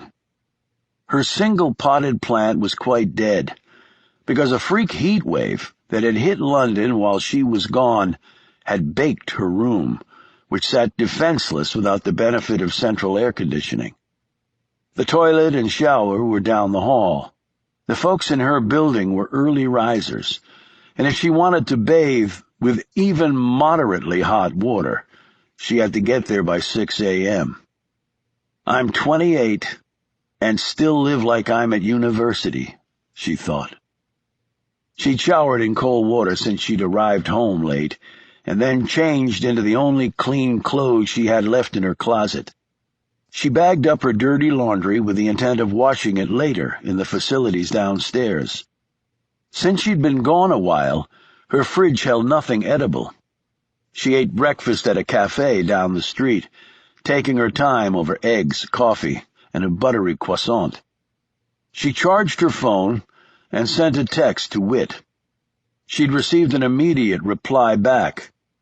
All their people had gotten out safely.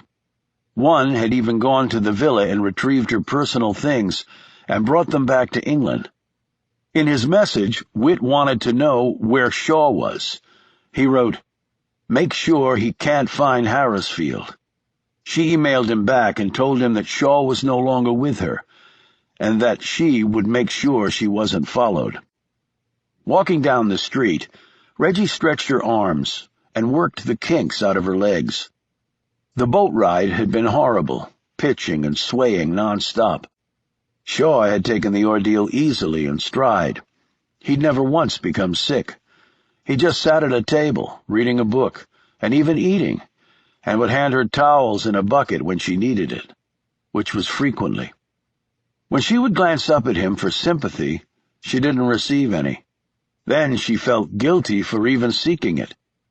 It was an unforgiving business, and one had to tough it out. He certainly had. She, on the other hand, had come up a little short with her sea legs. At least she was safely back in England, as was her entire team. While it was true they had missed Kuchin, things could be far worse. She rode the tube to Knightsbridge. She was heading out to Harrisfield later to brief the others, but had something to do first. She had a 60mm size safe deposit box housed at a company that specialized in storing people's valuables. It had all the latest technological security devices, biometric scanners, access cards, and each box wired directly to the closest police station while closed-circuit cameras monitored the vault. This level of security cost nearly £100 a year and was worth every penny to her. She entered the building and successfully passed through the various layers of security. Alone in the vault room, she accessed her box and slid out the contents. Making sure her back was between the camera overhead and the item she was looking at, Reggie sat down at the table and began to read through things she knew by heart. This was her ritual. After every mission, she came and did this. All other times she had been successful. This was her first miss, her first loss, her first ass-kicking. But still here she was. It was important. The newspaper articles were old and yellowed. Over time, the paper would fully disintegrate, but the information contained in the pages would never be erased from her mind. Some days, she wished that it would disappear. Robert O'Donnell, age 36, The photo of the man was a faded black and white, but Reggie had no trouble recognizing him. He was her father, after all. He'd died on her 7th birthday. The headline from the Daily Mail had covered all the basic points and added, in its typical dash of hyperbole, "London's most notorious serial killer since Jack the Ripper, dead." It was not exactly what a little girl wanted to read about her dad on her birthday. 24 victims, all female, and all in their teens and 20s, had died at her father's sadistic hands. At least, those were the ones that were known. People had even compared him to the American serial killer Ted Bundy, who'd been executed around that time. A charming, good-looking man who'd lured young women to their deaths. Except Bundy had not been married with children. He'd been a loner. Reggie's father had a good job, a loving wife, and a boy and a girl. And yet somehow, over the years, he'd managed to slaughter at least 24 human beings with such ferocity and depravity that veteran constables who'd discovered some of the bodies had spent time afterwards in therapy to help them through the horrors they'd witnessed. Even now, once the truth had been established past all doubt, she still couldn't quite bring herself to accept that the man who had helped create her was the same man in these horrible stories. She looked at another newspaper, one written on the 4th anniversary of her father's death. It had a full-page picture of him in his last days.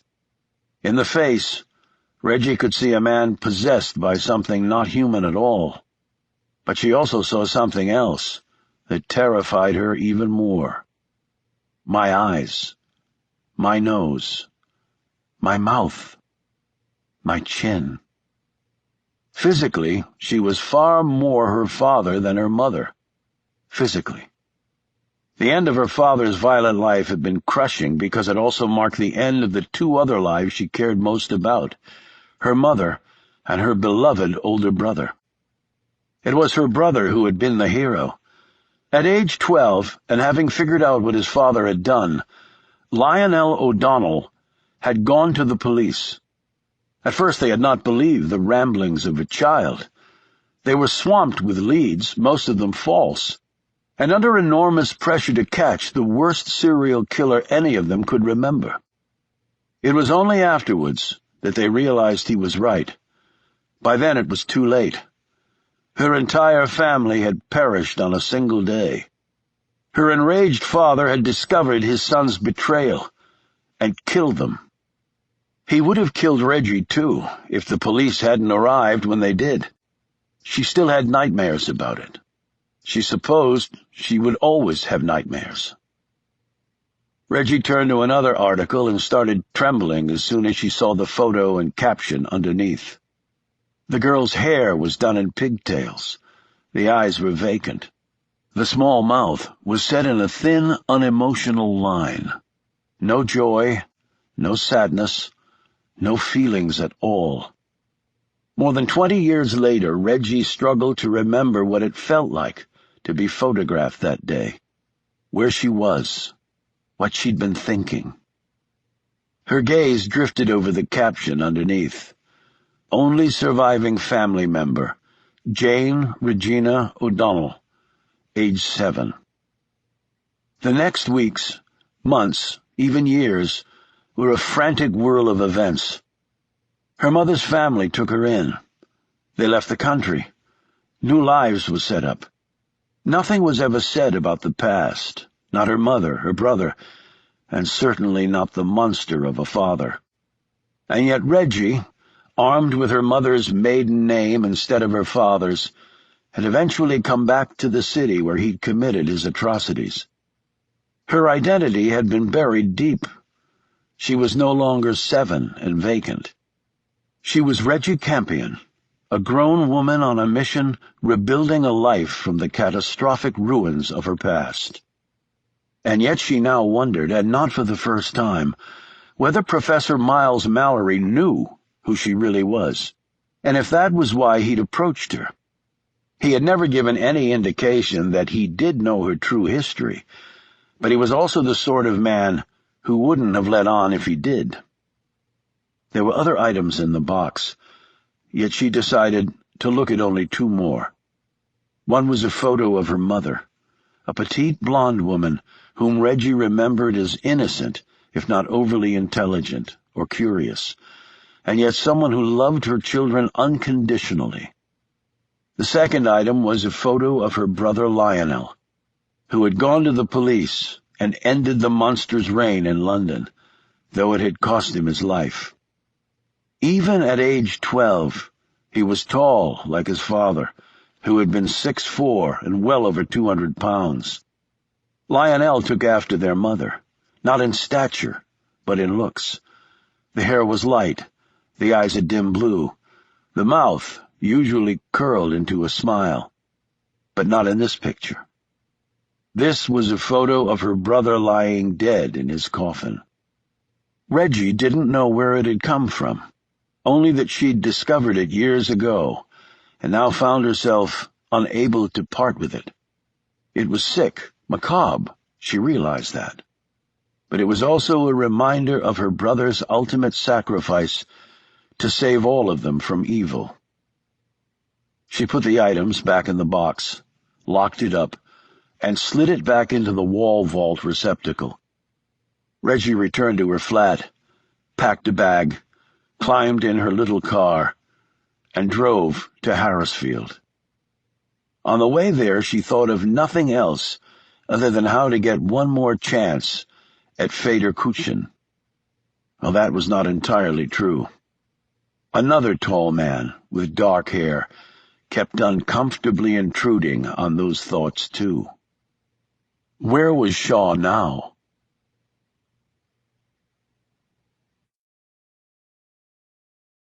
Chapter 67.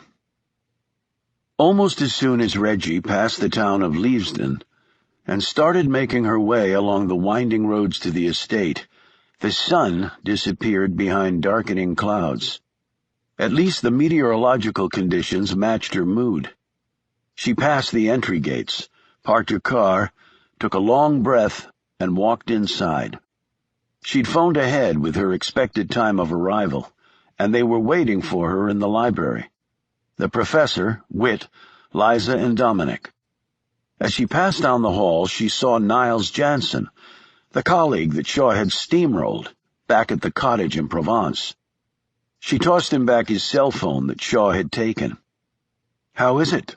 she asked, indicating the large bruise on his face. "Like a bloody tank hit me," said Jansen. "Actually, I think it did." She drew a calming breath and opened the door to the library. Taking a seat on one side of the long table with all the rest aligned on the other, she painstakingly went through everything she recalled from her time in Gourd, and then briefed them on the days spent with Shaw. "And you learned nothing more about him than that?" asked Mallory, who did not bother to hide his incredulity.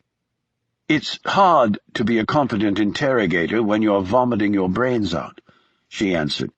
"And he's not the sort to volunteer much information. He's obviously an experienced hand.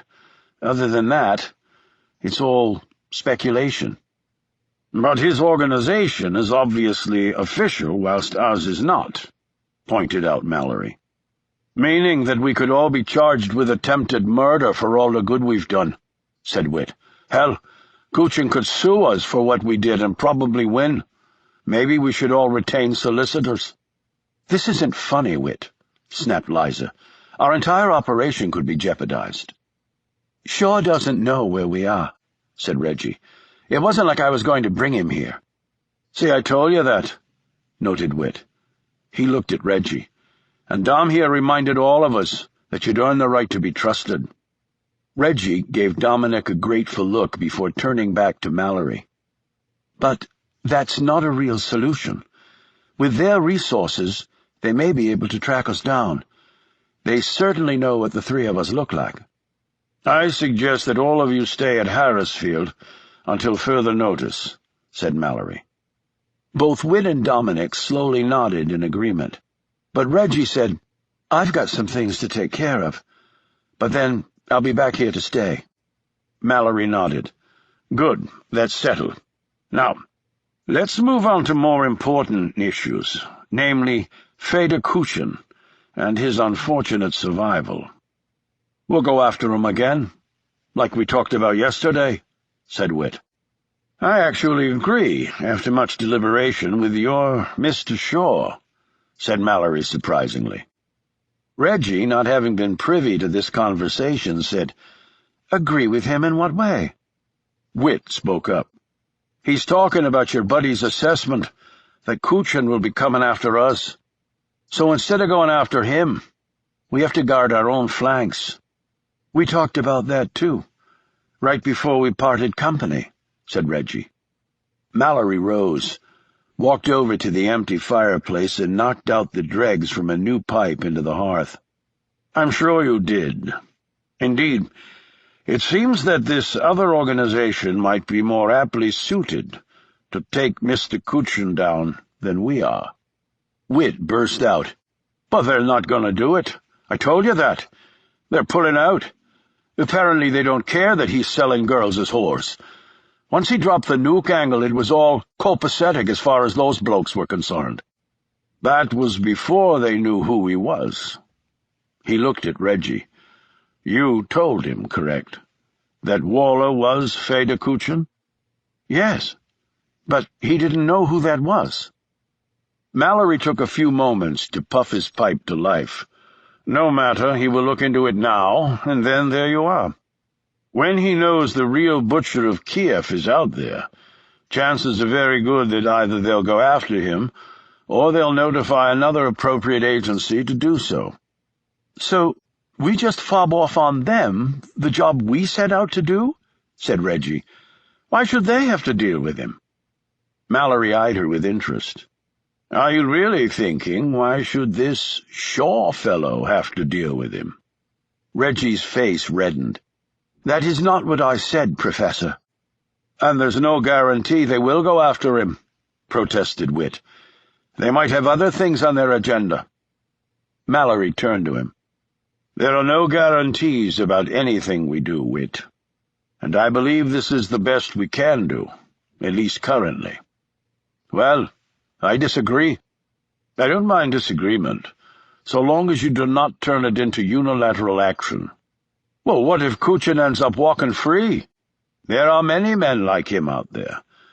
I will not jeopardize catching all of them in order to take one down." Witt snapped. "But we've already shown him the shite from his past. Now all we need to do is kill the bastard. A rifle shot from long distance, poison in his morning coffee. Stick the prick in the street with an umbrella tipped with poison, like they did that Bulgarian fella." Mallory shook his head. "But since the authorities presumably will know who he is, they will investigate his death and past and publicize their results to the world, that he is indeed the butcher of Kiev, and all others will be warned." "All others?" scoffed Witt.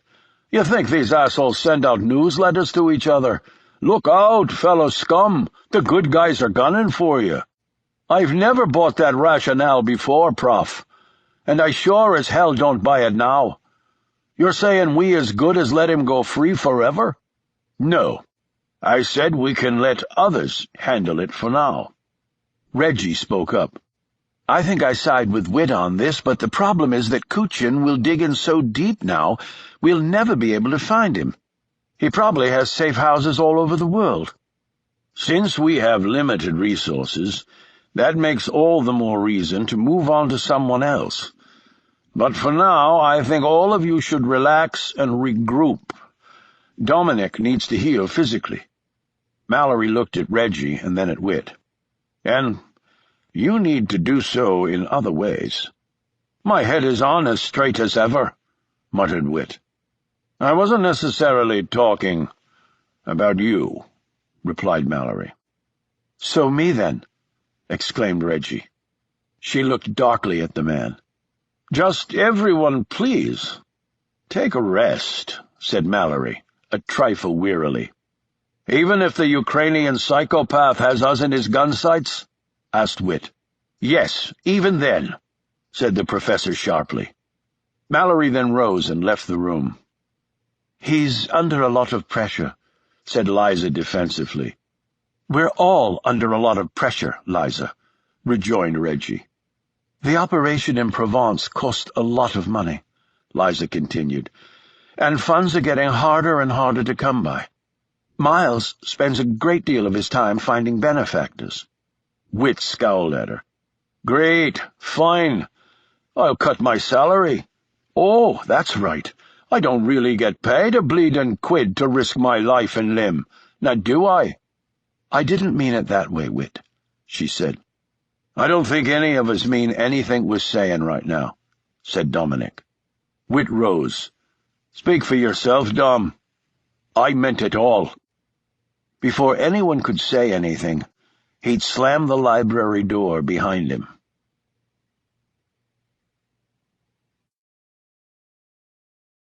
Chapter 68.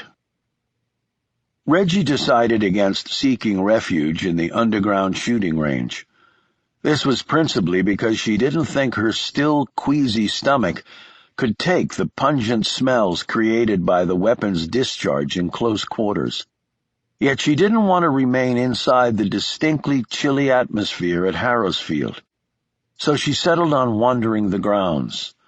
That, of course, led her to the graveyard and then to the grave site of Laura R. Campion.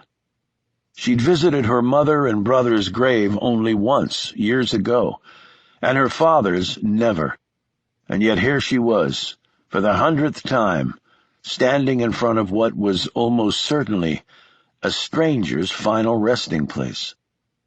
Are you going mad, Reg? She thought. Is this what it feels like? Is this what happened to my dad? She had long ago convinced herself that her father had become insane, because that was the only way to explain what he'd done. But at a certain level, she knew that might not be true, and it terrified her. She said out loud, Do you just go mad? Or are you simply born evil? Or do you simply slaughter because history gives you the chance? Yes to all three, said a voice. Reggie nearly toppled over as she spun around, her mind recognizing the voice, but also at the same instant wondering how it could possibly be. Shaw stood at the edge of the yew hedge that nearly surrounded the cemetery. How?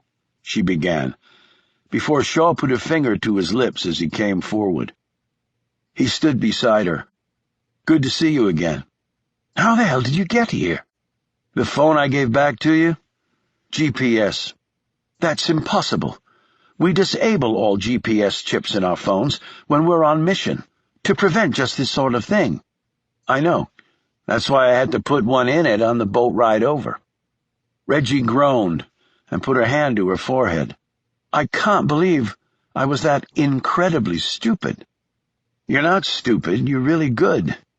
But I'm pretty good at what I do, too. Reggie looked around nervously. If they find you here... What? They'll kill me? We don't do that, she said sternly. Oh, really? He reached in his jacket pocket and slipped out the syringe he'd taken from Niles Jansen at the cottage where he had been held captive. He held it up. Reggie looked from the syringe to Shaw. What are you doing with that? They were going to kill me with it, Reggie. That's impossible. We never told anyone. The guy I knocked out said the order came from someone else. He looked in the direction of the mansion. Maybe somebody in the big house I passed. Sure, that is just not possible. So do you guys just carry this stuff around with you? That poison was intended for Kuchin, but we already had a syringe with us. So why a second one? In case something happened to the first, I imagine, she said lamely. Or in case someone got in the way, like me. This is absurd. He actually said that somebody ordered him to kill you? I'm not really in the habit of making stuff up like that. I mean, what would be the point? Reggie slowly moved away from him and slumped down on a weathered stone bench on the edge of the small cemetery. Shaw joined her there, drawing up his collar against the chilly air and cloudy skies that had come back to England with a vengeance, as if to make up for the rare heat and sunshine. "The plan was to let you go once we'd finished with Kuchin. Plans change if the right person wants them to. Who here has that kind of clout?" Reggie involuntarily glanced toward the mansion. "So I was right. They're in there. You got a name? Why? Are you going to go in there and arrest him?" "So it's a he. Trouble is, I don't actually have any authority to arrest anyone." "Then what? Kill him? You go after him, you'll have a lot of other people you'll have to kill too." "Including you?" "Yes," she said without hesitation. "Well then, I find my options limited." He handed her the syringe. "Just make sure whoever you stick with that really needs killing. No second chances there." Reggie held the capped needle in her open palm while gazing up at Shaw. "Why did you come here?" "Wanted to see for myself the competition, I guess. Nice digs. My office is either at 40,000 feet or right at ground level with lots of excitement going on all around me." "Is that all?" "Oh, there was something else. I wanted to make sure you weren't still puking your guts out. See, I feel a little responsible for that. And I guess I wasn't as sympathetic to you as I should have been while we were bouncing across the water." This drew a meager smile from Reggie. "Well, truthfully, I'm still a bit wobbly, but my bearings are slowly returning." She paused while carefully pocketing the syringe. "Does your boss know that you're here?" "We're not always in sync." She glanced once more in the direction of the old mansion. "Actually, I can relate to that." "How long will you be in England?" "That depends." "On what?" "On whether you'll agree to have dinner with me tonight. If yes, I'll be here at least another day.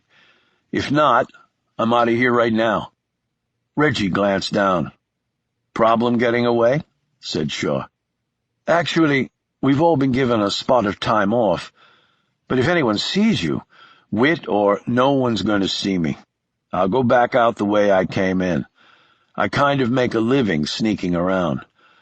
But to be on the safe side, let's meet in London around 8 tonight." He gave her the name of a side street off Trafalgar Square. "We can pick a place to go after that." "Can I let you know?" "Yeah. Right now.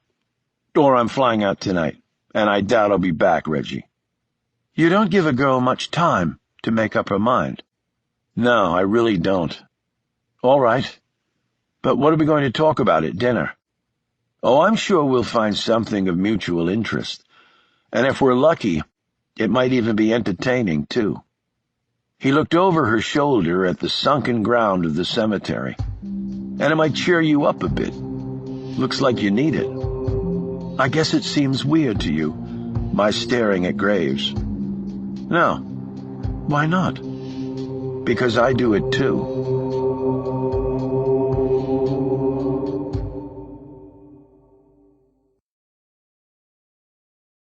Chapter 69. Fedor Kuchin had nothing, and because he had nothing, the man was growing increasingly frustrated.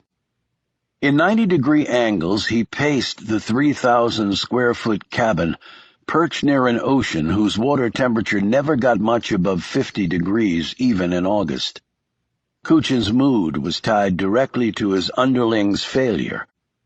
Alan Rice had purchased access to a dozen databases, and yet there had not been one hit in any of the digital images made from his drawings or the photo. Every other avenue of investigation he'd pursued had ended with a similar lack of progress. Kuchin's large hands clenched and then loosened as his nimble mind galloped along, trying to envision some way to move forward. Finally, Kuchin drew on a parka and walked outside. He had taken with him a rifle and scope and some cartridges. It was summer, but one wouldn't know it by the weather. It wasn't cold enough to snow, but as he looked around, the terrain reminded him starkly of his birthplace in the Ukraine. Perhaps that's why he'd built a home here with nothing else around for miles. He had 2 guards with him, who stayed in another building 500 meters from his house. Yet there wasn't much danger out here. Other than the threat of being gored or trampled by a moose or a caribou, Kuchin felt fairly secure. He trudged over ground that brought back memories of a little boy trailing his burly father as he went off to work. Work was fishing on a commercial trawler in the Sea of Azov. 40,000 square kilometers in area, the Azov's deepest point was surprisingly less than 15 meters. It was, in fact, the shallowest sea in the world. Because of that, its waters were turned over quickly. This did not keep it fresh, however. When Kuchin was a child, the pollutants from factories and oil and gas exploration were already pouring into the sea's meager depths. By the 1970s, dead and mutated fish by the thousands were piling up on the shores, clearly victims of man-made toxins and radioactive poisons. To swim in the waters today would be suicidal. Yet all the children in Kuchin's village had spent their summers in waters whose temperatures would soar toward 30 degrees Celsius in July. In winter, the sea would be frozen solid for months, and the children would take their homemade skates and have races until their mothers would call out for them from shore to come eat their dinners. Kuchin could even remember lying face down on the ice and licking it with his 7-year-old tongue. Now Kuchin had heard that the Azov was in danger of becoming a dead sea, and that commercial fishing should be banned for 20 years. This was not as draconian as it sounded. For 40 years, fishing yields had been reduced to nearly zero, simply because all the sea life was dead. And yet he could recall vividly his father cleaning the fish he'd caught for their personal table with his big gutting knife, efficiently slicing up perch, sturgeon, and mackerel that his mother would then fry up in her big iron skillet with secret spices and ingredients that French women seemed to naturally possess. South of here was the Strait of Belle Isle, across from which was the region of Newfoundland. Kuchin had hiked there often and watched the cargo ships pass through the narrow channel. Indeed, some of his human cargo passed through these same waters. Before he reached adulthood, Kuchin's life had been inextricably tied to water, polluted water, as it turned out. He realized it was probably a miracle he was not dead from some horrible cancer rising from the shallow depths of the Azov. Yet there could be tumors right now growing in his body, wrapping silently but lethally around essential organs, crushing blood vessels or invading his brain. However, despite the environmental dangers of his childhood, growing up there had provided him with an ambition to succeed that had been inexhaustible. Everything he'd ever set out to do, he'd achieved, which made this present situation unacceptable. He made the trek to the Bell Strait and stared out at seawater that represented the most direct route to Europe for ships coming from either the St. Lawrence Seaway or Great Lakes ports. Yet fogs, gales, and ice-choked seas for 10 months of the year made navigation here some of the most treacherous in the world. The strait could hold wondrous sights, too, however. These included humpback whales doing spectacular flips, and wandering icebergs calved from glaciers in Greenland and bundled south by the Labrador Current before starting to come apart, with massive crashes, into the warmer waters off the coast. And Belle Isle, after which the strait was named, meant Beautiful Island. It sat at the eastern tip of the waterway, and was roughly halfway between Labrador and Newfoundland, which together formed the Canadian province of the same name. Beauty in the midst of nothing, thought Kuchin. He believed, however briefly, that he'd found beauty in Provence, a woman who intrigued him, bewitched him even, one whom he thought he might like to possibly entertain for longer than one night, without a bloody mess to clean up afterward. And yet the beauty had almost killed him. It was a sense of betrayal, even though realistically the woman owed him no measure of loyalty, that fueled Kuchin's smoldering rage. He walked up to the top of a small knoll, the strait behind him and the land in front of him, flat for as far as the eye could see. Newfoundland was known as the Rock. Its eastern region used to be part of northern Africa. The last glaciation had scraped almost all the soil off the southeastern coast, leaving it with more rock than anything else, hence the nickname.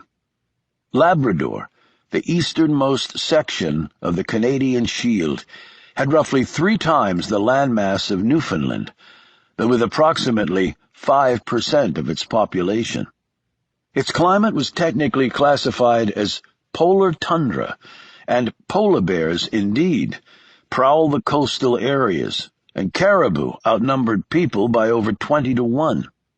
Here, Kuchin had his pick of massive mountains to hike, isolated bays in which to fish, barren tundra to ski across, and breathtaking and brutal fjords cut into bedrock by glacier saws. The slopes were often sheer, and the current in the water deceptively fast. Kuchin drew a bead with his rifle, sighting through a scope manufactured by Zeiss, the same outfit that had supplied the Third Reich. It had everything an experienced shooter would expect in a high-end sighting device, including O-ring seals and nitrogen fill for fog-proofing, all in a lightweight package with enhanced field of vision. When hunting large game, it was generally agreed that a minimum of 1,000 foot-pounds of force from the round was necessary. For the biggest game, like moose, that requirement ratcheted up to roughly 1,500 foot-pounds at about 500 yards. He was using pointed, boat-tailed, 140-grain rounds that would drop just about anything on 4 hooves, and certainly anyone on 2 feet. Kuchin had had this rifle custom-built. It was lightweight for ease of carrying and maneuverability, and he had fought his ego and opted for somewhat less power because that translated to less recoil, which resulted invariably in greater accuracy. He had splurged on a premium barrel because that played a major factor in the only thing that mattered, whether you hit your intended target or not. The small coyote was wandering along about 200 yards away from him, its agile gait carrying the animal along rapidly over the flat terrain. It was early for the beast to be searching for food, thought Kuchin, but here one never knew. Kill when you can was probably a good motto for such a desolate place. It was probably a female, Kuchin noted as he examined through the glass the small chest and frame of the animal. He lay prone on the ground, carrying the weight of the weapon on his elbows. He steadied himself, fixing his grip around the stock and underbelly of the gun, but relaxing his muscles. This was the magic recipe of the successful sniper and long-range hunter, firm but loose, heartbeat and breaths mellow, unhurried, but with any possible vibration removed. The butt of the weapon hard to his bicep, his index finger dropped to the trigger guard, and from there to the slender bit of curved metal. With one pull, the immediately heated round would burst from the elongated barrel, lands and grooves branded into its metal hide from the force of the rapid expulsion. The quarter-gram metal missile would cover the distance between man and beast roughly 6 times faster than if it had been perched in a seat on a commercial jet aircraft. And yet with the coyote dead in his sights, Kuchin did not pull the trigger. He lowered the weapon. The beast, unaware of how close it had come to annihilation at the hands of a far more dangerous predator, scampered along until it was nearly out of sight. Kuchin trudged the solitary miles back to his cabin, He had never enjoyed killing wildlife. Fishing held little interest for him either, despite having been his father's trade. It was only living things that looked like him that had ever motivated Fader Kuchen to pull the trigger, light the match to the gas-filled pits, kick out the stool from under the noosed victim, or plunge the knife in someone's chest. It was just who and what he was. He returned to his cabin, slid the parka on a hook by the door, locked his rifle back up in his gun safe, and returned to his desk. There was a blinking light on his phone. The message on the recording dispelled all the bad thoughts Kuchen had been harboring for most of the day. It was Alan Rice. "We found him."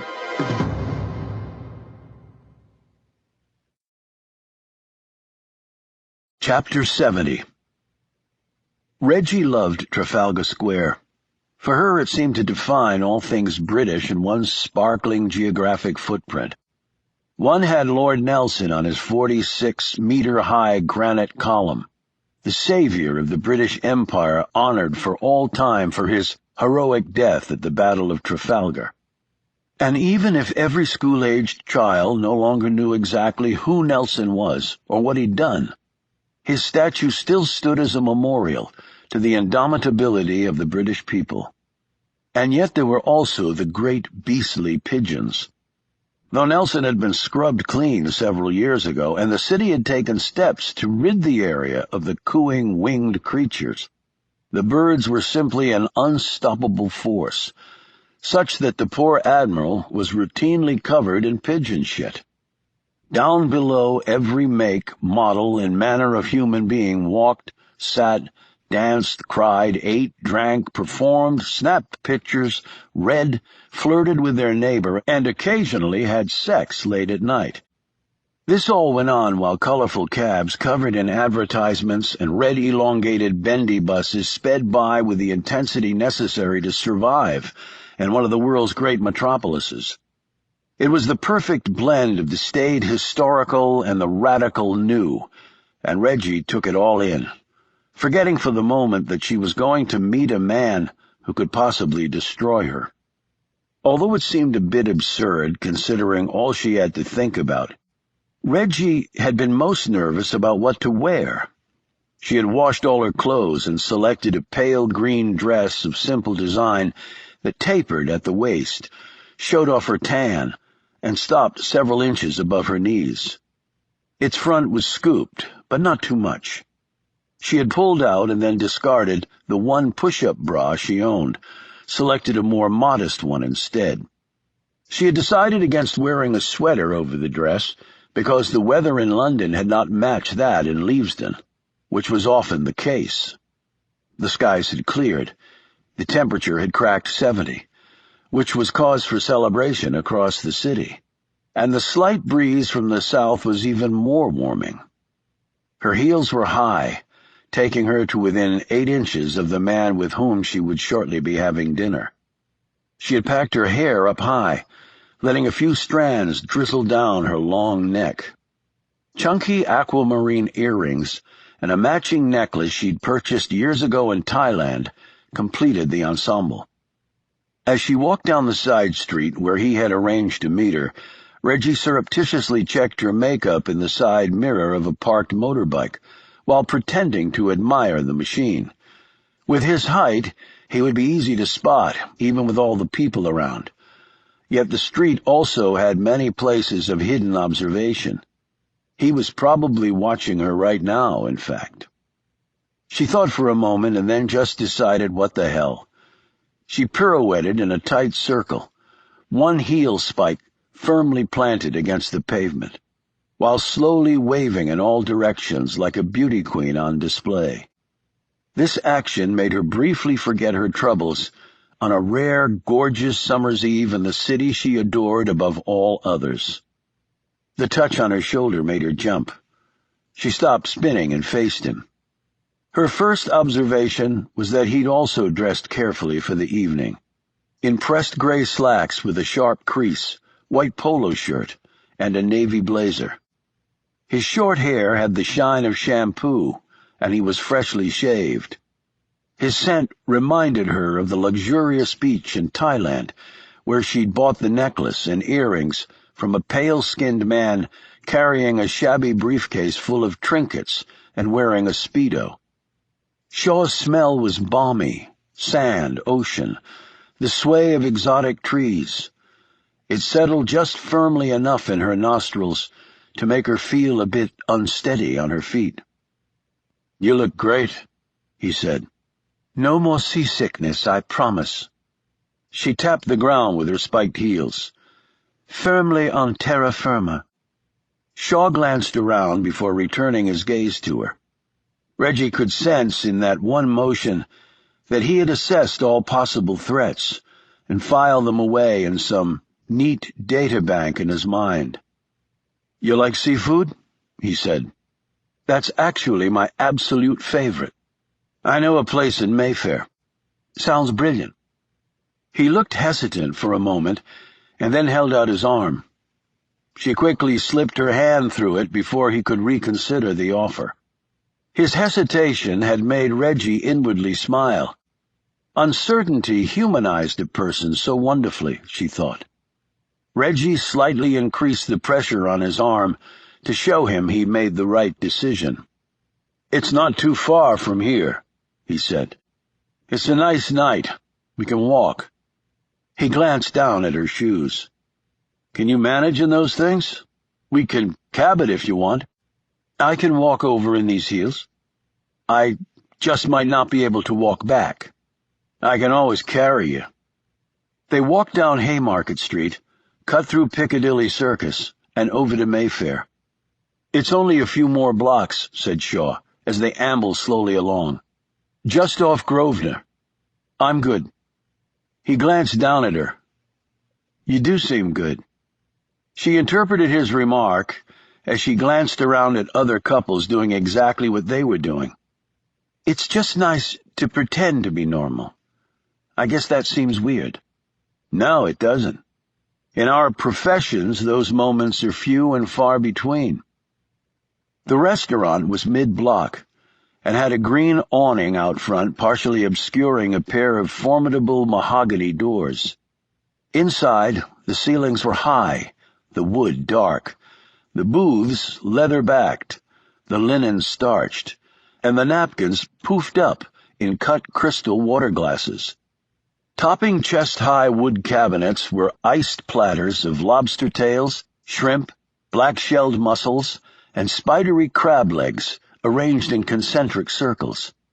Shaw had made a reservation, and a curvy young Indian woman in a black dress, tight enough to reveal her choice of thong underwear, led them to their table. It was situated in the back, diagonally across from the entrance. Shaw took the seat opposite the mahogany doors. This had not been lost on Reggie. "Firing lines sufficiently established?" she asked impishly. "They'll do, unless that platter of steamed squid fouls the shot." "Why do I think you're not joking?" He picked up his menu. She did the same. "Any recommendations?" "Pretty much anything that has a fin, gills, and/or a shell is a safe bet to be classified as an aphrodisiac." She dropped the menu. "Then why don't you pick for me?" Shaw's gaze topped his menu. "Indecisive?"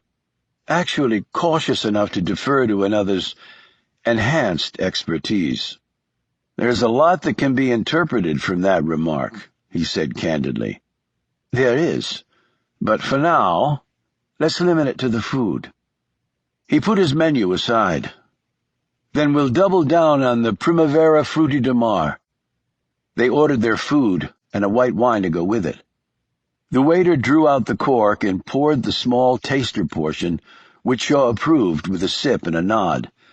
The waiter filled their glasses, set a basket of bread and a bottle of olive oil between them, placed the wine in a chiller sleeve, and left them alone.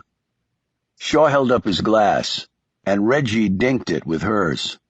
"Is the pretending to be normal period almost over?" she said resignedly. "Almost, but not quite." "I love London," Reggie said, looking around. "There's a lot to love," agreed Shaw. "Can I ask you a question?" she said. He remained silent but stared at her expectantly.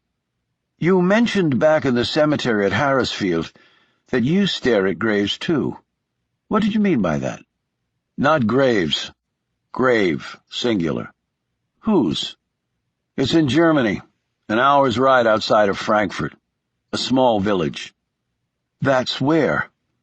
But whose grave do you look at there?" "A woman's?"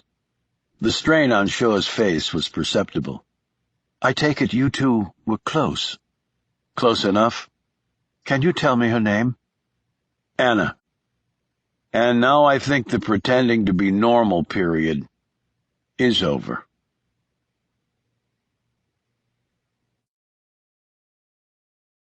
Chapter 71. Fedor Kuchin was impatient, which meant he was irritable, which meant he was once more pacing in his precise 90-degree grids. A leased jet had just touched down 40 kilometers from here. He envisioned Alan Rice climbing in an SUV and setting off to come and meet him. In his possession was information that Kuchin now craved more than he had anything in his life. He had to wait. 40 kilometers over mediocre roads, an hour, perhaps more if the weather continued to deteriorate as it had threatened to do all day. "Everything okay, Mr. Waller?" He stopped pacing and looked up to find Pascal standing in the doorway. He wore jeans, boots, flannel shirt, and a leather jacket. Always a jacket and always a gun underneath the jacket, Kuchin knew. His mother had been small, spare, and Pascal had taken after her instead of his tall father. The facial features, too, were hers. Greek had trumped Ukrainian in this genetic instance. Those features were now marred by yellow and purplish bruises, thanks to the tall man who'd beaten them both in the catacombs of Gourd. "Just thinking, Pascal. The others will be here in about an hour." "Yes, sir." "How are you feeling?" "Not bad." The little man was tough. Kuchin could not deny that. His arm could be dangling by a sliver of skin, and he would probably only ask for aspirin, or more likely nothing at all. He is tough, he thought, like his father. The affair had been brief but memorable. Kuchin had taken a holiday in Greece as reward for his good work in Ukraine. Under brilliant sunlight that did not seem to exist in the Soviet Union, at least that he'd experienced, Fedor Kuchin had bedded a woman, and together they'd made a baby. Kuchin had not been there for the birth, but he had named his son. Pascal was a francophone given name for a male. In Latin it meant relating to Easter, and in Hebrew, to be born or associated with Passover. Kuchin had named the boy in honor of his French mother, who was also a Jew, though she'd converted to Catholicism when still a young girl. He'd never told anyone about her ethnicity, nor of her and his religious beliefs. In the power circles of the Soviet Union, that would not have been looked on in a positive way. "You do good work, Pascal," said Kuchin. Searching the other man's features, as he sometimes did, Kuchin would imagine he saw a glimmer of himself there. He had sent his son off to various skirmishes across the world as a mercenary. Pascal had been trained by some of the best military minds around. He'd fought in places like Kosovo and Slovakia, Bosnia and Honduras, Colombia and Somalia. He'd always returned to his father with a smile on his face, and more experience grafted into his DNA. Kuchin had taught him some old tricks of the trade as well, taking some fatherly pride in doing so, but not too much. He was a bastard child, after all. But he was also all Kuchin had in the way of descendants, not smart enough to run the business, but smart enough to protect those who did. "Thank you, sir. You need anything? You just let me know." Pascal moved off, and Kuchin rubbed the scars on his wrist. They'd been caused by 10-pound fishing line that had cut into his skin so deeply as a child that the marks had become permanent. This was his father's way of teaching his son to obey. These lessons were usually accompanied by drunken screams and thundering fists. He would be strung up like one of his father's catches, his toes barely touching the icy floor. This would go on for hours, until Kuchin thought his hamstrings would collapse, his Achilles tendons dissolve. His back, too, held the marks of violent intrusion. A belt, a strap, a fishing reel whose metal guides had bitten into his prepubescent skin and stung like the blitzkrieg of 1,000-wasp army. These were his father's choices, his father's life lessons to his only child. His good mother would always fight for him, and even attack her far larger husband, whose height and girth eventually had been passed on to his son. And for her loyalty to her child, the woman had been dealt with more cruelly. For hours afterward they would lie on the floor and cradle each other, nursing wounds, sharing tears, speaking in French in low voices, so the father and husband could not hear, for it would undoubtedly drive him into another rage. Kuchin had lied to Alan Rice, and later to Janie Collins, or whatever her real name was. His father had not died from a fall at the cottage in Roussillon. Kuchin's father had never been to Roussillon, or even France at all. A poor family from rural Ukraine during that time would never have had the money nor the permission to travel abroad. They would never have even made it to the border. No proper papers, no reason to be leaving the Soviet Empire. They would have been executed on the spot, their bodies left where they fell like trash flung from a truck as a message to others contemplating disobedience. And Kuchin had to admit that message could be very effective. He'd later conveyed such messages himself. It was only after he'd risen to his post in the KGB that out-of-country travel was possible for the most loyal, which included him, of course. He had gotten special permission to take his mother to the town of her birth. By now she was clearly old before her time, and the years left to her were few. The cottage had been empty, and Kuchin, though he did not have much money back then, had found a way to purchase it for her. She lived there for 5 happy years, until her death. Kuchin visited her when he could. She would call him by a French name that in her diminished mental state she believed to be his real one. A Soviet to the core, Kuchin would have killed any man who called him that, but when his old failing mother did so, he would merely nod and shed a tear or two and hold her withered hand, answering her queries like a nice little Frenchman looking to appease his beloved mama. Kuchin stared out the window of his cabin, toward the not-too-distant coast. Yet his hearing was attuned to the swirl of rubber over crushed gravel that lay on the opposite side of the house. He checked his watch. Alan Rice should be here in no more than 20 minutes. His gaze returned to the nearby waters, and another memory entered his thoughts. This time, it was a happy one. The Sea of Azov was far too shallow for his plan, of course. That was why one moonless night in October, several decades ago, a grown-up and very strong Kuchin, now a valued member of the deeply feared Komitet Gasudarstvennoy Bezopasnosti, or KGB, had dragged his father from his shack, loaded him on a boat, and set off to deep water. Through the Strait of Kerch they had entered the Black Sea, which had an area over 10 times the size of the adjacent Azov. More importantly, the deepest point there was over 2,000 meters. Kuchin had anchored down, and he and 3 of his comrades who had come to help him had used the strongest fishing line they could find to tie up the old man. The senior Kuchin's eyes bulged with the terror of what was happening to him. Attached to the line and the heavy metal cables that they draped over his head and shoulders were 2 50-gallon metal drums filled with sand. It was a favored disposal technique for the Soviet security forces. Indeed, Some of the KGB officers had started terming this pairing the Golden Slippers. Kuchin had looked into his father's eyes one last time. The roles were reversed now. The large was now small, and the young child was now a strong man more than capable of defeating the monster that had punished him relentlessly for so long. He spoke to him in two languages. First, he said the words in French, which he knew the old man could understand, however grudgingly, and then in Ukrainian, which he knew would be crystal clear to the bastard.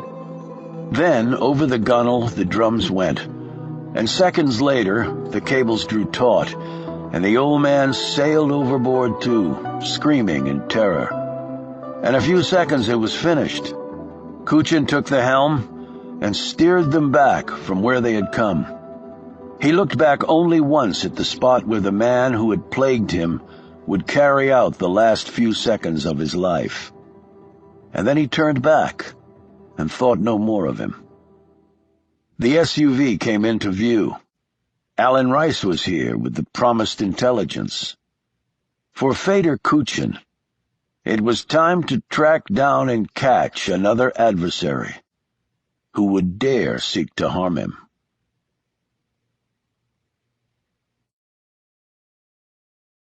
Chapter 72. "You did not use the company jet, correct?" asked Kuchin. "No, like you said to. I rented a private plane under one of the corporate shells we have, untraceable to you or me." "And you have stayed outside of the city in the safe house?" "Yes, just as you instructed. I've conducted business through secure phone and computer lines." He paused. "You think people are after me?" "No, they're after me.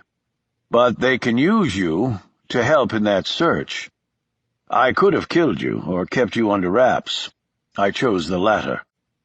Rice looked like he might be sick. Kuchin gripped his arm. "Now, your report." "It was quite fascinating how we were able to crack this. The technology is really remarkable. We started with using—" Kuchin raised a cautioning hand. "Alan, get to the point." "We found nothing on the data banks we could get into. No doubt if we had access to some of the Americans' files, or even Interpol's, it would have been a different story. But we don't, and thus we had to turn to other things. Now, in these alternative venues, the data streams were immense, and the server access protocols were complex, but—" "The point!" snapped Kuchin. Rice hurried on. "The thing we turned to was aftermarket surveillance feeds." "Aftermarket surveillance feeds? Explain this." "These days there are observational cameras everywhere. I'm not talking about people running around with their cell phones snapping away when a celebrity does something stupid and it gets posted online. I mean cameras at ATM sites, along streets, office buildings, courthouses, airports, train stations, and millions of other places. Hell, London is one big camera, particularly with the congestion charge enforcement requirements. The result is there are literally trillions of bytes of images out there, and it ends up on enormous servers. It's made the cops' job easier. With just about any crime, at least in a public area, there's a decent chance it was captured on film somewhere." "But how does that help us? Were there such cameras in the ancient town of Gourd?" Kuchin said skeptically. Rice opened his laptop and set it on a wooden coffee table. "No, we went at it from a different angle. You have to understand that a lot of this data is not locally stored. The capacity just isn't there, particularly for smaller firms and average-sized municipalities. And it's hugely expensive to store and maintain even for mega-firms in large cities. So, what do folks do when confronted with a need that they are not equipped to handle, or is too capital-intensive to take on alone? They outsource it to firms who specialize in that area." "Exactly. So much of this data is stored centrally, at gigantic server complexes around the world. Think of it as massive file cabinets organized by countries, states, cities, towns, suburbs, or divided tactically into government buildings, banks, commercial office properties, even military facilities, and dozens of other subcategories. The images are typically saved for years, or even in perpetuity. It's not like you've got billions of photos stacked somewhere. It's all digital.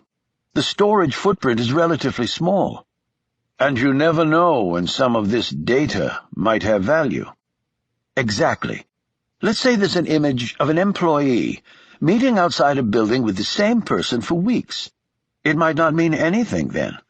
But 2 years from now, when business secrets are stolen, it might very well aid in building a corporate espionage case against that employee. I see. Go on.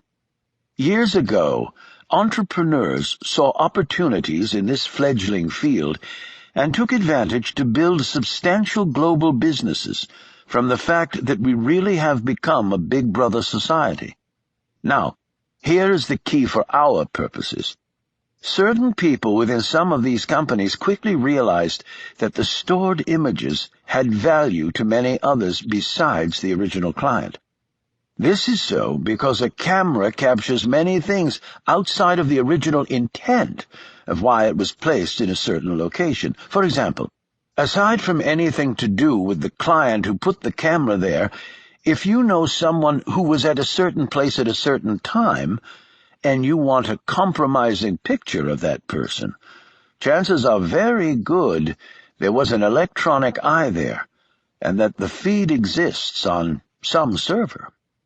So, in effect, employees of these companies are selling the images to people who want them for reasons unrelated to why the surveillance was conducted in the first place.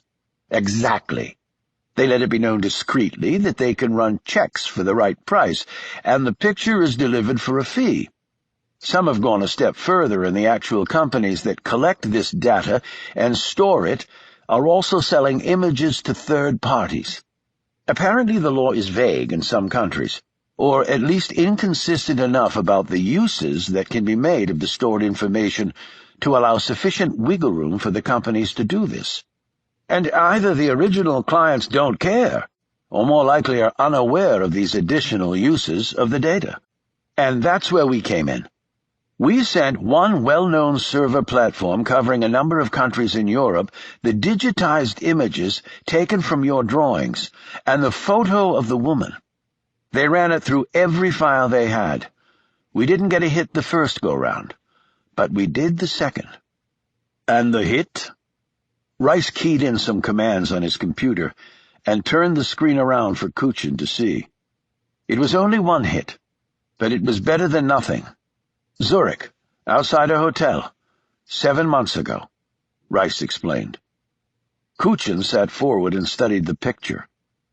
That was the tall man, all right. But who is he? We don't know yet. Kuchin slapped the table with his palm. Then this is useless to me. Wait, Evan, please. There's more. Look at the woman beside him. Kuchin did. She was tall, slender, and blonde. Then he noted that the woman's arm was touching Shaw's hand. He shot a glance at Rice. They are together? Apparently so, yes. We checked with the hotel. They would give out no information on either of them. So we next ran her photo through the image databanks. And you got a hit. More than that. Rice handed him a file. I know you prefer paper to digital. Kuchin took the file but did not open it. Her name? Katie James.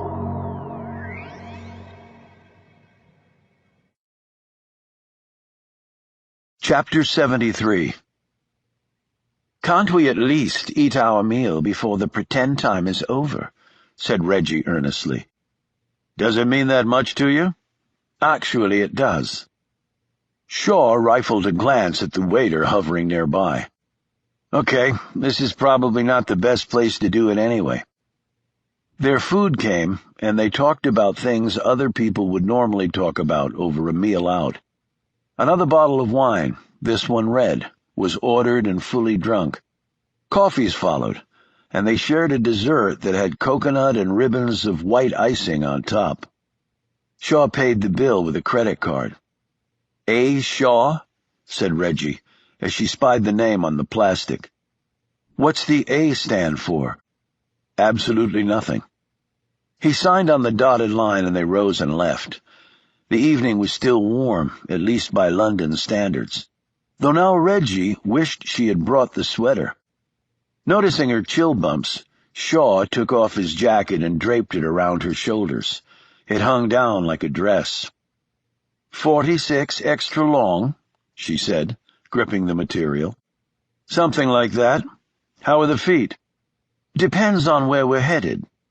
"My hotel's in that direction. 10-minute cab ride." She looked startled. "Your hotel?" "Oh, we can go to your place." "Why does it have to be either one? Or we can just go to another public place and talk about it and hope nobody overhears us." Reggie thought of the sex-crazed couple in the rooms above her. "My place is not that quiet," she said. "Mine is." "Where exactly is it?" "The Savoy. It recently reopened. Excellent river views, very nice." "What did you tell me before about being forward? Going to your hotel room this late at night seems to fall into that category." "That was before. This is now. We can cab it. It's down in the Strand." "I know where the damn Savoy is." "Then let's go." An efficient cabbie with the knowledge, as Londoners referred to the mental map cab drivers were required to learn over several years, whisked them along Piccadilly, over to Haymarket, around Lord Nelson and his army of pigeons, and onto the Strand. "It's always puzzled me why the only place one drives on the right in all of Britain is down the little streets to the Savoy entrance," said Shaw. "It's because the hotel's forecourt was too narrow for coachmen to pull up to the front doors if they had to hug the left side." Shaw stared at her in mild amusement. She said sharply, "What? I am English, after all." They walked through the lobby, up a flight of stairs, and rode an elevator car up to Shaw's room. He closed the door behind them, dropped his keys on the table, and pointed to a chair for Reggie to take while he sat on the edge of the bed. "Wretched heels." She slipped off her shoes and rubbed her aching feet. "Now what?" "Now we talk survival. Yours or mine?" "Both, if we're lucky." "Maybe it was just me, but your boss didn't seem all that keen on working with us. It was more like he wanted to arrest us." "Should he want to do that?" Reggie's features stiffened a bit. "I'm not going to think for him." Shaw opened the room's safe, housed in a cabinet, and pulled out a paper file. He flicked through some pages. "Feder Kuchin. I read up on him. I could have saved you the trouble. We have lots of paper on him. People believed he was dead, killed in an uprising in Ukraine years before the wall fell. Carefully orchestrated escape strategy. A number of them did that." Shaw looked over the top of the file at her. "A number of them. Interesting word choice. What exactly is it that you and your comrades in arms do at Harrisfield?" "Something that I can't tell you about. Ever." "You're going to have to tell somebody." "Why? Have you already told your boss about the place?" "I haven't told him anything about anything. What I'm telling you is that you might need a friend on this." "And you're that friend?" she scoffed. "I didn't say I was that friend. I don't know enough to know whether I want to be your friend or not. Meaning you might end up against us. Just talk to me." Reggie rose and paced in her bare feet, scrunching her toes against the soft carpet, working out the cramps. "It's not that simple. Nothing about this is simple, Shaw. It's only as hard as you make it." "Oh, come on. That's bullshit logic and you know it." "Maybe it is. But I'm finding the words hard to come by to convince you to trust me. I thought maybe I'd earned some of that back in Gourd." "That was then. This is now," she said, throwing Shaw's own words back at him. "I guess risking life and limb doesn't mean as much as it used to." Reggie stopped pacing and sat down next to him on the bed. She looked down at the floor and sighed. No, it actually does. So what's the problem?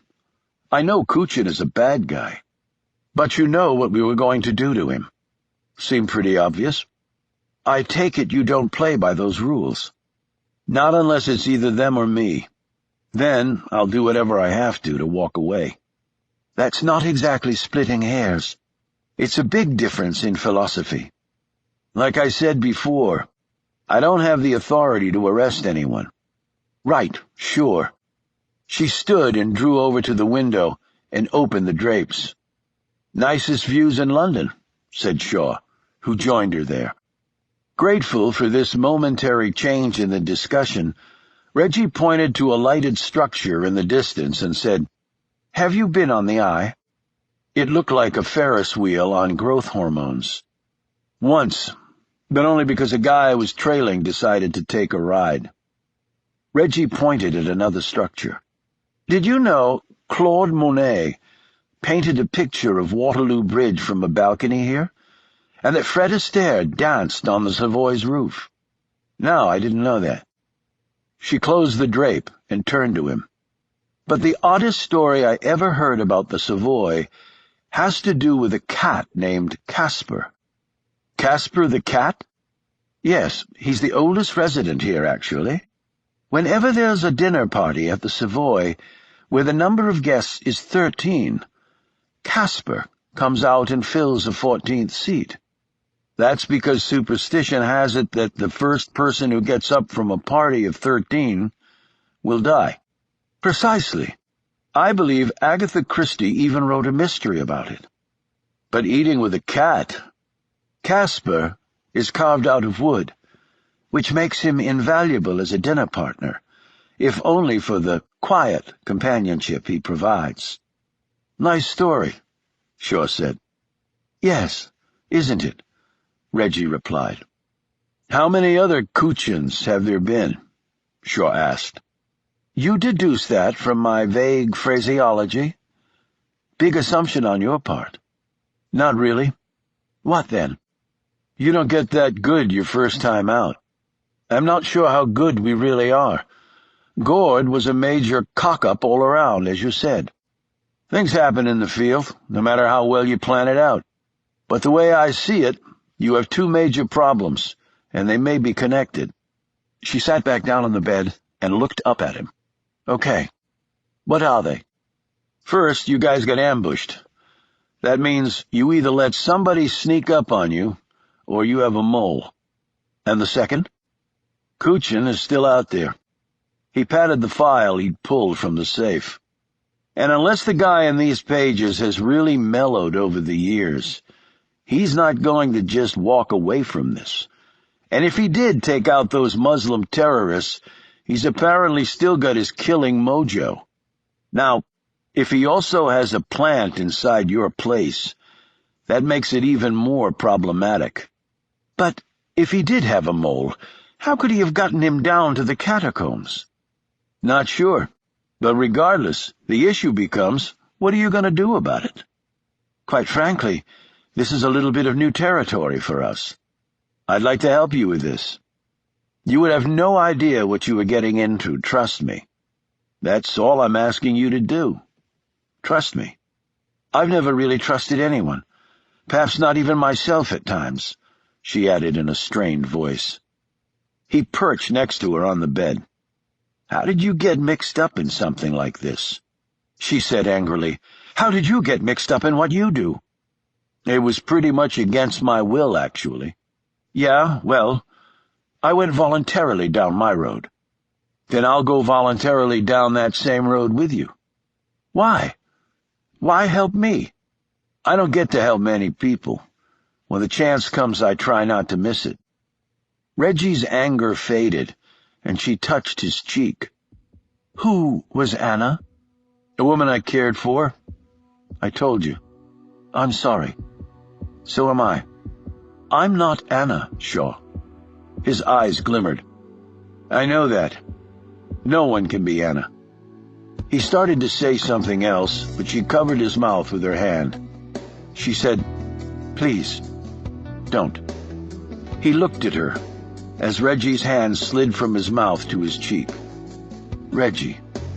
She shook her head, stood, unzipped her dress, and stepped out of it. Reggie stood there in front of him, in panties and bra. It was as though she was waiting for him to tell her to stop. Shaw said nothing, just looked at her. He finally put his hand on her hip, squeezed lightly. She pushed him flat on the bed and straddled Shaw. Reggie attacked his mouth, biting his lower lip, and then kissing him on the neck and face before hungrily returning to his mouth as they hastily worked their clothes off. There was energy and anger and desperation and even violence, barely restrained, as they went at one another. Sweat dripped off them both, as the Savoy's new HVAC system largely failed to keep up with the mingled heat thrown from their energized coupling. They eventually collapsed into a crazy tangle, her hair in his eyes, his knee between her legs, her arm curved around his head. She gently rubbed his face, kissed it. Shaw's eyes were closed. His breathing slowly returned to normal. "Seems like it was as long in between for you as it was for me," she said, her lungs still heaving. He disengaged from her and sat against the headboard. "Did I say something wrong?" "It was nothing you did, Reggie." She wrapped her body against him, curling one of his chest hairs with her finger. "Wouldn't it be nice if we could just stay like this for a bit? Maybe a few years." "It would get old, don't you think?" "Actually, I'd like to see for myself." "I just don't see that happening," thought Shaw.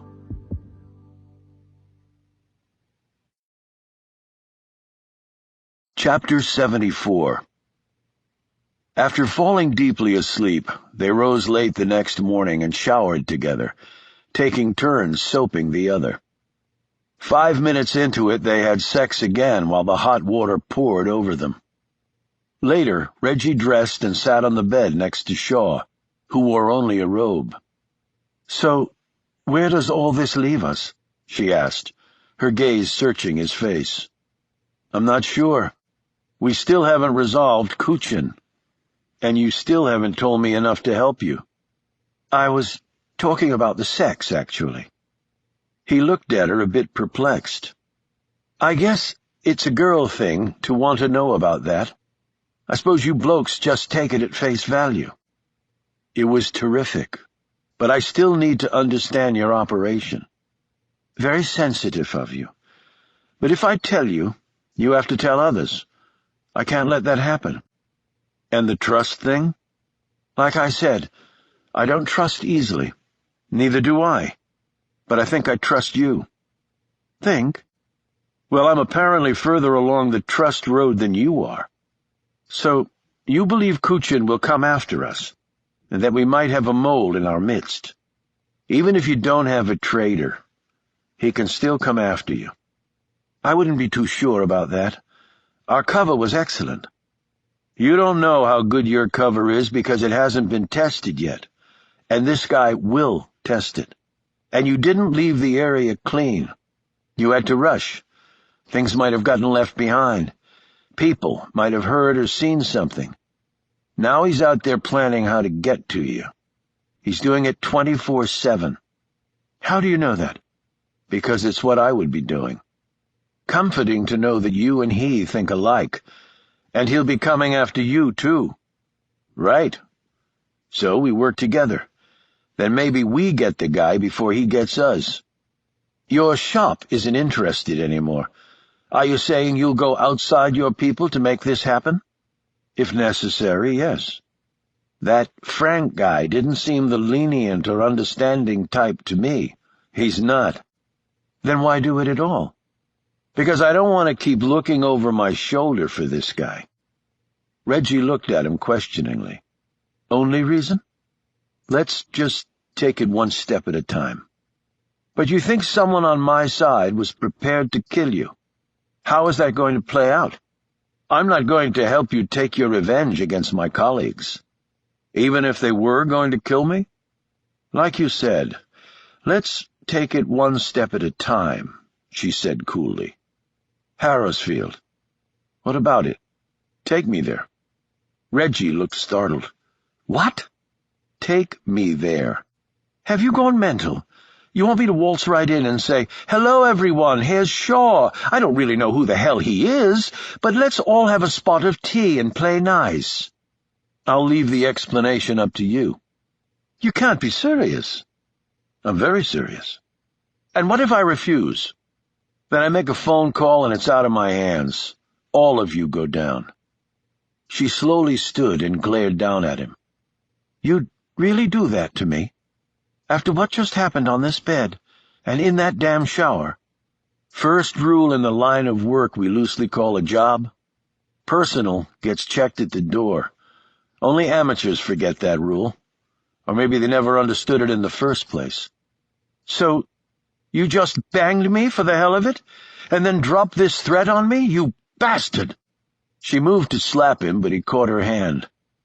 What you don't seem to get, Reggie, is that I'm putting my life entirely on the line to help you. The odds are much greater he'll get to you and your people first. I'm offering to do all I can do to stop him. But in order to do that, you have to trust me.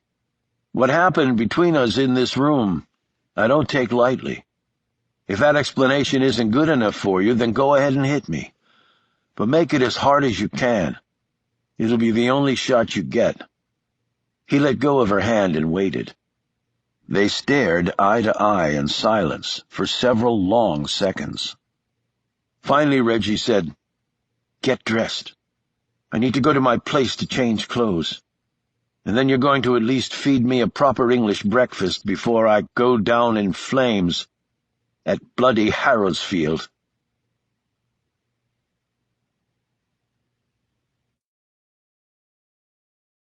Chapter 75. Shaw had 3 cups of coffee, while Reggie ate probably the biggest breakfast of her life. "Sex gives you an appetite?" said Shaw. "It wasn't the sex." "What then?" "Guilt." "Nothing to feel guilty about." "Maybe for you. Me, I've got plenty to feel shitty about." They took the tube to her flat, where Shaw waited downstairs while she changed into white jeans, a denim shirt, and flats. They picked up the city coupe from her garage and drove out to Leavesden. Shaw's head touched the top of the car's interior, and his knees were crunched against the dash. Reggie looked pleased at his obvious discomfort.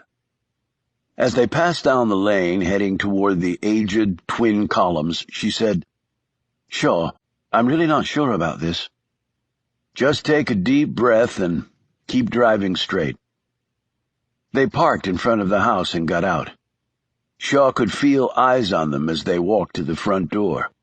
It opened before Reggie could put a hand on the knob.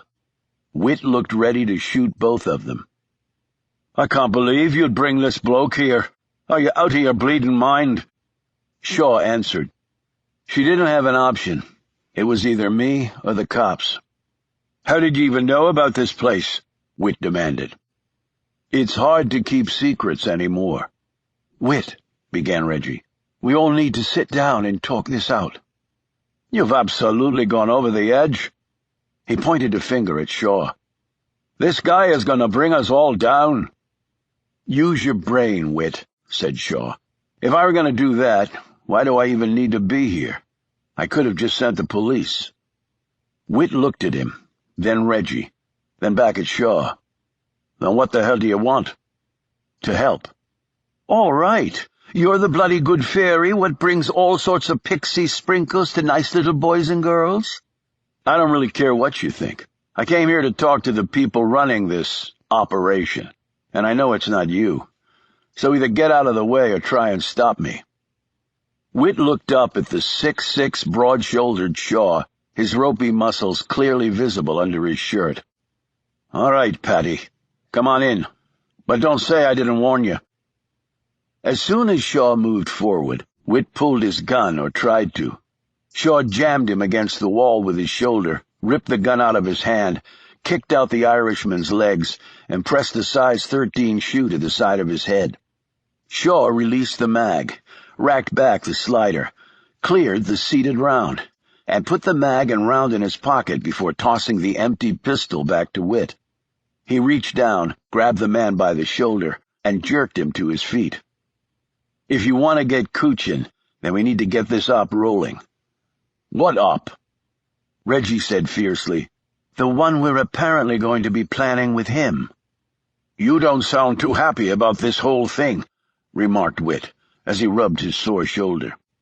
Reggie looked at Shaw. "Like the man said, I didn't really have a choice. Where's the professor?" "Right here." They all looked down the hall. Professor Miles Mallory was holding a pistol, pointed at Shaw. "Would you care to step this way, Mr. Shaw?" said Mallory. "I think we need a word. And for the record, this weapon is fully loaded, and I'm a fairly decent shot." Shaw didn't hesitate. He moved through the front door. "I'd like that, Professor, and hopefully I can find out why you thought it was necessary to order one of your foot soldiers to inject me with enough botulinum to put a rhino down for good."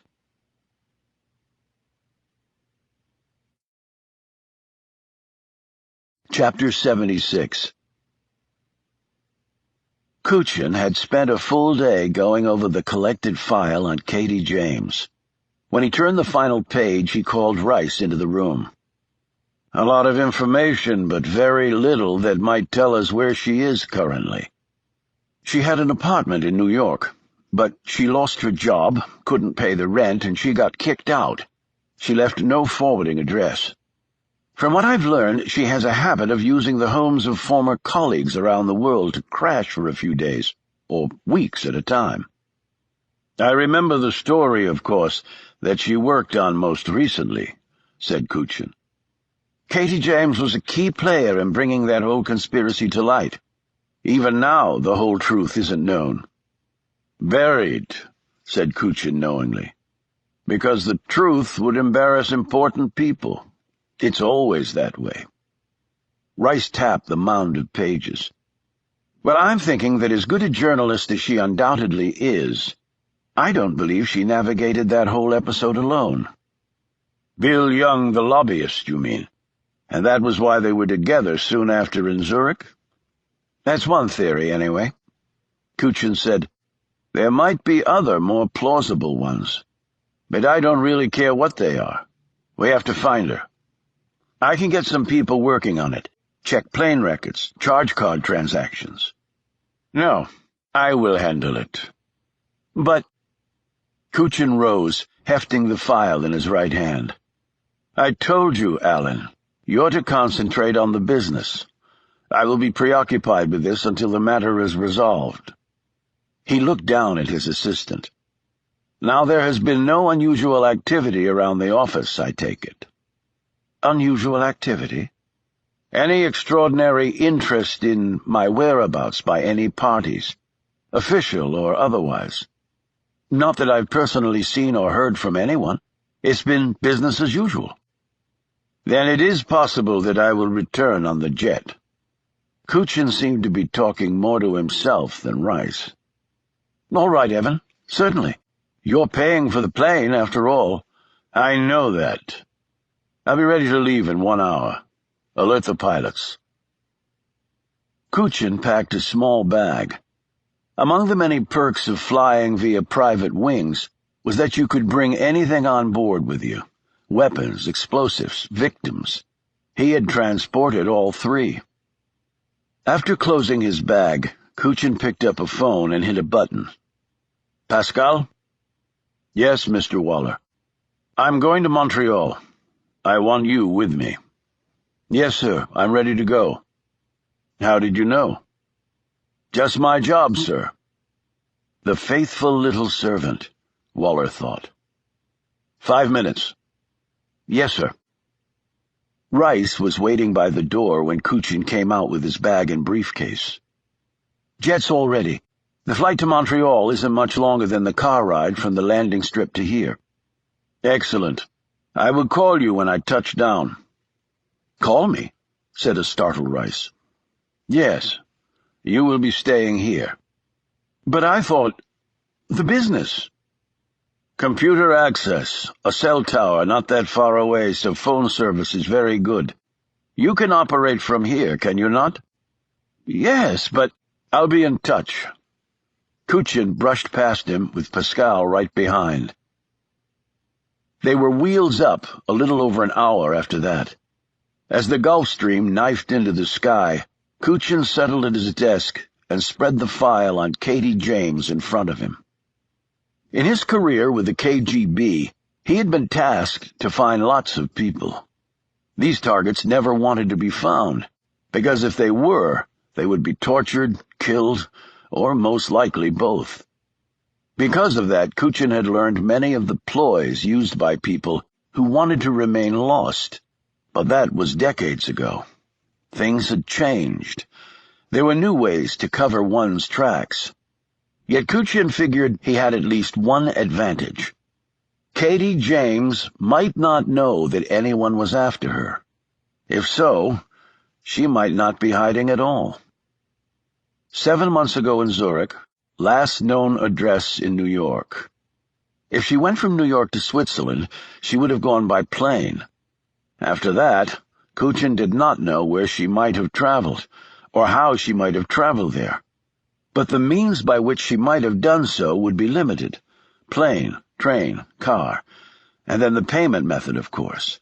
Credit card transactions, email activity. There would be records of that in each instance.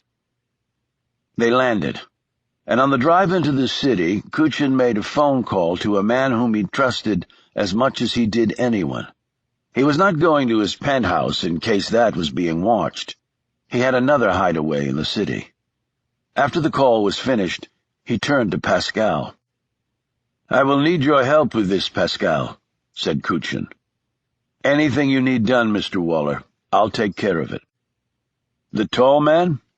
"Yes, sir. I apologize for him getting the best of me. I should have seen that coming, but we really didn't have much time to put it all together."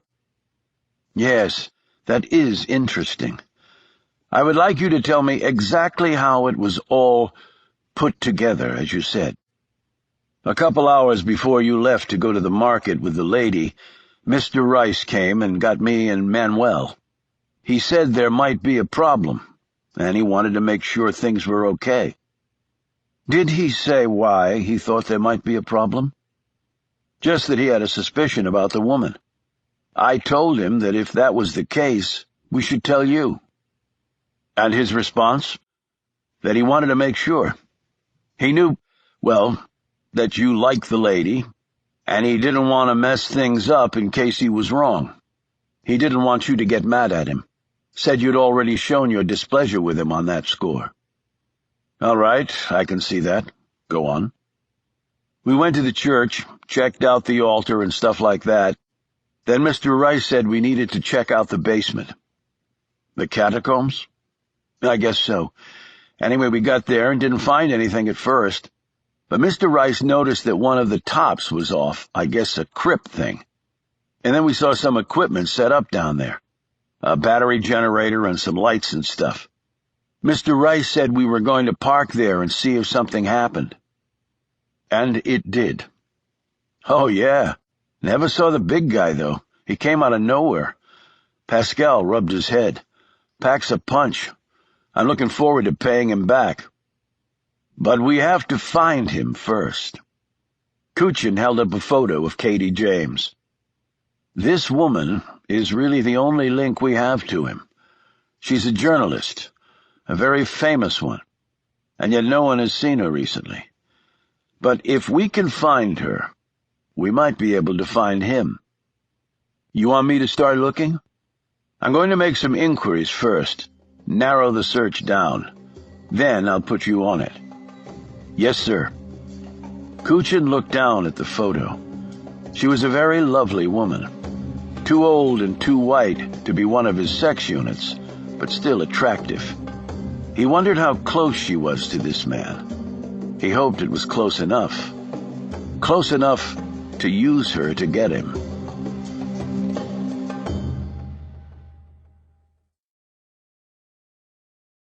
Chapter 77.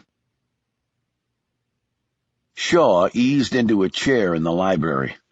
There was no fire in the fireplace. The day was warm, the skies tensing for a thunderstorm later.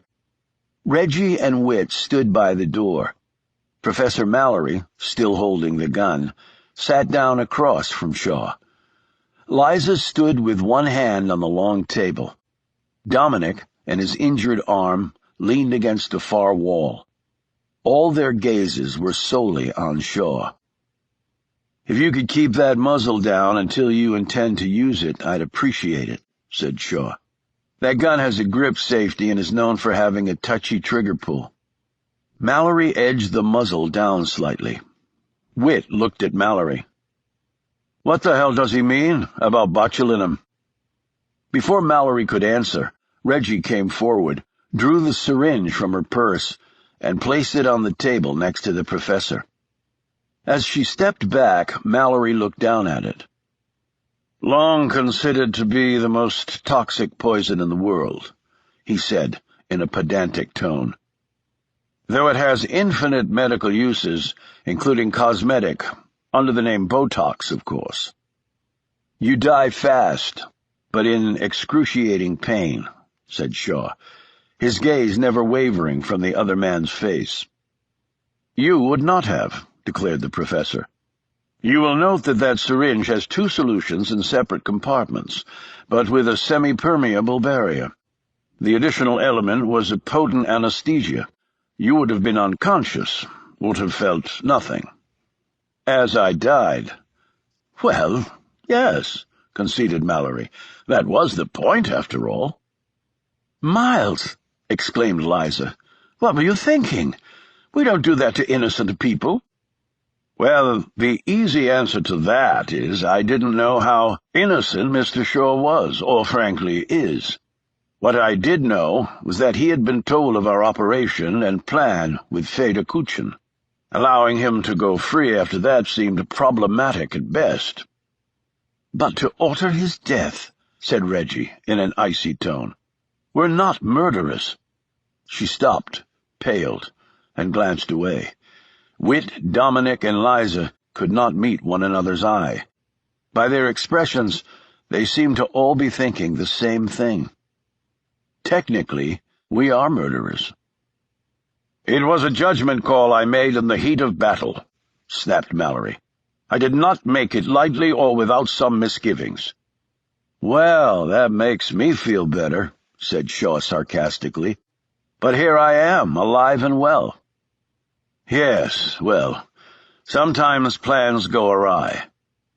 But let me tell you what'll make me feel even better." Mallory and the others looked at one another. "What?" he said. "You're putting that gun down, before I have to do something about it." The two men stared at each other. As Reggie watched, she felt like what she was witnessing were two rams about to smack horns. Yet finally Mallory set the gun on the table next to him, its muzzle pointed harmlessly at a wall. "Kuchin," said Shaw. "He's alive, and on the hunt." "Our cover was very good," said Mallory. "Very good won't cut it. I read the report on the guy. A mental makeup like that often houses an obsession factor that goes far beyond all reason or predictability. We need to simply assume that he is looking for all of us, and that he will find us at some point. When he does, what are you prepared to do about it?" "Kill him," answered Whit, "which is what we should have done in the first place. In fact, I could have put a bullet right in his brain if you hadn't stopped me." "In all fairness, we also would have died if he hadn't been there," Reggie reminded him. Whit looked darkly at her. "That's part of the risk. I was willing to accept it. I assumed you were as well." "Talking about the past doesn't deal with the future," said Shaw. He kept staring at Mallory. "Are you prepared to deal with the future?" Mallory sat back. "What do you suggest?" I need all the intel you have on Kuchin. If we can get to him first, I'll take it from there." "Meaning what exactly?" said Witt. "I'm assuming that you have proof that he is Fedor Kuchin, and he committed all those crimes." "We do?" "Then the guy will be tried and convicted." "That's not exactly how we do things here, Mr. Shaw," said Mallory. "Yeah, well, I do things a little differently. But I imagine there's a court in Ukraine that would be very interested in dealing with the man. I doubt he would walk out of that country alive." "That may be true, although quite frankly I don't know if our evidence would stand up in a court of law. I know it would morally, but the law doesn't seem to care about such things anymore. But more to the point, if he is tried and convicted, does our involvement have to come out?" Shaw glanced at Reggie. "I don't see a reason for that, no." "Then it comes down to whether we can trust you or not." "Oh, for God's sake, Miles," said Liza. "If the man wanted to bury us, he certainly has had the opportunity to do so by now." "She's right," said Reggie. "He didn't have to come here with me. He'd already found the place." Mallory looked interested by this. "May I ask why you wish to help us?" "Pretty simple, actually. Kuchin deserves whatever's coming to him," said Shaw. "If I can help you bring him in, I'm more than happy to do it." "And the people you work with are okay with that?" "I didn't ask their permission." "And that isn't a problem?" "Not unless you make it one." Shaw stood. "Now we've reached the point of wasting time. Do we have a deal? We get Kuchin, and he gets tried in a court?" Mallory eyed the others. "Unless anyone objects, I think we can welcome you to our team, then." Shaw took Witt's mag out of his pocket and tossed it to him. Then he eyed Reggie. "Actually, I prefer to think of it as a temporary assignment."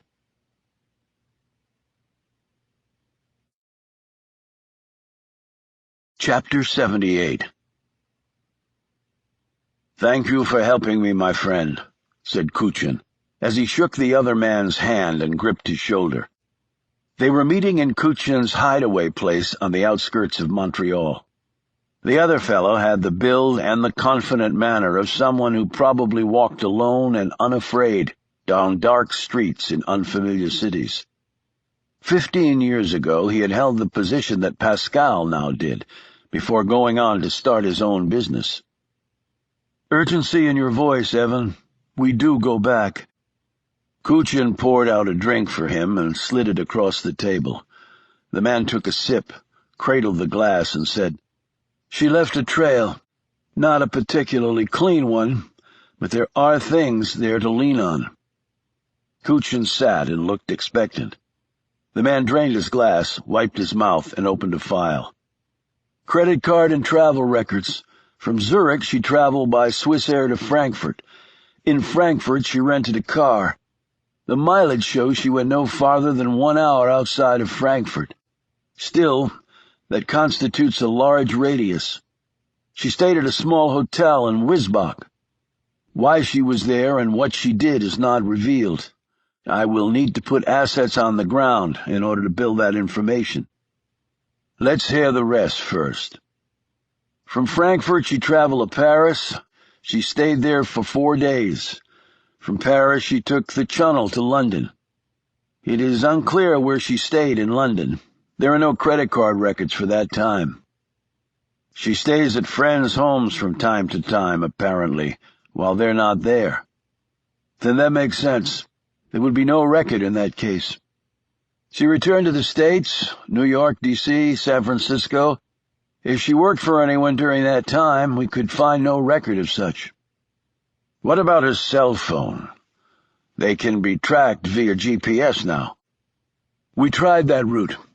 She has apparently disabled her GPS chip, and cell tower triangulation in circumstances such as this can be unreliable. If I had the resources of the FBI or the NSA, not so difficult. But I do not. She is a woman who does not want to be found, I think." "What do you have most recently?" asked Kuchin. "I can tell you that several weeks ago she was in Paris." Kuchin sat forward. "What else?" "There is nothing else. No hotel, no credit card purchases for food. She either uses cash only or eats like a bird out of trash cans. She didn't stay long. She left Paris the next day and returned to the States. I have seen the flight reservation and accompanying documentation myself, and she appeared on the security camera at de Gaulle on that day." "So she returned to San Francisco?" "No, Washington, D.C. I've checked the airlines, the trains, the buses, and the rental car companies outgoing from that city, and found nothing. Now, she could have used fake documents under an assumed name, but she might still be there. But again, no hotel." "No. Perhaps she has another friend who accommodates her there." "Perhaps," said Kuchin thoughtfully. "Relatively speaking, Washington is not that big. I can send in some of my people, beat the bushes, see if she pops out." Kuchin was already shaking his head. "No, that won't be necessary. I will take up the hunt from here." The other man rose. "I will continue to feed you any additional information that comes along. I have markers in place in the system. If she buys a plane ticket, rents a car, uses her credit or ATM card, or engages her GPS chip, I will know about it, and then so will you." After the man left, Kuchin sat in his chair thinking. He actually had several matters on his plate that demanded attention. He was used to this, though he was a man who liked focus and compartmentalization. Yet sometimes one did not get what one wished for. Still, his focus had to be Katie James. She was the only link they had. He had to find the woman.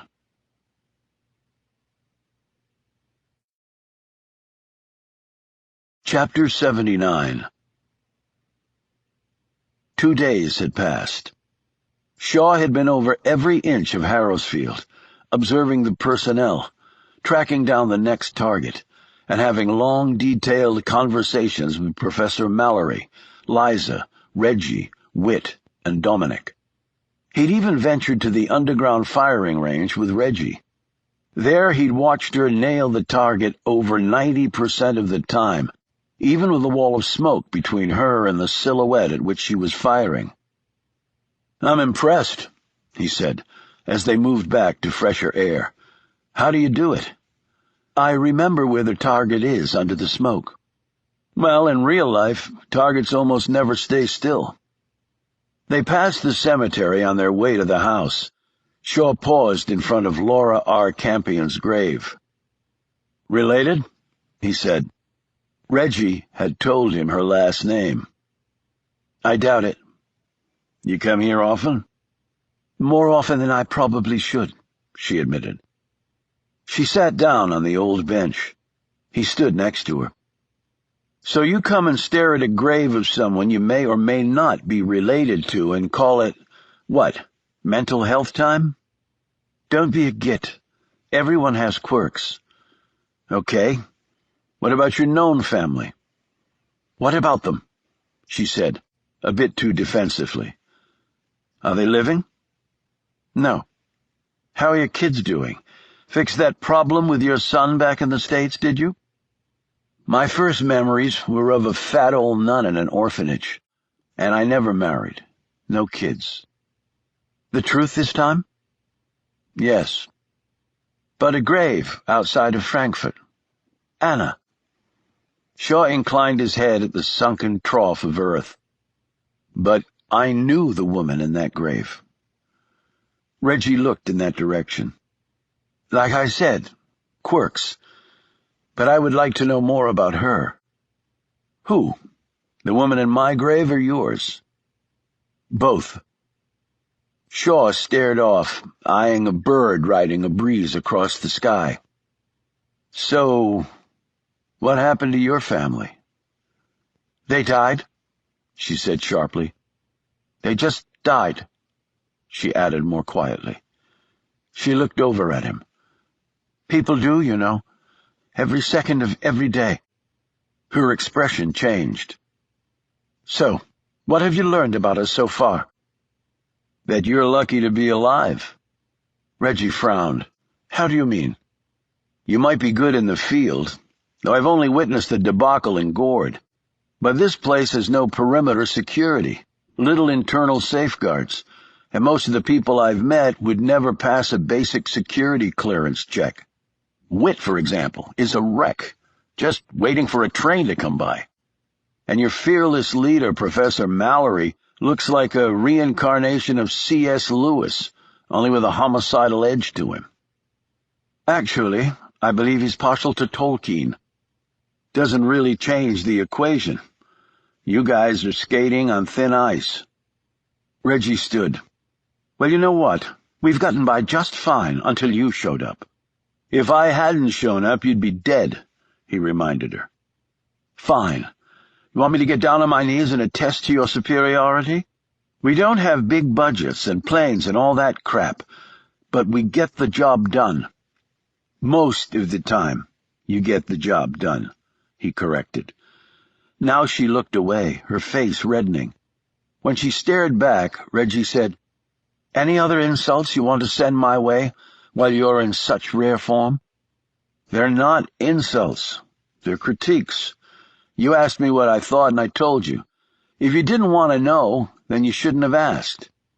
You really are something, she said heatedly. Is there a problem I'm not seeing? Because your attitude is a little hostile. No problems.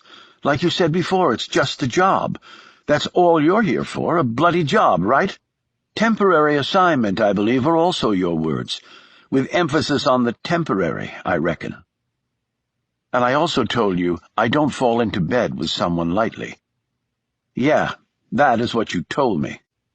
And I meant it. Right, I'm sure you did. I'm here to help you. Doesn't that count for something? I think you're also here to nail Kuchin and make sure you don't have to look over your shoulder for the rest of your life. Don't pretend it's all about altruism. Frankly, I already have to look over my shoulder anyway, and he's actually not the worst scum I've had to track down. And have you always been successful? Shaw snatched a glance at the grave. Not always. No. A minute of silence passed, and Reggie's expression finally softened. Look, I guess I'm a bit out of line. I'm also confused, and to put it bluntly, I'm a bit knock-kneed about this whole damn thing. She looked around. Harrisfield and what we do here, it's all I've really got, Shaw. Probably seems pretty pathetic to you, but that's just the way it is with me.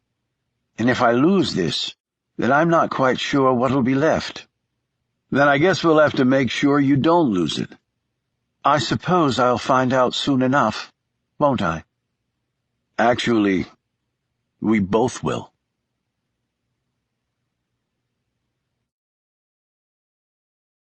Chapter 80. Fader Kuchin stared out the window of his hotel room into the wash of streetlights. He was dissecting the city in his mind. Washington, D.C. was separated into 4 quadrants. The sector tourists were most familiar with was Northwest D.C., where most of the major monuments and the White House were located.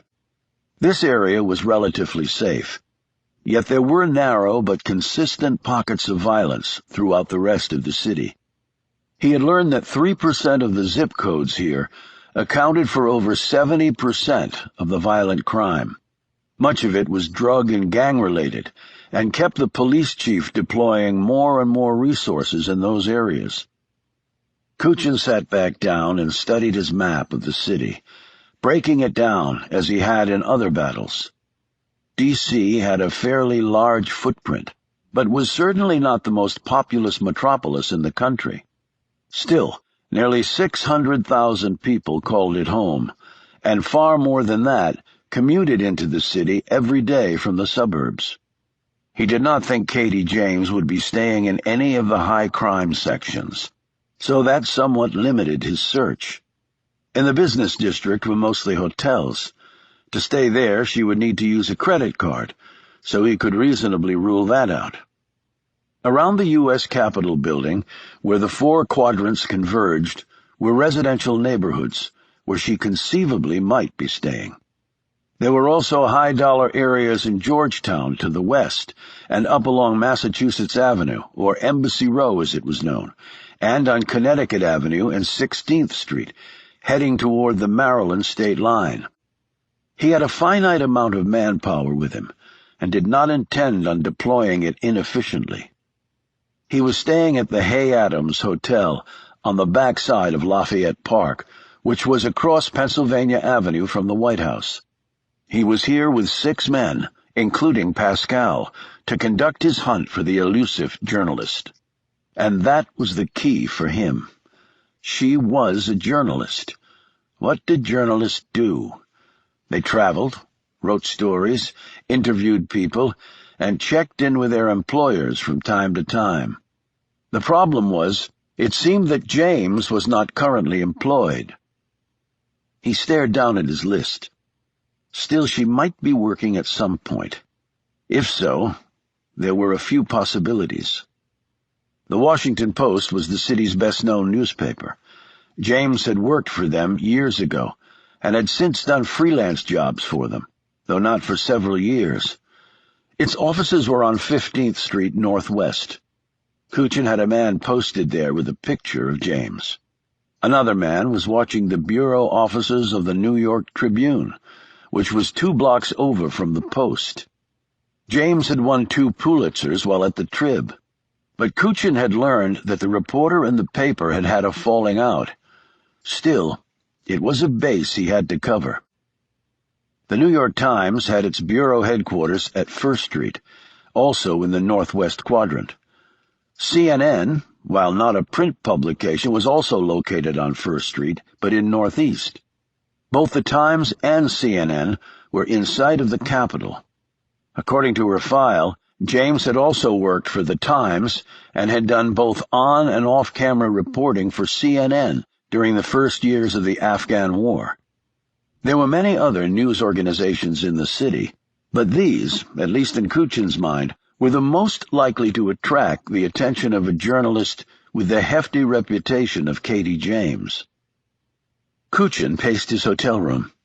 He would give this strategy a few days to see if anything came of it. He would also hope that Katie James used a credit or ATM card, or perhaps enabled her GPS chip in her phone. If she did, Kuchin was confident his friend would alert him. He also had another list from this same source. It contained 4 names, all friends of James, who were also in the news business and lived in the D.C. area.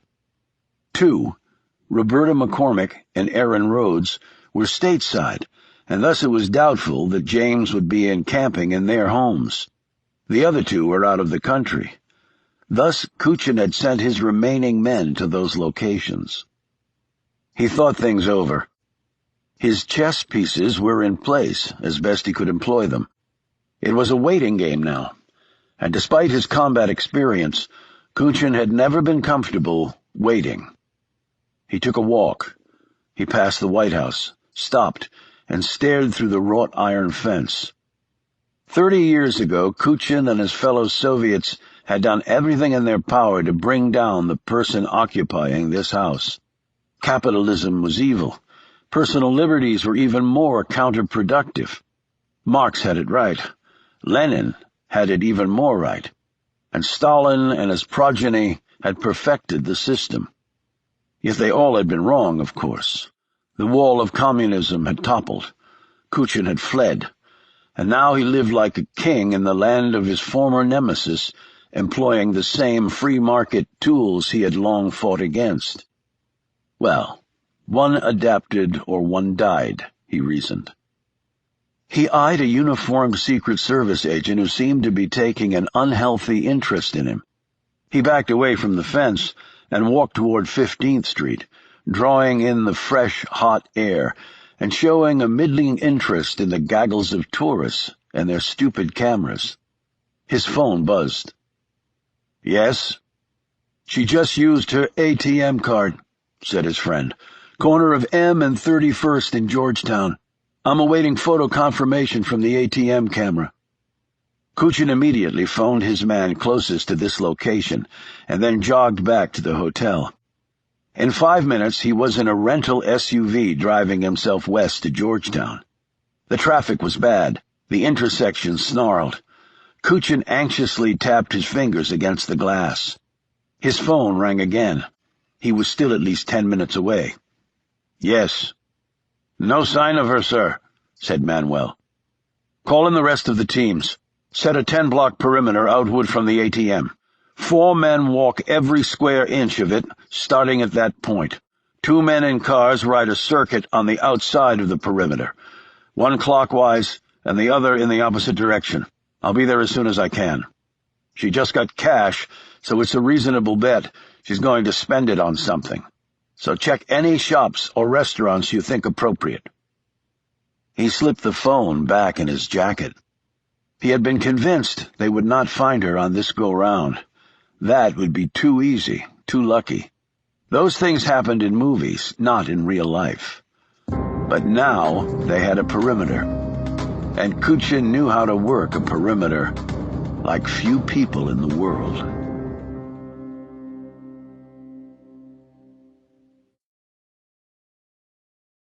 Chapter 81. "Tell me about Kuchin's friend," said Shaw. "Which friend?" asked Reggie. "The skinny one with white hair who shot Dominic in the arm."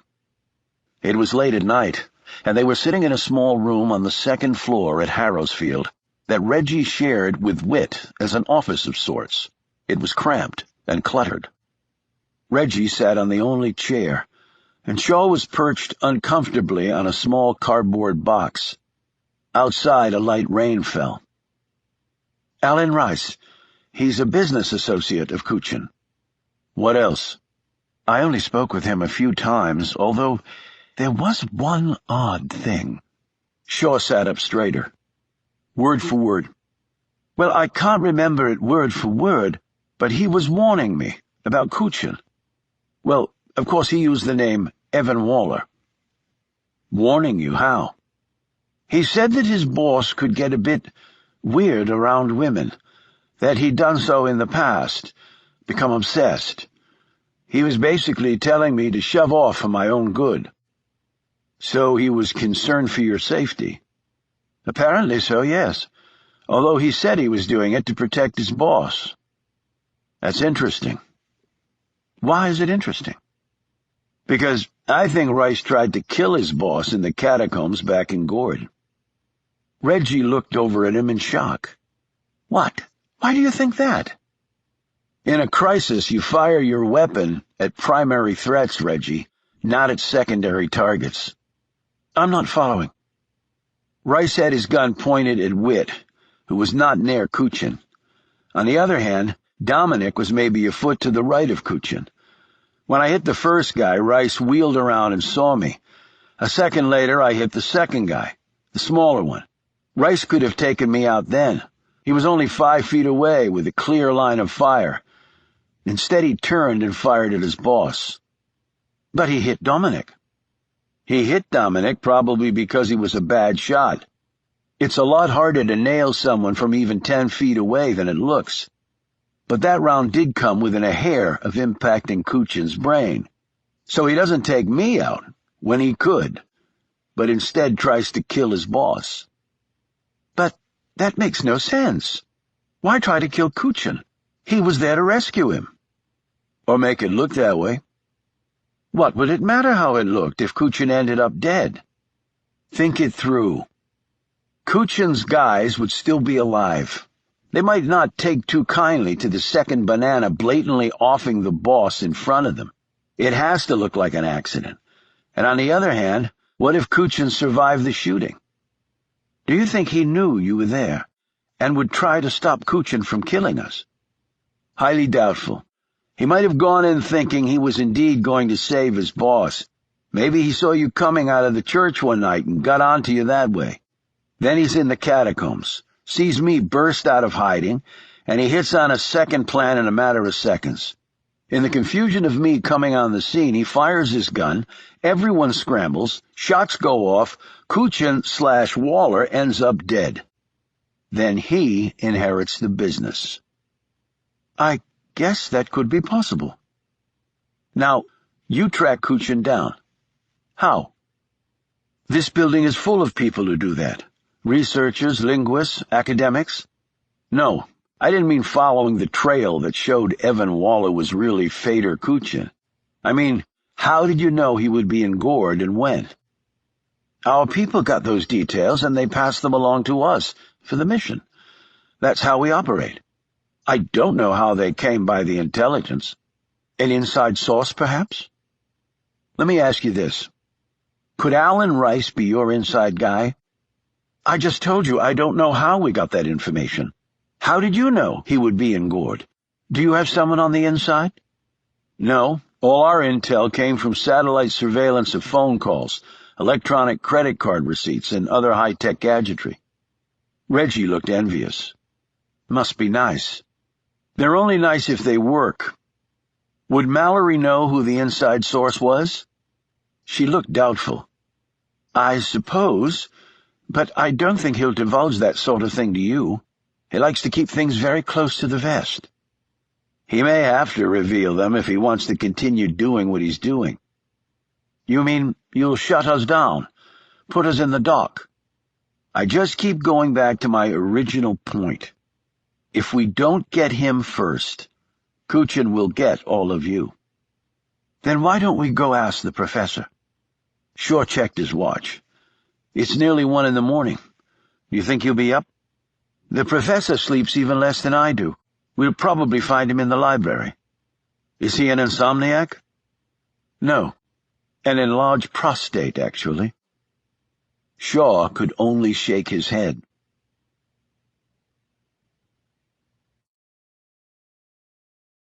Chapter 82. As it turned out, Mallory was not in the library. They found him in his office. The professor was fully dressed, sitting behind his desk, his hands forming a confident steeple. Yet his gaze kept twitching from Reggie to Shaw when Shaw asked the question. "I don't know the person's identity," said Mallory tersely. "But there was someone," said Shaw. "Yes, we sometimes have to rely on informants." "But if you didn't know who, how were you sure you could trust the source?" "I was confident enough to follow through, and this would probably be our only opportunity to get to the men." "Confident enough," explained Reggie, "to risk our lives in case you were wrong? I told you this would come back to bite you, Miles." They all turned to see Liza standing at the door. She wore slacks and a long sweater. Obviously, she had not gone to bed either. She leveled a withering gaze on the professor before settling down in a chair across from him. She looked up at Shaw and Reggie. "Miles and I had words about this a number of times, didn't we?" "You expressed your opinion thoroughly," he noted diplomatically. "My opinion was that it was rubbish sending out a team based on intelligence from an anonymous source." "But that anonymous source proved to be correct in Kuchin's movements," pointed out the professor. "He did travel to Gourd, to the villa, and with the exact security team that was provided to us." "But still, to trust the person—" "What motive would the person have to double-cross us?" interrupted Mallory. "How about to kill you before you killed his boss, once this informant found out you were gunning for him?" said Shaw. "It didn't work that way. The person approached us." "How did he know to approach us?" asked Reggie. "There are avenues to do that," answered Mallory. "Constructed by whom?" asked Shaw. "Me." "And you never thought to tell us about these avenues?" Reggie wanted to know. "It didn't seem relevant. It's never backfired against us yet. You work with the model that provides results, and finding out the history of someone is only part of the equation. We then have to get to them, and to do that, one needs intelligence." "Well, after what happened in Gourd, "It seems that it might have finally backfired, Miles," said Liza. "There is no conclusive proof of that yet," he countered. "Someone knew we were going to be in the catacombs with Kuchin." "If you recall, that was a suggestion you made to me, Reggie, because of Kuchin's religious faith. But the selection of the exact location, the catacombs, was done while you were in Gourd. Our anonymous source would not have known of that." "But they could have followed us there," said Reggie, "if they knew we were going after Kuchin and wanted to stop us." "Again, I fail to see, logically, why the person would help us get to the man and then at the last instant try and stop us." "Maybe it was neither," said Shaw. This comment made all the others look at him in surprise. "Explain yourself," said Mallory.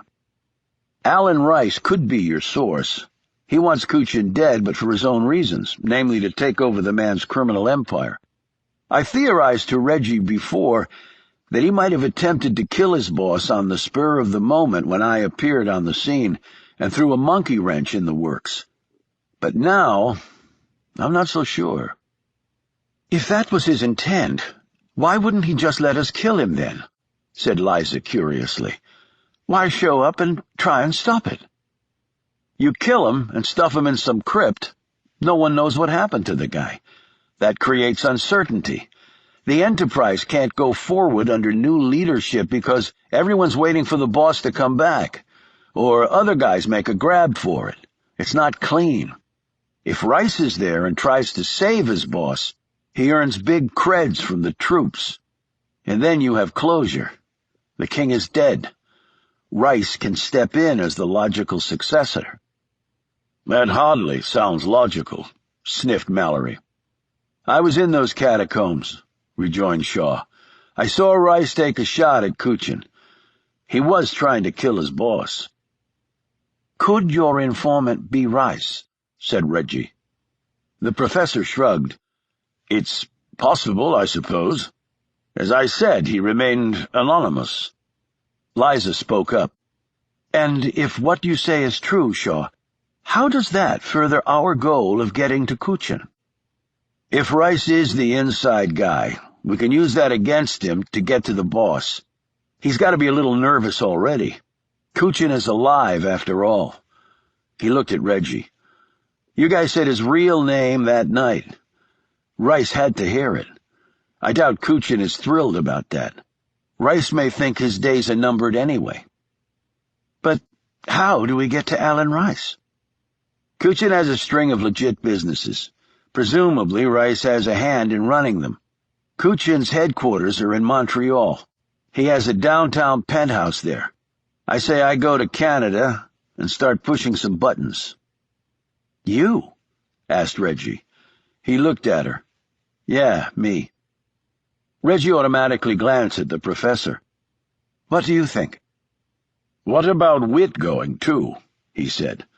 But Shaw was already shaking his head. "We don't play well together, and he's a hothead who probably won't follow my lead." "I'll go," said Reggie. "Not a good idea," shot back Shaw. "Why?" "Just not, trust me." "I disagree," said Mallory. "I think she should go." "I don't think you're calling the shots," said Shaw. "I am." "We have a vested interest in bringing this all together," said Mallory. "And more to the point, keep in mind that while I concede that you can bring us down, that sword can cut both ways."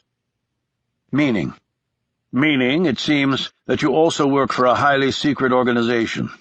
If our existence comes to public light, I can assure you that so will yours." Shaw considered this, keeping his true feelings behind a mask of inscrutability. "I'll think about it." "Don't think too long," said Mallory. "As you said, Kuchin is coming for us." Shaw and Reggie drove back to London. She dropped him off at the Savoy. "Do you want me to come up?" she asked. "Just to talk," she added quickly. "Not tonight. I've got a lot to think about. Maybe another night." Clearly disappointed, she drove off. Shaw rode the elevator to his room. He opened the door, flicked on the light. "How's it going, Shaw?" Frank sat at the desk, the bulge of the bandages wound around his middle, visible through his shirt. Shaw was clearly not surprised to see him. He took off his jacket and laid it on the bed. "We might be screwed, Frank." "Things not going according to our little plan?" Shaw slumped on the bed. "Definitely not."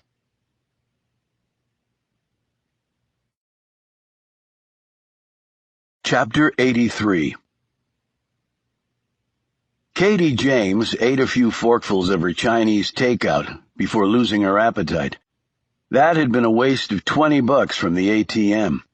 She tossed the containers in the trash, put her fork in the dishwasher, rinsed her hands off, and wandered into the living room.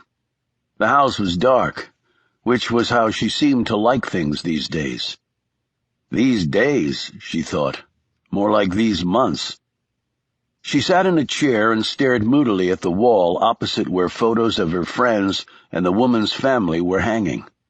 She rose, went over to them, touching each one, running her finger along the heads of the kids. In the progression of the photos, they evolved from infants to squirrel-cheeked kindergartners to tall high schoolers, and then on to adulthood, with their own children, judging by the recent photos of little kids on the wall. Katie had never been married, except to her career. Never had kids, never come close, actually. She had 2 Pulitzers, and an ugly bullet wound tacked permanently on her upper arm. She had seen the world on someone else's dime. She would be remembered, perhaps for a long time, for her reporting. She had excelled professionally, and failed miserably on the personal side. It was an old story, with her hardly the only victim, if she was a victim at all. And yet, when she'd been 13, the only thing she had wanted in life was to be a mother, with a little house, with a green lawn and a tree, preferably an apple tree, because she had always loved apples.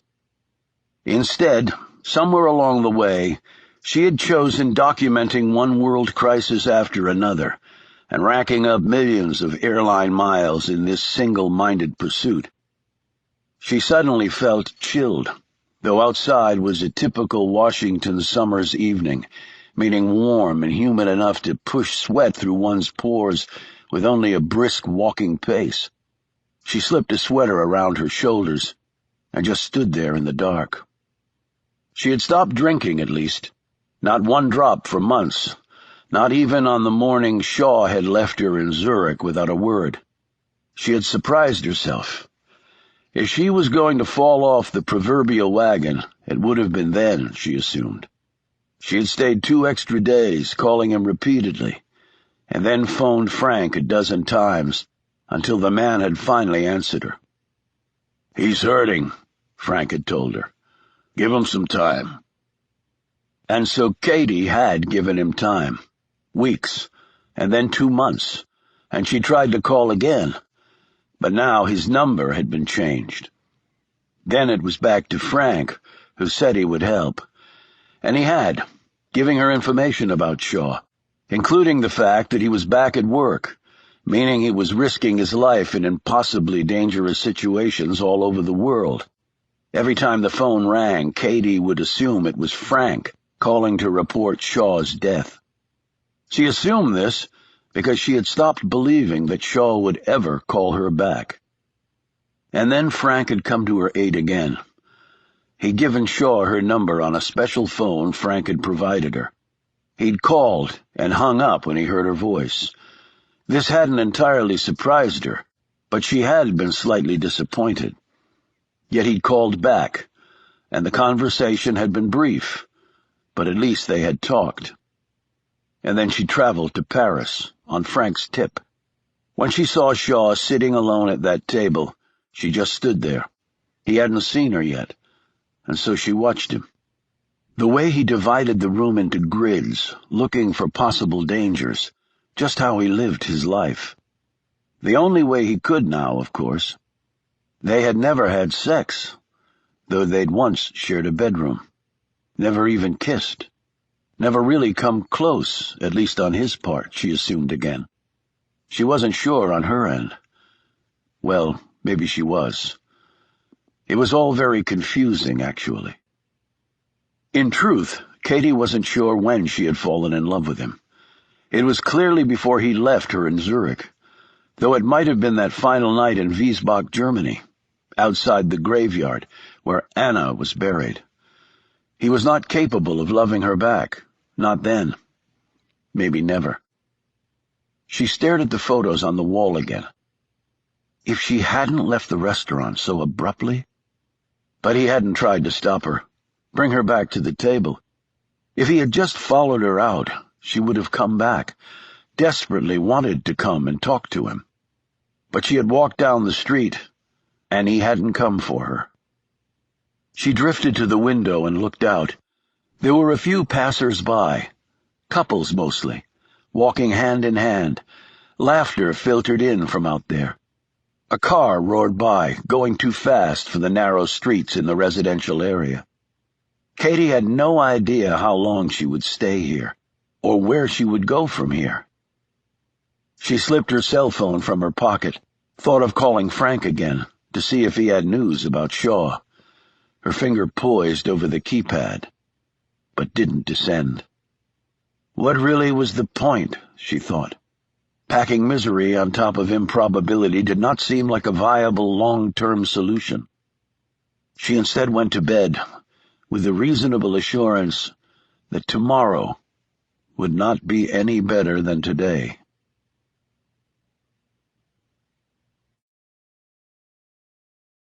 Chapter 84.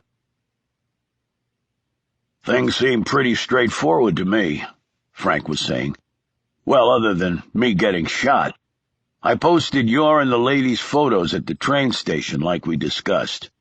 That caused the four of you to split up like we wanted, since the Irishman was one loose cannon. You put the GPS chip in the phone you took, rode the boat over, worked her for more information, then gave her the phone back from one of their people. We let her get settled. You followed her to her headquarters and infiltrated the place. Simple. I did all that and reported it back to you.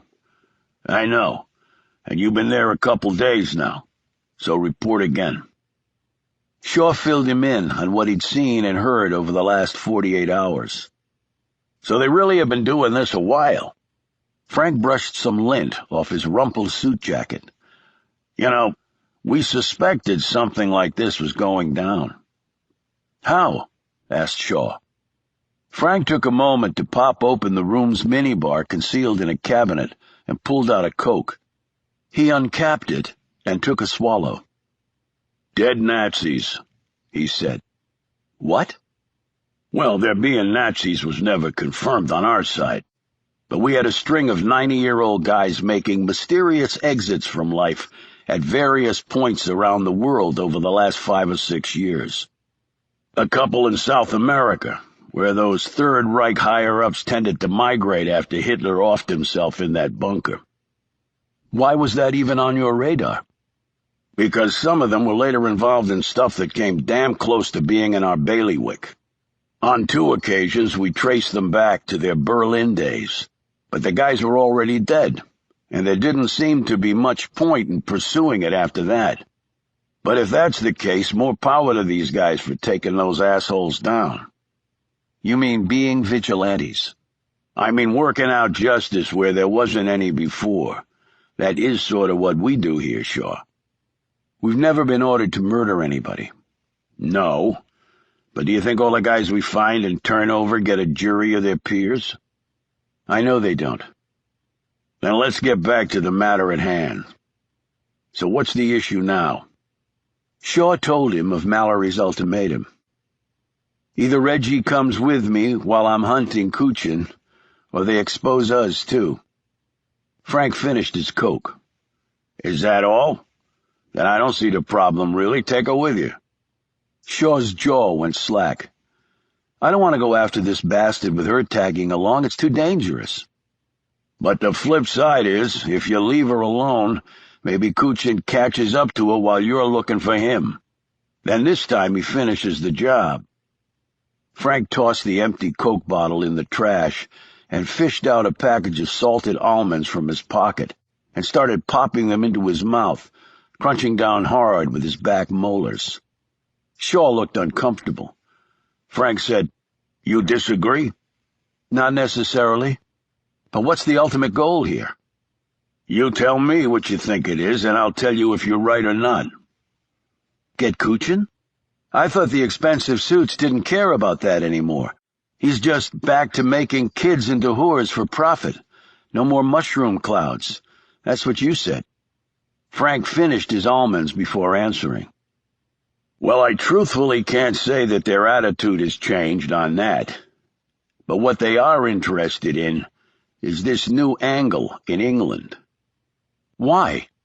"Why?" Frank said incredulously.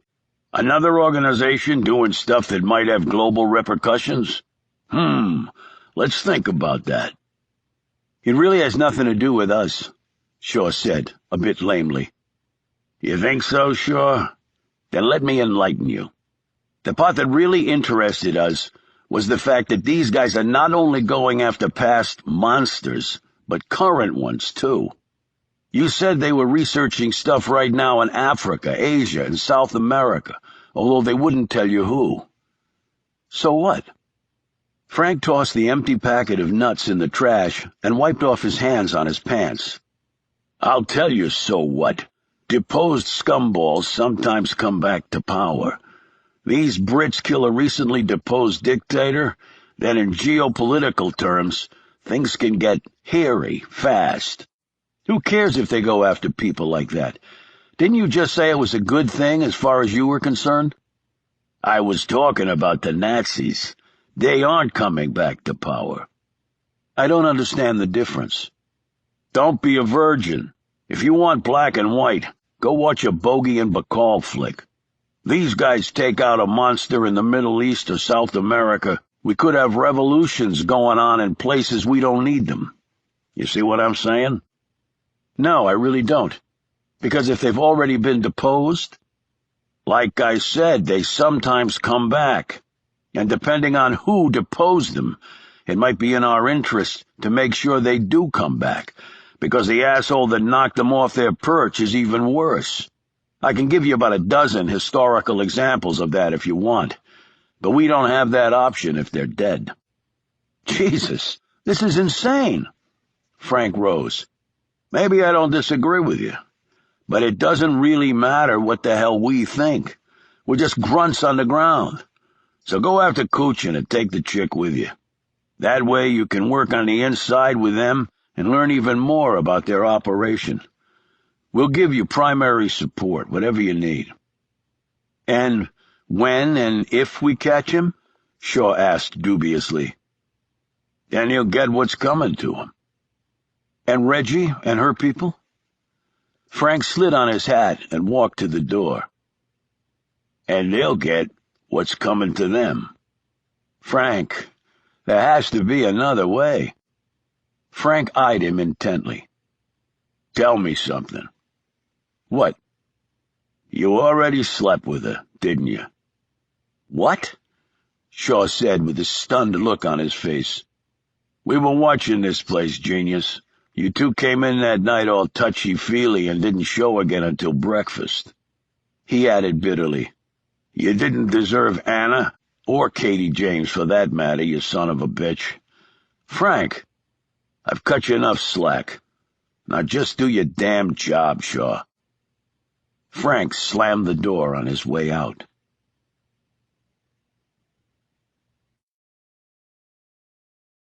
Chapter 85.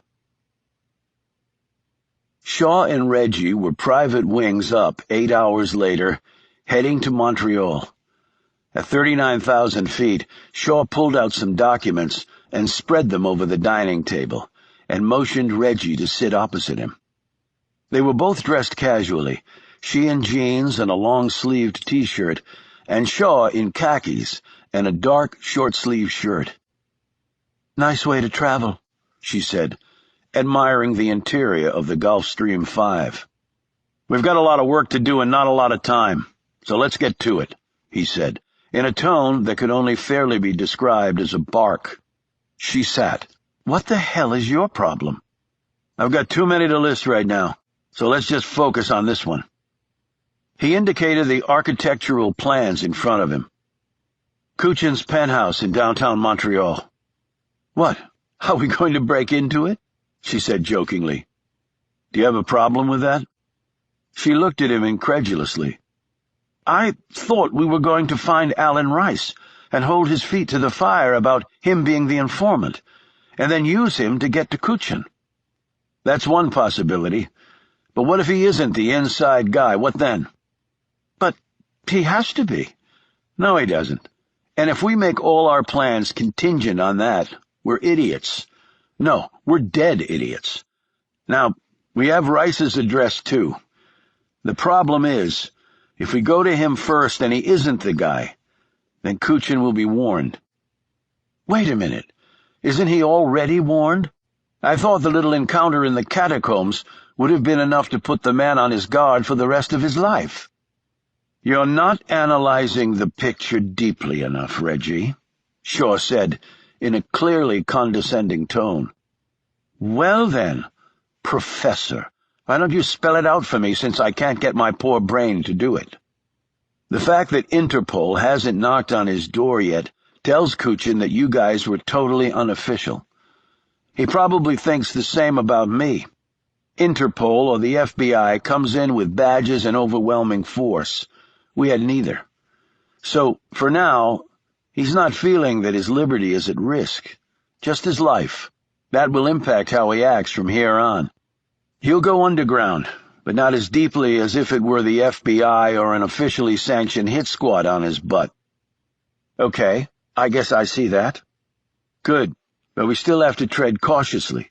While he's plotting against us, he has to assume that we'll likely come after him again." "Do you really think so?" "A guy like that didn't survive in the KGB all those years without knowing how to anticipate his adversary's next move. In the Soviet Union at that time, you were far more likely to get popped not by the West, but by a guy in your own office who wanted your job, your flat, and your car, even if it was always breaking down. So he'll definitely plan for a second strike on our part." Reggie glanced down at the documents. "So, what are we going to do?" "Two-pronged attack, with Kuchin first." "How?" "We get into his penthouse, search the place, and hopefully dig up some intel on where he is right now." "How do you know he's not in his penthouse?" "Because we have people posted there. He hasn't been there since leaving for France." "Wait a minute. If you guys knew where he was all along, why didn't you just nail him in Montreal? Why go after him in Gourd?" "That's classified." "That's bullshit. You talk about trust, but it's apparently all one-sided." Shaw sat back. Her request, under the circumstances, wasn't all that unreasonable. He had more guards in Montreal, and a shootout on the street there was not an option. We've also had some issues with the Canadians before, and they are not our best friends. A holiday in Provence, where we could get him in a cave, was a far better option. Mollified, Reggie looked down at the drawings. "He must have a fairly sophisticated security system in place at his home." "He does, but we've broken better." "So what's my role?" "To do exactly what I say."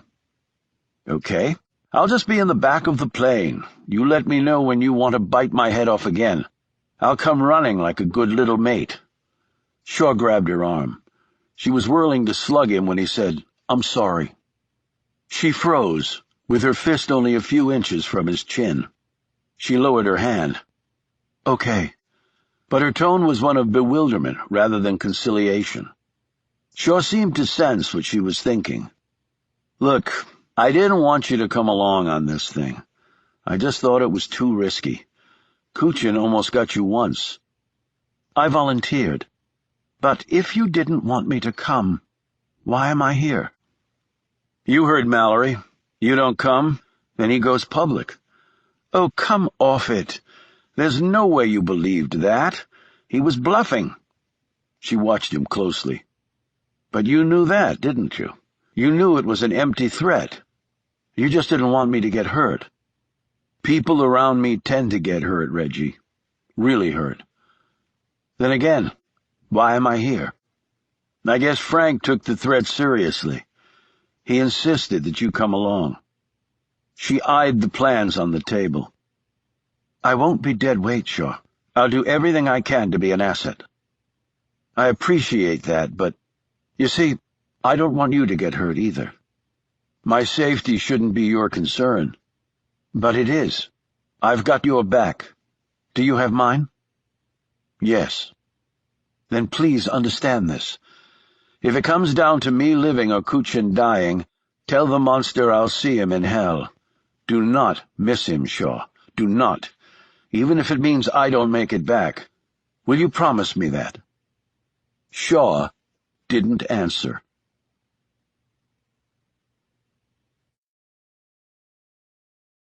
Chapter 86. The truck backed into the loading dock behind the high-rise building. Work orders were duly scanned and proper signatures obtained. The two big boxes were offloaded and placed inside the dock storage area. The manifest said that inside were some antiques belonging to a resident in the building who was away for the summer. The crates were to be stored and opened only when the owner returned. A few hours later, the loading dock was locked up, and the supervisor and his crew left. 30 more minutes passed before a side of one of the crates collapsed outward, and Shaw emerged. Using a small focused beam light, he went over to the second crate and helped Reggie out of her hiding place. They were both dressed in black and had various pieces of equipment hanging off their belts. "You ready to hit it?" Shaw whispered. She nodded. He clipped on a headset, powered it up, and said, "You there, Frank?" "Copy that. Have your partner give us the video feed." Frank had flown in separately from England to set up the support they needed to break into Kuchin's penthouse. Shaw nodded at Reggie, and she slipped a strap around her chest, at the center of which was a round dial, roughly 3 inches across with a glass lens. She flipped a switch on its side, and a red light popped on. Shaw said into the headset, "You good?" "Roger that. Video is live. Proceed to target area." The elevator security was defeated by a cloned card Shaw inserted in the slot. Frank's voice once more came over the headset. "The building's video surveillance is on a monitored loop, but we've remotely frozen the security cameras in the delivery elevator and outside Kuchin's penthouse. The elevator isn't typically used after hours, and the guards won't expect any change on that camera or outside Kuchin's place since he's out of town. But they do make periodic rounds. The next one is 60 minutes from now. After that, you're on your own." They took the elevator to the top floor. The doors opened to reveal a small entry foyer with a steel door and a security pad mounted on the wall next to this portal. Shaw looked in the corner at the surveillance camera and waved, though he muttered under his breath a little prayer that Frank had indeed managed to freeze the feed. He motioned Reggie to video the security pad. "Got the picture?" asked Shaw into his headset. "It's a retina recognition system, like our research said." "Got it. Have her stand closer so we can get a better look and confirm the manufacturer." Shaw motioned for Reggie to stand immediately in front of the retina reader bubble. "Okay, we're good," said Frank. "Get the laser ready, Shaw. We cut the juice to the building in 5 seconds. There's a backup battery for the security system, but we're sending a calibrated power spike right behind the power cut that'll burn that backup out. But we have to turn the power back on quickly, or it'll trigger an emergency response." "Understood." Shaw pulled the laser from a holder on his belt and pointed it straight at the retina reader. "On my mark," said Frank. 5, 4, 3. Right after the count of 1, the power to the building vanished, and they were in complete darkness inside the enclosed foyer. The red power light on the retina reader went out. Shaw powered up the laser and pointed it right at the reader. The red beam shot into the glass disc, filling it with a reflected crimson color. A moment later, the power came back on. The door clicked open. Reggie looked at Shaw as he put the laser away. He said, "Little flaw in this particular system we discovered a while back. Power off, power on, and in that millisecond of startup, it'll read a laser point set at a specific frequency, as if it were an authorized retina." "Pretty cool," she said with admiration. "Well, it's not really a flaw." "What do you mean?" "I mean, we have a good working relationship with some major security hardware firms. We do some stuff for them from time to time, and they leave back doors like this for us." Reggie shook her head while Shaw pulled the steel door all the way open. 59 minutes and counting. Let's get to it." Shaw slipped a miniaturized laminated set of floor plans from his pocket and looked at them using a low-power penlight. "Keep away from the windows," he advised, "just in case Kuchin has real eyeballs on the place from another building. Even without any lights on, we could be seen with the right surveillance equipment." "Too bad." "Why?" "I wanted to check out the views." They searched quickly but methodically, and on their bellies, when they had to get close to the window line. After 30 minutes they had found nothing helpful. They stood in the middle of Kuchin's bedroom. Reggie looked disappointed, but Shaw seemed curious. "What is it?" she finally asked, noting his puzzled look. "I used the laser to mark out the square footage of the place as we went along, but according to these plans, we're about 1,500 square feet short." "How can that be?" Shaw spent 5 minutes pacing off parameters. "Center core is off," he finally said. "What does that mean?" "That means there's some hidden space in the interior block of this penthouse, and it's too big just to be the HVAC equipment. That's usually in the ceiling in places like this anyway." After some more searching, they reached the end of the hall and stared at the elaborate built-in cabinet there. "Why do I think that thing's set on a pivot?" said Shaw to Reggie. "You see it, Frank?" he said into his headset. "Yeah, I'm with you. We got less than 30 minutes. Start poking around." 4 minutes later, a twist of a knob in a counterclockwise motion by Reggie made the entry code panel pop out. Shaw pulled a spray canister from his belt and shot it over the panel. Then he hit it with the blue light, which revealed fingerprints on certain number keys. "Got the 4 digits," he said. He attached a small device to the panel's wiring and turned it on. He looked up at Reggie. "Knowing which 4 digits are part of the code cuts the combination possibilities way down." "Yeah, that I know. Then you just have to find out the order of the numbers," she said, "and you manage that with a full numbers assault." The numbers 4697 froze on the screen, and the wall cabinet clicked open, revealing a darkened space beyond. "So let's go see what Mr. Kuchin is hiding in here," he said.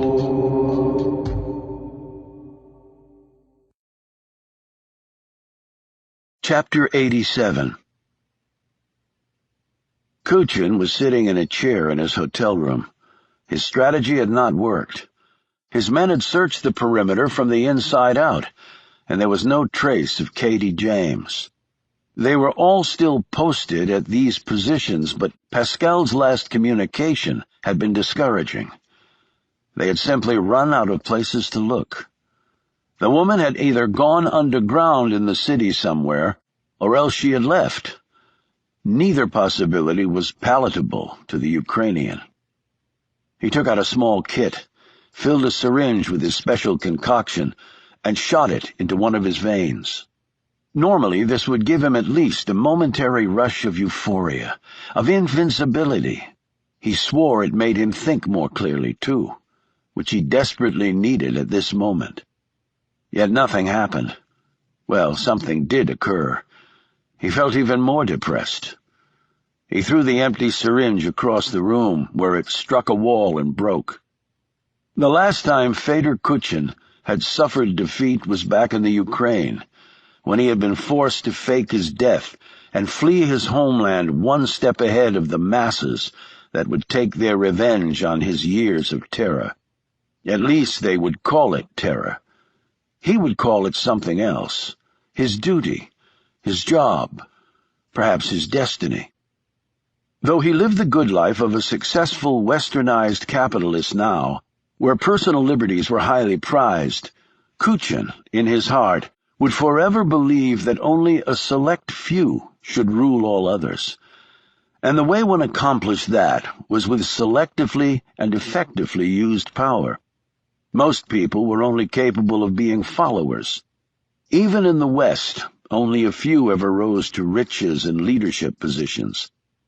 In his command back in Ukraine, Kuchin could pick out, within 5 minutes of meeting them, those of his men who would forever be sheep, and those few who would be the shepherds, and he had never been wrong. Yes, the West was part of the world where there was opportunity for all. Kuchin could only sneer at this.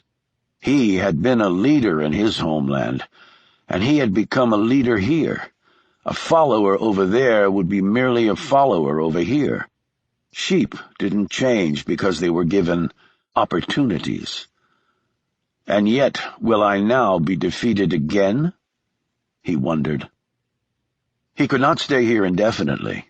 He could not keep his men here much longer without arousing suspicion. Washington, D.C. was perhaps the world's most closely guarded city. There were policemen, spies, federal agents, probing, peering eyes everywhere. If they were looking for Kuchin, he might be playing right into their hands. And yet, if he left this city without Katie James, he had nothing. He would be beaten. It was a guaranteed fate. He grabbed a remote and turned on the TV. The news was on. The lead story was trouble in Afghanistan for the Americans and their allies. This made him both smile and also conjure up bitter memories of his own country's devastating defeat in that ancient land.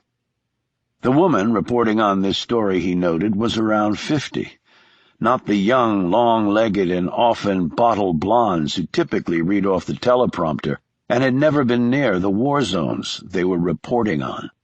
Her statements were succinct, informed, and she told Kuchin in a short few moments that she knew what she was talking about.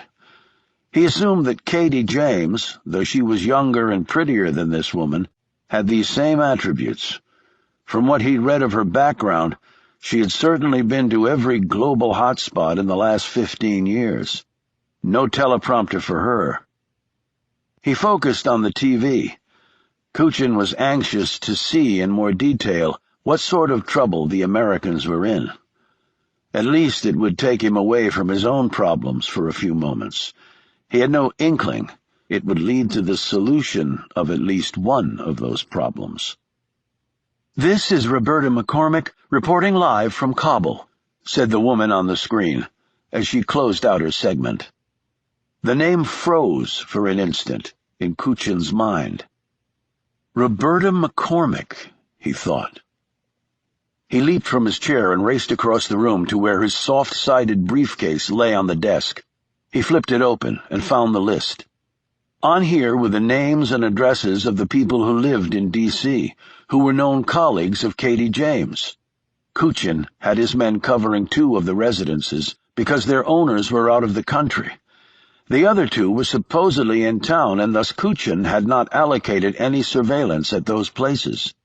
He ran his eye down to the last name. Roberta McCormick. She was supposed to be home, but she was in Kabul, thousands of miles away. He had just seen that for himself. She lived in Georgetown, up near R Street, which was just outside the perimeter that Kuchin had set for his men. Her husband had passed away. Her children were grown. She lived alone. But perhaps her home was not empty right now.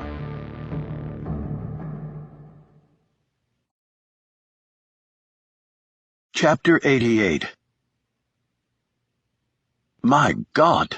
exclaimed Reggie, as she and Shaw looked at the interior of the room. Shaw said, "I feel like I just stepped back in time in the middle of the Cold War." The lights had come on automatically when they walked into the room. "Holy shit," said Frank over the headset. He had seen what they were seeing through the feed from the camera strapped to Reggie's chest. "This guy has issues." "You think?" said Shaw, as he looked around at the Soviet flag, the old lockers, the battered desk and file cabinets. "Reggie, sweep the room so Frank can record it all on the camera." She did so, getting as close to as many objects as she could. Shaw opened one of the lockers and saw the uniform that Kuchin had worn while with the KGB. He next searched the file cabinets and took out documents showing some of the atrocities that the man had exacted on innocent men, women, and children. Reggie captured all of this with her camera. And then they found the film reel and projector. It took a few minutes to set up. As the film ran, Shaw and Reggie said nothing. Not even Frank muttered a word. Finally, Reggie hit the off switch. "I can't watch anymore," she said, as the face of the dead child faded on the screen. When Shaw looked over at her, he saw the tears in the woman's eyes. He put the projector away, but slipped the film reel in his bag. "We need to see anything else, Frank?" he said. When Frank answered, his voice was strained. "No. Good to go." A couple minutes later, Shaw and Reggie were walking down the streets of Montreal. A car picked them up and took them to a low-rise office building about a half-mile away. Frank was waiting for them there. They all sat in silence for a few minutes, staring down at their hands. Shaw looked up. "Okay, this confirms a lot. The guy is a psycho. Not that we ever doubted that." "But what did we find that might help us get to him?" asked Reggie. Shaw looked over at Frank. "Alan Rice?" "The plane came back from France, that we know. It landed at the airport in Montreal. Neither Rice or Kuchin were on it.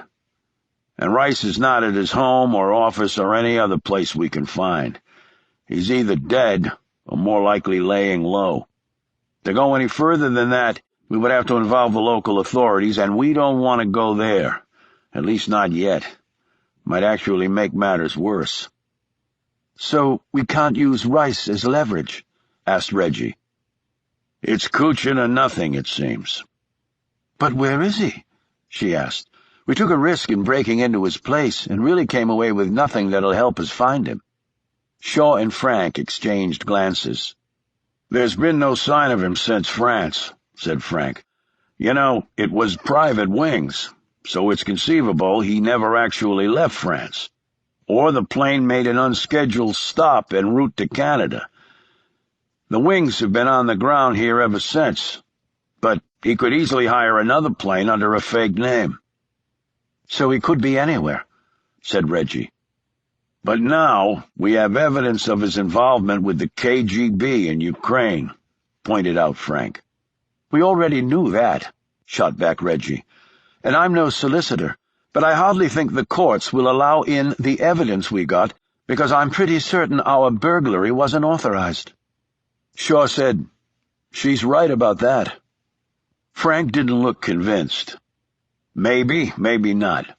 As far as I'm concerned, this bastard qualifies for war crimes treatment at The Hague, and their rules of evidence are a little different. And the stuff is still there in his penthouse. Maybe we tip the Canadian cops or Interpol, and they go get it with nice official search warrants." "Fine, then he'll be tried in bloody abstentia," snapped Reggie. "Nobody said this would be easy," remarked Frank. "Did you think we were going to waltz in there and find the secret key that would take us right to the guy?" "No, But I was hoping for something to help us. But since there wasn't anything, what's our next step?" She looked expectantly between Shaw and Frank. "We beat the bushes some more," said Frank vaguely. "Wonderful. You know, you guys have all this really cool whiz-bang technology with your lasers and your being able to knock out power to an entire skyscraper with the push of a little button. But sometimes I think our tin can and string approach is more effective." "It wasn't more effective in Gourd," pointed out Frank. "Well, at least we didn't give up like you blokes did," barked Reggie as she got up and stormed out. After the door slammed behind her, Frank looked at Shaw. "Damn, I thought Brits were more laid back than that." "There is nothing laid back about her," said Shaw. "But she's also right. We're no closer to finding Kuchin." "Well, he's also probably no closer to finding her. Or you." "I wouldn't count on that," Shaw said slowly. "You know something?" Shaw didn't answer. He didn't know anything, not for sure. But what he did have was an instinct that almost never led him down the wrong path. And every inner warning signal he had was blaring away.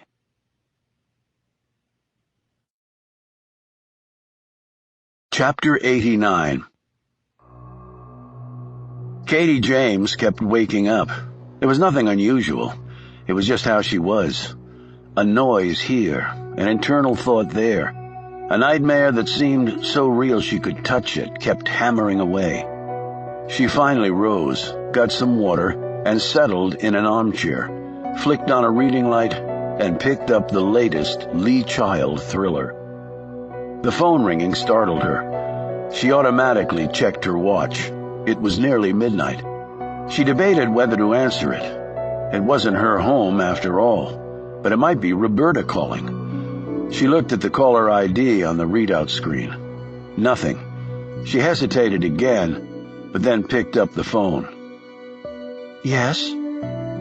"Is Roberta in?" "Who's calling?" "Is this Roberta?" That was odd. If they knew Roberta, they should know it was not Roberta's voice. "Who's calling?" she asked again. But the line went dead. Unnerved, she quickly went to check that the front and back doors were locked. With that secured, she grabbed a poker from the fireplace and went back into the bedroom and closed the door behind her. She eyed her cell phone. She could call Shaw if she simply hit redial, but he was probably thousands of miles away and in no position to come watch over her, and might not want to anyway. The hand was around her mouth before she could scream. The poker was ripped from her grip along with her cell phone. The smell was awful, making her nostrils clench. A moment later, Katie collapsed.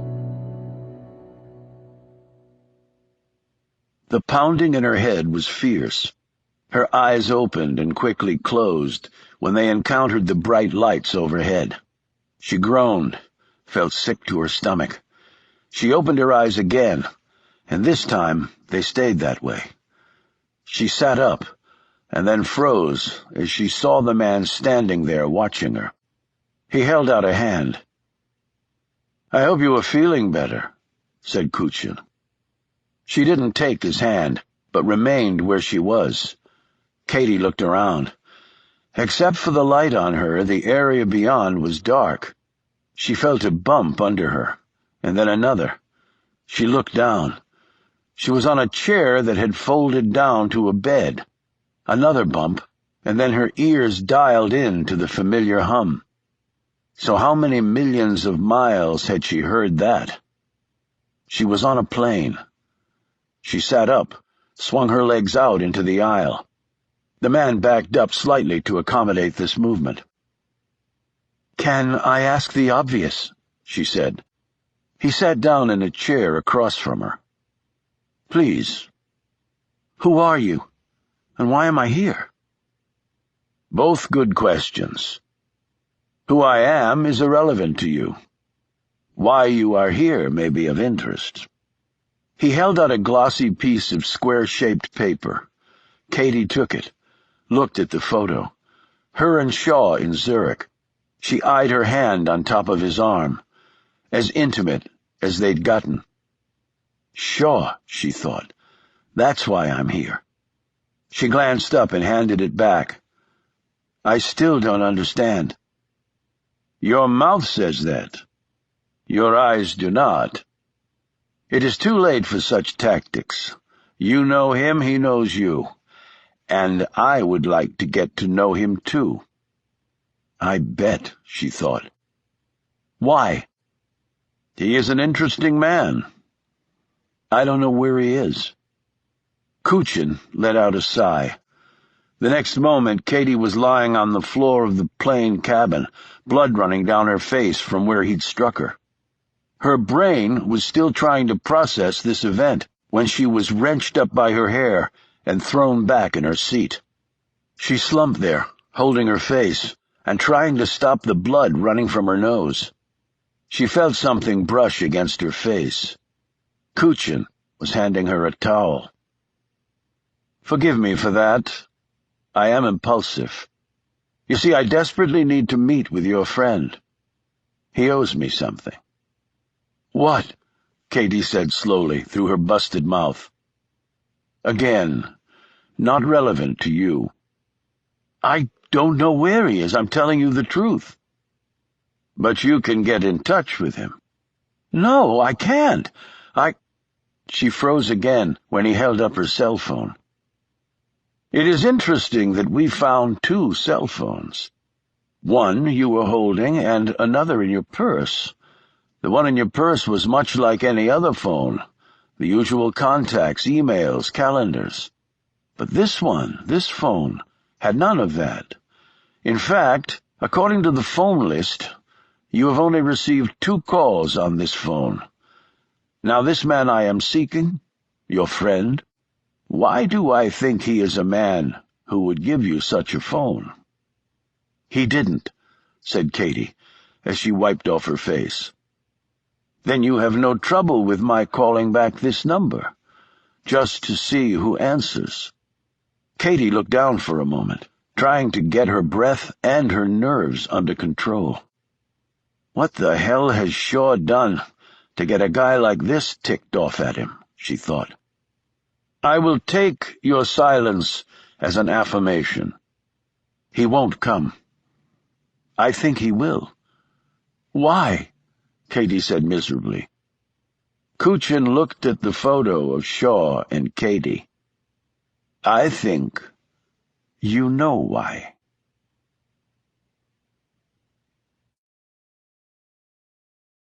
Chapter 90. Shaw was lying on the couch when it happened. He looked at the caller ID screen. He recognized the number. It was the phone Frank had given Katie. She was calling him again.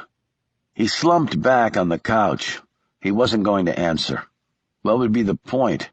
He was absorbed with guilt over sleeping with Reggie. Frank had accused him of disrespecting Anna's memory, and maybe he was right. Shaw still wasn't sure how it had all happened, but he did know that he had wanted it to happen. He had wanted the woman in a way that he had wanted no other, perhaps even Anna. He couldn't explain it, and didn't have the energy to even try. The phone stopped ringing. He sat up, rubbed his head, now feeling even guiltier for not answering the call. The phone started ringing again. Okay, now he had another chance to at least make this right. Hello? Bill Young? The voice from the catacombs, so close then, seemed right in his face now. Shaw almost never felt afraid anymore. It wasn't that he was careless or considered himself invulnerable. Paralyzing fear simply had been eradicated from his psyche through an accelerated process of evolution. He spent much of his time in dangerous situations. If he continually froze up, he'd be dead. The ones who didn't let fear get the best of them tended to live to fight another day. He was one such man. Now, Shaw felt fear like he hadn't in a long time, but it wasn't for himself. How did you get this number? He already knew the answer, and yet he was hoping beyond all reason that he was wrong. The next voice he heard destroyed this possibility. "Shaw, stay away. Do not do what this guy says. Just stay away." Katie sounded scared, but also resolute. In those few words, Shaw was reminded starkly of how courageous the lady was. She was sitting next to one of the great psychopaths of the ages, and she was telling him to just let her die. Frank had been right. He didn't deserve her.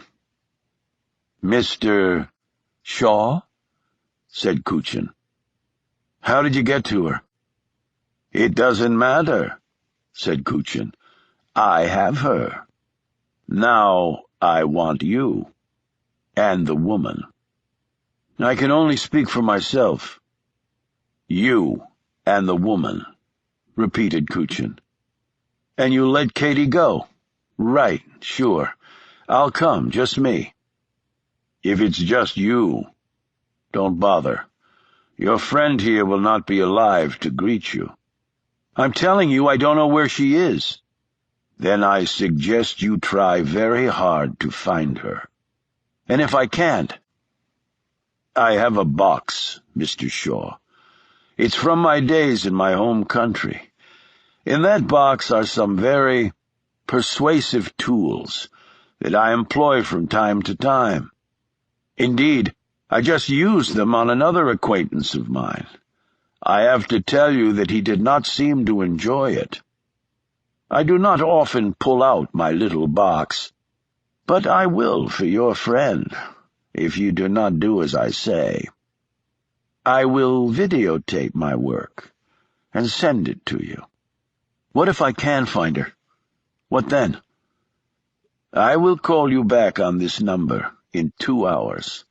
"That's not enough time." "In 2 hours," repeated Kuchin. "Then I will tell you exactly how and when this will happen. And I would advise you strongly not to let this conversation go beyond you and Jamie. Such a tactic would be fruitless, and will ensure your friend's death in the most painful way I can possibly achieve. You saw the pretty pictures on the wall beneath that church. You know what I'm capable of. Listen to me." But Kuchin was gone. Shaw stared down at the phone like it was a live grenade that he needed to throw himself on to save everyone else. But it wasn't a grenade. It was a phone, and he apparently couldn't save anyone. And Reggie? He couldn't ask her to do it. He wouldn't ask her to do it. He would tell Kuchin when he called back that he had found Reggie. They would arrange the meeting. He would go alone, make an excuse, and do his best to get Katie out alive. That was all he could think of. He looked up when something thumped against his door. "Yeah?" His voice broke on the simple word. "It's Reggie. Can we talk?" "Shit," he thought. "I was just getting ready to crash," he called out. "Please." He hesitated, but finally opened the door and motioned her in. She eyed him curiously. "Are you okay? You look like you're about to vomit." "I'm fine." She sat in a chair, he on the couch. "What's up?" Reggie started talking, but he wasn't listening. Shaw knew that Kuchin was too smart for something as simple as Shaw's plan. He would want proof that Reggie was coming. He would ask to speak with her. Shaw would never get the chance to save Katie unless— "Shaw? Shaw!" He looked up to see Reggie standing next to him, poking him in the shoulder. "Yeah?" he said in a bewildered tone. "You haven't listened to one bloody word I've been saying." "I'm sorry. Look, this is just bad timing." She eyed the phone still clutched in his hand and looked at him suspiciously. "What's going on?" she demanded. "Nothing is going on." She knelt in front of him, her hands on his knees. "Something is going on, and you're going to tell me what it is." Shaw could barely form words. Indelibly painted on his brain were the images of Katie and Kuchin. "It's nothing. I'll handle it." She pounced. "Handle what? Will you please let it alone?" "It's him, isn't it?" "Who?" She grabbed his thick shoulders and shook them. "Oh, for God's sake, talk to me!" He stood abruptly, causing her to fall on her backside, and walked away. "I said I'll handle it." She rose, followed him. "How?" "I'll think of something." "He has someone, doesn't he? Someone you care about?" He whirled, terrible suspicions running through his own mind now, but none of them made sense. "How did you—" "I guessed," she said. "I don't think you'd ever be scared for yourself, so it had to be somebody else. How did he get to them?" Shaw sank down on the edge of the bed. "I don't know." "Who is it?" "Her name is Katie James." "I've heard of her." "Journalist." "Right, that's right. He's got her? You're sure?" "Too sure." "And what does he want?" "Me." He hesitated, licked his lips. "And you?" "The package?" "I told him I didn't know where you were." "But that wasn't good enough, was it?" "What do you think?" "So where and when?" "Reggie, don't even go there." "I'm already there, Shaw." "I'm not going to let you do this." "Are you kidding? This is the best thing that could have happened." "What?" he said in a shocked voice. "I don't mean for your friend. I'm very sorry about that," she added quickly. "But we were never going to find Kuchen. And now the guy is inviting us to come to him. This is our opportunity, our shot." "It's hardly an invitation, Reggie. He's going to kill us." "No, he's going to try and kill us," she corrected. "And we're going to do the same to him." "Well, given the circumstances, I think the odds lie with him." "It's still our only chance." "Do you understand that if you come with me, you're most likely going to be murdered in some sadistic, painful way? Do you get that loud and clear?" He pointed to the door. "Just walk out and keep going." Instead, Reggie sat down next to him. "I guess I could say something cute or flippant to show you that I'm not scared, even though I am. But I think I'll try the truth." This got Shaw's attention. He stared over at her. "Part of me never wants to see Kuchen again, Shaw. Never again. I see the man in my head all the time. I wake up with him in my brain. I see him over my shoulder. I came one instant from dying that night. I saw his eyes. There was nothing there. I might as well have been a gnat. He didn't give a shit. There's no way for a normal, sane person to match something like that. And you still want to go. I can't live while that guy is still breathing. That's the bottom line. I want him as badly as anything I've ever wanted in my life. I will kill him with my own hands if I have to. He'll have to kill me, because I will never stop going for him." "The guy is the monster." "No, he's a monster. He's not the first, and he's not the last, and he has to be dealt with." "Why the hell do you do this?" She stood. "Just tell me when it's time to go. I'll be ready." 2 hours came, and on the dot the phone rang. Shaw was correct in his thinking. Kuchen asked to speak to Reggie. "Hello, little Janie," he said, after she had confirmed she was on the line. "Our last meeting was cut short. I look forward to visiting with you again." Reggie said nothing else, and simply handed the phone back to Shaw. Arrangements were made. They would leave the following day. They were to say nothing to anyone. "She will be dead long before you reach her if you disobey," Kuchen had warned. "But if you plan to kill her anyway," Shaw had countered. "I give you my word that if you follow my instructions to the letter, I will release the woman unharmed." "Your word," Shaw had said incredulously. "As a former officer of the KGB, that really does nothing for me. On my mother's grave, then, I swear it." I have no fight against your friend. My issue is with you and the woman. Where and when? That depends on where you are currently. In your own backyard, Montreal. Shaw thought he could hear a small gasp from the other man, and it gave him some pleasure at having startled him. Then that simplifies matters, said Kuchin. He explained the details. When he was done, Shaw clicked off and looked at Reggie. You still game for this? Even more so now. His arrogance pisses me off. He takes it as a foregone conclusion that we're just sheep, blithely going to the slaughter. Well, aren't we? Thought Shaw.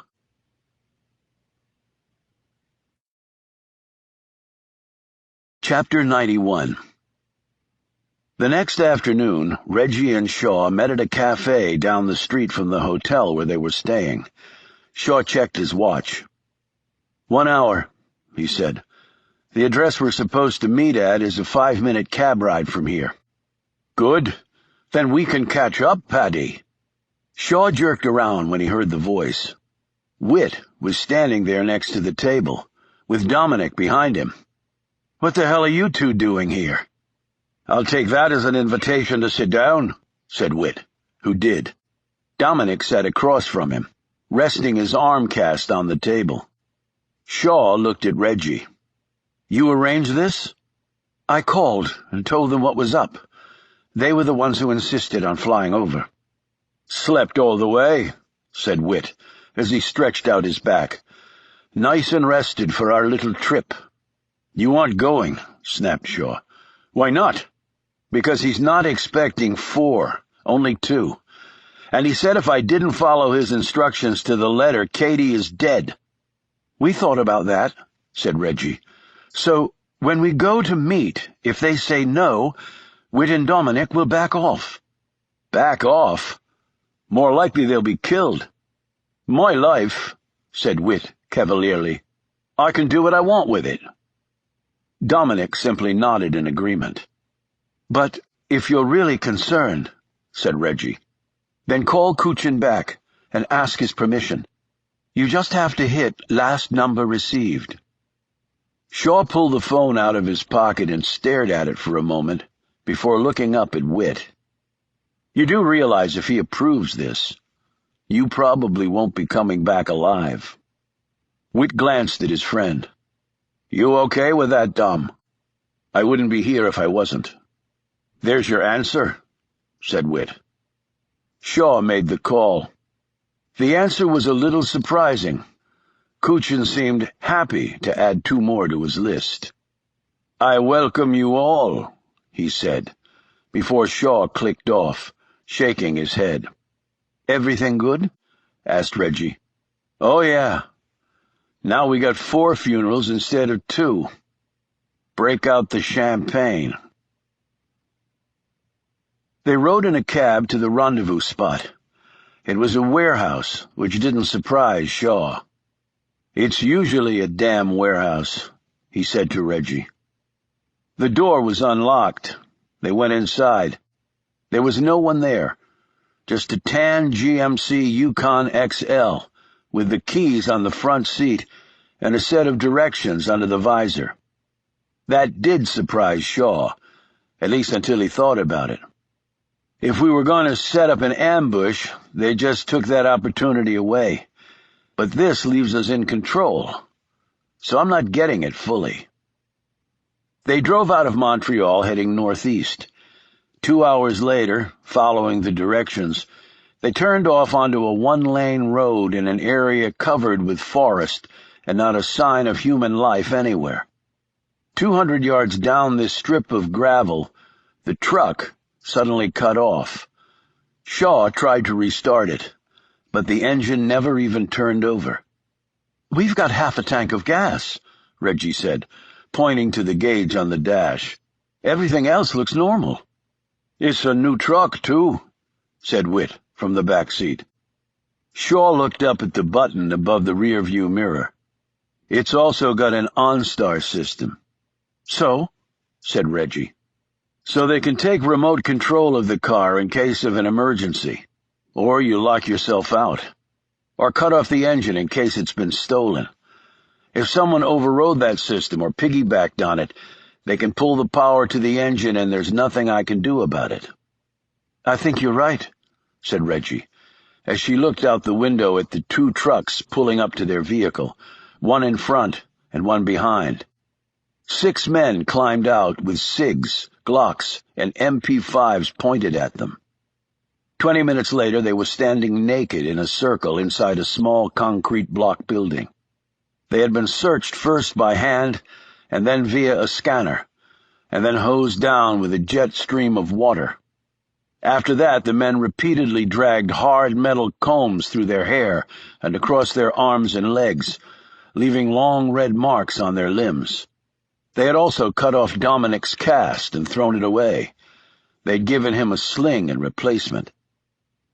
After they dried off, they were given clean clothes to wear consisting of bright yellow jumpsuits, underwear, and sneakers with white socks. "What the hell was that all about?" fumed Whit as he pulled down his shoes. "They almost drowned us." Reggie was dressing behind a door propped open for privacy, though everyone had already seen the others naked. Shaw buttoned up his jumpsuit. It was several inches too short for him in the arms and legs. The sneakers were tight on his long feet. Surveillance devices. These days they have trackers built into fake hair follicles, fake skin patches. They scanned and searched us for the obvious and did the hose comb treatment for the sophisticated stuff. Whit smelled his skin. "There was something else mixed in that water. Probably causes cancer," he said irritably. "You should hope to live that long," replied Shaw. Reggie joined them after zipping up her jumpsuit. "Well, I can see you're still Mr. Optimistic. I'm just being realistic." "Why do you think the yellow jumpsuits?" asked Dominic. "If I had to guess," said Shaw, "the harder it will be to lose us." "Lose us?" exclaimed Whit. "How the hell could they possibly lose us?" "I guess that depends on us, doesn't it?" said Reggie.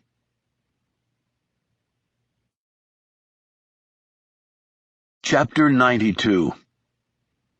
More hours passed, and then with hands cuffed, feet shackled, mouths taped, and hoods over their heads, they were stuffed in an SUV with blacked-out windows and driven for a long time. Shaw had been counting off the seconds in his head, and while they were not on major highways, at least that he could tell, their speed had been pretty consistent and at least 60 miles an hour, from the sound of the engine and the whine of the wind outside the truck. When the vehicle finally pulled to a stop, he had a rough gauge, 9 hours. In which direction he wasn't certain, though he didn't think it was likely it had been back west toward Montreal or south to the United States. Security between the U.S. and Canada wasn't that tight, but 4 hooded and trussed-up figures in an SUV would have raised at least modest curiosity along the way. If not, there was no hope ever of border security. That left the direction they'd gone in as north or east. 9 hours due east in Canada at 60 miles an hour would also have taken them through Maine in the United States in order to reach New Brunswick or farther along to Nova Scotia. And when the Yukon had cut off, the largest city they had been near was Quebec. From there to Halifax in Nova Scotia was far longer than the approximate distance they'd driven. For those reasons, Shaw concluded they'd been heading more north than east, skirting the border with America but not crossing it. They had been allowed 1 bathroom break along the side of the road, and then they were off again. Later, the vehicle's doors opened, and they were forced to lie face down, partially on top of each other in the back cargo area. For one terrible moment, Shaw thought this was it. Execution time. From the quickening breaths of his companions, he deduced they were thinking the same thing. Instead, a heavy tarp was thrown over them, and a voice said, Not a sound, or your friend is dead. Truck doors closed, and the vehicle drove on. Then it stopped. Doors popped open again. There was talk. The doors closed again, and the vehicle pulled forward haltingly, and then stopped. Whatever they were on now, it was not solid ground, Shaw could tell. The truck was moving, though the engine was off. Only it was moving slightly up and down and side to side, or at least whatever it was on was doing that. A few minutes passed, and Shaw heard more noises, including the clanging of a bell and feet moving fast. There was lurch and the sensation of something sliding away, like a train leaving a station platform. The first real jolt he felt answered the question. We're on a boat, he thought. Probably a car ferry. The water was rough, the ride uncomfortable, particularly lying face down while wedged in the back of a truck. Shaw could hear Reggie moaning next to him, and he thought she might become sick again, as she had on the ferry crossing from Amsterdam. And then it was over. They drove for more hours, and then the truck stopped again. They were pulled from the back and made to march, still hooded and shackled, in single file. They were maneuvered roughly into seats in a confined space. Shaw actually hit his head on the top of whatever they were inside. When the engine engaged, the sound of the prop wash started, and the stomach lurch occurred when the vertical lift happened. He knew they were on a chopper. Shaw continued to count the seconds even as he tried to calibrate their speed. When they began their descent, at least 18,000 seconds or 5 hours had elapsed. If they'd been traveling in excess of 200 knots north or east, they would have covered over 1,000 kilometers. That put New Brunswick or even Nova Scotia in play, though much farther than 1,000 kilometers east, and they would have been in the Atlantic. But Shaw didn't think they had traveled directly east, because of the ferry. While in the truck coming from Montreal and then Quebec, they had been on the southern tip of the strip of water that cut through that part of Canada, and that employed ferry service to cross it. He knew that because he had been on one of those ferries. No one would bother to take a boat north, only to chopper back across that slice of water to head south or east. If New Brunswick or Nova Scotia were the destination, they would have gotten on the chopper on the southern side and not used the ferry at all. One would use the ferry if one were going due north, toward Hudson Bay or even the Arctic Circle, or to the east to Newfoundland and Labrador. When the chopper set down and they climbed out, Shaw knew they were not in the Arctic Circle. They hadn't flown long enough or stopped for refueling. He didn't know what sort of chopper they were on, but figured for most models 5 hours of flight with that many people on board bumped right up against the limits of the fuel load. And it was too warm. If he had to guess, they were more east than north. When the chopper engine quieted down, and he heard the ocean slamming against the shore, he concluded they were either on the coast of Newfoundland or Labrador, which still covered a lot of territory. And how knowing all this helped their current situation, he didn't quite have a handle on yet. The hoods and mouth tape were finally removed, and they all looked around, their eyes adjusting to the new light levels. They had left Montreal in the late afternoon, and now dusk was giving over to dark. An entire day had passed, and then some, Shaw calculated. His grumbling stomach confirmed this. They were driven in a truck on a route away from the ocean. "Any idea where we are?" Reggie whispered to Shaw. "Shut up," said the man riding next to the driver. 10 minutes later, lights came into view. The house was built from sturdy logs, with a covered front porch and a cedar shake roof. Trucks were parked out front. Several hundred meters away, Shaw saw another building that was dark. In the distance, he could see the shadows of mountains, the extreme northern extension of the Appalachians, he figured. He had been to this area a couple of times in the past as part of his work. It was foreboding, desolate, and there was no possibility of a handy policeman lurking on a street corner. The law was whatever someone with a gun, or at least the upper hand, said it was. The truck stopped. They were offloaded and marched into the house, still shackled and cuffed. The first man they saw was Pascal. His grin threatened to split his face in half. The second man was Alan Rice. The third face was why they were all here. Fedor Kuchin walked into the room. He was dressed casually in jeans and a corduroy shirt with thick work boots on his feet. He was not smiling in triumph, nor did he look angry. His features were inscrutable.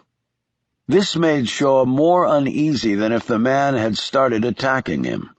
It showed self-control, careful preparations. But for what? The next person he saw made him forget about Fedor Kuchin. A battered-looking Katie James smiled weakly at him.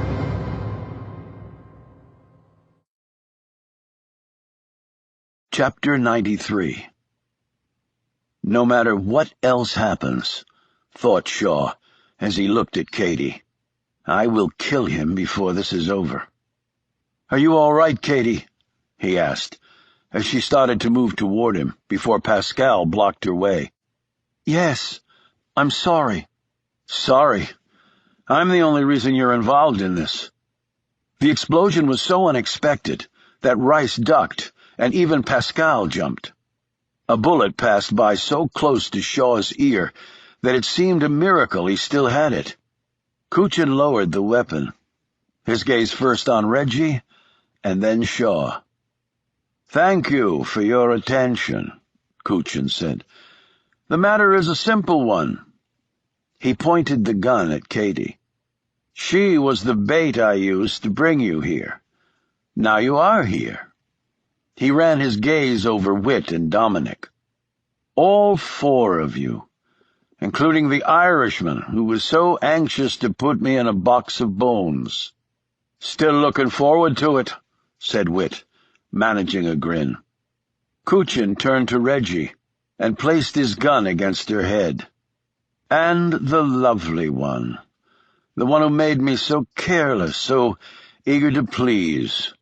You made me two things I believed I was not, old and a fool. Pleasure, said Reggie, staring right back at him, the cold touch of the gunmetal not seeming to faze her at all. Kuchin next placed the muzzle against her forehead, even as Shaw tensed for a leap. But Kuchin removed the weapon just as abruptly. Not that easy, he said. You made me experience your little ritual. I intend to have an equal opportunity. Kuchin turned his attention to Dominic, and the lucky one, the man who survived a point-blank shot to the forehead with a large-caliber semi-automatic pistol because my faithful colleague Pascal handed me an unloaded weapon. Kuchin raised his gun, placed it against Dominic's forehead as he had done with Reggie. Only this time he pulled the trigger. The back of the young man's head exploded outward, as blood, tissue, and bone were propelled in front of the release of kinetic energy. "Dominic!" screamed Reggie, as he toppled backward to the hardwood floor, his eyes wide and his lips slightly parted. Whit struggled mightily to reach Kuchin, but chained as he was, all he did was fall awkwardly over. Kuchin put a foot on his head and pinned him to the spot as he would have done to a bug. Shaw simply stood there. His gaze flicked to dead Dominic, then to Reggie, whose face was wet with tears, and finally came to rest on Katie. "I'm sorry," he mouthed to her. Her look said that she understood, but how could she really? How could anyone, really? Kuchin slipped the heated gun into a belt holster he wore. His expression hadn't changed at all, from blowing out a man's brains to talking about the weather.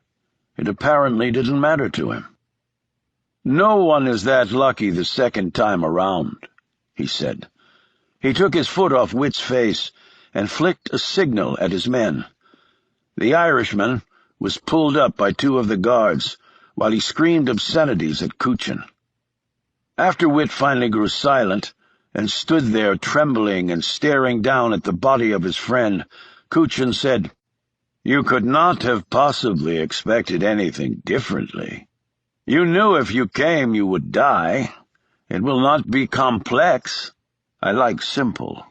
I always have." "Like your office back in your apartment," said Shaw. "That was simple enough. Desk, file cabinets, locker with your old uniform, and your little film archives." Kuchin turned to face him. The pistol came out of the holster. He placed the muzzle against Shaw's forehead. "I have a plan," he said. "A well-thought-out one. But I can alter that plan at any time." He cocked the hammer back. The hand was on his arm before anyone else could move. "Please," begged Katie James. "Please don't." Kuchin looked at her, and then back at Shaw. "I promised you that if you followed my instructions, she would be released unharmed." "I'm holding you to that," said Shaw. "A funny remark to make when I have a gun against your brain." "On your mother's grave?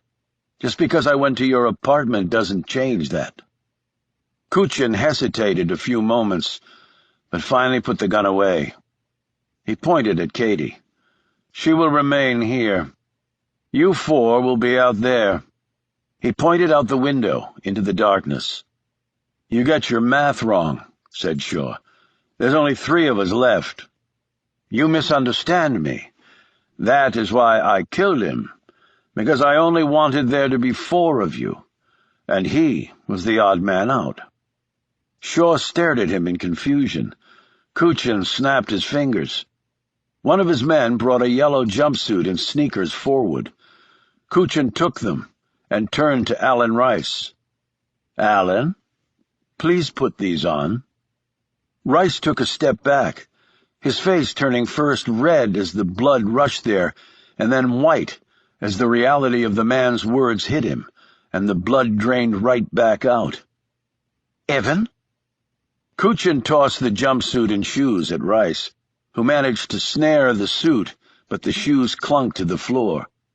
"Evan?" he said again, as he began to totter on his feet, his lips trembling. "You should have aimed better in the church, Alan." He touched his ear. "Still, it was close. Singed my skin a bit, actually." "But that was an accident. I was aiming at him." He pointed at the dead Dominic. "I shot him." "Shooting him was the accident. Missing me was an unforgivable sin." I'm no good with guns. You know that." "You have been taking shooting lessons for the last 6 months. Pascal here followed you on my orders. And your knowledge of guns, you let that slip out too. Your only fault was that you believed since you could hit a paper target at 25 yards, that you could kill a man in the middle of confusion at 20 feet. You couldn't, and thus I lived." "You're mistaken, Evan. I took the lesson so I wouldn't disappoint you in case something came up. I didn't want to disappoint you. You saved my life." "I told you I would be monitoring the business." Rice seemed to gain new life. "But I've done nothing against your interests. Your monitoring would show nothing." "Every dime was accounted for." "So then I don't understand what this is all about." "Freight charges haven't gone up, Alan. The price of gas has actually fallen 60% from a year ago. Cargo ships still run on fuel, do they not? It took some digging, but we found the account with the fuel money in it." "No, you're wrong. It was that way because the shipments come in on 2 boats. I told you that." "But they weren't coming in on 2 ships, only 1. But you were double billing for the fuel. I know this because right before Pascal cut his tongue out, your colleague down at the docks confessed. And then you try to kill me so you can take over the business completely. No, Evan, no, I put the clothes and shoes on, Ellen. Now, or you'll get the next bullet to the brain right here. I will allow you to make the choice. Sobbing, Alan Rice slowly slipped them on, but Pascal had to help him because the man was shaking so badly. Kuchin turned to the others. You will have an hour's head start. I would advise you not to run toward the ocean and dive in, as the water is around 10 degrees Celsius, even in the summer. He pointed out the window to his left. That is the way to go. But keep in mind that this was once a glacier. There are many fjords, ruts deep enough to be lost forever in, water that moves very fast, and slopes that quickly turn into precipices. Also, there are animals out there that will hurt you at night. Including you, said Reggie. Including me, most of all. So this is some sort of hunt? Asked Shaw. Not some sort, answered Kuchin. It is a hunt. So us unarmed against you and all your men. Some hunt. No. All of you against only me. But you'll have weapons. Of course I will. And what? If we get away, that's it? You will not get away. I own the land for miles, and the land that I don't own, no one else does either. There is nothing out there. Nothing. Except you and me. And Katie? Asked Shaw. So long as you follow my instructions, she will be released unharmed. I want to go with Shaw, said Katie. Kuchin ignored her, and instead looked at his watch. You now have 59 minutes. He nodded to his men, who freed the three from their bindings. Shaw looked at Katie for what would be the last time, he assumed. He tried to say something, but what was there to say? She seemed to be having the same problem. They finally simply exchanged a brief, if earnest, smile. Reggie finally pulled Whit away from staring at Dominic's body, and they followed Shaw out the door, where they set off at a fast trot. Alan Rice had not moved. Alan, said Kuchin. Please, Evan, please don't do this. The younger man moaned. You said it yourself. I pay them thousands, and yet they want millions. You wanted more, it's that simple. And do not beg, men do not beg. He fired a round into the floor next to Rice, who leapt to his feet and raced out the door. Katie James was taken away and locked in another room. It was then that Kuchin turned to Pascal. Get the dogs ready.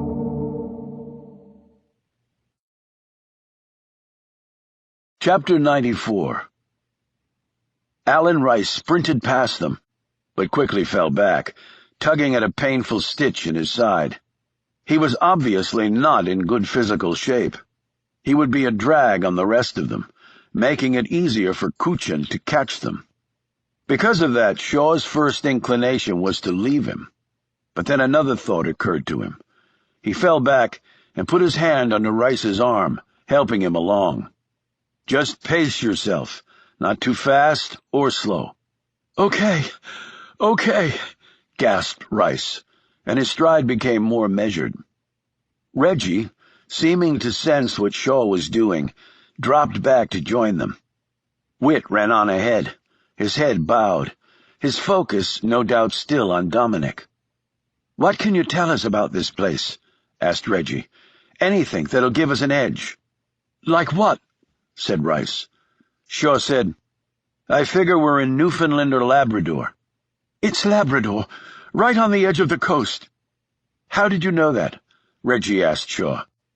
I had a lot of time to count seconds, he answered. Rice snapped. There's nothing out here. We're screwed. We're dead. They passed a small pond of scummy water.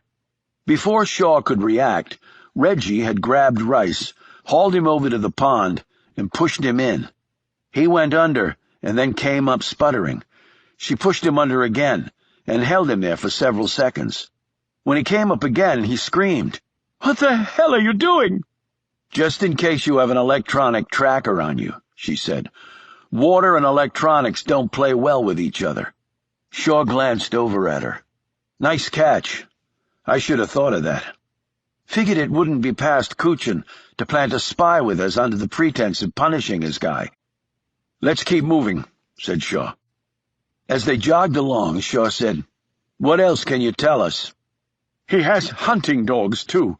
Follow any scent." "That's another reason they took our clothes," Shaw said. "For the dogs. Has he done this before? Hunted people?" "Well, I know he doesn't hunt animals. He told me once he hated it." Reggie grimaced. "Well, there's your answer. He has hunting dogs, but doesn't hunt animals." "At least not animals on 4 legs," said Shaw. "He's cruel and unpredictable," added Rice. "The cruel part I get. It's the unpredictable part I'm worried about." Shaw looked around. "Are we heading toward the way someone would drive in here?" "It's hard to tell in the dark, but I think so." "What's close?" "Nothing. Well, there's an airstrip about 40 kilometers in the direction we're heading, but the last time I looked, we don't have a plane. Goose Bay's maybe the closest town, but it's a long way. Hours by car, days on foot." "Does he have weapons here?" "You're kidding, right? He has a gun safe in the house full of them." "You know the combination of that safe?" "Oh, yeah. I've got it right here in my pocket." Shaw jerked hard on the man's arm and stopped, nearly throwing Rice to the ground. "We can just leave your ass back there for Kuchin to chew on first. You want that?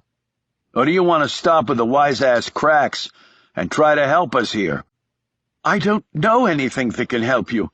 I've been here before lots of times, but I just fly in and out. I almost never leave the house. Waller, Kuchin, whatever the hell his real name is, he knows this area better than anyone." "That's reassuring," said Reggie grimly. "If he has dogs," Shaw said, "we have to address that." They started jogging again. "How?" asked Reggie. "Change our scent." "How do we do that?" asked Rice, as he puffed along beside them. "I thought dogs couldn't be fooled." "Anything can be fooled, even scent dogs, and we have an advantage." "What?" asked Reggie. "Take a whiff." "What?" "Take a deep breath." Both she and Rice drew in heavy breaths. Rice almost gagged, while Reggie wrinkled her nose. "Rotten eggs," she said. "Sulfur dioxide," amended Shaw. "There's probably a lot of metamorphic rock around here. That means a lot of sulfur. Probably some sulfur pools, too." "So you mean," Reggie began slowly, "we cover ourselves in the smell. That way we smell like everything around here. It's not perfect, but we may confuse the dogs just enough. And we don't have a lot of options. And we need to turn our jumpsuits inside out. The lining color stands out a lot less than the neon yellow." He ran ahead to tell Whit this. They reversed their jumpsuits, and 20 minutes later, following a stronger odor, they found a shallow pool of water that reeked of the naturally occurring mineral. "We have to go in that?"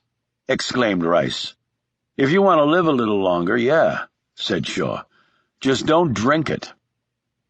Drenched, chilled, and smelling horribly, they continued on west for a bit longer, before Shaw brought them to a stop, looking frustrated. "This is all wrong." "What the hell are you talking about?" demanded Whit, his wet hair down to his eyes. "We're trying to stay ahead of the guy. He's back there, coming this way. So we have to go that way." He pointed straight ahead. "And that's exactly what he wants. He told us to go this way, Whit. Why do you think that is?" Reggie answered. "Ambush? Driving us to a perimeter?" "That's what I'm thinking. I didn't actually believe the guy when he said it was just him against us." "And so what do we do about it?" asked Whit. "I've always taken it as good tactic that when your opponent expects you to go left, you go right.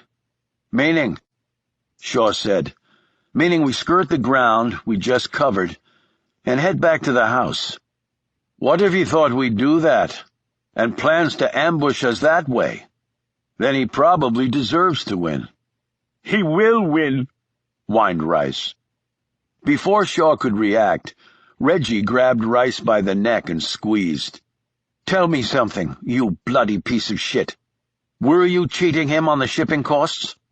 Rice said nothing. She squeezed harder. Were you? Yes. And you did try to shoot him? Rice nodded, looking miserable. Then damn you for missing the bastard. Now let's go.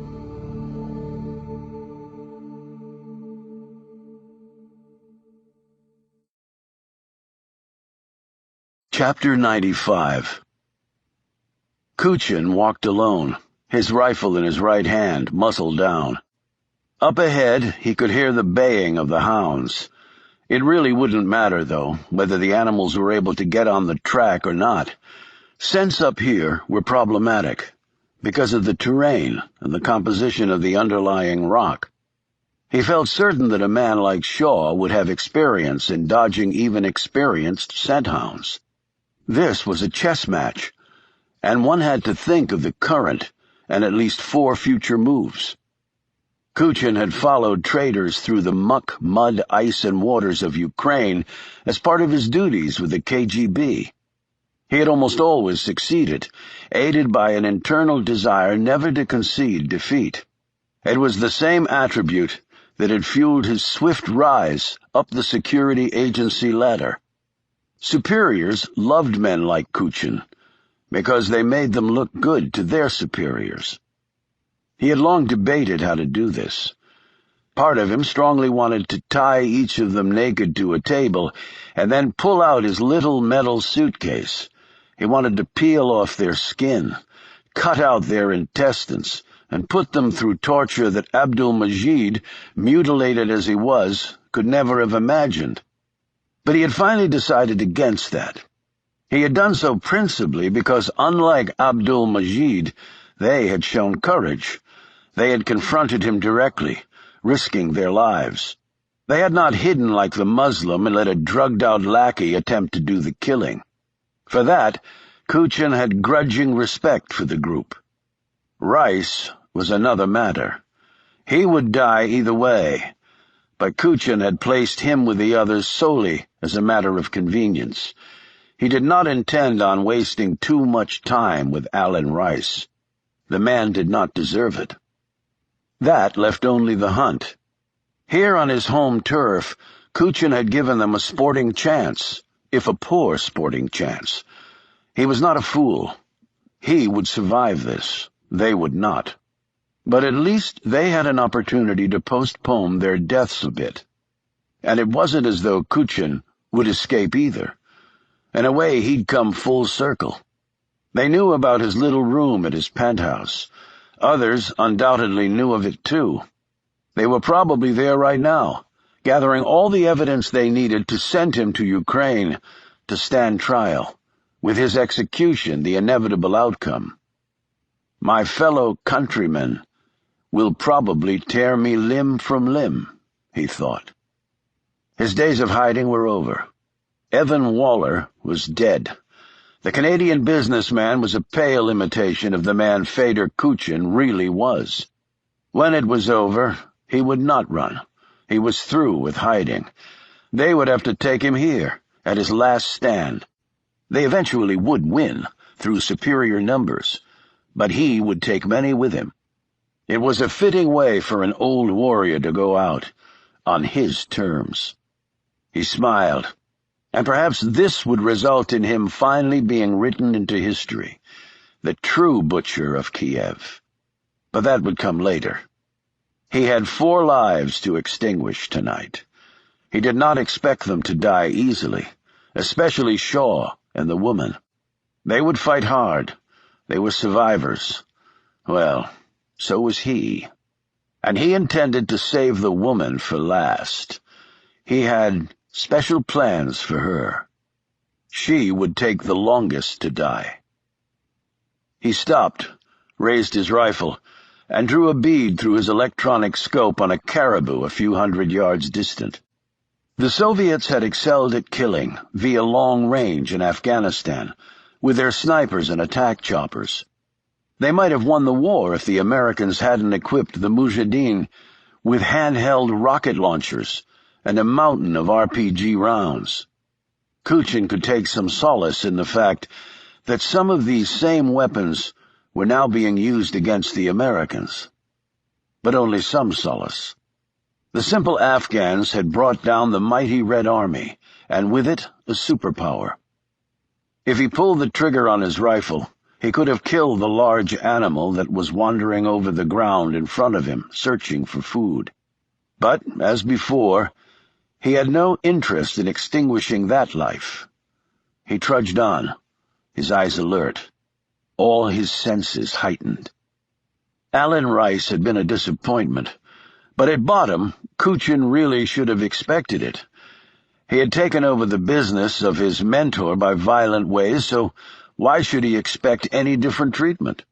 Ambitious man who wanted something took it. The chief difference was that Kuchin was the sort of man who could achieve that goal. He had nerve and skill. Rice had failed on both counts. His skill was not good enough, and his nerve had been nowhere near where it needed to be to topple a man like him, which was why Kuchin had hired him in the first place. Never bring in a man more ruthless than yourself. He knew they were up ahead of him, jogging, trying to pace themselves. They would reach a point where they would question their own tactics, perhaps argue among themselves. That would waste time, diminish the lead he had given them. They might change directions on him, believe that he was herding them in a particular direction for some purpose. He had put that into his calculations too, along with several other factors. He checked his illuminated watch. Because it was summer and they were at a high latitude, the nighttime would not last much beyond 6 hours. Kuchin expected it to be all over by then. The remains would be taken to the ocean, weighted down, and dumped in, never to be seen again, except by the sea life that would devour them. He lifted the rifle to his shoulder once more and checked the reticle, which most people would know simply as a crosshairs. Kuchin for years had used the SVD-type model favored by Russian snipers. 2 years ago, though, he had managed to obtain an American military's widely deployed Advanced Combat Optical Gun Sight, or ACOG. It was an illuminated telescopic reflex sight. The shooter used the ACOG with both eyes open instead of closing one, because the brain would automatically graph the image in the reticle from the dominant eye to the other pupil. This ensured normal depth perception and a complete field of view. A lot of fancy terminology, but the result was that Kuchin could acquire and terminate a target much faster than before. And since he had 4 targets that needed acquiring and terminating, a few seconds saved would be invaluable on the battlefield. Kuchin was carrying a weapon that would kill with one shot whatever it hit, but he didn't want that. Slow was the key here. Timing was everything. He had every right to be angry, furious with people who had done their best to kill him, but he was too wily to let this become too personal. When emotions dominated your mind, you almost always lost. He would let his skill and reason rule the hunt. The emotion, the joy, could come later, when it was done, and 4 more people lay dead by his hand.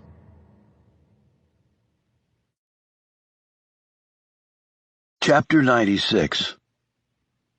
After doubling back and keeping to the far fringes of the route they had taken, Shaw and the others had managed to reach the house, which was now dark. They had first heard the baying of the hounds nearly an hour ago, but then the sounds had receded. Reggie had fallen into a large rut cut by some ancient glacier's retreat, but they had managed to pull her out. Rice was exhausted, and Shaw had to help him the last mile or so. The four stared at the darkened space. There were no trucks parked in front. Reggie whispered, "Do you think they're all out helping Kuchen look for us?" "The guy was in the KGB. It would be crazy not to leave a rear guard," replied Shaw. "So how do we do this?" "Element of surprise. All we have. We have to get some weapons." "Is that all?" asked Reggie. "What about your friend?" "If she's here, we're taking her." He turned to Whit. "You take the rear. I'll work my way towards the front. See anyone? Just give a low whistle." "That'll give us away," said Reggie. "Well, what's the option?" snapped Shaw. "I left my walkie-talkie with my machine gun." "A whistle will have to do," agreed Whit. "What about us?" Reggie said, indicating her and Rice. "If things go to hell, get away from here. Go in the direction of the water and try to signal a ship from the coastline."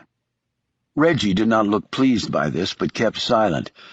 It was clear she did not enjoy letting Shaw run the show, but he obviously had more experience in this than she did, and Whit was deferring to him too. A few minutes later, Shaw reached the back door and peered through the glass. He stiffened when he saw her. Katie James was sitting in a chair, bound tightly. She appeared to be dozing. He tried the knob on the door. It was locked. No surprise there. What did surprise him was seeing Whit crawling on his belly into the room. He saw Shaw at the window, rose, crab-walked across the room, and opened the door. "Got in through a window," he said. "The place looks empty." They quickly woke and then untied Katie. "Where the hell is everybody?" Shaw asked, as they exchanged a brief but fierce hug. "All out looking for you, I guess. They had dogs, too." "We heard." Whit glanced around, his face creased with emotion. "Where's Dominic's body?" "They took it away. I don't know where. I'm sorry." "Yeah," Whit said. "I don't think he anticipated you doubling back and getting past them," she said. "Apparently not." "What now?" asked Whit. "Gun safe." They found it and spent 20 precious minutes trying to break into it with no luck. Shaw finally threw down the crowbar he'd found in the garage. On the other side of that 3-inch door was probably enough firepower to get them out of this safely, and he couldn't get to any of it. "Well, it looks like they did anticipate we might come back this way," he said. "You think this is an ambush?" asked Whit. "Make it seem like they pulled everybody? Let us get in, get Katie, and then hit us on the way out?" "Nothing would surprise me at this point," said Shaw.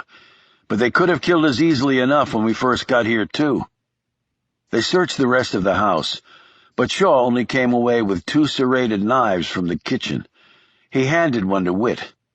"Knives against guns," said Whit. "Best we can do. Now let's see if we can find a phone or anything that'll let us call for help." They didn't. No landline, no cell phone, not even a walkie-talkie or a computer. "Shaw!" It was Reggie, standing just inside the front door. Rice was next to her. She said, "Trucks are coming. We have to get out of here." They ran to the back of the house and outside.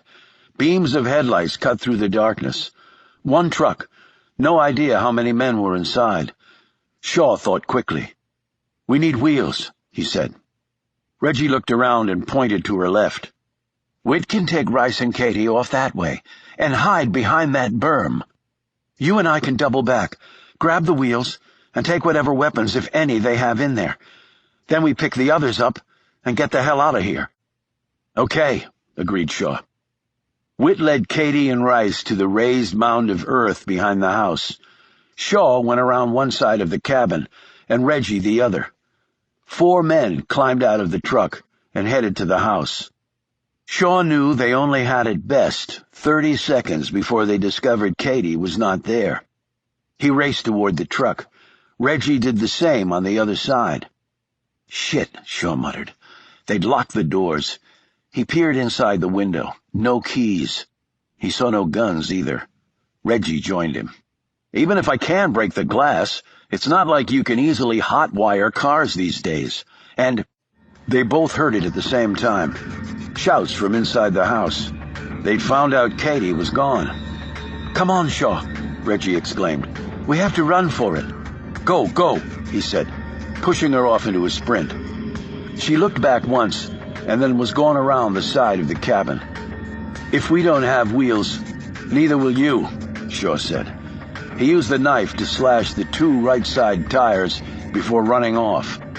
Seconds later, the front door flew open, and the men poured out, guns ready.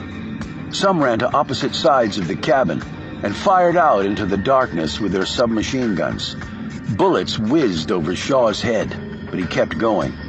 He doubted they could actually see him, and there was little chance that their MP5s could intentionally hit him at this distance.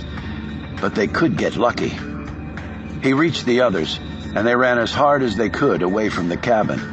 But they clearly heard the frustrated curses of the men when the truck started and then wobbled forward on the trashed tires. Shaw leading the way, they made a wide circle around the property and headed back west. Within 5 minutes, the lights from the cabin had disappeared from their vision. "Close," said Shaw as they finally stopped running. "Too close. And we got zip for our troubles." "Where to now?" Rice said. Shaw answered. "Now we're behind them. They won't expect that." "Yes, they will. They'll know we've been there because she's gone," Reggie shot back as she hooked a thumb in Katie's direction. Shaw stared first at Reggie, then at Katie, and then back at Reggie. "What? Do you want us to take her back?" Reggie blanched. "Of course not." "Then we'll just have to make the best of it." Whit cut in. "And how the hell do we do that? Sneak up and attack them with kitchenware?" "I thought you'd figured that out. Our goal is not to engage them. It's to get away and find help. We didn't get the wheels, so now we have to look for an alternate. If I have my bearings right and the coast is over that way, then if we head due south, we'll run into the Bell Strait. This time of year there will be ships coming through that channel going to and from Europe. If we can survive until daylight, we may be able to attract the crew on one of them. They can send out a boat for us." "Sounds reasonable," said Reggie. Katie looked at Shaw. "I expect at some point you'll tell me what all this is about." "At some point, but not now." He gripped her arm. "But at some point, yeah. I certainly owe you that." Reggie watched as Katie placed her hand over top of Shaw's. Then she looked away. They had gone nearly a mile when the sound shattered the silence, and all their plans ended up for naught.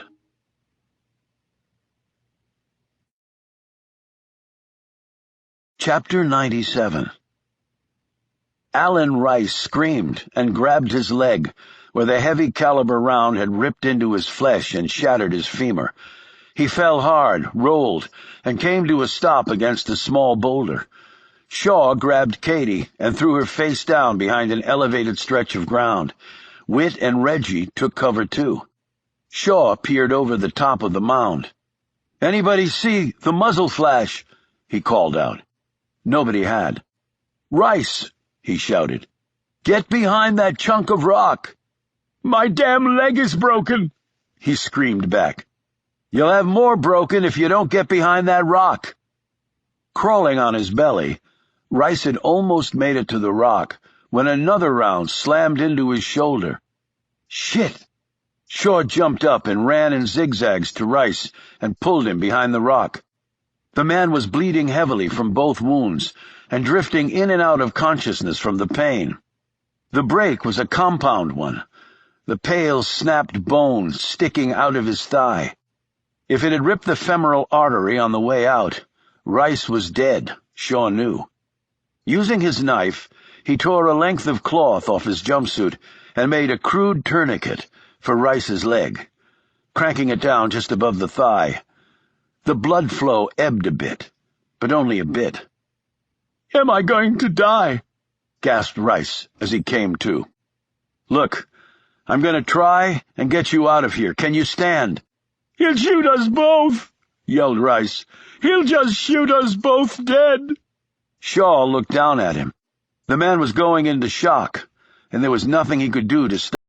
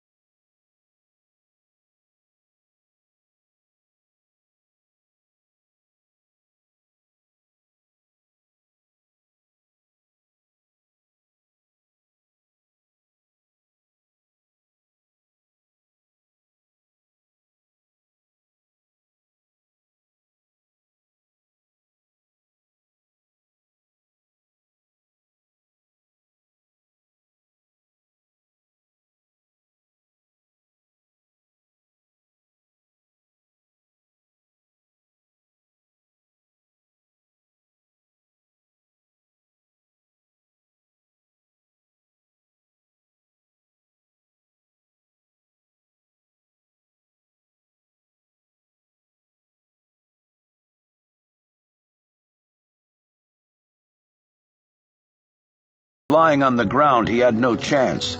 His fist collided with the animal's snout once, and then twice, momentarily stunning it. The impacts sent stingers all the way up Shaw's arm and into the tight mass of muscles on his shoulder. He cut with the knife one more time. The beast let out a whine, and then Shaw jumped over the boulder and ran, his feet slipping in the loose dirt. He tensed for the rifle round hitting him in the back, or else the dog attacking him from behind.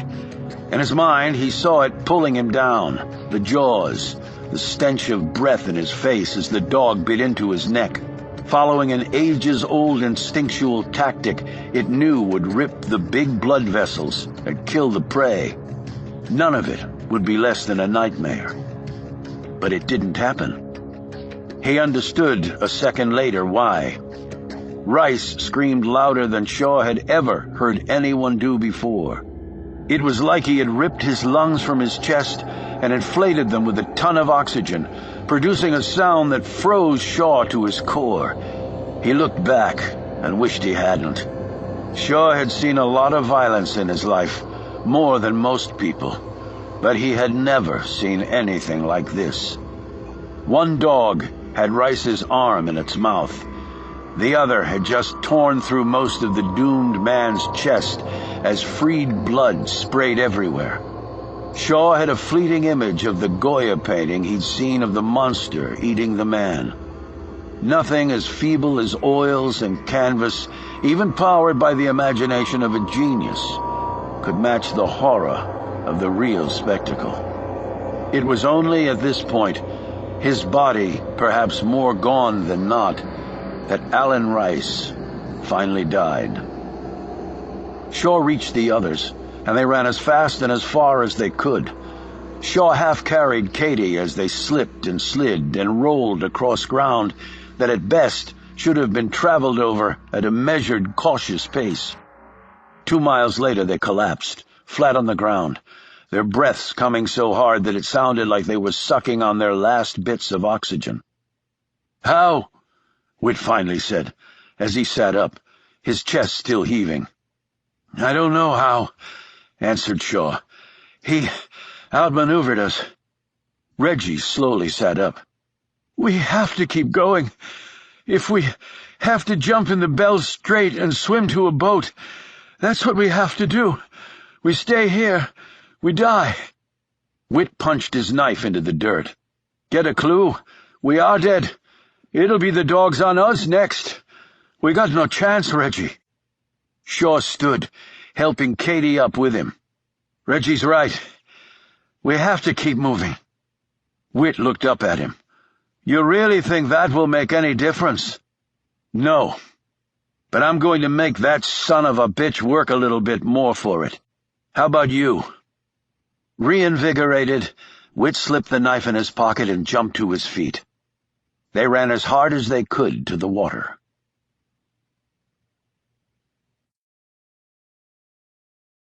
Chapter 98. What was left of Alan Rice was swept into plastic trash bags and carried off. The gorged dogs, blood running down their jowls, were corralled with the long metal control poles, and their muzzles were once more attached. Sitting on his haunches, his rifle lying across his thighs, Kuchin watched this work even as he muddled over his next maneuver. He looked off into the distance. Water. It was a requirement of life. They would be heading there now. It was logical. Indeed, it was their only option. He could kill them all easily right now, but that wasn't the point. Kuchin could have shot Shaw when he went to Rice's aid, or after Shaw fled the dogs. Yet again, it wasn't when they were going to die. It was how, and he would dictate those terms. And they had done one thing that he assumed they would. He rose, and as he did so, he smiled. They would not understand the significance of their action now, of course, but he intended to point it out moments before it was all going to end. 1 down, 3 to go. Well, 2 down if he counted the man back at the house, but Kuchin didn't really care about that. He already had the order of deaths planned out. The woman would go last. Kuchin had not forgotten his earlier desire. He would possess her, and then finish her. He could think of no better revenge, and her death would be by far the most painful of any of them. In his backpack, he had his skin peeler. He would see if he could beat his record of under 1 hour. He felt that he could. He could already hear her screams in his mind. "Pascal," he said, and the small man appeared next to him almost immediately. "Yes, Mr. Waller." "It is time to move on, I think." He looked to the sky. The darkest moment of night had come and gone. Above him now was the very earliest appearance of the tipping point of night passing to dawn. "They will be heading to the strait. The ships." Pascal nodded in agreement. "The channel is wider than they probably think, and there was an ice floe reported there yesterday, hugging the Labrador side. All the ships will stay well to the south of that. They will see no ships. I believe they will realize that when they arrive there. It will be lighter then. They will wait. They will try to signal in the hope that there is something out there." "The gun safe was intact?" "Yes, sir. We checked after they left. We'd emptied it of all the weapons and ammo just in case they were successful in breaking into it. They only took knives. The big man used his on one of the dogs, but he seems fine." Kuchin stroked the barrel of his custom-built rifle. "A knife. A poor weapon against this. I can take the shortcut and turn them back towards you. Tactically, they will have nowhere else to go except into the strait. Do that, Pascal. Drive them to me." He pulled out a pocket map, and Pascal shone a light on it. "Drive them there."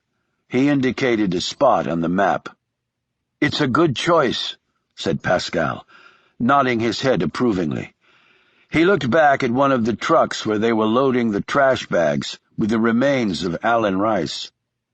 He was a stupid man. He was actually a very smart man, which can make someone do very stupid things. In intelligence there is ambition, and in ambition there is peril. "If you say so, Mr. Waller. Drive them to me, Pascal."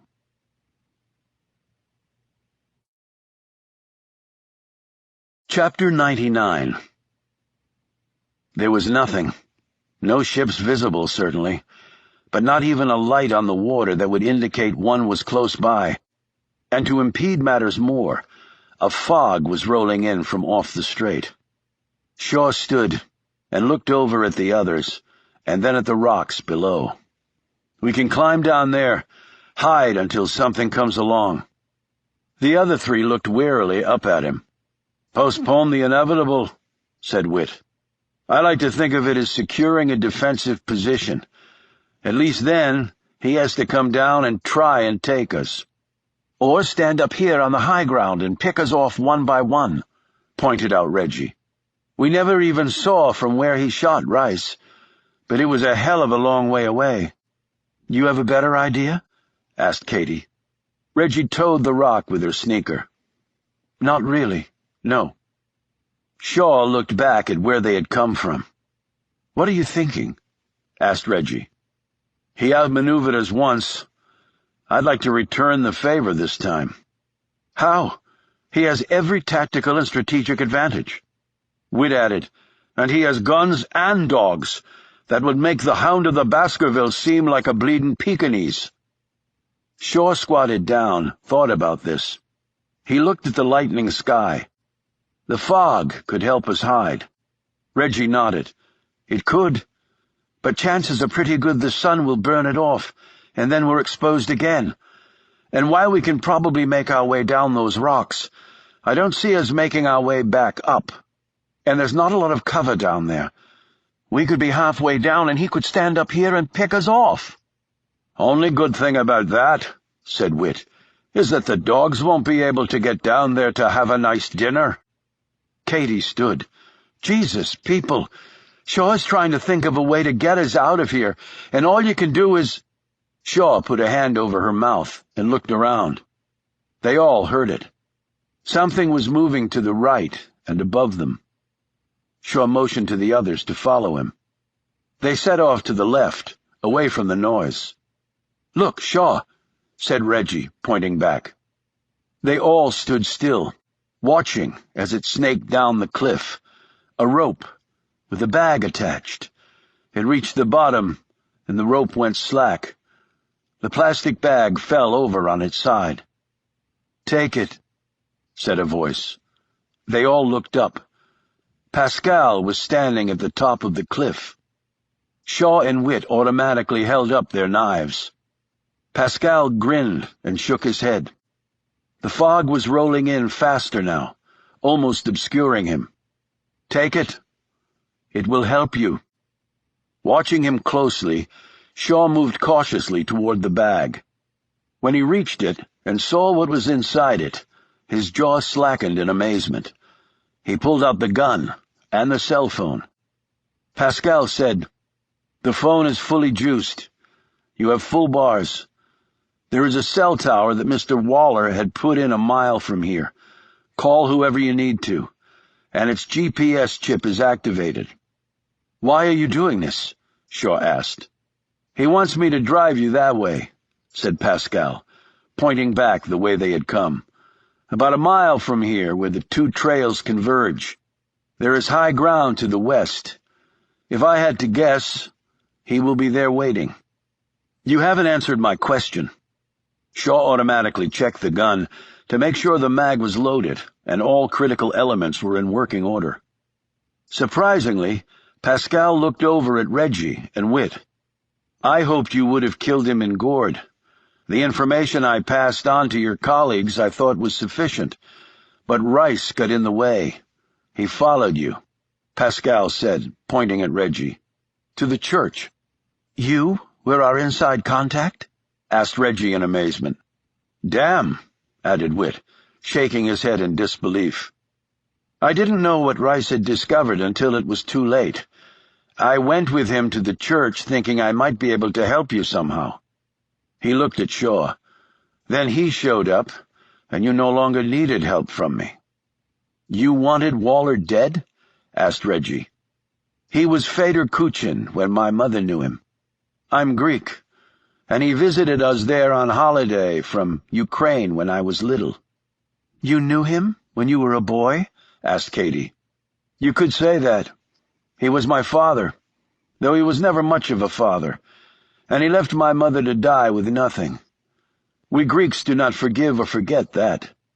He believes I do not know who he really is.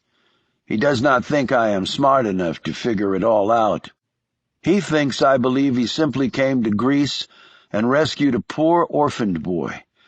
It's true he gave me food and shelter and trained me, but he still is the reason my mother died, and so nothing he did could ever make up for that." Shaw looked down at the gun. "What is this for?" "So you will have a chance." Witt called out, "Why don't you just kill him yourself?" "I have my reasons, and he is my father.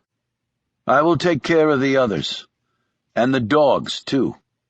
You take care of him. Good luck," he added curtly. The next moment, Pascal was gone. They all eyed each other. "What do you think?" said Katie. "Do you believe this is legit?" Shaw fingered the gun. "Legit enough for him to give us a real weapon and a communication line. And let's just take care of that right now." He punched in a number. Frank's sleepy voice answered. "I've got 1 minute to explain, Frank, and then I need you to move like you've never moved in your whole damn life." Shaw told Frank what he needed to hear, and then clicked off. He fingered the gun and glanced at Katie. "You and Reggie stay here with Witt. I'll take the gun and kill the guy. Then I'll come back for you." "It's not just him, Shaw. He has other people," said Reggie. "You may need help." "You heard Pascal. He'll take care of the others." Witt shook his head. "Yeah, but he's only one guy. They might kill him. And then there's the bleeding dogs. I can go with you. The ladies can stay here and wait for us to come back." Reggie said, "We've been together this whole time. I don't see any reason to break us up now." "I agree," said Katie. "All or none." "Tactically, that makes no sense," retorted Shaw. "If we're all together, it just makes his job that much easier." "Or harder," said Reggie, "depending on your perspective." "Okay. Why can't we all stay here and wait for Frank to come?" asked Whit. "Because if we do, Kuchin will just come to us. Even by plane or chopper, it'll take Frank a while to get here. We can ambush him here. The ground here is not good. We're sitting ducks. Look how easily that guy snuck up on us. If I go back there where he's expecting us, but hit it from a different angle, I may be able to get the jump on him, and he's not expecting me to have a gun." "We're not staying behind, Shaw," said Katie. "I finally found you, so I'm not letting you go that easily." Reggie looked at Shaw and added, "I'm coming too." Shaw eyed Whit for support, but the Irishman merely shrugged helplessly. "I've never won an argument with a woman in my life, and I don't think I'm going to start a winning streak with these two." Shaw sighed deeply, and holding the gun ready, he set off. The others followed right behind.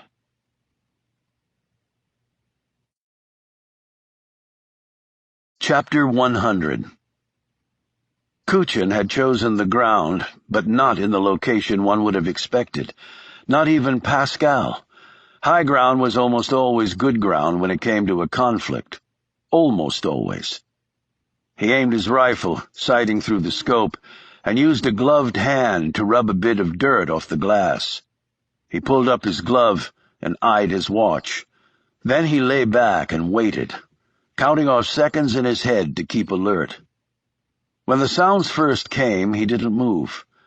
As the footfalls came closer, he timed their impact with the ground and moved when they struck to disguise any noise he might make. The barrel came up. His dominant right eye leaned to the glass.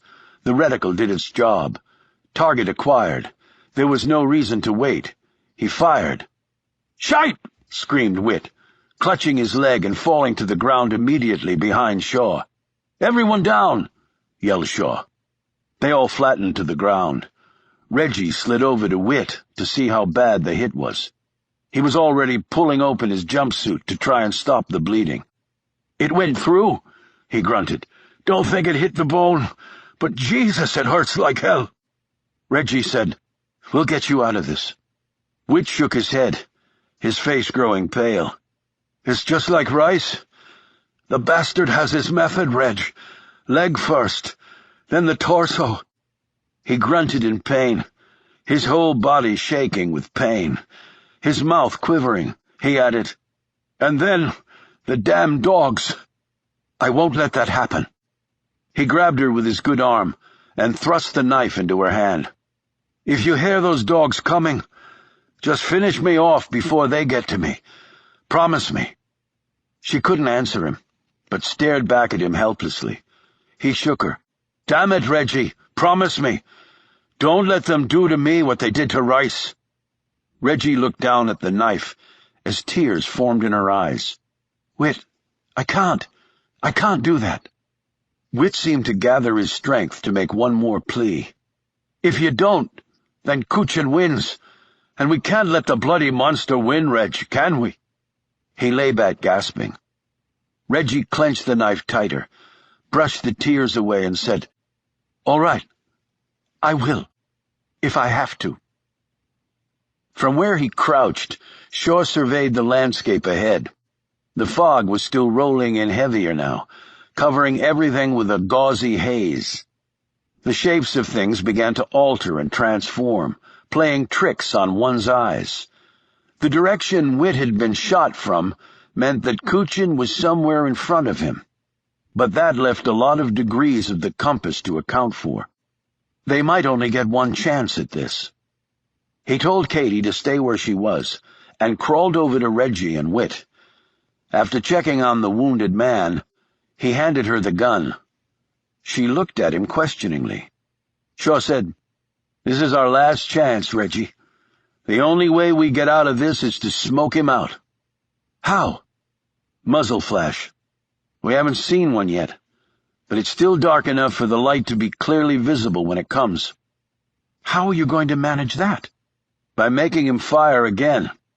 "I know that, but how?" she said fiercely. He pointed up ahead.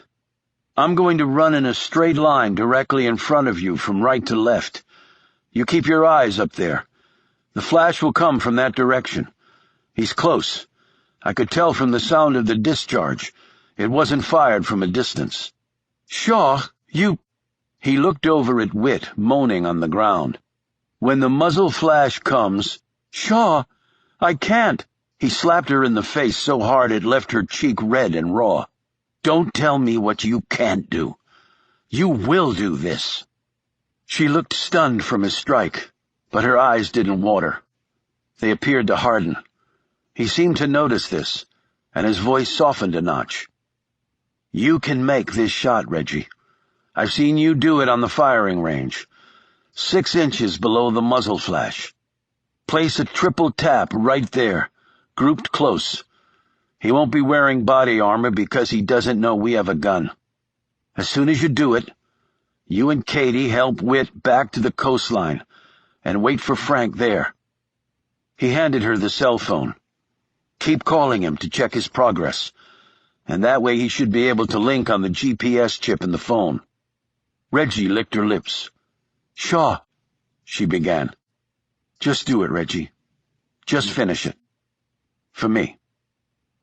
She finally nodded dumbly, and he immediately turned from her and stood, half bent over. "Shaw!" screamed Katie, as she rose from the dirt and moved toward him. "Look out!" Shaw glanced to his left. The son of a bitch had changed position somehow, with the silence of a ghost, and he looked ghostly, too, through the cover of fog. There was Kuchin, rifle already raised and ready to fire. With a weapon like that, it was really point blank. He couldn't miss. Shaw threw out his arms a split second before the shot. He felt the bullet burn across the surface of his right limb. As he lowered his arms, he wondered how the man could have missed that badly at this range. Then, like an avalanche, the truth came and crushed him. "Katie!" He turned in time to see Katie James toppling backward from the force of the ordnance that had just blown through her. The wisps of her blonde hair flew outward as the round exited her back and splattered into a rock behind her. She hit the ground, bounced slightly, and lay still. Kuchin stood there, barely 40 feet away. He looked down at the fallen woman, and then up at Shaw, who could not draw his gaze from her. Kuchin said, "I told you if you followed my instructions to the letter, she would be released unharmed. Instead, you disobeyed me. You went back to the house and took her. You broke our compact. You are actually the reason for her death, my friend." By millimeter increments, Shaw pulled his gaze from Katie to Kuchin. From the look in the man's eyes, he realized that this had all been planned. No guards at the house. Katie all alone. A truck coming in at the end and a handful of shots fired to make it look good. It hadn't been a planned ambush. He'd wanted Shaw to rescue Katie, break the agreement, and he'd walked right into the trap, fallen for it like the greenest sucker on earth. With a blur of motion, fueled by a level of rage he'd only felt one other time in his life, Shaw exploded forward, and within 4 seconds had covered nearly all the ground between him and Kuchin, his knife raised in a killing position. But it had taken Kuchin less time than that to raise his rifle once more and take careful aim. Shaw's brain was sighted clearly on his American-made reticle that had never missed its target. Right before he fired, a swirl of fog covered Kuchin completely. The shot came, then another, and then a final one. Kuchin lowered the rifle even as Shaw leapt. Then the rifle fell to the dirt as the Ukrainian's grip weakened and blood started to spurt out of the 3 holes in his chest. The shots were so closely grouped that all 3 bullets had smashed into his heart. Reggie lowered the pistol. The smoky firing range had paid off. She had just memorized where he was behind the fog, and this time the target hadn't moved. Kuchin dropped to his knees, his eyes wide with disbelief about what had just happened. This was so even though the man was already medically dead. Scientists sometimes referred to this as the technical soul, the last synaptic firing from a dead brain that left some traces of reason despite physical life already having come to an end. An instant later, Shaw collided with Kuchin and drove the knife right through his skull with such force that it broke off at the handle. Fader Kuchin fell backward, with Shaw on top of him, and he hit him, once, twice, the blows accelerating, raining down on the dead man until there was no face left, only tissue that had been turned to pulp as Shaw's knuckles cracked and his hands bled. "Shaw! He's dead! He's dead!" Reggie tried to pull him off, but he used one big arm to knock her off her feet. Then, seeming to realize what had happened, Shaw jumped up and raced to Katie. He checked her pulse, but couldn't find one. He straddled her, pumped her chest, then pinched her nose and blew air into her mouth. He pumped and blew, pushing down on her chest, forcing air into lungs that refused to expand.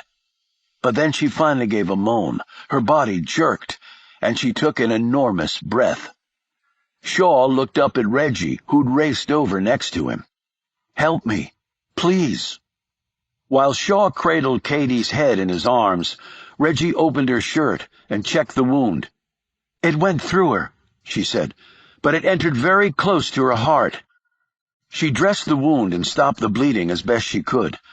Shaw called Frank and told him what had happened. They were bringing a medical team with them, he told Shaw.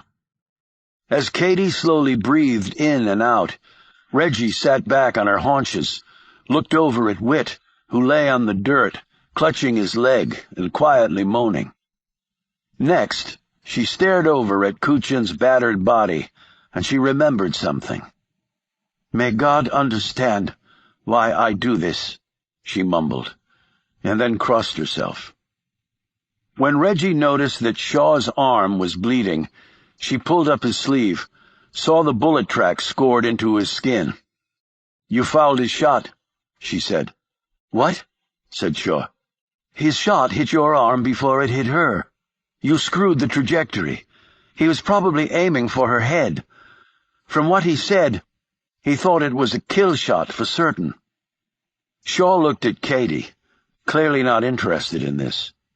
"I'm the reason she got shot in the first place. Shaw, you saved her life."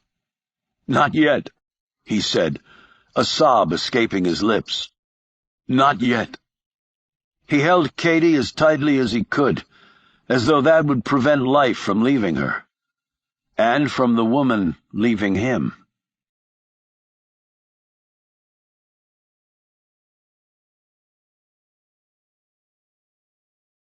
Chapter 101. Katie and Whit were treated on the plane by a medical team Frank had brought. When they landed in Boston, they were both rushed to a trauma hospital. Shaw, Reggie, and Frank sat in the waiting room for hours, Frank drinking cup after cup of bad vending machine coffee, while Shaw just stared at the floor. The doctors came out to tell them that Whit was fine and would fully recover. Then more hours passed. Shaw stirred when a tall man and woman walked past the waiting room. It was Katie's parents. He recognized them from a photo she'd once shown him. They looked both exhausted and frantic. They were with their daughter for an hour before they came back out and into the waiting room. Shaw remembered that Katie had told him her father was an English professor. He was tall and spare, his hair mostly gray. Katie's mother looked like her daughter, slim and blonde, same eyes, same way of walking. Katie's father said, "They told us that you helped our daughter." He directed this at Shaw. Shaw could barely lift his head to look at the man. He tried to speak, but couldn't. He looked back down, his guilt paralyzing him. "Thank you," said Katie's mother. Shaw still couldn't look at them. Sensing what he was going through, Frank rose and escorted the Jameses out of the room, talking to them in a low voice. He came back in later and sat next to Shaw. "I put them in another waiting room. They're calling the rest of the family." Reggie glanced over at him. "How is Katie?" Frank said, "Still touch and go, apparently. They still don't know the extent of the damage." More hours passed. Frank had gotten some food from the cafeteria for them, but only he and Reggie ate any of it. Shaw just kept staring at the floor. Then they saw Katie's parents come out of the intensive care unit again. From the looks on their faces, the news was good. Katie's mother came over to Shaw. This time he rose, and she hugged him. "She's going to make it," the woman said. "She's out of danger." This came out in a gush of relief. Her husband shook Shaw's hand. "I don't know what really happened, but I do want to thank you with all my heart for helping to save her life." After a few more minutes, they left to call Katie's siblings and give them the good news. Shaw just stood there staring at his feet. "You did help save her, Shaw," said Frank. Shaw waved off his comment with a short thrust of his hand. Reggie said, "Shaw, you need to go in and see her." He shook his head. "No." "Why not?" "I don't have that right," he said between gritted teeth. He clenched and unclenched his hands, looked like he wanted to put both fists through the wall. "She almost died because of me, and her parents are thanking me for saving her. It's not right. None of that is right." Reggie gripped his face and turned it so he was forced to look at her. "You need to go and see her." "Why?" he said fiercely. "Because she deserves that." Their gazes locked for what seemed like forever. Reggie slowly released him and stepped back. Shaw moved silently past her and left the waiting room. A few minutes later, he was standing next to Katie's bed. Tubes covered her, machines surrounded her. The nurse told Shaw he had only a minute. Then she retreated, leaving them alone. He picked up Katie's hand, holding it gently. "I'm sorry, Katie, about a lot of things." He knew she was full of pain meds and wasn't conscious, but he had to say these things. If he didn't, he felt he would combust. "I shouldn't have left you in Zurich.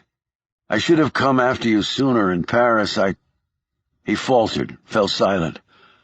"I really, really care about you, and—" The tears started to trickle down his cheeks, and he drew a ragged breath, felt sick to his stomach. He bent down and kissed her hand. As soon as he did, he felt her fingers tightening slightly around his hand. He looked at her face. She was still unconscious, but she had squeezed his hand. He saw the nurse staring at him from the doorway. "Goodbye, Katie," he said, finally letting her go.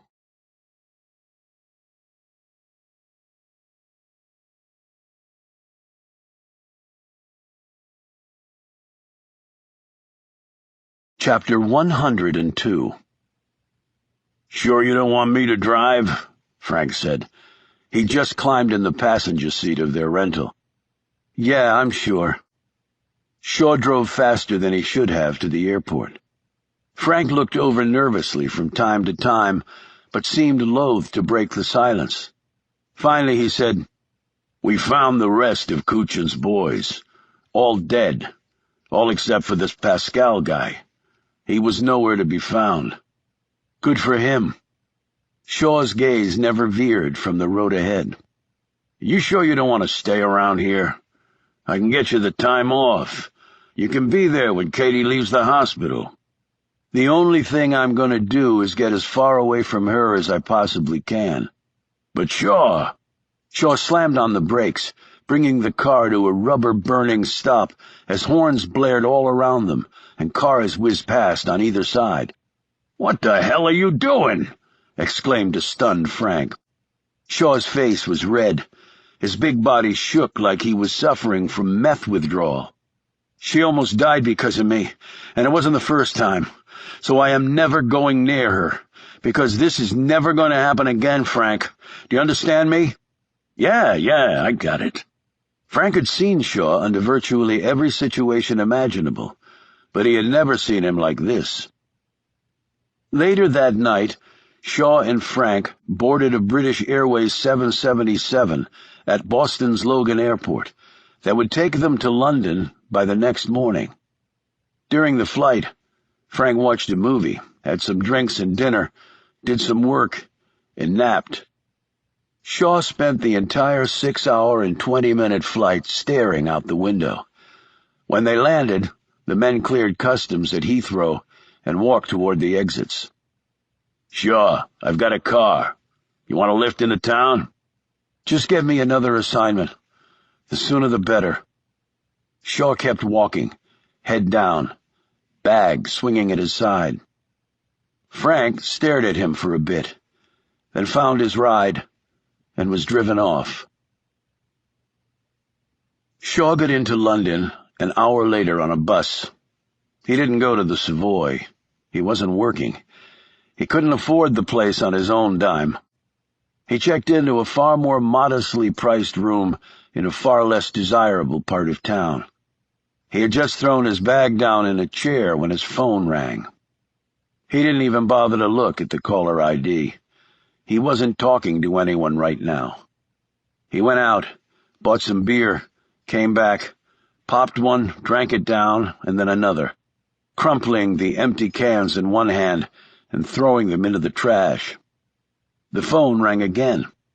He had another beer, went to the window, gazed out on the street, and saw a bunch of people pass by who had never personally known Katie James, and might not even know how close she had come to dying. "She's a terrific person," Shaw said to the window. "I don't deserve her, and she sure as hell doesn't deserve me." He held up his beer can, tapped it against the glass, thinking of her hand squeezing his. It had felt wonderful, and yet he knew he would never feel it again. At midnight, his phone stopped ringing, even as he finished off the last beer, which was now warm. He couldn't sleep, and rose in the middle of the night to throw up all that he had drunk into the toilet. He showered, shaved, dressed in fresh clothes, and headed out to find some breakfast at 4 a.m. This being London, he was successful after only a 2-block search. He sat in the back of the mostly empty cafe and ordered the biggest platter they had. When it came, he just stared at the food, and instead drank down 2 cups of black coffee, before dropping a pile of British notes on the checkered tablecloth and leaving.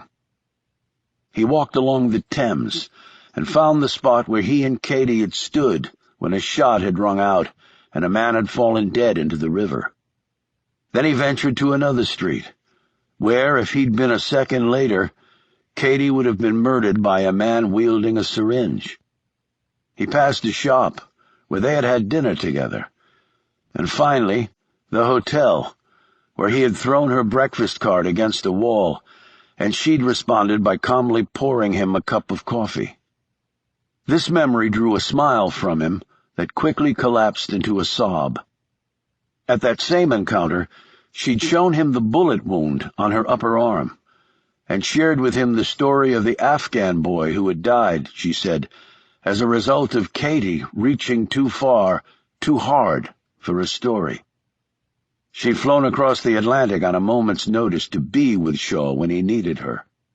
She had always been there when he'd needed her. And now she was lying in a hospital with a hole in her chest because of him.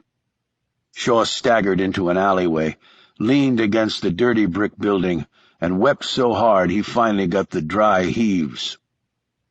Later, at Trafalgar Square, he sat red-eyed with the pigeons, staring up at Lord Nelson, until his neck hurt, because he didn't know where else to look.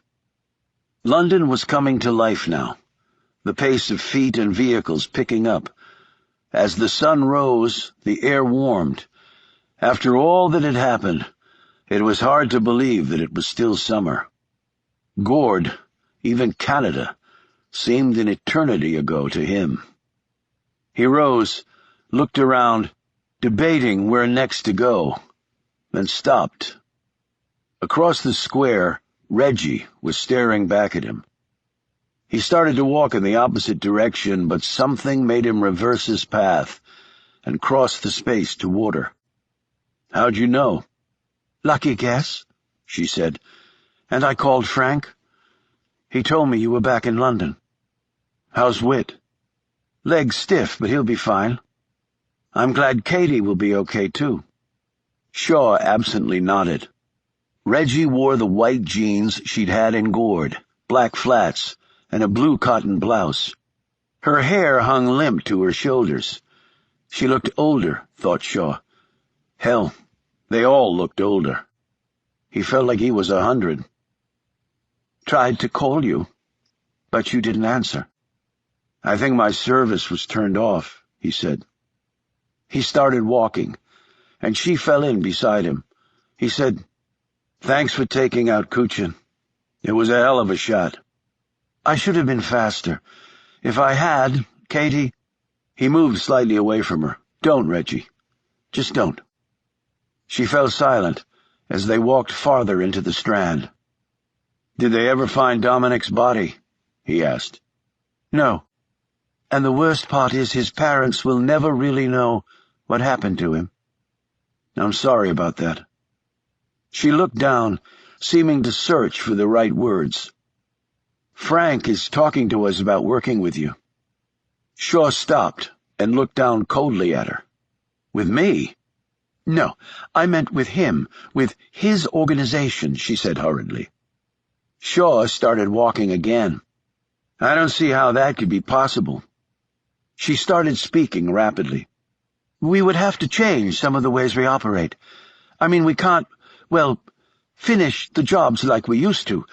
But he said the information network and research support we have could prove useful if we were to combine certain—" Shaw held up a hand, indicating for her to stop. "I don't really care, okay?"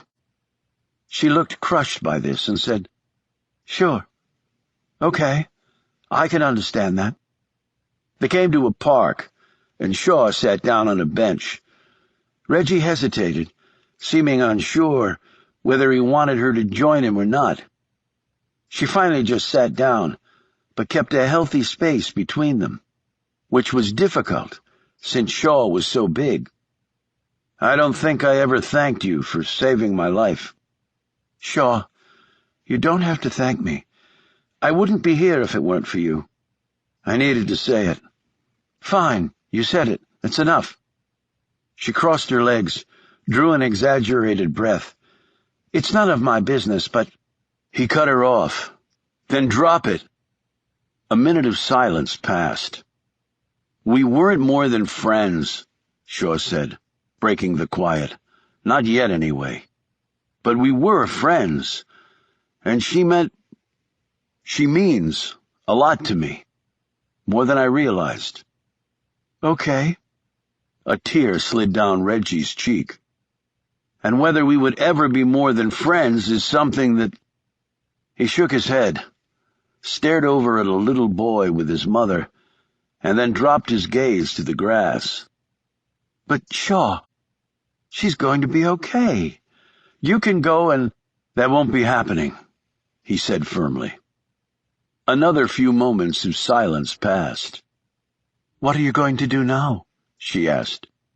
"Few days off wandering around here until Frank puts me back to work." "You could come out to Harrisfield. In fact, I believe Frank is traveling there tomorrow to go over some things, and we could—" She stopped talking when he abruptly stood. "No, Reggie, I really don't think we could." He turned to leave. "Please, Shaw." He looked over his shoulder at her. "I'm sorry. But if we can just take it slow." Tears were starting to cluster in her eyes, and this seemed to anger her. She brushed them away. He turned to face her, as she stood to do the same. I buried the one woman who meant more to me than anyone else, and I nearly lost another woman who I cared about deeply. He paused and drew a short breath. I'm not going to make it 3. Take care of yourself, Reggie. She stared after him until even his tall figure disappeared into the growing crowds as London came to life. Reggie finally walked off in the opposite direction. She could not bring herself to look back. If she had glanced back, however, she would have seen Shaw stop and look back at her for a long moment. Then he slowly turned back around and kept walking.